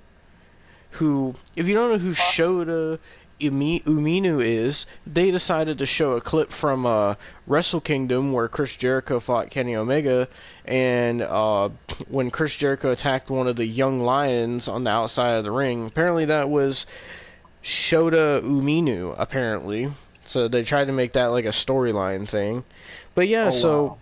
The point of this match was the winning team will get the man advantage at Blood and Guts, because at Blood and Guts on Wednesday they're doing the Jericho Appreciation Society versus the Blackpool Combat Club in a Blood and Guts match. Remember the Blood and Guts match where Chris Jericho fell through fucking cardboard? That match, that's what they're doing. And Chris Jericho's gonna be involved in another one. So yeah. So, and Chris Jericho's team won, just so you know. Hang on. So, Bryan Danielson's injured. Yep. Who's all going to be in that Blood Guts match? Like, I know, because if I'm counting, Blackpool Combat Club should only be 3 people if Bryan Danielson is injured. Well, doesn't that match supposed to have 4 people? Oh, it has like both teams have like 6. Huh? Yeah, I'll get to that at the end because who's the part of Blackpool Combat Club then? Well, it's well, I'll have to look up the fucking graphic of it, but I'll explain it later. So, Team Jericho won that match. Didn't watch much of it because A, I didn't really care to, and B, because first of all, I got the only 2 ways to watch this show was on Fight TV or Bleacher Report. Those are the only places you could watch it at, unless you tried free streaming, and me and my friends decided, hey, we'll all chip in and buy the pay-per-view, whatever, right? So we buy it on Bleacher Report, Not only was I required to sign up for Bleacher Report's fucking stupid ass newsletter, so now I'm gonna get emails from Bleacher Report. Not only does Bleacher Report have my debit card and banking information, but this show cost $50, and and this shit, you think Peacock is bad. This shit kept closing the stream. I counted 47 times. I had to reload the entire app because, first of all, I buy the son of a bitch, and then I go to play it on my PlayStation and it keeps saying, oh, error, failed to load player, reload your player. It would not fucking work. So then I had to fucking AirPlay it to my TV from my iPhone, and and some people might be saying, oh, well, it's just your iPhone. No, because Bleacher Report has a live chat on their events, and I was not the only. Everybody in this chat was having this problem with Bleacher Report. It's so bad. And there were people trying to defend Bleacher Report. They're like, oh, if you're gonna sit here and cry about it, why don't you just ask for a refund? I'm gonna. Oh, no. Motherfucker, I'm gonna. This was so bad. It kept turning captions on when I didn't even press any buttons. It kept closing. It kept lagging. It kept freezing during matches. It kept skipping ahead. It kept fucking going to a black screen. Every fucking issue that you could have, this had. This was so bad. Fuck you, Bleacher Report. Not only fuck you because of that, fuck you because your stupid ass fucking newsletter, and fuck you because of the stupid bullshit ass articles you put on your site too. Stupid fucking cunts. Anyway, I'm never using Bleacher Report again. Fuck Bleacher Report. If I ever buy an AEW pay-per-view again, it will be on Fight TV. Fuck you, Bleacher Report. Rotten fucking hell. Anyway, moving on to the second match of the night, which was actually, I'm trying to remember which one it was. Between one of these two, hold on. Okay, so the second match was the second match was the Young Bucks match. So it was the Bullet Club of the Young Bucks and some Japanese guy, I don't know his name, versus, well, simply this team is called Dudes with Attitude. And if you're curious who this team is, it's some Japanese guy from New Japan and Darby Allin and Sting. And apparently they're called Dudes with Attitude. This match was really not good. There was one spot where, first of all, it starts off where the screen goes black, and then they start doing some weird camera angles like it's fucking WCW, and they make it look like Sting's about to drop from the rafters. And then this 60-year-old fucking Sting, dives off the fucking stage onto everyone.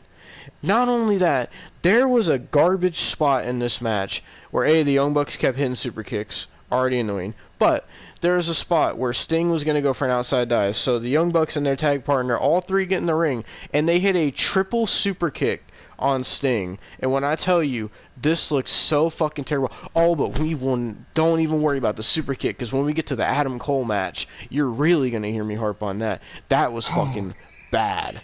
Anyway, yeah, this match sucked. The Young Bucks are the AEW Tag Team Champions, if you didn't know, because of Jeff Hardy. So there's that. But yeah, so I believe it was. You know what? I don't even remember who won this match. Fuck it, I don't care enough. Oh God. But yeah, so the next match after that was a Fatal 4-Way for the brand new AEW All Atlantic Championship, which the title looks really weird, by the way. It was. Oh well, I found out who won the main event. Yep. It was Malachi Black versus Pac versus Miro versus Clark Connors, who looks like a hybrid between Cameron Grimes, James Storm, and fucking Hangman Page. And so, as a Fatal 4-Way, it was decent. Pac won, thankfully. They finally gave Pac a championship after 3.5 years.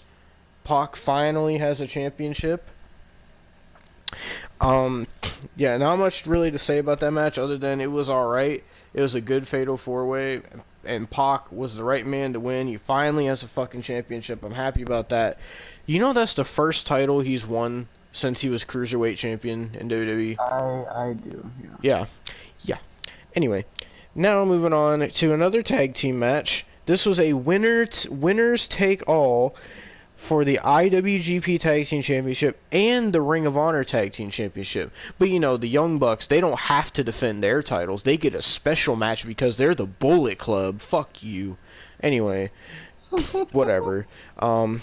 So it was FTR versus Jeff Cobb and Grado Khan versus Roppongi Vice. So, all I will say about this match is I like FTR. I like Jeff Cobb.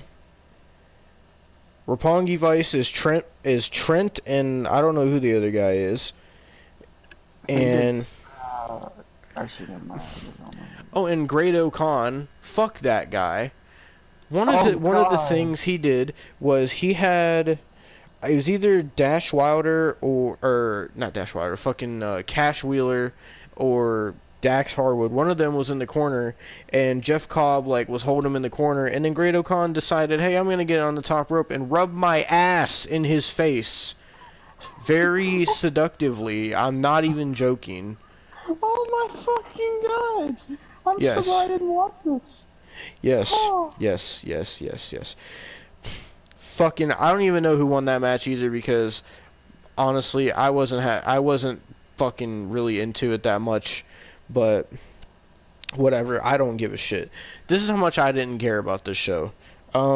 So then after that, we got the only women's match on this show, Thunder Rosa versus Toni Storm for the AEW Women's Championship. This was actually a good match because these are actually two good women's wrestlers that AEW has. But Thunder Rosa retained the championship in a good match, and they even showed respect after the match. That's what I like to see. Not all this other bullshit and fuckery that's going on. So then we come to, this is the match we'll be talking about later, the Will Ospreay versus Orange Cassidy match. I will say, fuck Will Ospreay. He's fucking terrible. He was kicking out of everything. He was no-selling everything. And yeah, but but someone else also showed up after the match that's not in AEW. Someone from New Japan showed up, and someone who I might have told you about before. So you'll be happy when you see that. Oh great! I'm already scared. But yeah, we'll get to that once Austin sees it. All right, well, now we're including this part into the review that I'm doing right now. Austin has finally watched Orange Cassidy versus Will Ospreay at Forbidden Door. Austin, go ahead and talk about what you saw and what you thought. It was fucking terrible. It was honestly god awful. I don't see the appeal of Will Ospreay. I've never liked fucking pockets. But Austin, Will Ospreay is the best wrestler in the world. No, that's what people think because he was the person that took over for Kenny Omega. He's just a fucking British Kenny Omega. Oh, no. Without the pedophilia. That we know of. That we know of, yeah. Jesus Christ. Will Ospreay is your fucking British Kenny Omega that does flippy doos, alright? So fuck Will Ospreay, automatically. Fuck him. And suck my dick, alright? So what I'm the most interested in is that you said, out of this whole match, the thing that made you the most angry was Excalibur. You want to get into why? Yeah, because he goes and sits there and every 2 minutes he won't shut his fucking trap. Oh my fucking god. His mouth just won't close. Fucking Will Ospreay was just hitting kicks And of course, Excalibur, oh, those are the dreaded Kawada kicks. The Kawada kicks. And I'm like, motherfucker, shut the fuck up, dude. Just shut up. Like, I can't. And then fucking, like, Jim Ross will say something like, he'll be like, this is a certain move. And he'll go, oh, no, this is this move that this wrestler performed. And that's what it should be called always. Oh, it's so fucking bad. There's one point in the match where Excalibur was sitting there and he was talking about Will Ospreay's finisher, and then Jim Ross said something about it. He was like, yeah, he's that dreaded elbow that Will Ospreay hits. And fucking Excalibur got all mad. He's like, no, that's the fucking dreaded blade or some whatever the fuck it's called. And I'm like, motherfucker, shut the fuck up, dude. Like, just shut up. Just shut the fuck up, dude. Oh my god. He said, shut the fuck up. You're a fucking cunt. Like, I can't handle fucking Excalibur. And then, I don't know who else is on commentary. I know Jim Ross, Tony Schiavone, and Excalibur was, but I don't know who the other guy was. I don't remember either. But he was fucking annoying, because he's just like fucking Excalibur. Like, oh, I've been to this fucking indie show that goddamn, happened in a fucking local barnyard. And fucking... local barnyard. And fucking Will Ospreay hit a 720, 360, 450 splash. Like, I can't, like... I don't care. He's in a local. I've been to this match in a local barnyard. I swear to God. And then Excalibur would be like, oh, I've watched Will Ospreay for years. I've seen tapes. Who fucking watches tapes anymore? I've seen tapes. Oh no. Like, you failed abortion, Excalibur. Like, Jesus fucking Christ. What is wrong with you? Go back to your mother's basement. Please. Watch your fucking tapes with your Kenny Omega pedophilia. And goddamn, stop commentating. You waste of fucking semen. You know, Jesus. Excalibur probably watched that match of Kenny Omega and Michael Nakazawa humping the children, and he probably marked out. He said probably. He said he's hitting them with the dreaded penetration. I've seen that in my local pedophilia meet and greets where we swap pictures. And keep in mind, I was falling asleep. This match was so fucking boring. Just so you know. But Austin, this match was 5 stars. People are saying it's match of the year. It made me drink, Devon. So what did you think of Will Ospreay kicking out everything? Fucking atrocious. Like, just fucking terrible. So, like, honestly. Would you say that Orange Cassidy was your least hated thing about this match? Oh god, no. No. My least hated thing was the referee. Oh god. Because the referee was actually competent. I'm not giving any of these fucking wrestlers... No, actually, I'm not giving any of these fucking cosplay dumbasses fucking credit. Oh, and by the way, the dreaded Kawada kicks, of course Orange Cassidy had to fucking do his fucking pockets kicks, like play kicks with those. And fucking Excalibur was marking out like, oh, it was Taz on commentary. It was fucking Taz. Oh, Jesus. And Taz was marking out for Will Ospreay, by the way. So, you know, fuck Taz. You know, I read something today. Taz posted something. He's like, a fake fan came up to me today, and he's like, and said, "Hey, can you sign this autograph? Say it's real Wardlow." Oh, who are you again? I'm glad. they fucking mistake me for Wardlow, you fat piece of shit. Jesus Christ. I think I saw what you're talking about, cause, so when we're reviewing this, at least this part, this is after Blood and Guts happened.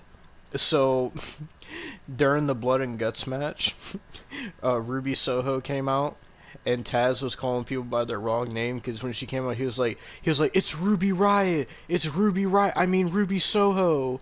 And then, for Claudio, he was like, the Cesaro swing, I mean Claudio swing. And he was doing it for a couple people, and people were, trying to call him out for it on Twitter. And someone was trying to defend Taz. They're like, oh, that, they're like, people slip up sometimes. That'd be like if someone called Taz with 2 Z's instead of 1 like it's supposed to be. And then Taz, What? and then Taz was like, he was like, yeah, that's exactly my point. I haven't used 2 Z's in my name in over 2 years, but, you know, people mess up and spell it the wrong way anyway, because they're fucking idiots. This is like, what the fuck? Well, Taz, how does it feel for your son to be in a mid-card tag team? Oh, not even mid-card, fucking jobber tag team with fucking Danhausen. Hookhausen, baby. Feel? The most popular tag team in AEW. How does it feel to be mistaken for fucking Wardlow, which I don't even know how, because the physiques don't fucking match. You look like you fucking ate Wardlow, and fucking Wardlow looks like he's a fucking unit. So fuck you, Taz. But nonetheless, Taz is marking out for Will Ospreay. Of course. And fucking, like, he was also saying, oh, fucking pockets with his play kicks. Yeah, he's just psyching them out. He's psyching them out. He's psyching them out. Yeah, and I sit there, I fucking, you didn't hear my reaction because you were in the shower, but fucking, he sat there and said that, I was like, you motherfucker, shut the fuck up. Like, I was so pissed. Yeah, I think I heard you a little bit while I was in the shower, because I swear, I heard in my background from my TV, all I heard was, this is fucking ridiculous, or something like that. And I was like, oh, Austin's pissed. I started laughing in the shower. Because, no, I said that apart because fucking, so, Will Ospreay gets fucking, pockets down, and then he does a moonsault, and it's like, okay. Then he goes and does a fucking, like, rolling thunder, and then he gets right back up, does a whisper in the wind, and then he fucking finally goes for something else like a Phoenix Splash, and fucking Orange Cassidy counters it. Mm-hmm. After all of that. And it was 1, 2, fucking kick out. And then, of course, they're just hitting their finishers willy-nilly. The fucking Stormbreakers hit. Beach break. Fucking all this shit. Like, oh my god. And finally, it takes like 15 goddamn finishers for Will Ospreay to end it, finally. And it's like, what the fuck? And of course, they keep cutting the fucking, Juice Robinson, which I don't give a fuck about. Did you see who came out after the match? Yes, I'm about to get to that. So fucking, the United Fuckery is beating the shit out of Pockets. United Fuckery. And goddamn, fucking, some random fucking Mark's music's hitting, and everybody's marking out. I have no fucking clue who this is. And then fucking, it says Shibata, and I'm like, who the fuck cares? Honestly. And of course, fucking Tony Schiavone and Excalibur. No, it wasn't Tony Schiavone. It was Excalibur and the other guy. Taz. And because there was 5 commentators. Oh yeah. I don't remember the other guy's name. Yeah, and they're both like, oh my god, somebody has a sign in the crowd that says if they see Shibata, they'll cry, get them some tissues. And I'm like, fuck off. Like, oh my god, Shibata. Who the fuck is Shibata? Oh, you don't know who Shibata is? No! Oh, I'll tell you who Shibata is. I don't know who the fuck he is. So Shibata is from New Japan, and Shibata Obviously. is famous for excuse me. Shibata is famous for headbutting people as hard as he can, and so he did it so much so that he gave himself a brain aneurysm and almost killed himself. And he almost had this, like, he almost died, and 2, he almost couldn't walk anymore, and 3, he almost retired from wrestling, but then he came back. So that's who Shibata is. Like, he would literally, I shit you not, I've seen clips of it, like, he would literally just headbutt somebody as hard as he could, like, as hard as he possibly could, just headbutt him, like, for no reason.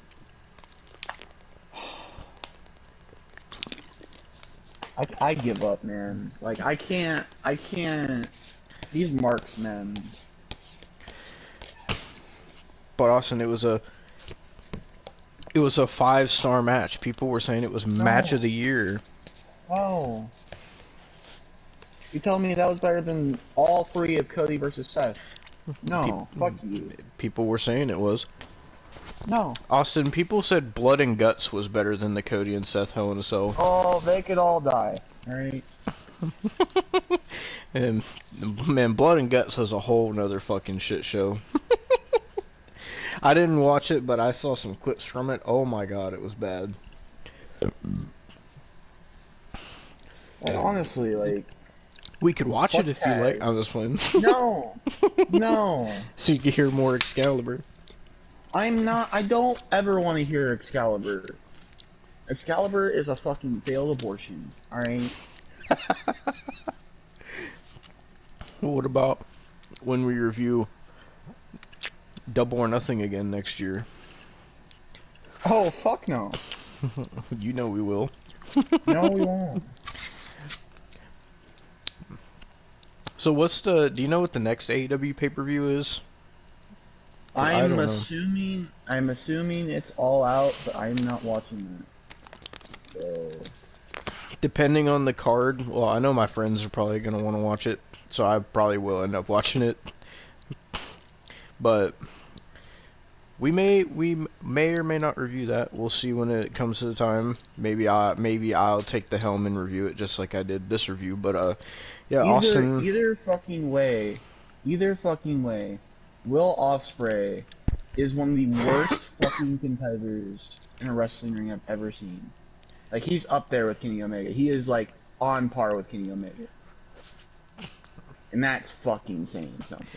Well, speaking of Kenny Omega, I was gonna say it for the podcast, but I saw, because this might actually make you happy. Oh, I saw it too. It's what I think it is. Because I saw Kenny Omega said, like, if he gets another injury, that he's gonna retire. I think. No, he said setback. So that could be anything. Well, yeah. I assumed it was injury. We could get Chris Hansen to investigate him, alright? Yeah, just buy a cameo from Chris Hansen and tell him to investigate Kenny Omega. But yeah. Is there anything else you want to say about this 5-star classic that people are calling it? Negative 5 stars.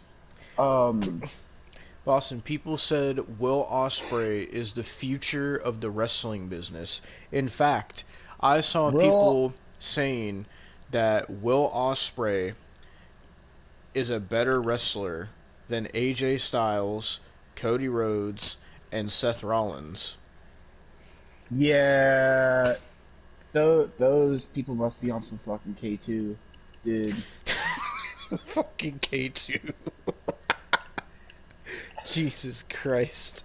They can go back and watch their fucking Back to the Barnyard wrestling and their goddamn Oh, they fucking. also said that Orange Cassidy is a main event star. Just let that sink in. All right, sorry, they're on K2, crack, cocaine, and meth at the same time. Like, I shit you not, after this match happened, I scrolled through Twitter, and all I seen was people like, that match was amazing. That match was so good. The storytelling was so amazing. And they're like, Will Ospreay is so amazing. I wish he would be AEW World Champion. Oh, Will Ospreay is the greatest wrestler ever. Orange Cassidy should have won that match. Orange Cassidy should be AEW World Champion. Like, that's all I kept seeing. And they're like, man, Forbidden Door was so much better than Double or Nothing, and they're like, AEW has been putting on all the classics this year. Shit. Well, to end it off, I'm gonna say this: the match was terrible. Will Ospreay, you're a daft cunt.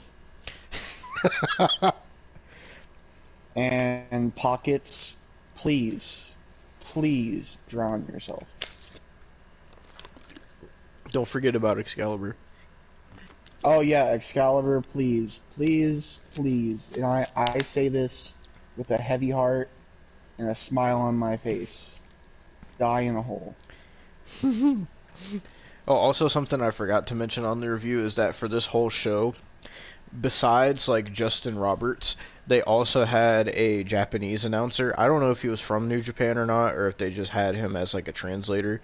But when I tell you, this man put in so much more effort into announcing than Justin Roberts. The only person that Justin Roberts gave a fuck about to announce was Jon Moxley. That's it. But this Japanese announcer was putting... Oh, there goes Austin. Oh, Jesus. Excalibur took his internet down. Oh, Jesus. Oh, no. Oh, God. It always kills me when that happens because it's at the most random time. It's always at the most random fucking time. But fucking AEW must have struck down Austin for hating on this match. I hope he's gonna come back. Oh my god. Alright. I think the fucking AEW fans or Tony Khan took Austin's internet out for talking shit about that match. Well, they can go fucking drink cyanide. Did Tony Khan take out your internet just like he took down JD from New York's fucking Forbidden Door review? Tony Khan could go fucking... But Austin... Omega's pedophile dick, alright? But Austin, did you see how Tony Khan was crying while he hugged Cesaro? Yes, because he's a pussy. Well, Austin, that shows that he's a loving and caring owner. He loves his talent. He loves to pleasure himself by watching his talent wrestle. Wouldn't you love to get a hug from Tony Khan? I want to punch Tony Khan. Alright. Oh God. Come on, Austin. You know Tony. What would you do if Tony Khan hugged you like that? He just started crying. I would drop him on his fucking neck. That's what I would do. Alright, well. His neck would be in like 4. Alright. He would look like fucking Kurt Angle. Oh, now. God. He said. Except he wouldn't be able to fucking win a goddamn Olympic gold medal. He'd be able to fucking be in a goddamn wheelchair because he's fucking crippled. He said, I saw that match down at the local barnyard. I still can't get over that. Fucking local barnyard. Oh man. Well, Or who knows? Who knows? Maybe they can go to fucking local Disneyland next because you can go anywhere now. Fucking Joey Ryan. well, I was about to outro this, but we're just gonna continue with the rest of the review. So let's get back to me talking shit about the rest of the show. So yeah, without further ado, me, take it away. Then we come to the Zack Sabre Jr. versus Mystery Opponent match. Now, this match was supposed to be Zack Sabre Jr. versus Bryan Danielson, but he's hurt, so his replacement was in this match. So they had Zack Sabre Jr. come out first, and then they start playing this music, and the crowd starts marking out, you know how AEW fans do. And we see on the Titantron it says Claudio Castagnoli. So Cesaro is all elite. And he was wearing like this weird attire. He's wearing tights. He looks fucking jacked though. He fucking towered over Zack Sabre Jr. This was a really good match. This was probably the best match on the show, honestly. Like, Zack Sabre Jr., I've been on him in the past, but he was really good in this match against Claudio. It's going to be weird having to call him Claudio now. But I've always liked Zack Sabre Jr., so I'm not surprised. Yeah, this was by far the best match on the card.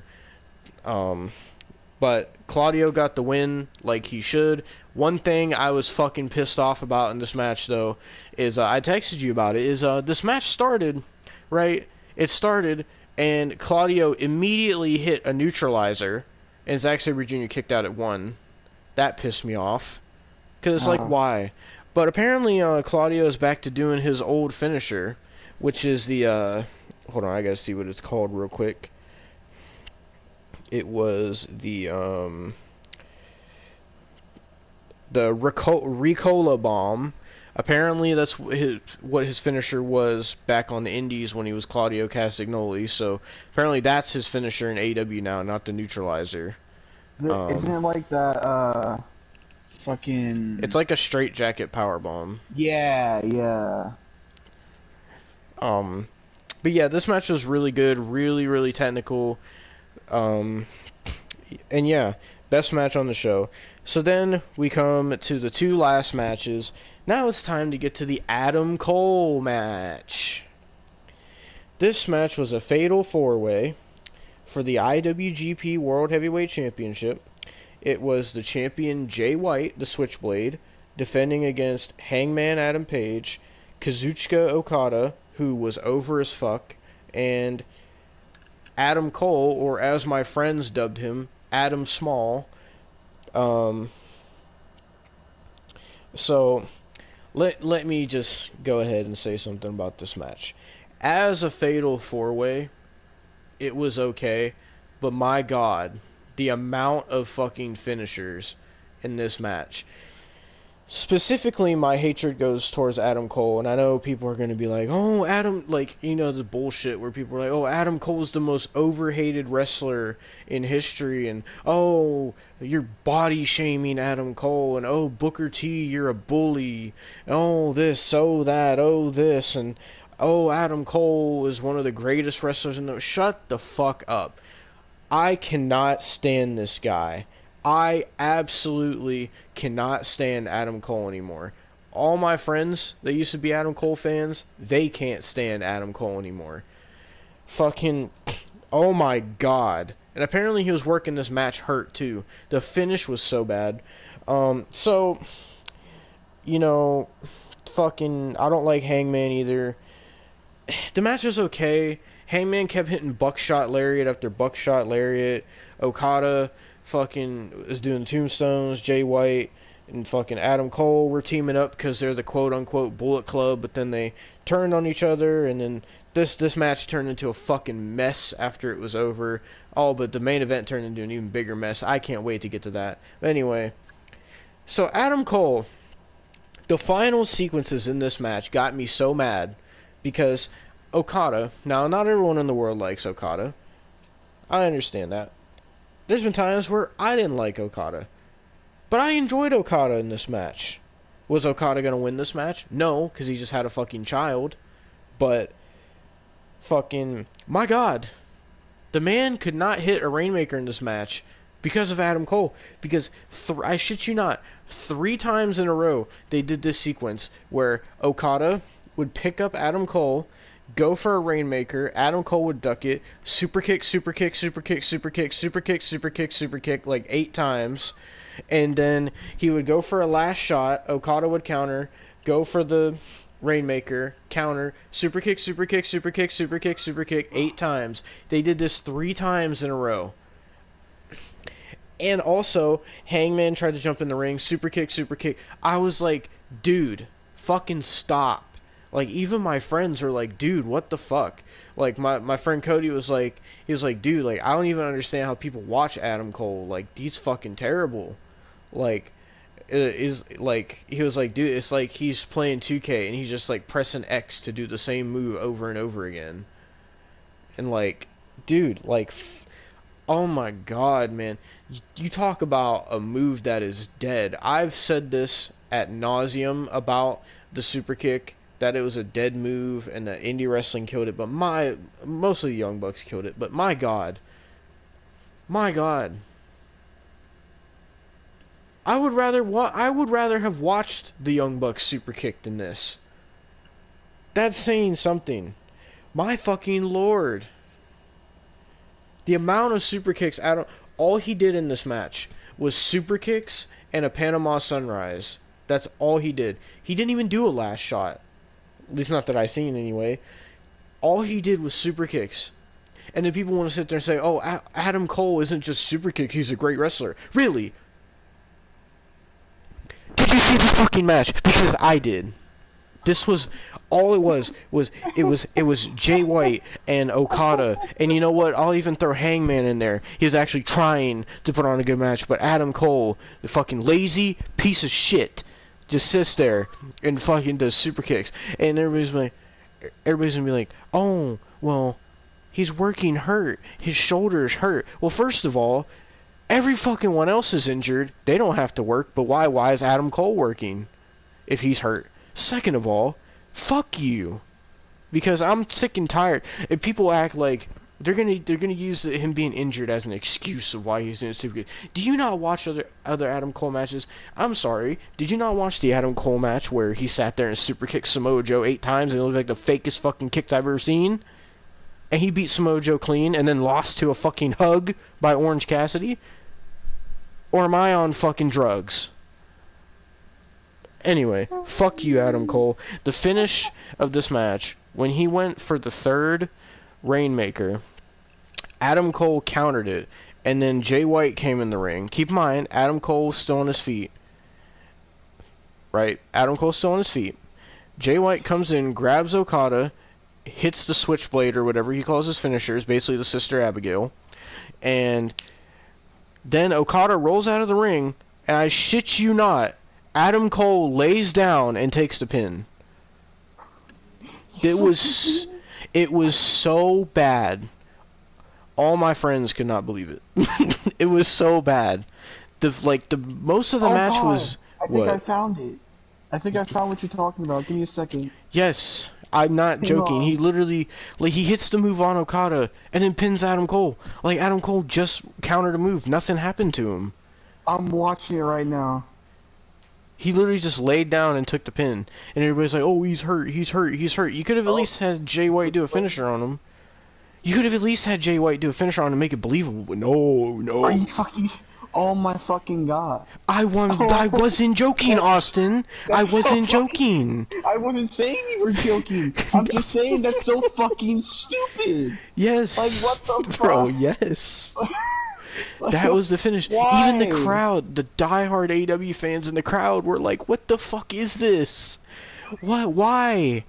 Like, yes, I'm glad Adam Cole took the pin because I don't like Adam Cole. But man, like, you could have at least had Jay White hit his finisher on Adam Cole. I mean, fucking hell. Like, and then... Like, Adam Cole, you fucking glob a fucking silly putty. Like, what the fuck is wrong with you? And then people are going to say, oh, he's hurt, so you're not supposed to move people when they're hurt. I'm sorry, he's hurt, but he can throw 87 super kicks in a Panama Sunrise, but he's too hurt to take a move from Jay White. But alright. All Jay White did was roll him over. Yes. You're gonna tell me that fucking did anything. Like, what the fuck? He fucking laid there and took it. Probably just like he fucking lays there and takes it from fucking Britt Baker. Because I know there ain't no way with how small Adam Cole is. No way is he the dominant one. No, it's...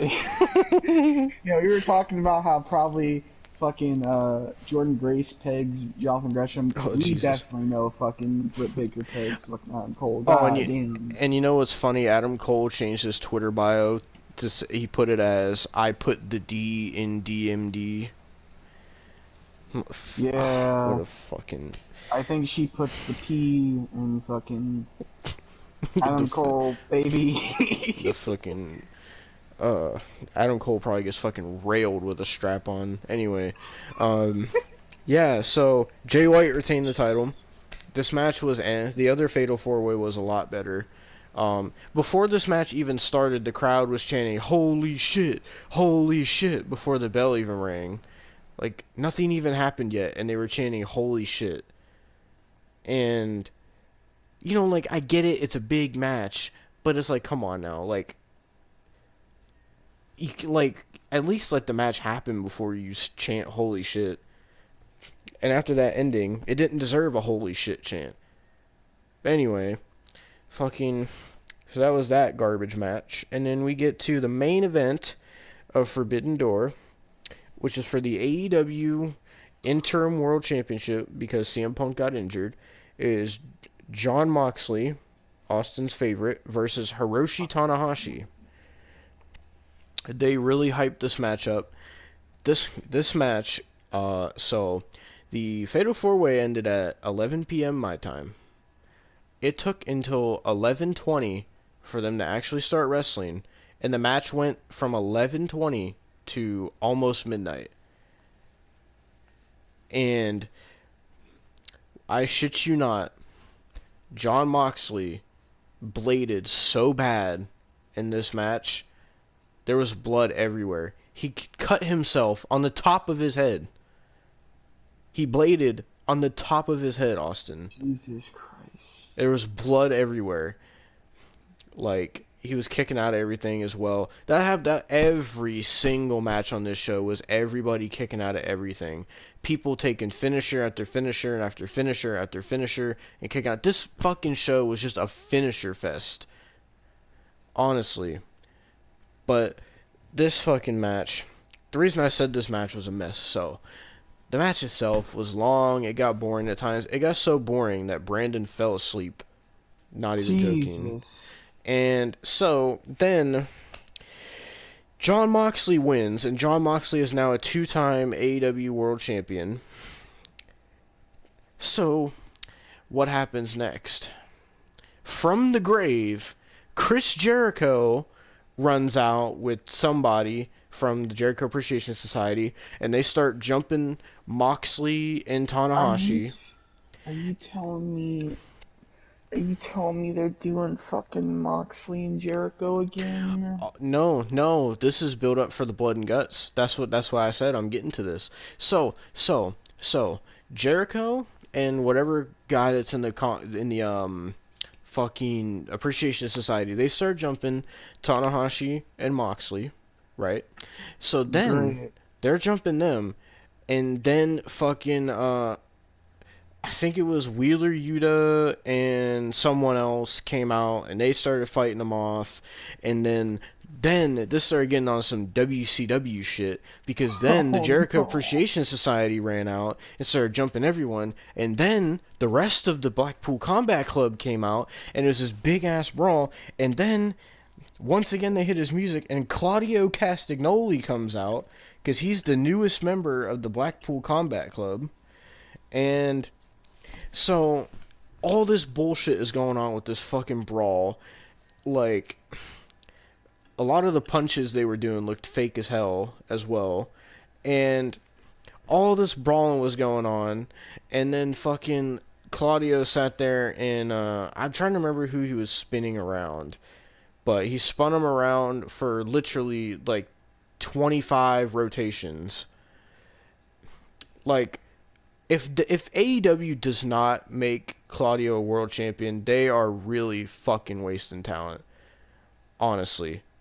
You know, Austin, everyone said, oh my god, Keith Lee is going to be such a game changer. You want to know where Keith Lee was?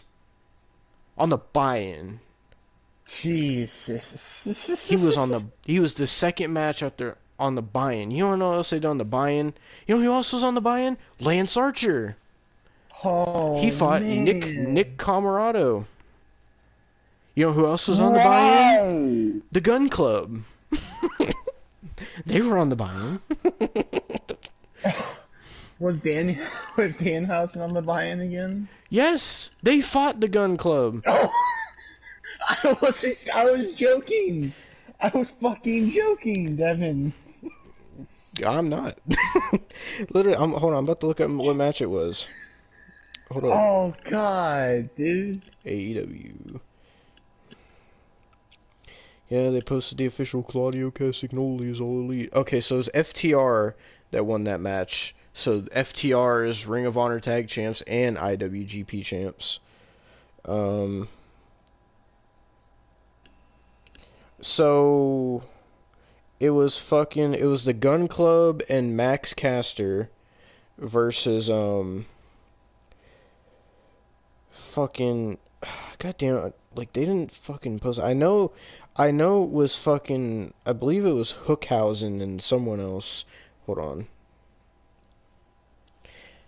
AEW Forbidden Door buy-in matches. Buy-in, not buying, you stupid cunt. Fuck Google. Oh, guess what the first result is? Bleacher Report presents. And guess what? As soon as I open it, oh, you want to sign up for the newsletter? I already fucking did. I didn't want to.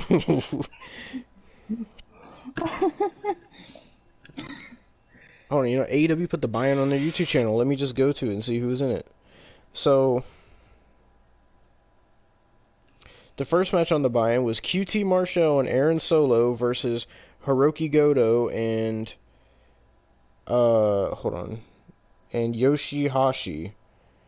And then it was Lance Archer. Okay, so it was Gun Club and Max Caster versus NJPW LA Dojo, the OKC Kevin Knight, Alex Coughlin, and wait, what? And Yuya Yamura.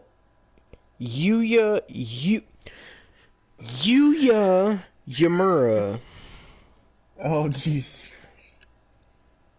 And Danhausen was involved with this because they started playing fucking Danhausen's Titantron, and they were playing some kind of fucking weird song, and then like Danhausen like distracted them. But yeah, so yeah, trash. Alright, well. So therefore, they were advertising after this mess of this brawl.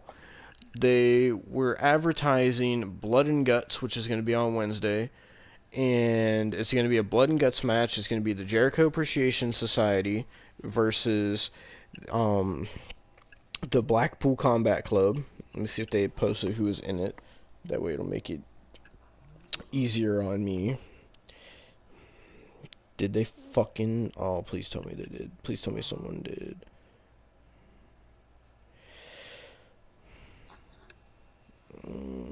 Fuck, I'm gonna have to look it up. Motherfucker. AEW Blood and Guts match 2022.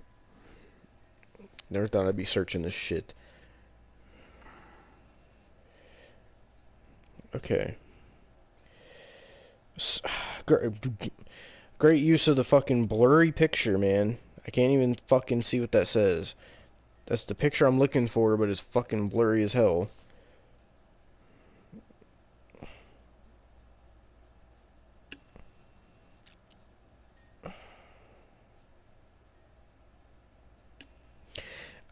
Fuck.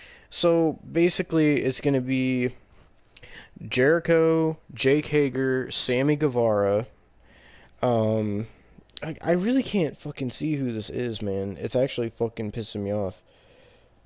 Hold on. Let me see if I can find a better picture so I can actually tell you who the fuck is in it.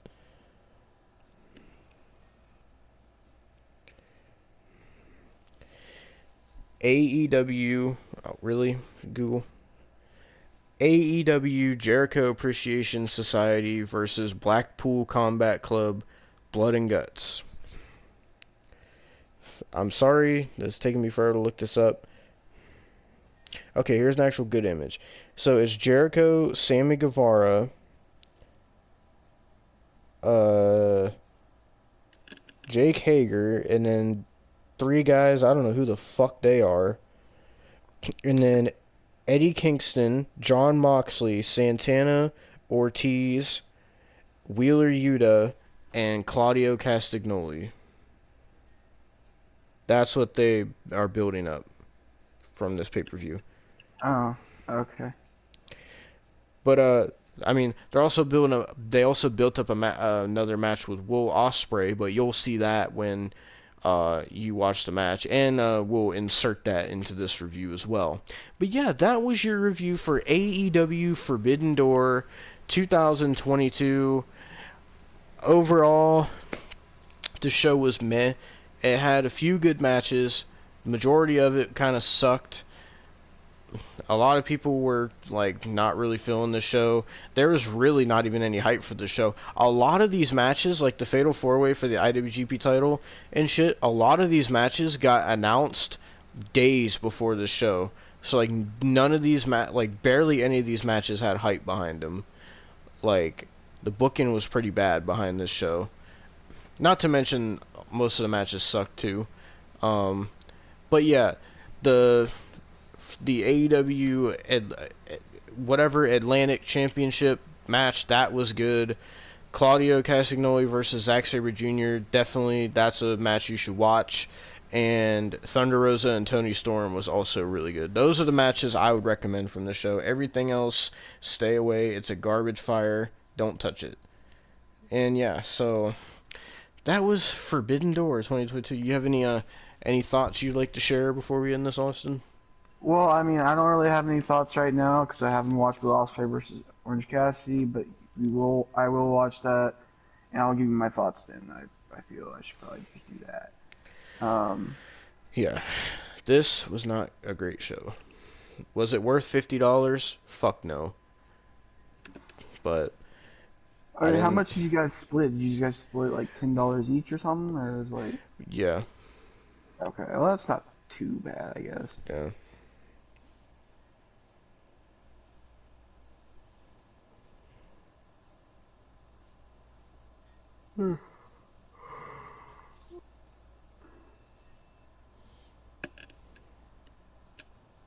Well.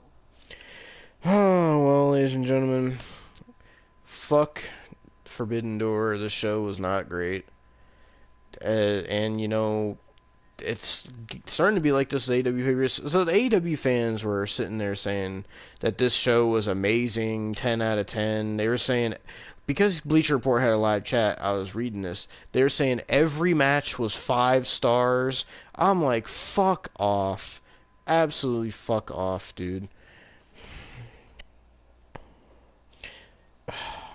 Fuck my life, man.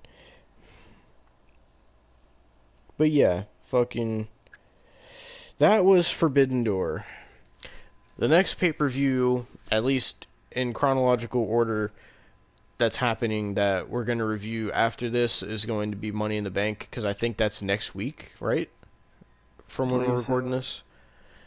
We're recording this on June 27th, so yeah, our next review will probably be Money in the Bank, I guess, unless we get a WCW in before then, or what me and Austin might watch tonight. I don't know yet, but we're figuring it all out. But yeah, Forbidden Door, thumbs down. A few good things that I enjoyed, but overall, I didn't enjoy most of the show. Most of my enjoyment came from being able to watch the show with my friends. You know, I was kind of angry on this fucking review, but, you know, and that's the difference between, you know, like, me and like wrestling fans on Twitter, where it's like, you know, mostly AW fans bitch and complain about everything on Twitter, and you know they just straight up won't watch whatever because they hate it so fucking much.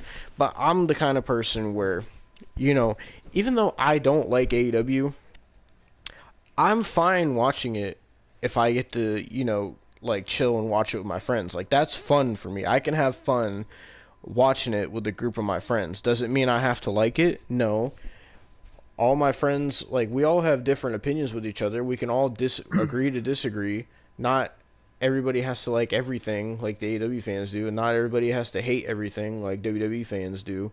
So, you know, I will admit, yes, I was kind of angry on this review, only venting my frustrations, but I also did say that there was positives, and I did enjoy watching this show because I got to watch it with my friends. If I would have watched this by myself, I probably would have been bored out of my mind. But yeah, that's why I do want to shout out my friends, you know. But yeah, um, thank you for watching, and let's get back to the fucking podcast. Talk about something that's not fucking AEW. Wow. Just wow is all I have to say. So, we just got done watching SummerSlam 2022. Wow. Holy shit. This might be one of the best wrestling shows I've seen in a long time. Honestly, this, from top to bottom, aside from one match, which we'll get to, this was fucking great, dude. This was great. Every match was great besides one match. And we'll get into everything, but just first thoughts after, especially after the main event we just watched. Oh my god, man. We were both speechless. I still am. So, well, I guess we'll talk about our predictions thing after we get through with reviewing it. So Yeah, I'm so upset about that. so there's so much to talk about, man. So first of all, this pay-per-view is like 5 hours long. Did not feel like 5 hours whatsoever. This pay-per-view like flowed so well. I wish it would have went longer. Yeah, same here. Like, and that's a good thing because it kept us wanting more. And so this pay-per-view had 8 matches. One got canceled, which was the Rollins versus Riddle match, which we'll probably addressed that earlier in the podcast. If not, we'll address it here. That match got canceled. They were both still on the show, but they didn't have a match.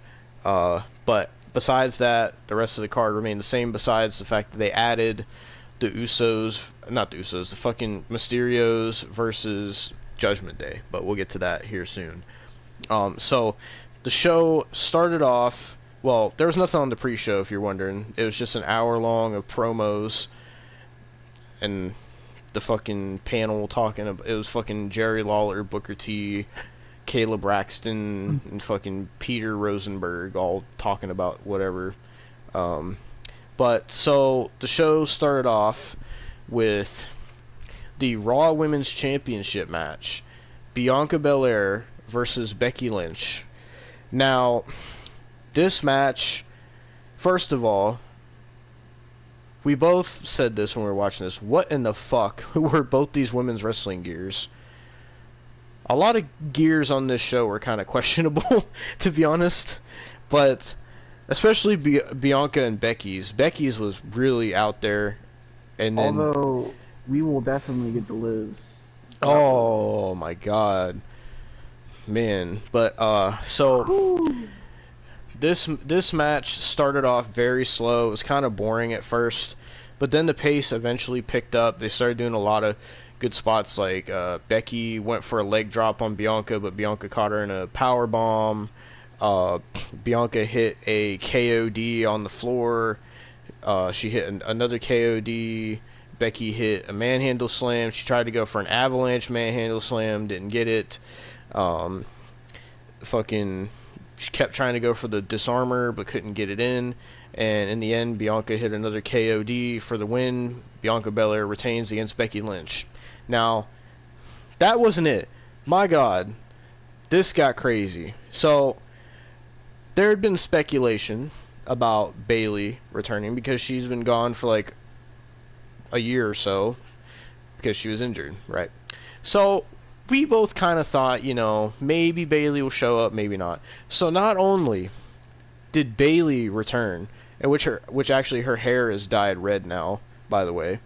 Not only did she return, Dakota fucking Kai came back. Not only did Dakota Kai return, Io fucking Shirai came out, but now they changed her name to Io Sky. I'm not really sure why. I guess it's kind of like the same thing they did for Gunther, how they changed it from Walter. So, I mean, I don't hate it. It's still, I mean, her name is still Io technically, so it's not like a drastic change. But, so now Bayley, Io Sky, and Dakota Kai are a faction.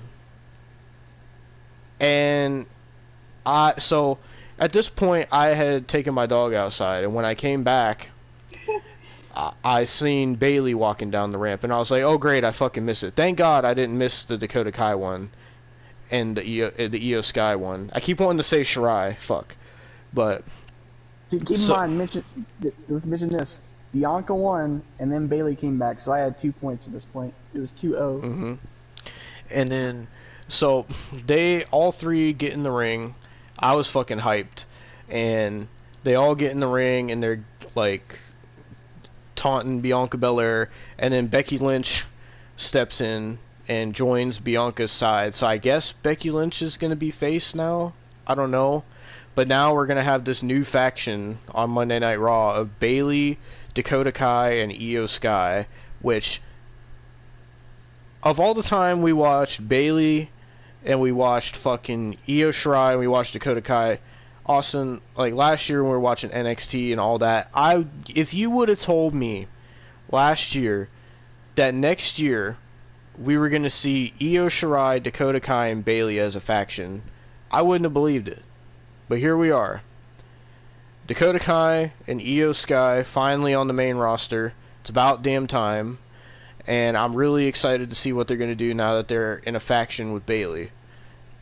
And it looks like they're going to be building up Bayley versus Bianca Belair. And honestly, Bayley's probably going to take that title. So, I don't really know what they're going to call this faction. I think they said they're gonna, because I saw a clip on Twitter, like, Sarah Schreiber tried to ask him, like, what this group was about, and then Bayley was like, oh, you'll have to wait to find out. So, I'm guessing they'll probably say on Raw. I don't know. We're gonna have to watch Raw, because there's gonna be so much shit from this that we gotta find out. Not to mention if there's more shit. Yeah, true.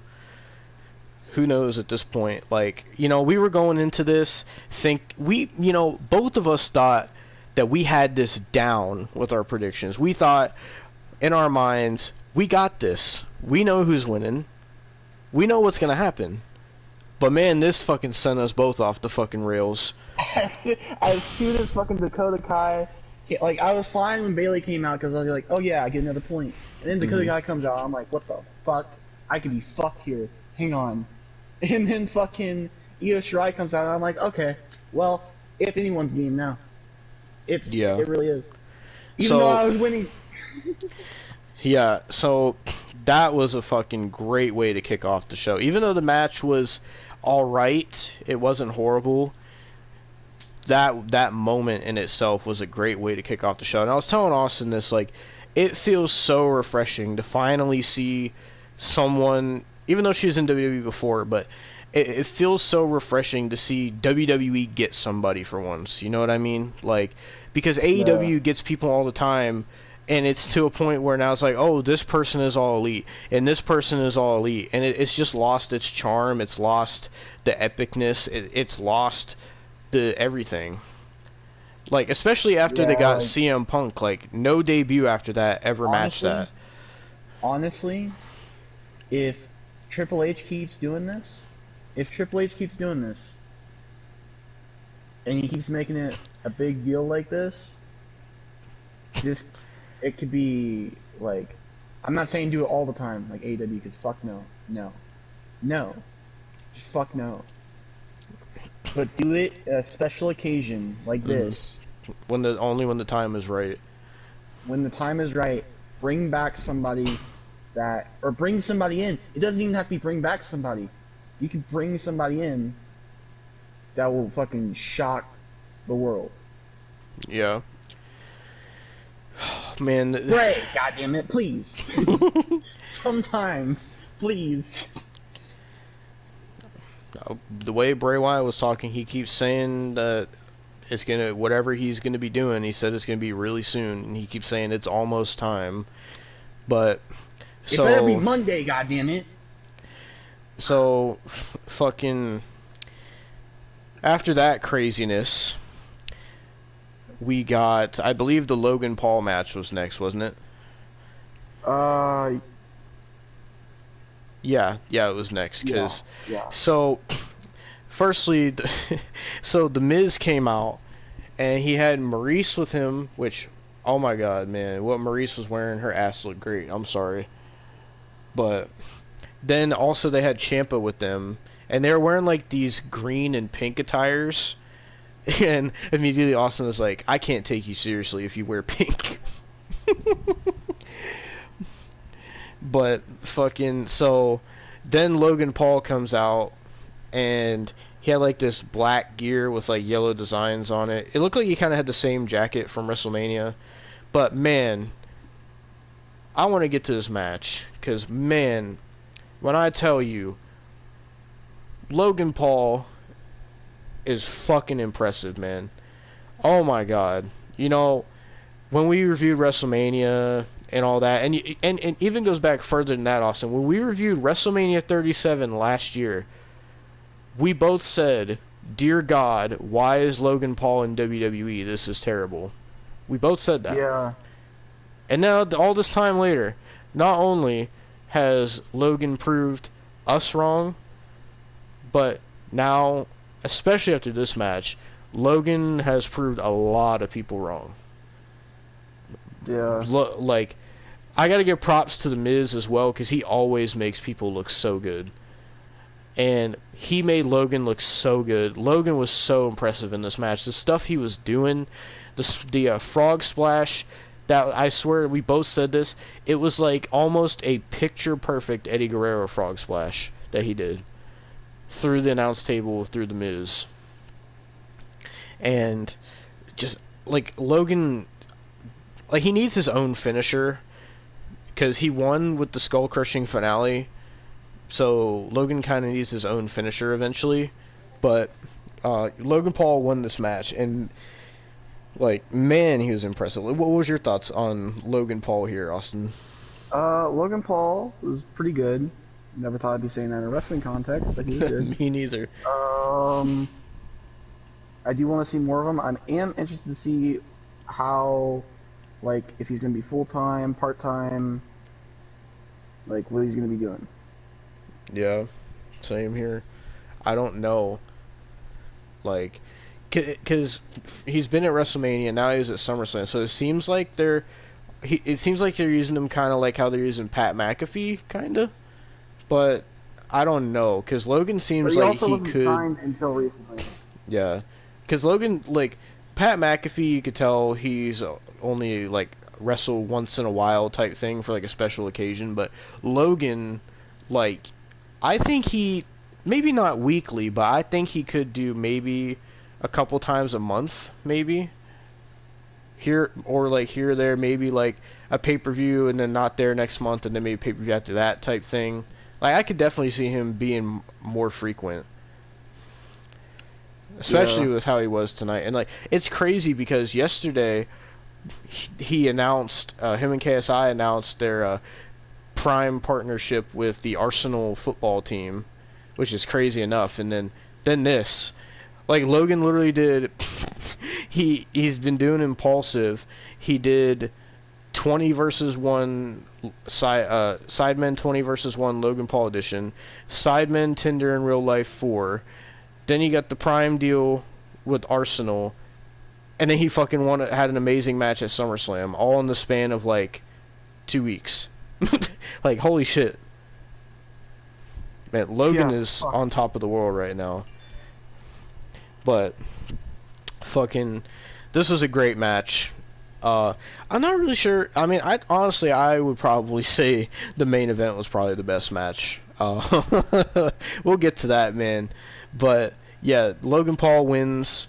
Also, AJ Styles came out to beat up Ciampa, so I'm interested to see a AJ Styles versus Ciampa match. Yeah. But yeah, Logan Paul. Which I didn't realize this until recently, but I watched the clip from Raw, and I just put 2 and 2 together.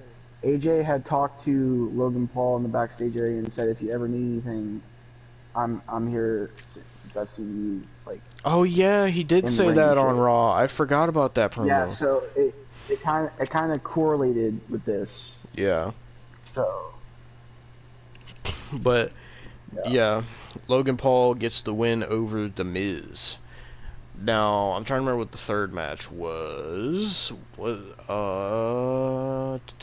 Slipping my mind right now. I know it wasn't Pat McAfee. Third match. Oh, what was shit. it? I'm blanking right now. It's because of the show. It was the Judgment Day match. Yeah. So it was the Judgment Day of Finn Balor and Damian Priest with the returning Rhea Ripley. She just came back on Raw versus the Mysterios. And so right before this match, I didn't know who the fuck to pick because the vignettes, they aired a vignette that said "I'm coming tonight," which it turned out to be fucking Edge, by the way. Because everybody's saying, "Oh my God, it's Bray Wyatt." It turned out to be Edge. But so I ended up going with the Mysterios, and thank God I did, because I would have fucking lost if I didn't. And so the match was pretty good for a tag match. It was a no disqualification match. And basically the Mysterios went to go for a double 619, and then Rhea Ripley messed it up, and then she took out Dominic Mysterio, and then Damian Priest and Finn Balor were about to attack Rey, and then fucking Edge came out, and so Edge has a new theme song, I think, and so the whole stage goes on fire, and Edge comes up through the fire. He has his hair cut even shorter now, and so he had sunglasses on, a red leather jacket, and a new Edge shirt, right? Looks badass, but then Edge's fucking pants. What the fuck were his fucking pants, man? Jesus Christ, man. He was wearing like black skinny jeans, and on the one side it had a red lightning bolt. We were like, what? Why? What the fuck? That was the only thing he had on his pants too. It was terrible, and it was only one. It was only on one leg. Like, it actually was bad. And I'm like, Edge, like, what kind of midlife crisis shit are you going through where you're wearing that shit? So Edge came down to the ring. He attacked Damian Priest and Finn Balor. He was in them with some nasty spears. They looked really fucking good. And he helped the Mysterios get the win. So I don't know what they're going to do now, because, I mean, Judgment Day doesn't have 3 guys, so I don't know how they would do this as a 6-man tag, if that's what they're going to do. I feel like Bray. I feel like they're definitely leading to an Edge versus Finn Balor match, for sure. Hopefully that'll be, because the next pay-per-view after this, they said, is Clash at the Castle, so I don't know if that's going to be like what they're going to build towards, or if they're going to, because I don't know, the pay-per-view schedule is weird, because they were showing it was going to be Clash at the Castle, and then Crown Jewel, I think, and then Extreme Rules, and then Survivor Series, or I don't know.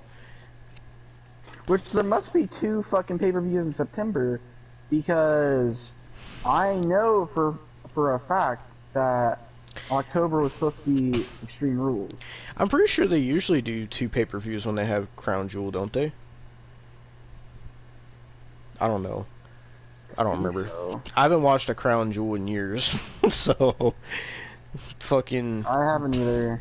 But so another thing we're gonna have to watch Raw for is to see what the fuck Edge is gonna say now that he's back, and hopefully now that Edge is back and Rhea Ripley's back, we can get this Judgment Day thing rolling again and actually get them to be looking legit, because. You know, it's not their fault. It was just Edge was gone and Rhea Ripley got hurt, but now they're both back, so this should be pretty good now. But the Mysterios win. So at this point, we were 2-1, right? Wait, no, we were 3-2.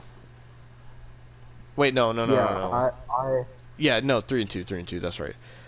3-2, because I was winning. Yeah. Still. So then, was the Pat McAfee match after this one? Pat McAfee match, I think it was. I think so. So we had so. Pat McAfee versus Happy Corbin. Last time we saw Pat McAfee wrestle was at WrestleMania, where he defeated Theory and then lost to Vince McMahon. Of all Wait, people. no. It was Theory and Bobby. Oh yeah. Sorry about that. I forgot about that match. So we had Theory versus Bobby Lashley for the U.S. title. Bobby Lashley looks like a fucking beast. It was a pretty good match for what it was. Theory did not win the title back though. He lost, and Bobby Lashley is still U.S. champion. There wasn't much to this match.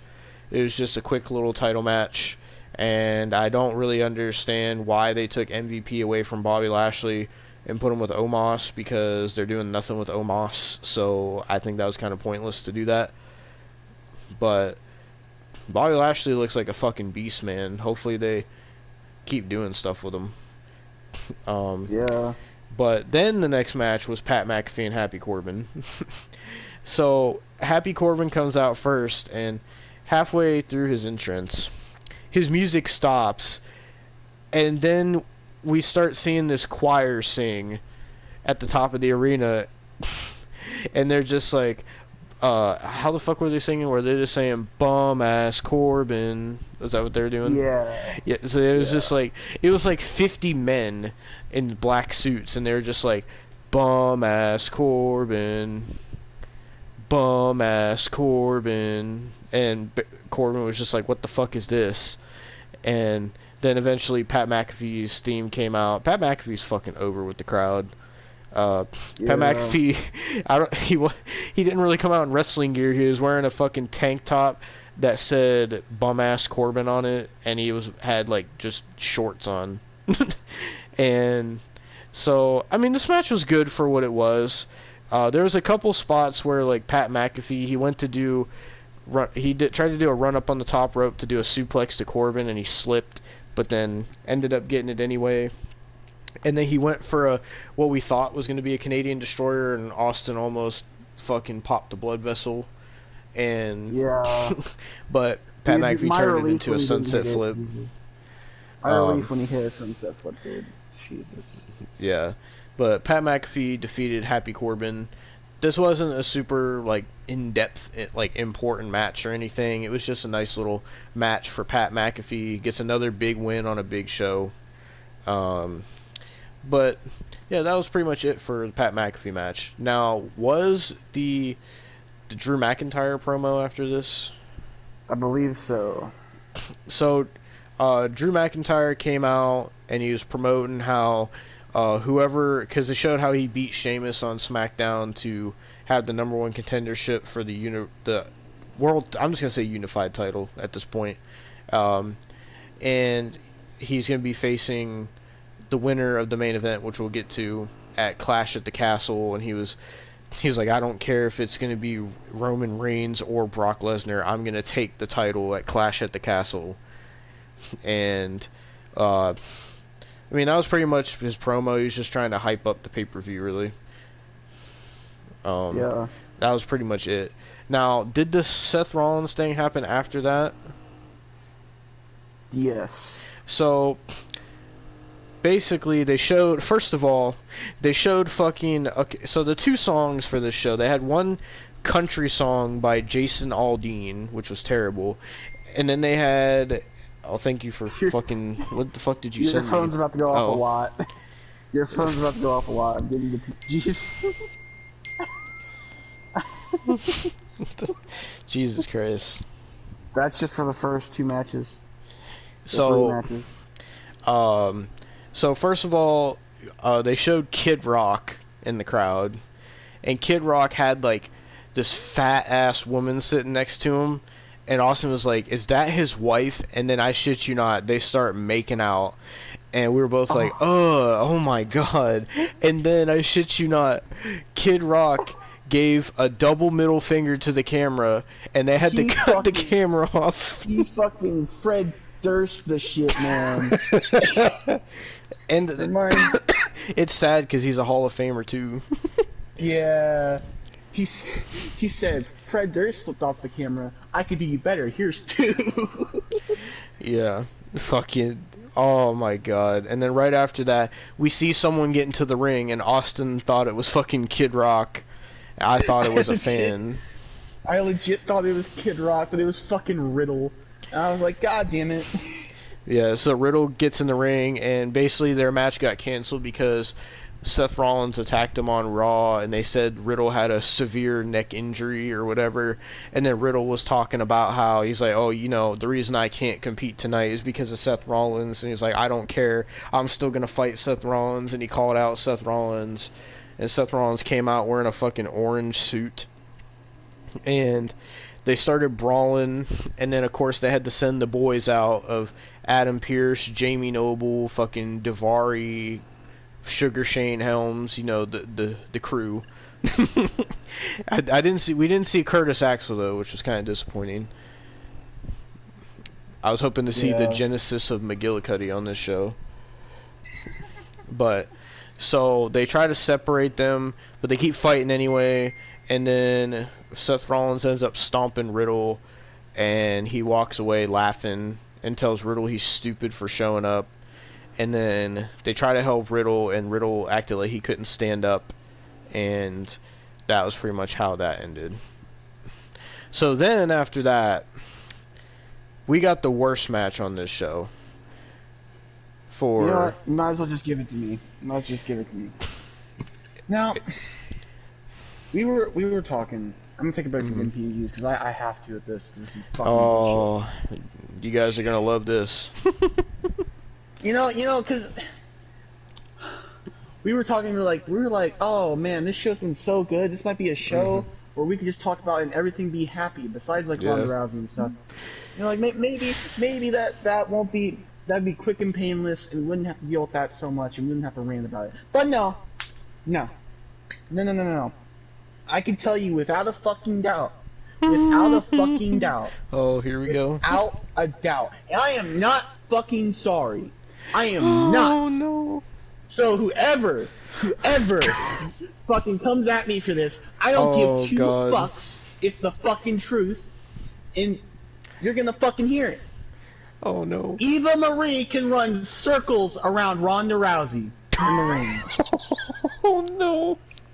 Oh, God. Ronda Rousey is the worst fucking women's wrestler. You know what? Fuck it. Worst wrestler in the world. Oh, God. Terrible. Oh, God. Fucking awful. Oh, man. Oh, God. Oh, Jesus. At least when Goldberg wrestled in fucking WCW, he didn't fucking botch at the fucking I time. never thought I'd hear you defend Goldberg. Oh my God. No, this is fucking terrible. She came out there, she goes out there, and she, for one, she was fucking stiff and live. What the fuck did she do? We a stiffer, goddammit, you piece of shit. Honestly. Go back to your fucking farm with your country fucking kick-ass goddamn husband Oh my and fucking God. raised your fucking hick-ass conspiracy baby and fucking stop goddamn wrestling because you're not a good wrestler, you fucking piece of shit.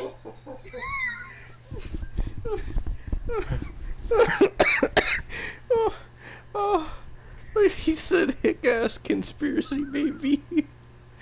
Oh my God, dude. Rhonda Go back was to your so fucking terrible. hick town with your fucking Kroger and your goddamn conspiracy. Is that where you get the tinfoil at Kroger? Bud?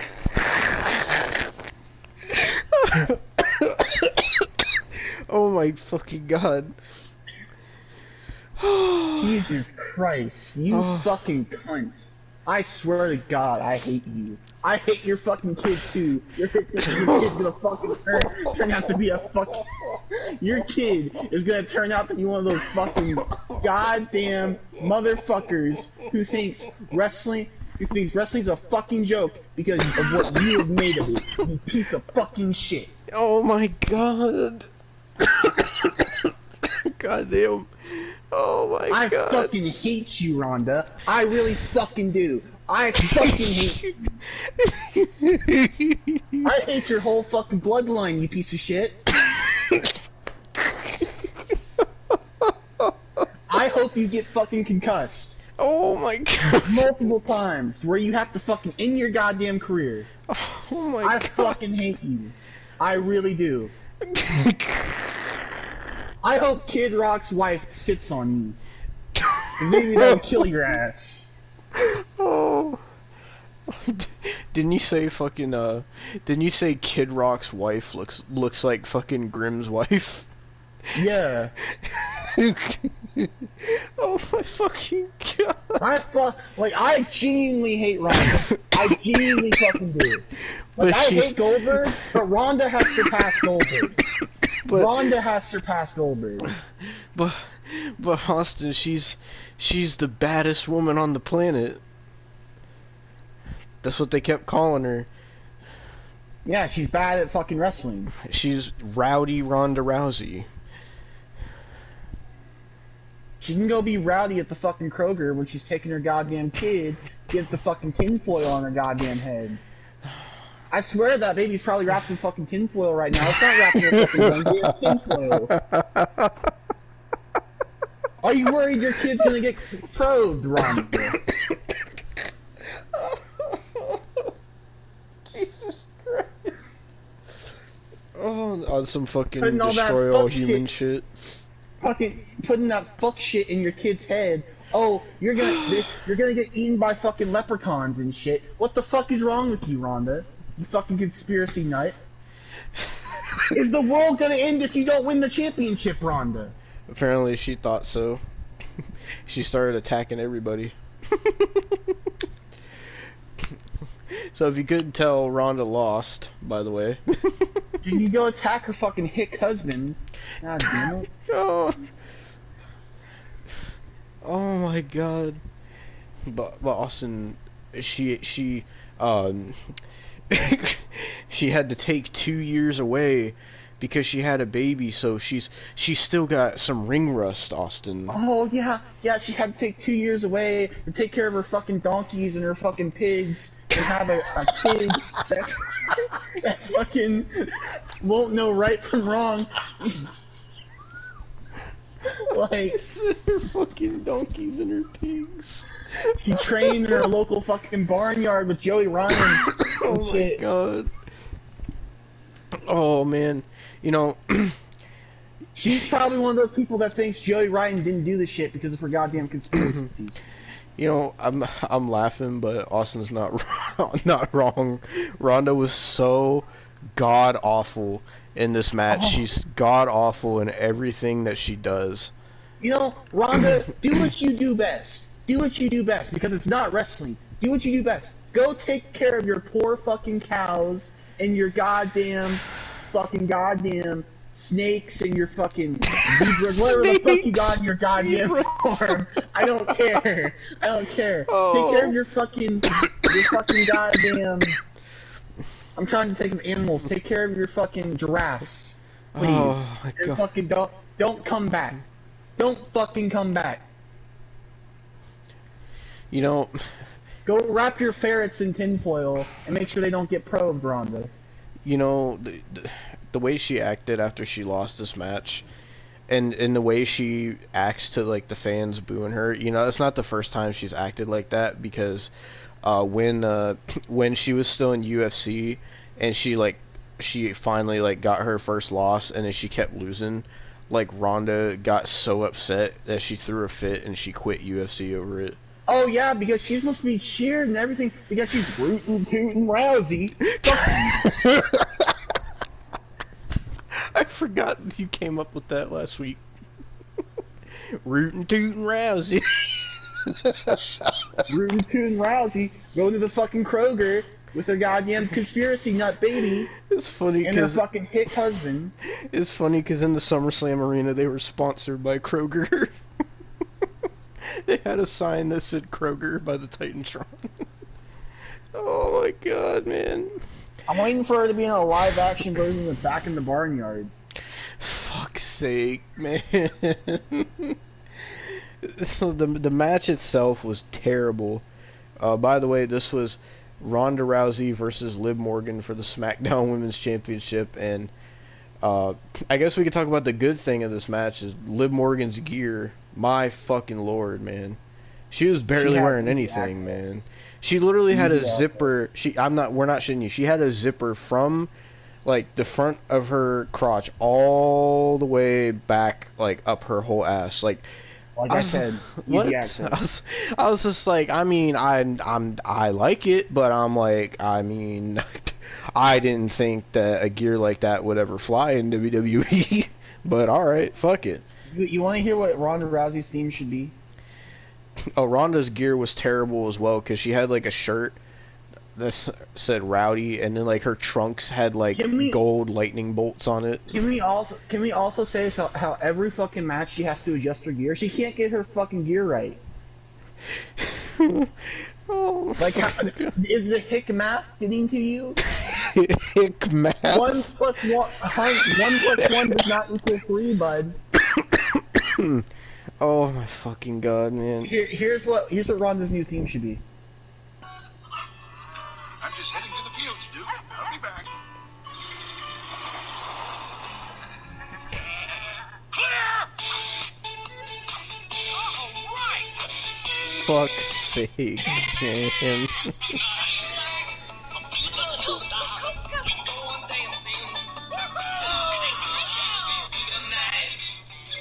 Oh my fucking god.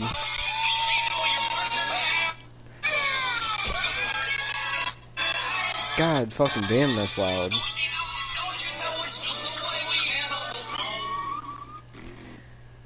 Oh my god. Your fucking theme. So this match, let me explain this. So the way Ronda wrestles, I said this about Money in the Bank, and I'm gonna say it here. She wrestles like she doesn't know what she's doing, so then she'll just randomly like grab her opponent and just do a move, and it looks like her opponent doesn't even know what she's doing. Like, it looked like this match, everything Ronda did, it looked like Liv had no idea Ronda was gonna do it. Like, she would just grab Liv and just do something. She can't wrestle. And it got even legitimately. It got even worse because legitimately the worst. I can't fucking stand it. Like, she was doing all these weird moves, like she was trying to do some UFC shit, but I've never even seen shit like that in UFC. She kept trying to go for all these weird arm bars. She wasn't getting Liv in any like correct holds. At one point, she popped Liv's shoulder out of the fucking socket. So therefore, another fucking injury probably caused by Ronda Rousey. You fucking cunt! I swear to God, I hate you so much. Oh my god. Why are you still putting the main event picture for women's division? Because she's the baddest woman on the planet, Austin. Oh my god, I can't fucking stand her. I can't and for the people who fucking, Rowdy Ronda Rousey, she's so good. No, she's not. Just because oh, no. she fucking was in the UFC does not make her good at everything. She fucking sucks. She can't work for shit. God damn it. See, Nia Jax can have a better fucking UFC career than her. I mean, to be fair, Nia Jax, like, I never thought I'd be saying this, but to be fair, Nia Jax fucking broke Becky Lynch's nose with one punch.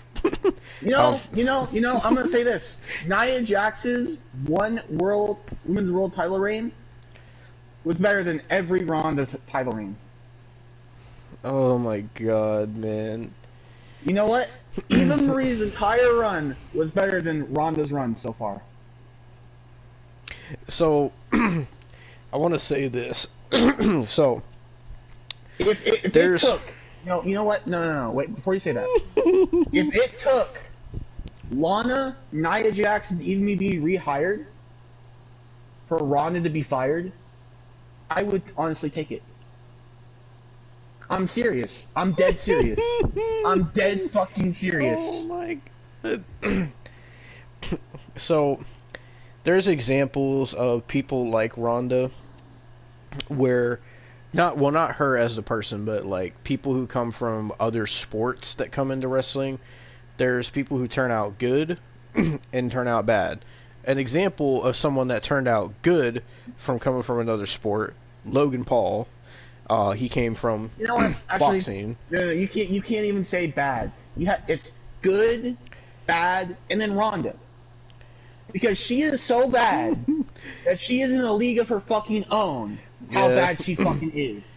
I mean, that one match that fucking Cain Velasquez had with Brock at Crown Jewel, I think it was better than Ronda. How the fuck are you bad when you first join, and then you come back and get worse? How the fuck does that how do you lose experience? I remember when I saw her first match, and I was like, okay, maybe Ronda has the potential to be something. And then the more she went on and won titles and all this shit, I was just like, man, like, nah. Whatever Ric Flair's gonna do tomorrow night, is gonna be 100 times, a million times better than what Ronda did tonight. Oh a million my times god. better. And he's fucking 70. Yeah, Vince McMahon wrestling at WrestleMania was better. He's 77. Dude, she needs to get fired. She needs to get fucking fired. The multiple injuries that she's caused, the multiple bullshit she's fucking done, the multiple shit she has fucking said Your to arm expose skis. the business. No, I'm not even talking about her shitty promos, because I can't even understand her promos, because she's speaking this fucking conspiracy nut language that I don't know what the fuck she's goddamn talking about. And all you people trying to say, oh, she had a condition when she was younger, she couldn't speak a regular sentence. She still can't fucking speak one, so I'm not even gonna say, you can't even fucking defend her that way. God damn it. I don't know what fucking help she got to somehow fix her fucking, like, goddamn sentences, but whatever it was discount, because there was no fucking way that she could speak a regular sentence, because she cannot cut a goddamn promo for her fucking life. Oh my god. It's like her promos is like I'm playing the fucking Sims. Oh my god. Except she can't convey emotion either, so you just don't know what the fuck she's saying. So, the way the match ended was, like, Liv had to pop her shoulder back in, and then they were trying to, like, stop the match, and then Liv was like, no, I'm good, and then Ronda put her in another armbar, and I think, like, at least it looked like Ronda actually was doing it for real, because she looked like she was mad, and then she put Liv in an armbar, but then Liv got her into a pin, and so the ref counted like 1, 2, and then Liv tapped out, but then the ref counted 3. So Liv Morgan retained, but then Ronda got mad, and she was like, oh, that's bullshit, she tapped out. So then Ronda threw a fucking fit and attacked Liv Morgan and started wrenching her injured arm even harder. And then she fucking attacked the referee and put him in an arm bar. And then fucking Jamie Noble and Daivari came out. and then Michael Cole was saying, "Oh, Ronda Rousey could get fired for this." I hope she does. And then like Ronda started talking shit to Liv, and she was like, No. she says something, and this pissed Austin off. She says something, and she was like, every goddamn day of my life. I don't know what she said, but Austin was like, every day, No, huh? Nah, Or she what said, quote for quote, she's like, I get fucked over, or like something along the lines, I get fucked over every goddamn day of my life. Fuck you. Nah. Nah. Get the fuck out of here. Actually get the fuck out of here. No, you don't. No, you don't. You get everything fucking given to you. You are the part-time version of Charlotte Flair. Oh man. Fuck you. You do not deserve any of these fucking title shots you get. You don't deserve your fucking title reigns. You deserve to sit on your fucking farm, milk your fucking goats and your fucking cows, Oh my god. and leave the wrestling business alone. You piece of shit. I actually fucking hate you. And I don't care. I don't care. I actually loathe you. Oh my fucking god. So You are like Goldberg, Tony Khan, and Kenny Omega combined. oh my god. I actually fucking hate you. You spoiled little piece of shit brat. I can tell you're You so do not heated right now. Because I am. She doesn't deserve shit. Yeah, I know. I know since they did this, they're going to be like, oh, well, Ronda made her tap, so obviously there should be another match that could... No! Man, no! In trips, I swear to fucking God, if you sit there, this will be the one thing I hate you for. If you sit there and give her another shot because of that bullshit, I swear to fucking God, I swear. Oh no. Oh my god, man. Like I will, you will finally see another decimation if that happens. Oh no. And it won't just be on Ronda. Oh no. Oh no. Oh no. I promise you. If she gets another title shot, you are getting another decimation. Oh no. Oh god, man. Oh my god, man. I said that will never happen again, even from my most fucking hated people. But you know what? She is officially the most... You know what? You're worse than Chris Jericho. Oh no. No. Even after the Double or Nothing decimation. Oh Yes. no. Yes. Yes. Oh my god. Yes. I thought it couldn't get any worse than that. I fucking hate her so much. Oh no. Fuck you, Ronda. No, Fuck you. man. Actually, fuck you.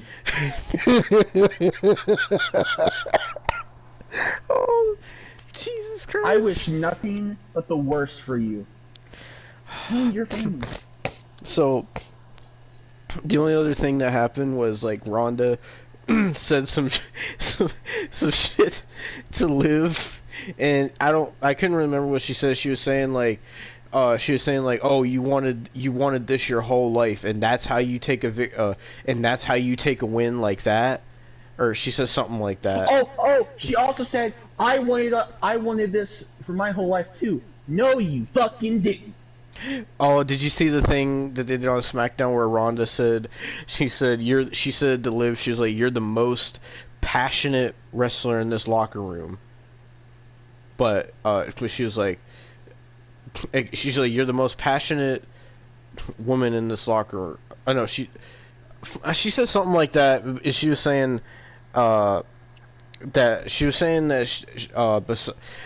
Liv was the most passionate woman in the locker room besides Ronda, and she was like, but no one's more passionate than me. Yeah. Fuck you.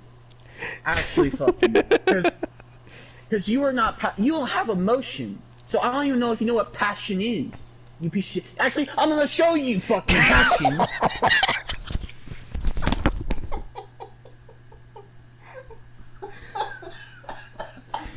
My passion for the hatred of you Oh my is god. so fucking high. You piece of shit. I fucking hate you Oh my so god. much, dude. I cannot stand you. I cannot stand you. Oh my god. I am sick and fucking tired. It has been 3 or 4 years dealing with you and your dumbass, delusional fucking piece of shit ass. Like, get the fuck out of here, you delusional fucking cunt. Talk about goddamn passion. Fuck you.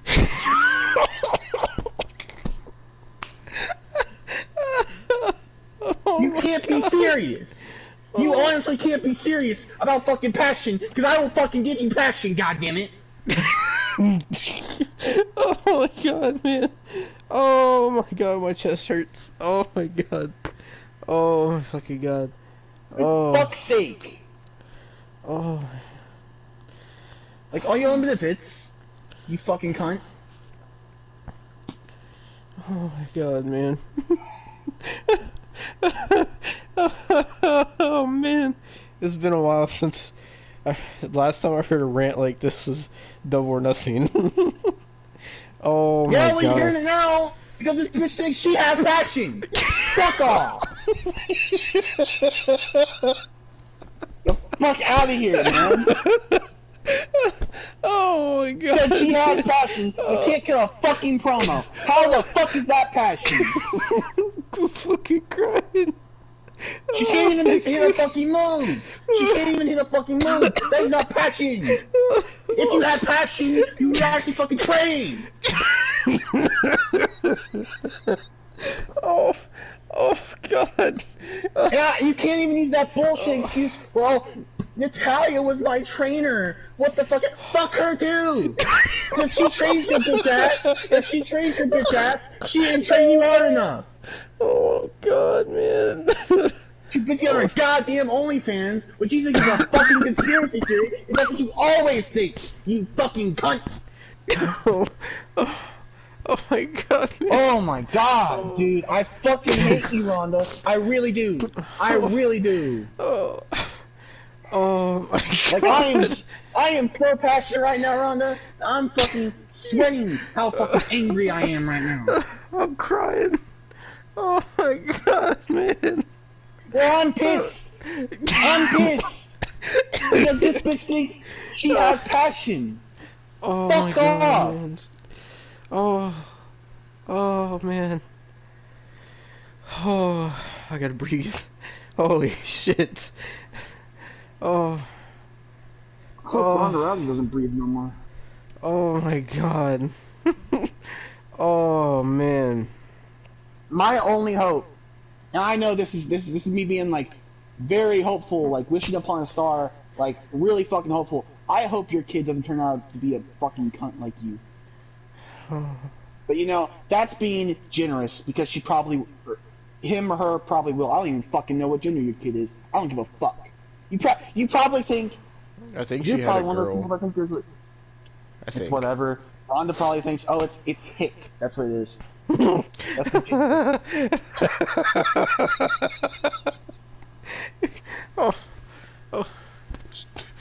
Oh, Jesus Christ, man.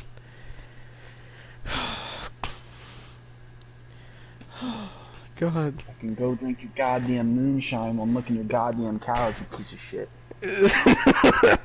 I'm gonna have to put that conspiracy theorist Ronda PNG that I made in this fucking thumbnail. You go ahead. You go ahead. Oh. Go into your goddamn YouTube channel. Oh, I'm milking my cow for the first time. Oh. Oh, I'm giving my pig feed or what the fuck ever. I'm grabbing the eggs out of my chicken coop.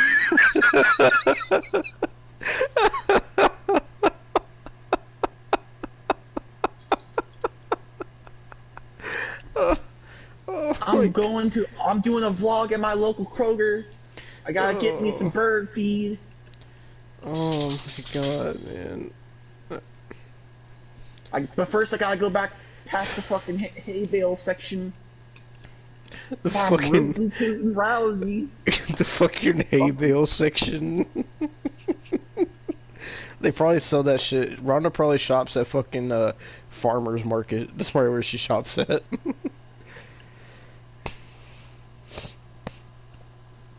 Oh. Ronda Rousey went up to fucking Logan Paul and said, I don't know what a prime is.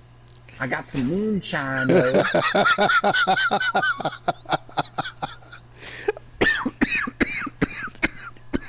Oh god.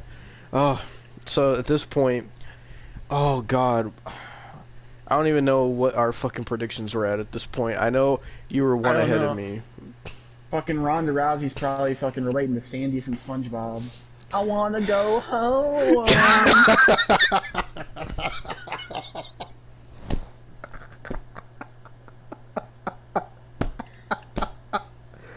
Oh god. Oh fuck, dude. Oh, my chest hurts so bad. Oh my god. My brain hurts with how fucking delusional this cunt is, so, you know. It started off so well. It started off so well, man. Here we are. Well, if Ronda Rousey would have been on the show, it would have stayed well, okay? Alright. But So- no, she thought it was a conspiracy theory that she wasn't on the card. She fucking got herself booked. Oh yeah, wasn't there like a thing around like WrestleMania where like she found out that like she wasn't the main event, so she got pissed about it or something? Yeah. You didn't deserve the main event, Ronda. For fuck's sake. You didn't deserve to be as high on the fucking card as you did. Did she deserve to win the Royal Rumble, Austin? No. Oh man. Oh man, you should have recorded your live reaction to her coming out. No. Because, you know, here's the thing. Keep in mind, Tennessee is a real fucking hit. Like, they're really country. Oh. I've been there before, so they're really country. And so there's that. And St. Louis, not as country. Whatever. It's whatever. It's not. It's really not. It's Missouri, but still, it's not that fucking. It's whatever. Everybody was fucking off the wall going berserk for fucking Ronda, except for me. I was the only one sitting there going, fuck off. That was the only time, because keep in mind, I've been to wrestling shows before. It can get fucking heated. It can really get heated if you say the wrong thing. Dude, my mom tells me this story all the time. When I was like 3, I liked John Cena because I was a John Cena fan at the time. And I had a John Cena hat on, and legit, a fucking adult was legit arguing with me about John Cena and getting fucking pissed. So, you actually legitimately have to watch yourself when you're at these events. That's why I kept my mouth shut. Even the fucking AEW marks that were in that goddamn crowd, I kept my fucking mouth shut. Because I could have said some shit. I really could have said some fucking shit. But I kept my mouth shut. But when she fucking came out there, I said, fuck off. I legitimately did. That was the one time I said, fuck off, I flipped off the fucking thing, and I didn't pay attention to the rest of the fucking Rumble. Fuck that. Oh my god, man. I was actually that pissed. I was the only one in there pissed. And now, now, everybody is fucking saying, oh, we don't fucking like Ronda. Why is she on the fucking card? I don't know. Why didn't you say this earlier? You fucking dumbasses?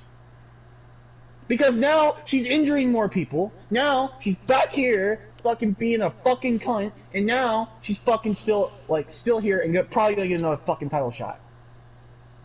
Oh, So look what you did. Look what you motherfuckers did. Oh, we want Ronda Rousey. No, we didn't. Nobody wanted Ronda Rousey back. You fucking dumbasses.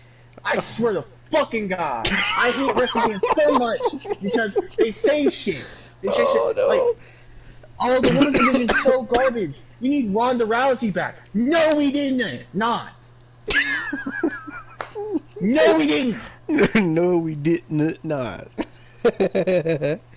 Oh my Like, god. I swear to fucking God, dude. Oh. I genuinely swear to God. And these are the same dumbasses that are gonna go, oh, man, Kenny Omega should be back. I can't wait for Kenny Omega to come back and win the AEW Championship again and be a fucking dumbass pedophile. But no. Then they're gonna go, like, 5 months later, oh, Kenny Omega sucked fucking ass. I fucking hate him. Why is he fucking here? Because they don't see the shit until 5 months later when they fucking realize that they're all shitty, dude. If you actually took a second to look at the people that actually knew how to wrestle, you would actually enjoy that. But no. You have to say, oh, we need Ronda Rousey back. It'd be fucking great, you know? We can have Ronda Rousey versus Liv Morgan, and we can have fucking Ronda Rousey versus fucking goddamn Sonya Deville and bullshit. No, man. No. Because now look where we're at. More injuries, more bullshit, more fuck shit. Why, man? This is all your fault, wrestling fans. This is your fault. You're the one that did this.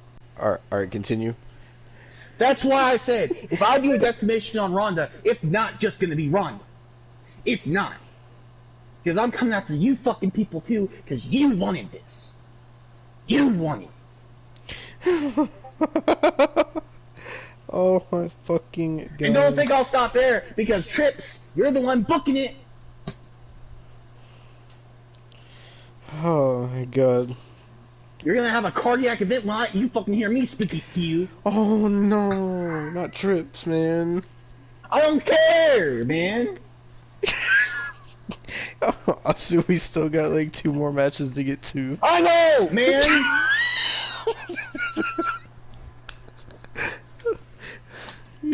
Your rant has made this over an hour already. Alright, just fucking get to the next fucking shit. You sure you don't have nothing else to say about Ronda? No, I'm done. So Liv retained, and that was that. And then after that, we had Kane came out to announce the attendance. Who gives a and fuck, dude? He hit his pyro, and that was about it. And then we got to the man that we can't escape, Double J Slapnuts, Jeff Jarrett, the special guest referee of the unified tag team title match between the Usos and the Street Profits. Now, this was the match that started to turn the tide for me, to help me out. This, as a tag team match, well, first of all, I want to say, the Street Profits came out with a bunch of cheerleaders as well. And their attires were based on, like, what the fuck was their name? The Tennessee... Oh, what the I'm not an NFL fan. What the fuck is it? You keep talking. I need to breathe. The Tennessee, whatever the fuck their football team is in Tennessee. The Rams, I think. And so then the Usos came out. Then obviously had the match. It was pretty good. Another good tag team match. The Usos and the Street Profits never have a bad match, but man, Montez Ford looked like a fucking beast in this match. Like, he is jacked. He was getting some air on his fucking frog splash. He was hitting hard. Montez Ford was going full on in this match. He looked fucking impressive. Holy shit, man. Like, I could definitely see Montez Ford being a breakout single star, either this year or next year, man. But in the end, the Usos won, and they retain the undisputed tag team titles once again, leaving the Street Profits just sitting there disappointed. And surprisingly enough, Jeff Jarrett didn't really do much in this match. He didn't hit nobody with a guitar. He didn't call anyone a slap nuts. He didn't really do much but be a referee. So, yeah, the Usos retain, and that helped me get to where I was finally, instead of being 2 behind Austin, I was 1 behind Austin. And Oh, dude. at this point, I believe we were 7-6, and so then we got to the main event of the evening.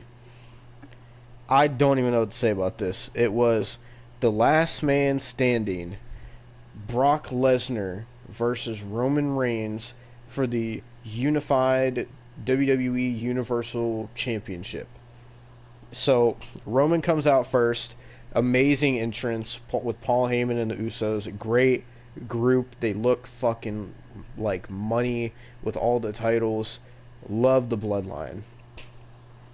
So Roman comes out and he says, Tennessee, SummerSlam, acknowledge me. And then Brock Lesnar comes out. And, you know, it's a typical Brock Lesnar entrance.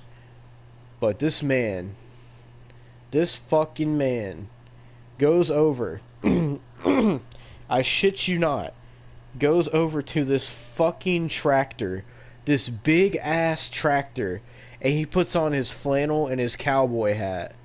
He went full on Cowboy Brock for this match. And this man got on the tractor and he fucking rode his way down to the ring. And motherfucker jumped off of the tractor onto Roman Reigns to start the match. Brock is fucking amazing, dude. I love Cowboy Brock so much. So, it started off pretty normally. Brock started beating the shit out of Roman. He was throwing him everywhere. He hit him with the steps. Threw him into the crowd. They fought in the crowd a little bit. Roman got put into one of the support things holding up this like Titantron thing above the ring, and it bent, and then fucking they went back over the barricade, and then Brock got a table out. Roman countered and hit Brock with a Samoan drop through the table, and then Roman hit a Uranagi on Brock through another table, and Brock kept getting up.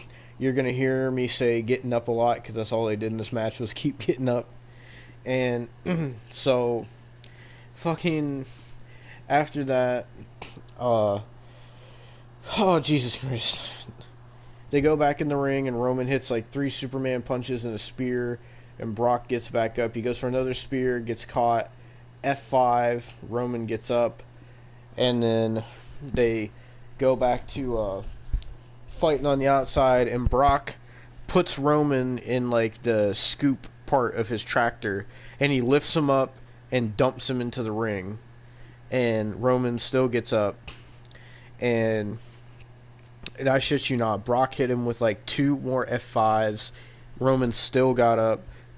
Brock was throwing Roman through the broken pieces of the table, and he was hitting Roman with the broken pieces of the table. I'd never seen a table utilized like that before. And then man, this match was just insane. Roman hit Brock with a couple spears. Brock kept getting up. It was back and forth. The Usos got involved. And then Brock, man. So Roman was in the ring. He was down. And I shit you not, Brock puts down the scoop of the tractor, slides it under the ring, and lifts the fucking ring up. So Roman falls out of the fucking ring. I've never seen that done before in my fucking life. Me and Austin were both like, holy fucking shit, dude. And so after that, Brock ends up putting Paul Heyman through the announce table with an F5, and then he takes out the Usos, and then Roman and Brock take each other out, and then all we hear is A-Town down, and Theory comes out. And at this point, I had like a bonus prediction like Austin did. I said if Theory cashed in and won, I would get 2 bonus points. So Theory came out, and he hit Roman. He blasted Roman in the face with the briefcase, but then Brock took Theory out, and then that allowed Roman to get the upper hand, and he speared Brock, and Brock wouldn't stay down. He hit Brock with the WWE title, and then he hit Brock with the Universal title. And then, I shit you not, Roman and the Usos buried They buried Brock under the entire announce table and the steel steps and all these other weapons, and Brock Lesnar gets counted out at the count of 10, and Roman Reigns retains the the undisputed Universal WWE Championship, and fucking Roman ends off SummerSlam holding up the titles with the Usos and Paul Heyman, and that's how we go off the air with the Bloodline victorious, and that was SummerSlam 2022. I'm so fucking pissed. I'm still just trying to fuck. we were both we were both speechless by the end of this match, because these two kept getting up and getting up and getting up and getting up, and it wasn't before anyone says anything, it wasn't like no AEW no selling shit. Like, they kept almost getting counted out at 10, and they would struggle to get up at the last second. See, that's the difference. In AEW, they don't struggle to fucking get up, they just get up. But this, they struggled. And you could tell both men were not going to fucking quit. And they literally had to bury Brock to get him to stay down. What? I just sent some of the PNGs to my mom. Oh, God. It's alright. I said, like, candy. Fucking, but man, fucking Theory didn't end up cashing in, but that means since Roman won, because I picked Roman, Austin picked Brock, that we ended off SummerSlam with our predictions being tied. So that leaves us 7-7 tied. So our whole agreement for this predictions thing was whoever lost, the winner would make the person who lost pay for an OnlyFans that they didn't want from, was it a month, right? Yeah, 1 month. So, because we both won, technically, but we both also lost, we tied. So, what happens now that we tied? I don't fucking know. Honestly. Oh god, here comes the PNGs. You have the one. I'm not getting another one of those. So, I don't I don't know what happened since we fucking tied, man. I suggested that instead of like making the other pay for an OnlyFans, maybe we go 50-50 on an OnlyFans that we actually want. I don't know how that sounds to you. That would require us to have a joint account or something. Oh, true. You can't gift a subscription, can you? I don't think you can. I don't know. We'll have to figure it out. But so we tied on our predictions. I mean, if Riddle and Rollins would have been on the card, maybe that would have been the match that determined an actual winner. But for what it was, besides the Ronda match, this was a great show. It's definitely my pay-per-view of the year so far. This is the best pay-per-view personally I've seen in a long time.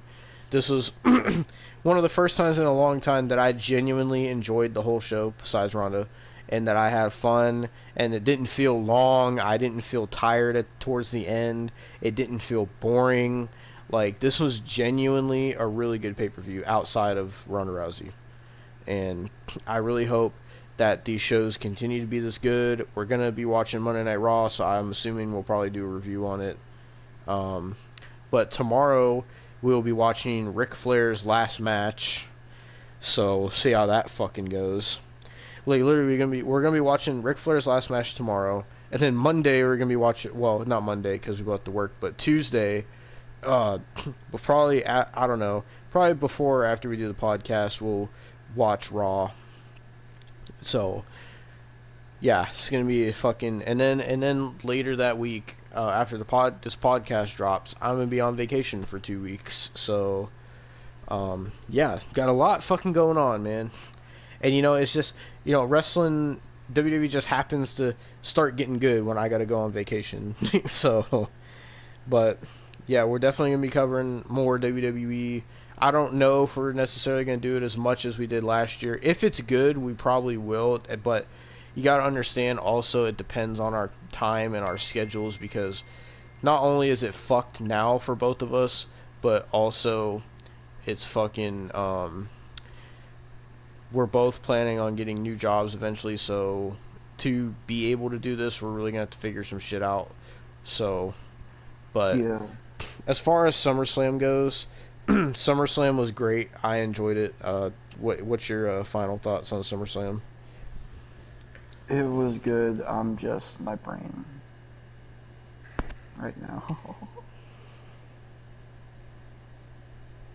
Oh fuck, dude. This was also the first time I live tweeted during a pay-per-view as well. Yeah.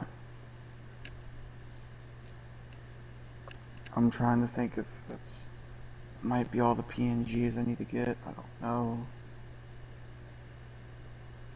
If it was true, Oh no! What? Someone put someone put the picture of Kid Rock and the fat chick, and they said Jonathan Gresham is going to be even more angry tonight. What's Jordan Grace doing with Kid Rock at SummerSlam? Oh my fucking god. I'll have to get fucking Kid Rock. God damn it.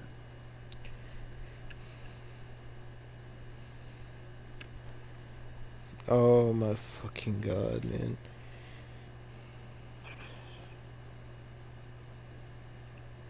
Apparently fucking... Oh my god, apparently Kat... You know who Kat Dennings is, right, Austin? Mm-hmm. So apparently she watched SummerSlam. I'm gonna read some of her tweets here. She said, just watched SummerSlam. Just watched my first SummerSlam and I am unwell. And then she said, oh no, I think I'm in love with WWE. So, apparently the SummerSlam was so good that it made Kat Dennings a fan. I'll take it. So, that's pretty cool. Fucking... But yeah, that was your fucking... your fucking review / tirade of Ronda Rousey and SummerSlam 22 as Austin spams me with PNGs. Oh my fucking god, man. What a fucking show. Honestly, there will never be probably another SummerSlam like this one. Especially when it comes to the Brock and Roman match. There's never going to be another match like that. That match was a fucking roller coaster ride, and I enjoyed every second of it. If that really is like Roman and Brock's last match, and if what people are saying is true, if it really is Brock Lesnar's last match, then I think that was a really fucking great way for him to go out. Yeah. My god, what a main event, man. Not only did the entire show kill it, besides Ronda, the main event fucking ended it off perfectly. But yeah, that was SummerSlam 2022. Very good show. Next, we'll be doing it tomorrow, but on the podcast it'll be right after this. So next we're going to be covering Ric Flair's last match, or Ric Flair's final match is what it's going to be called. And man, this is going to be either it's going to be good or it's going to be a fucking disaster. So I guess we'll get into that unless you got anything else to say, Austin. I don't. Alright, well, thank you for watching this review of SummerSlam.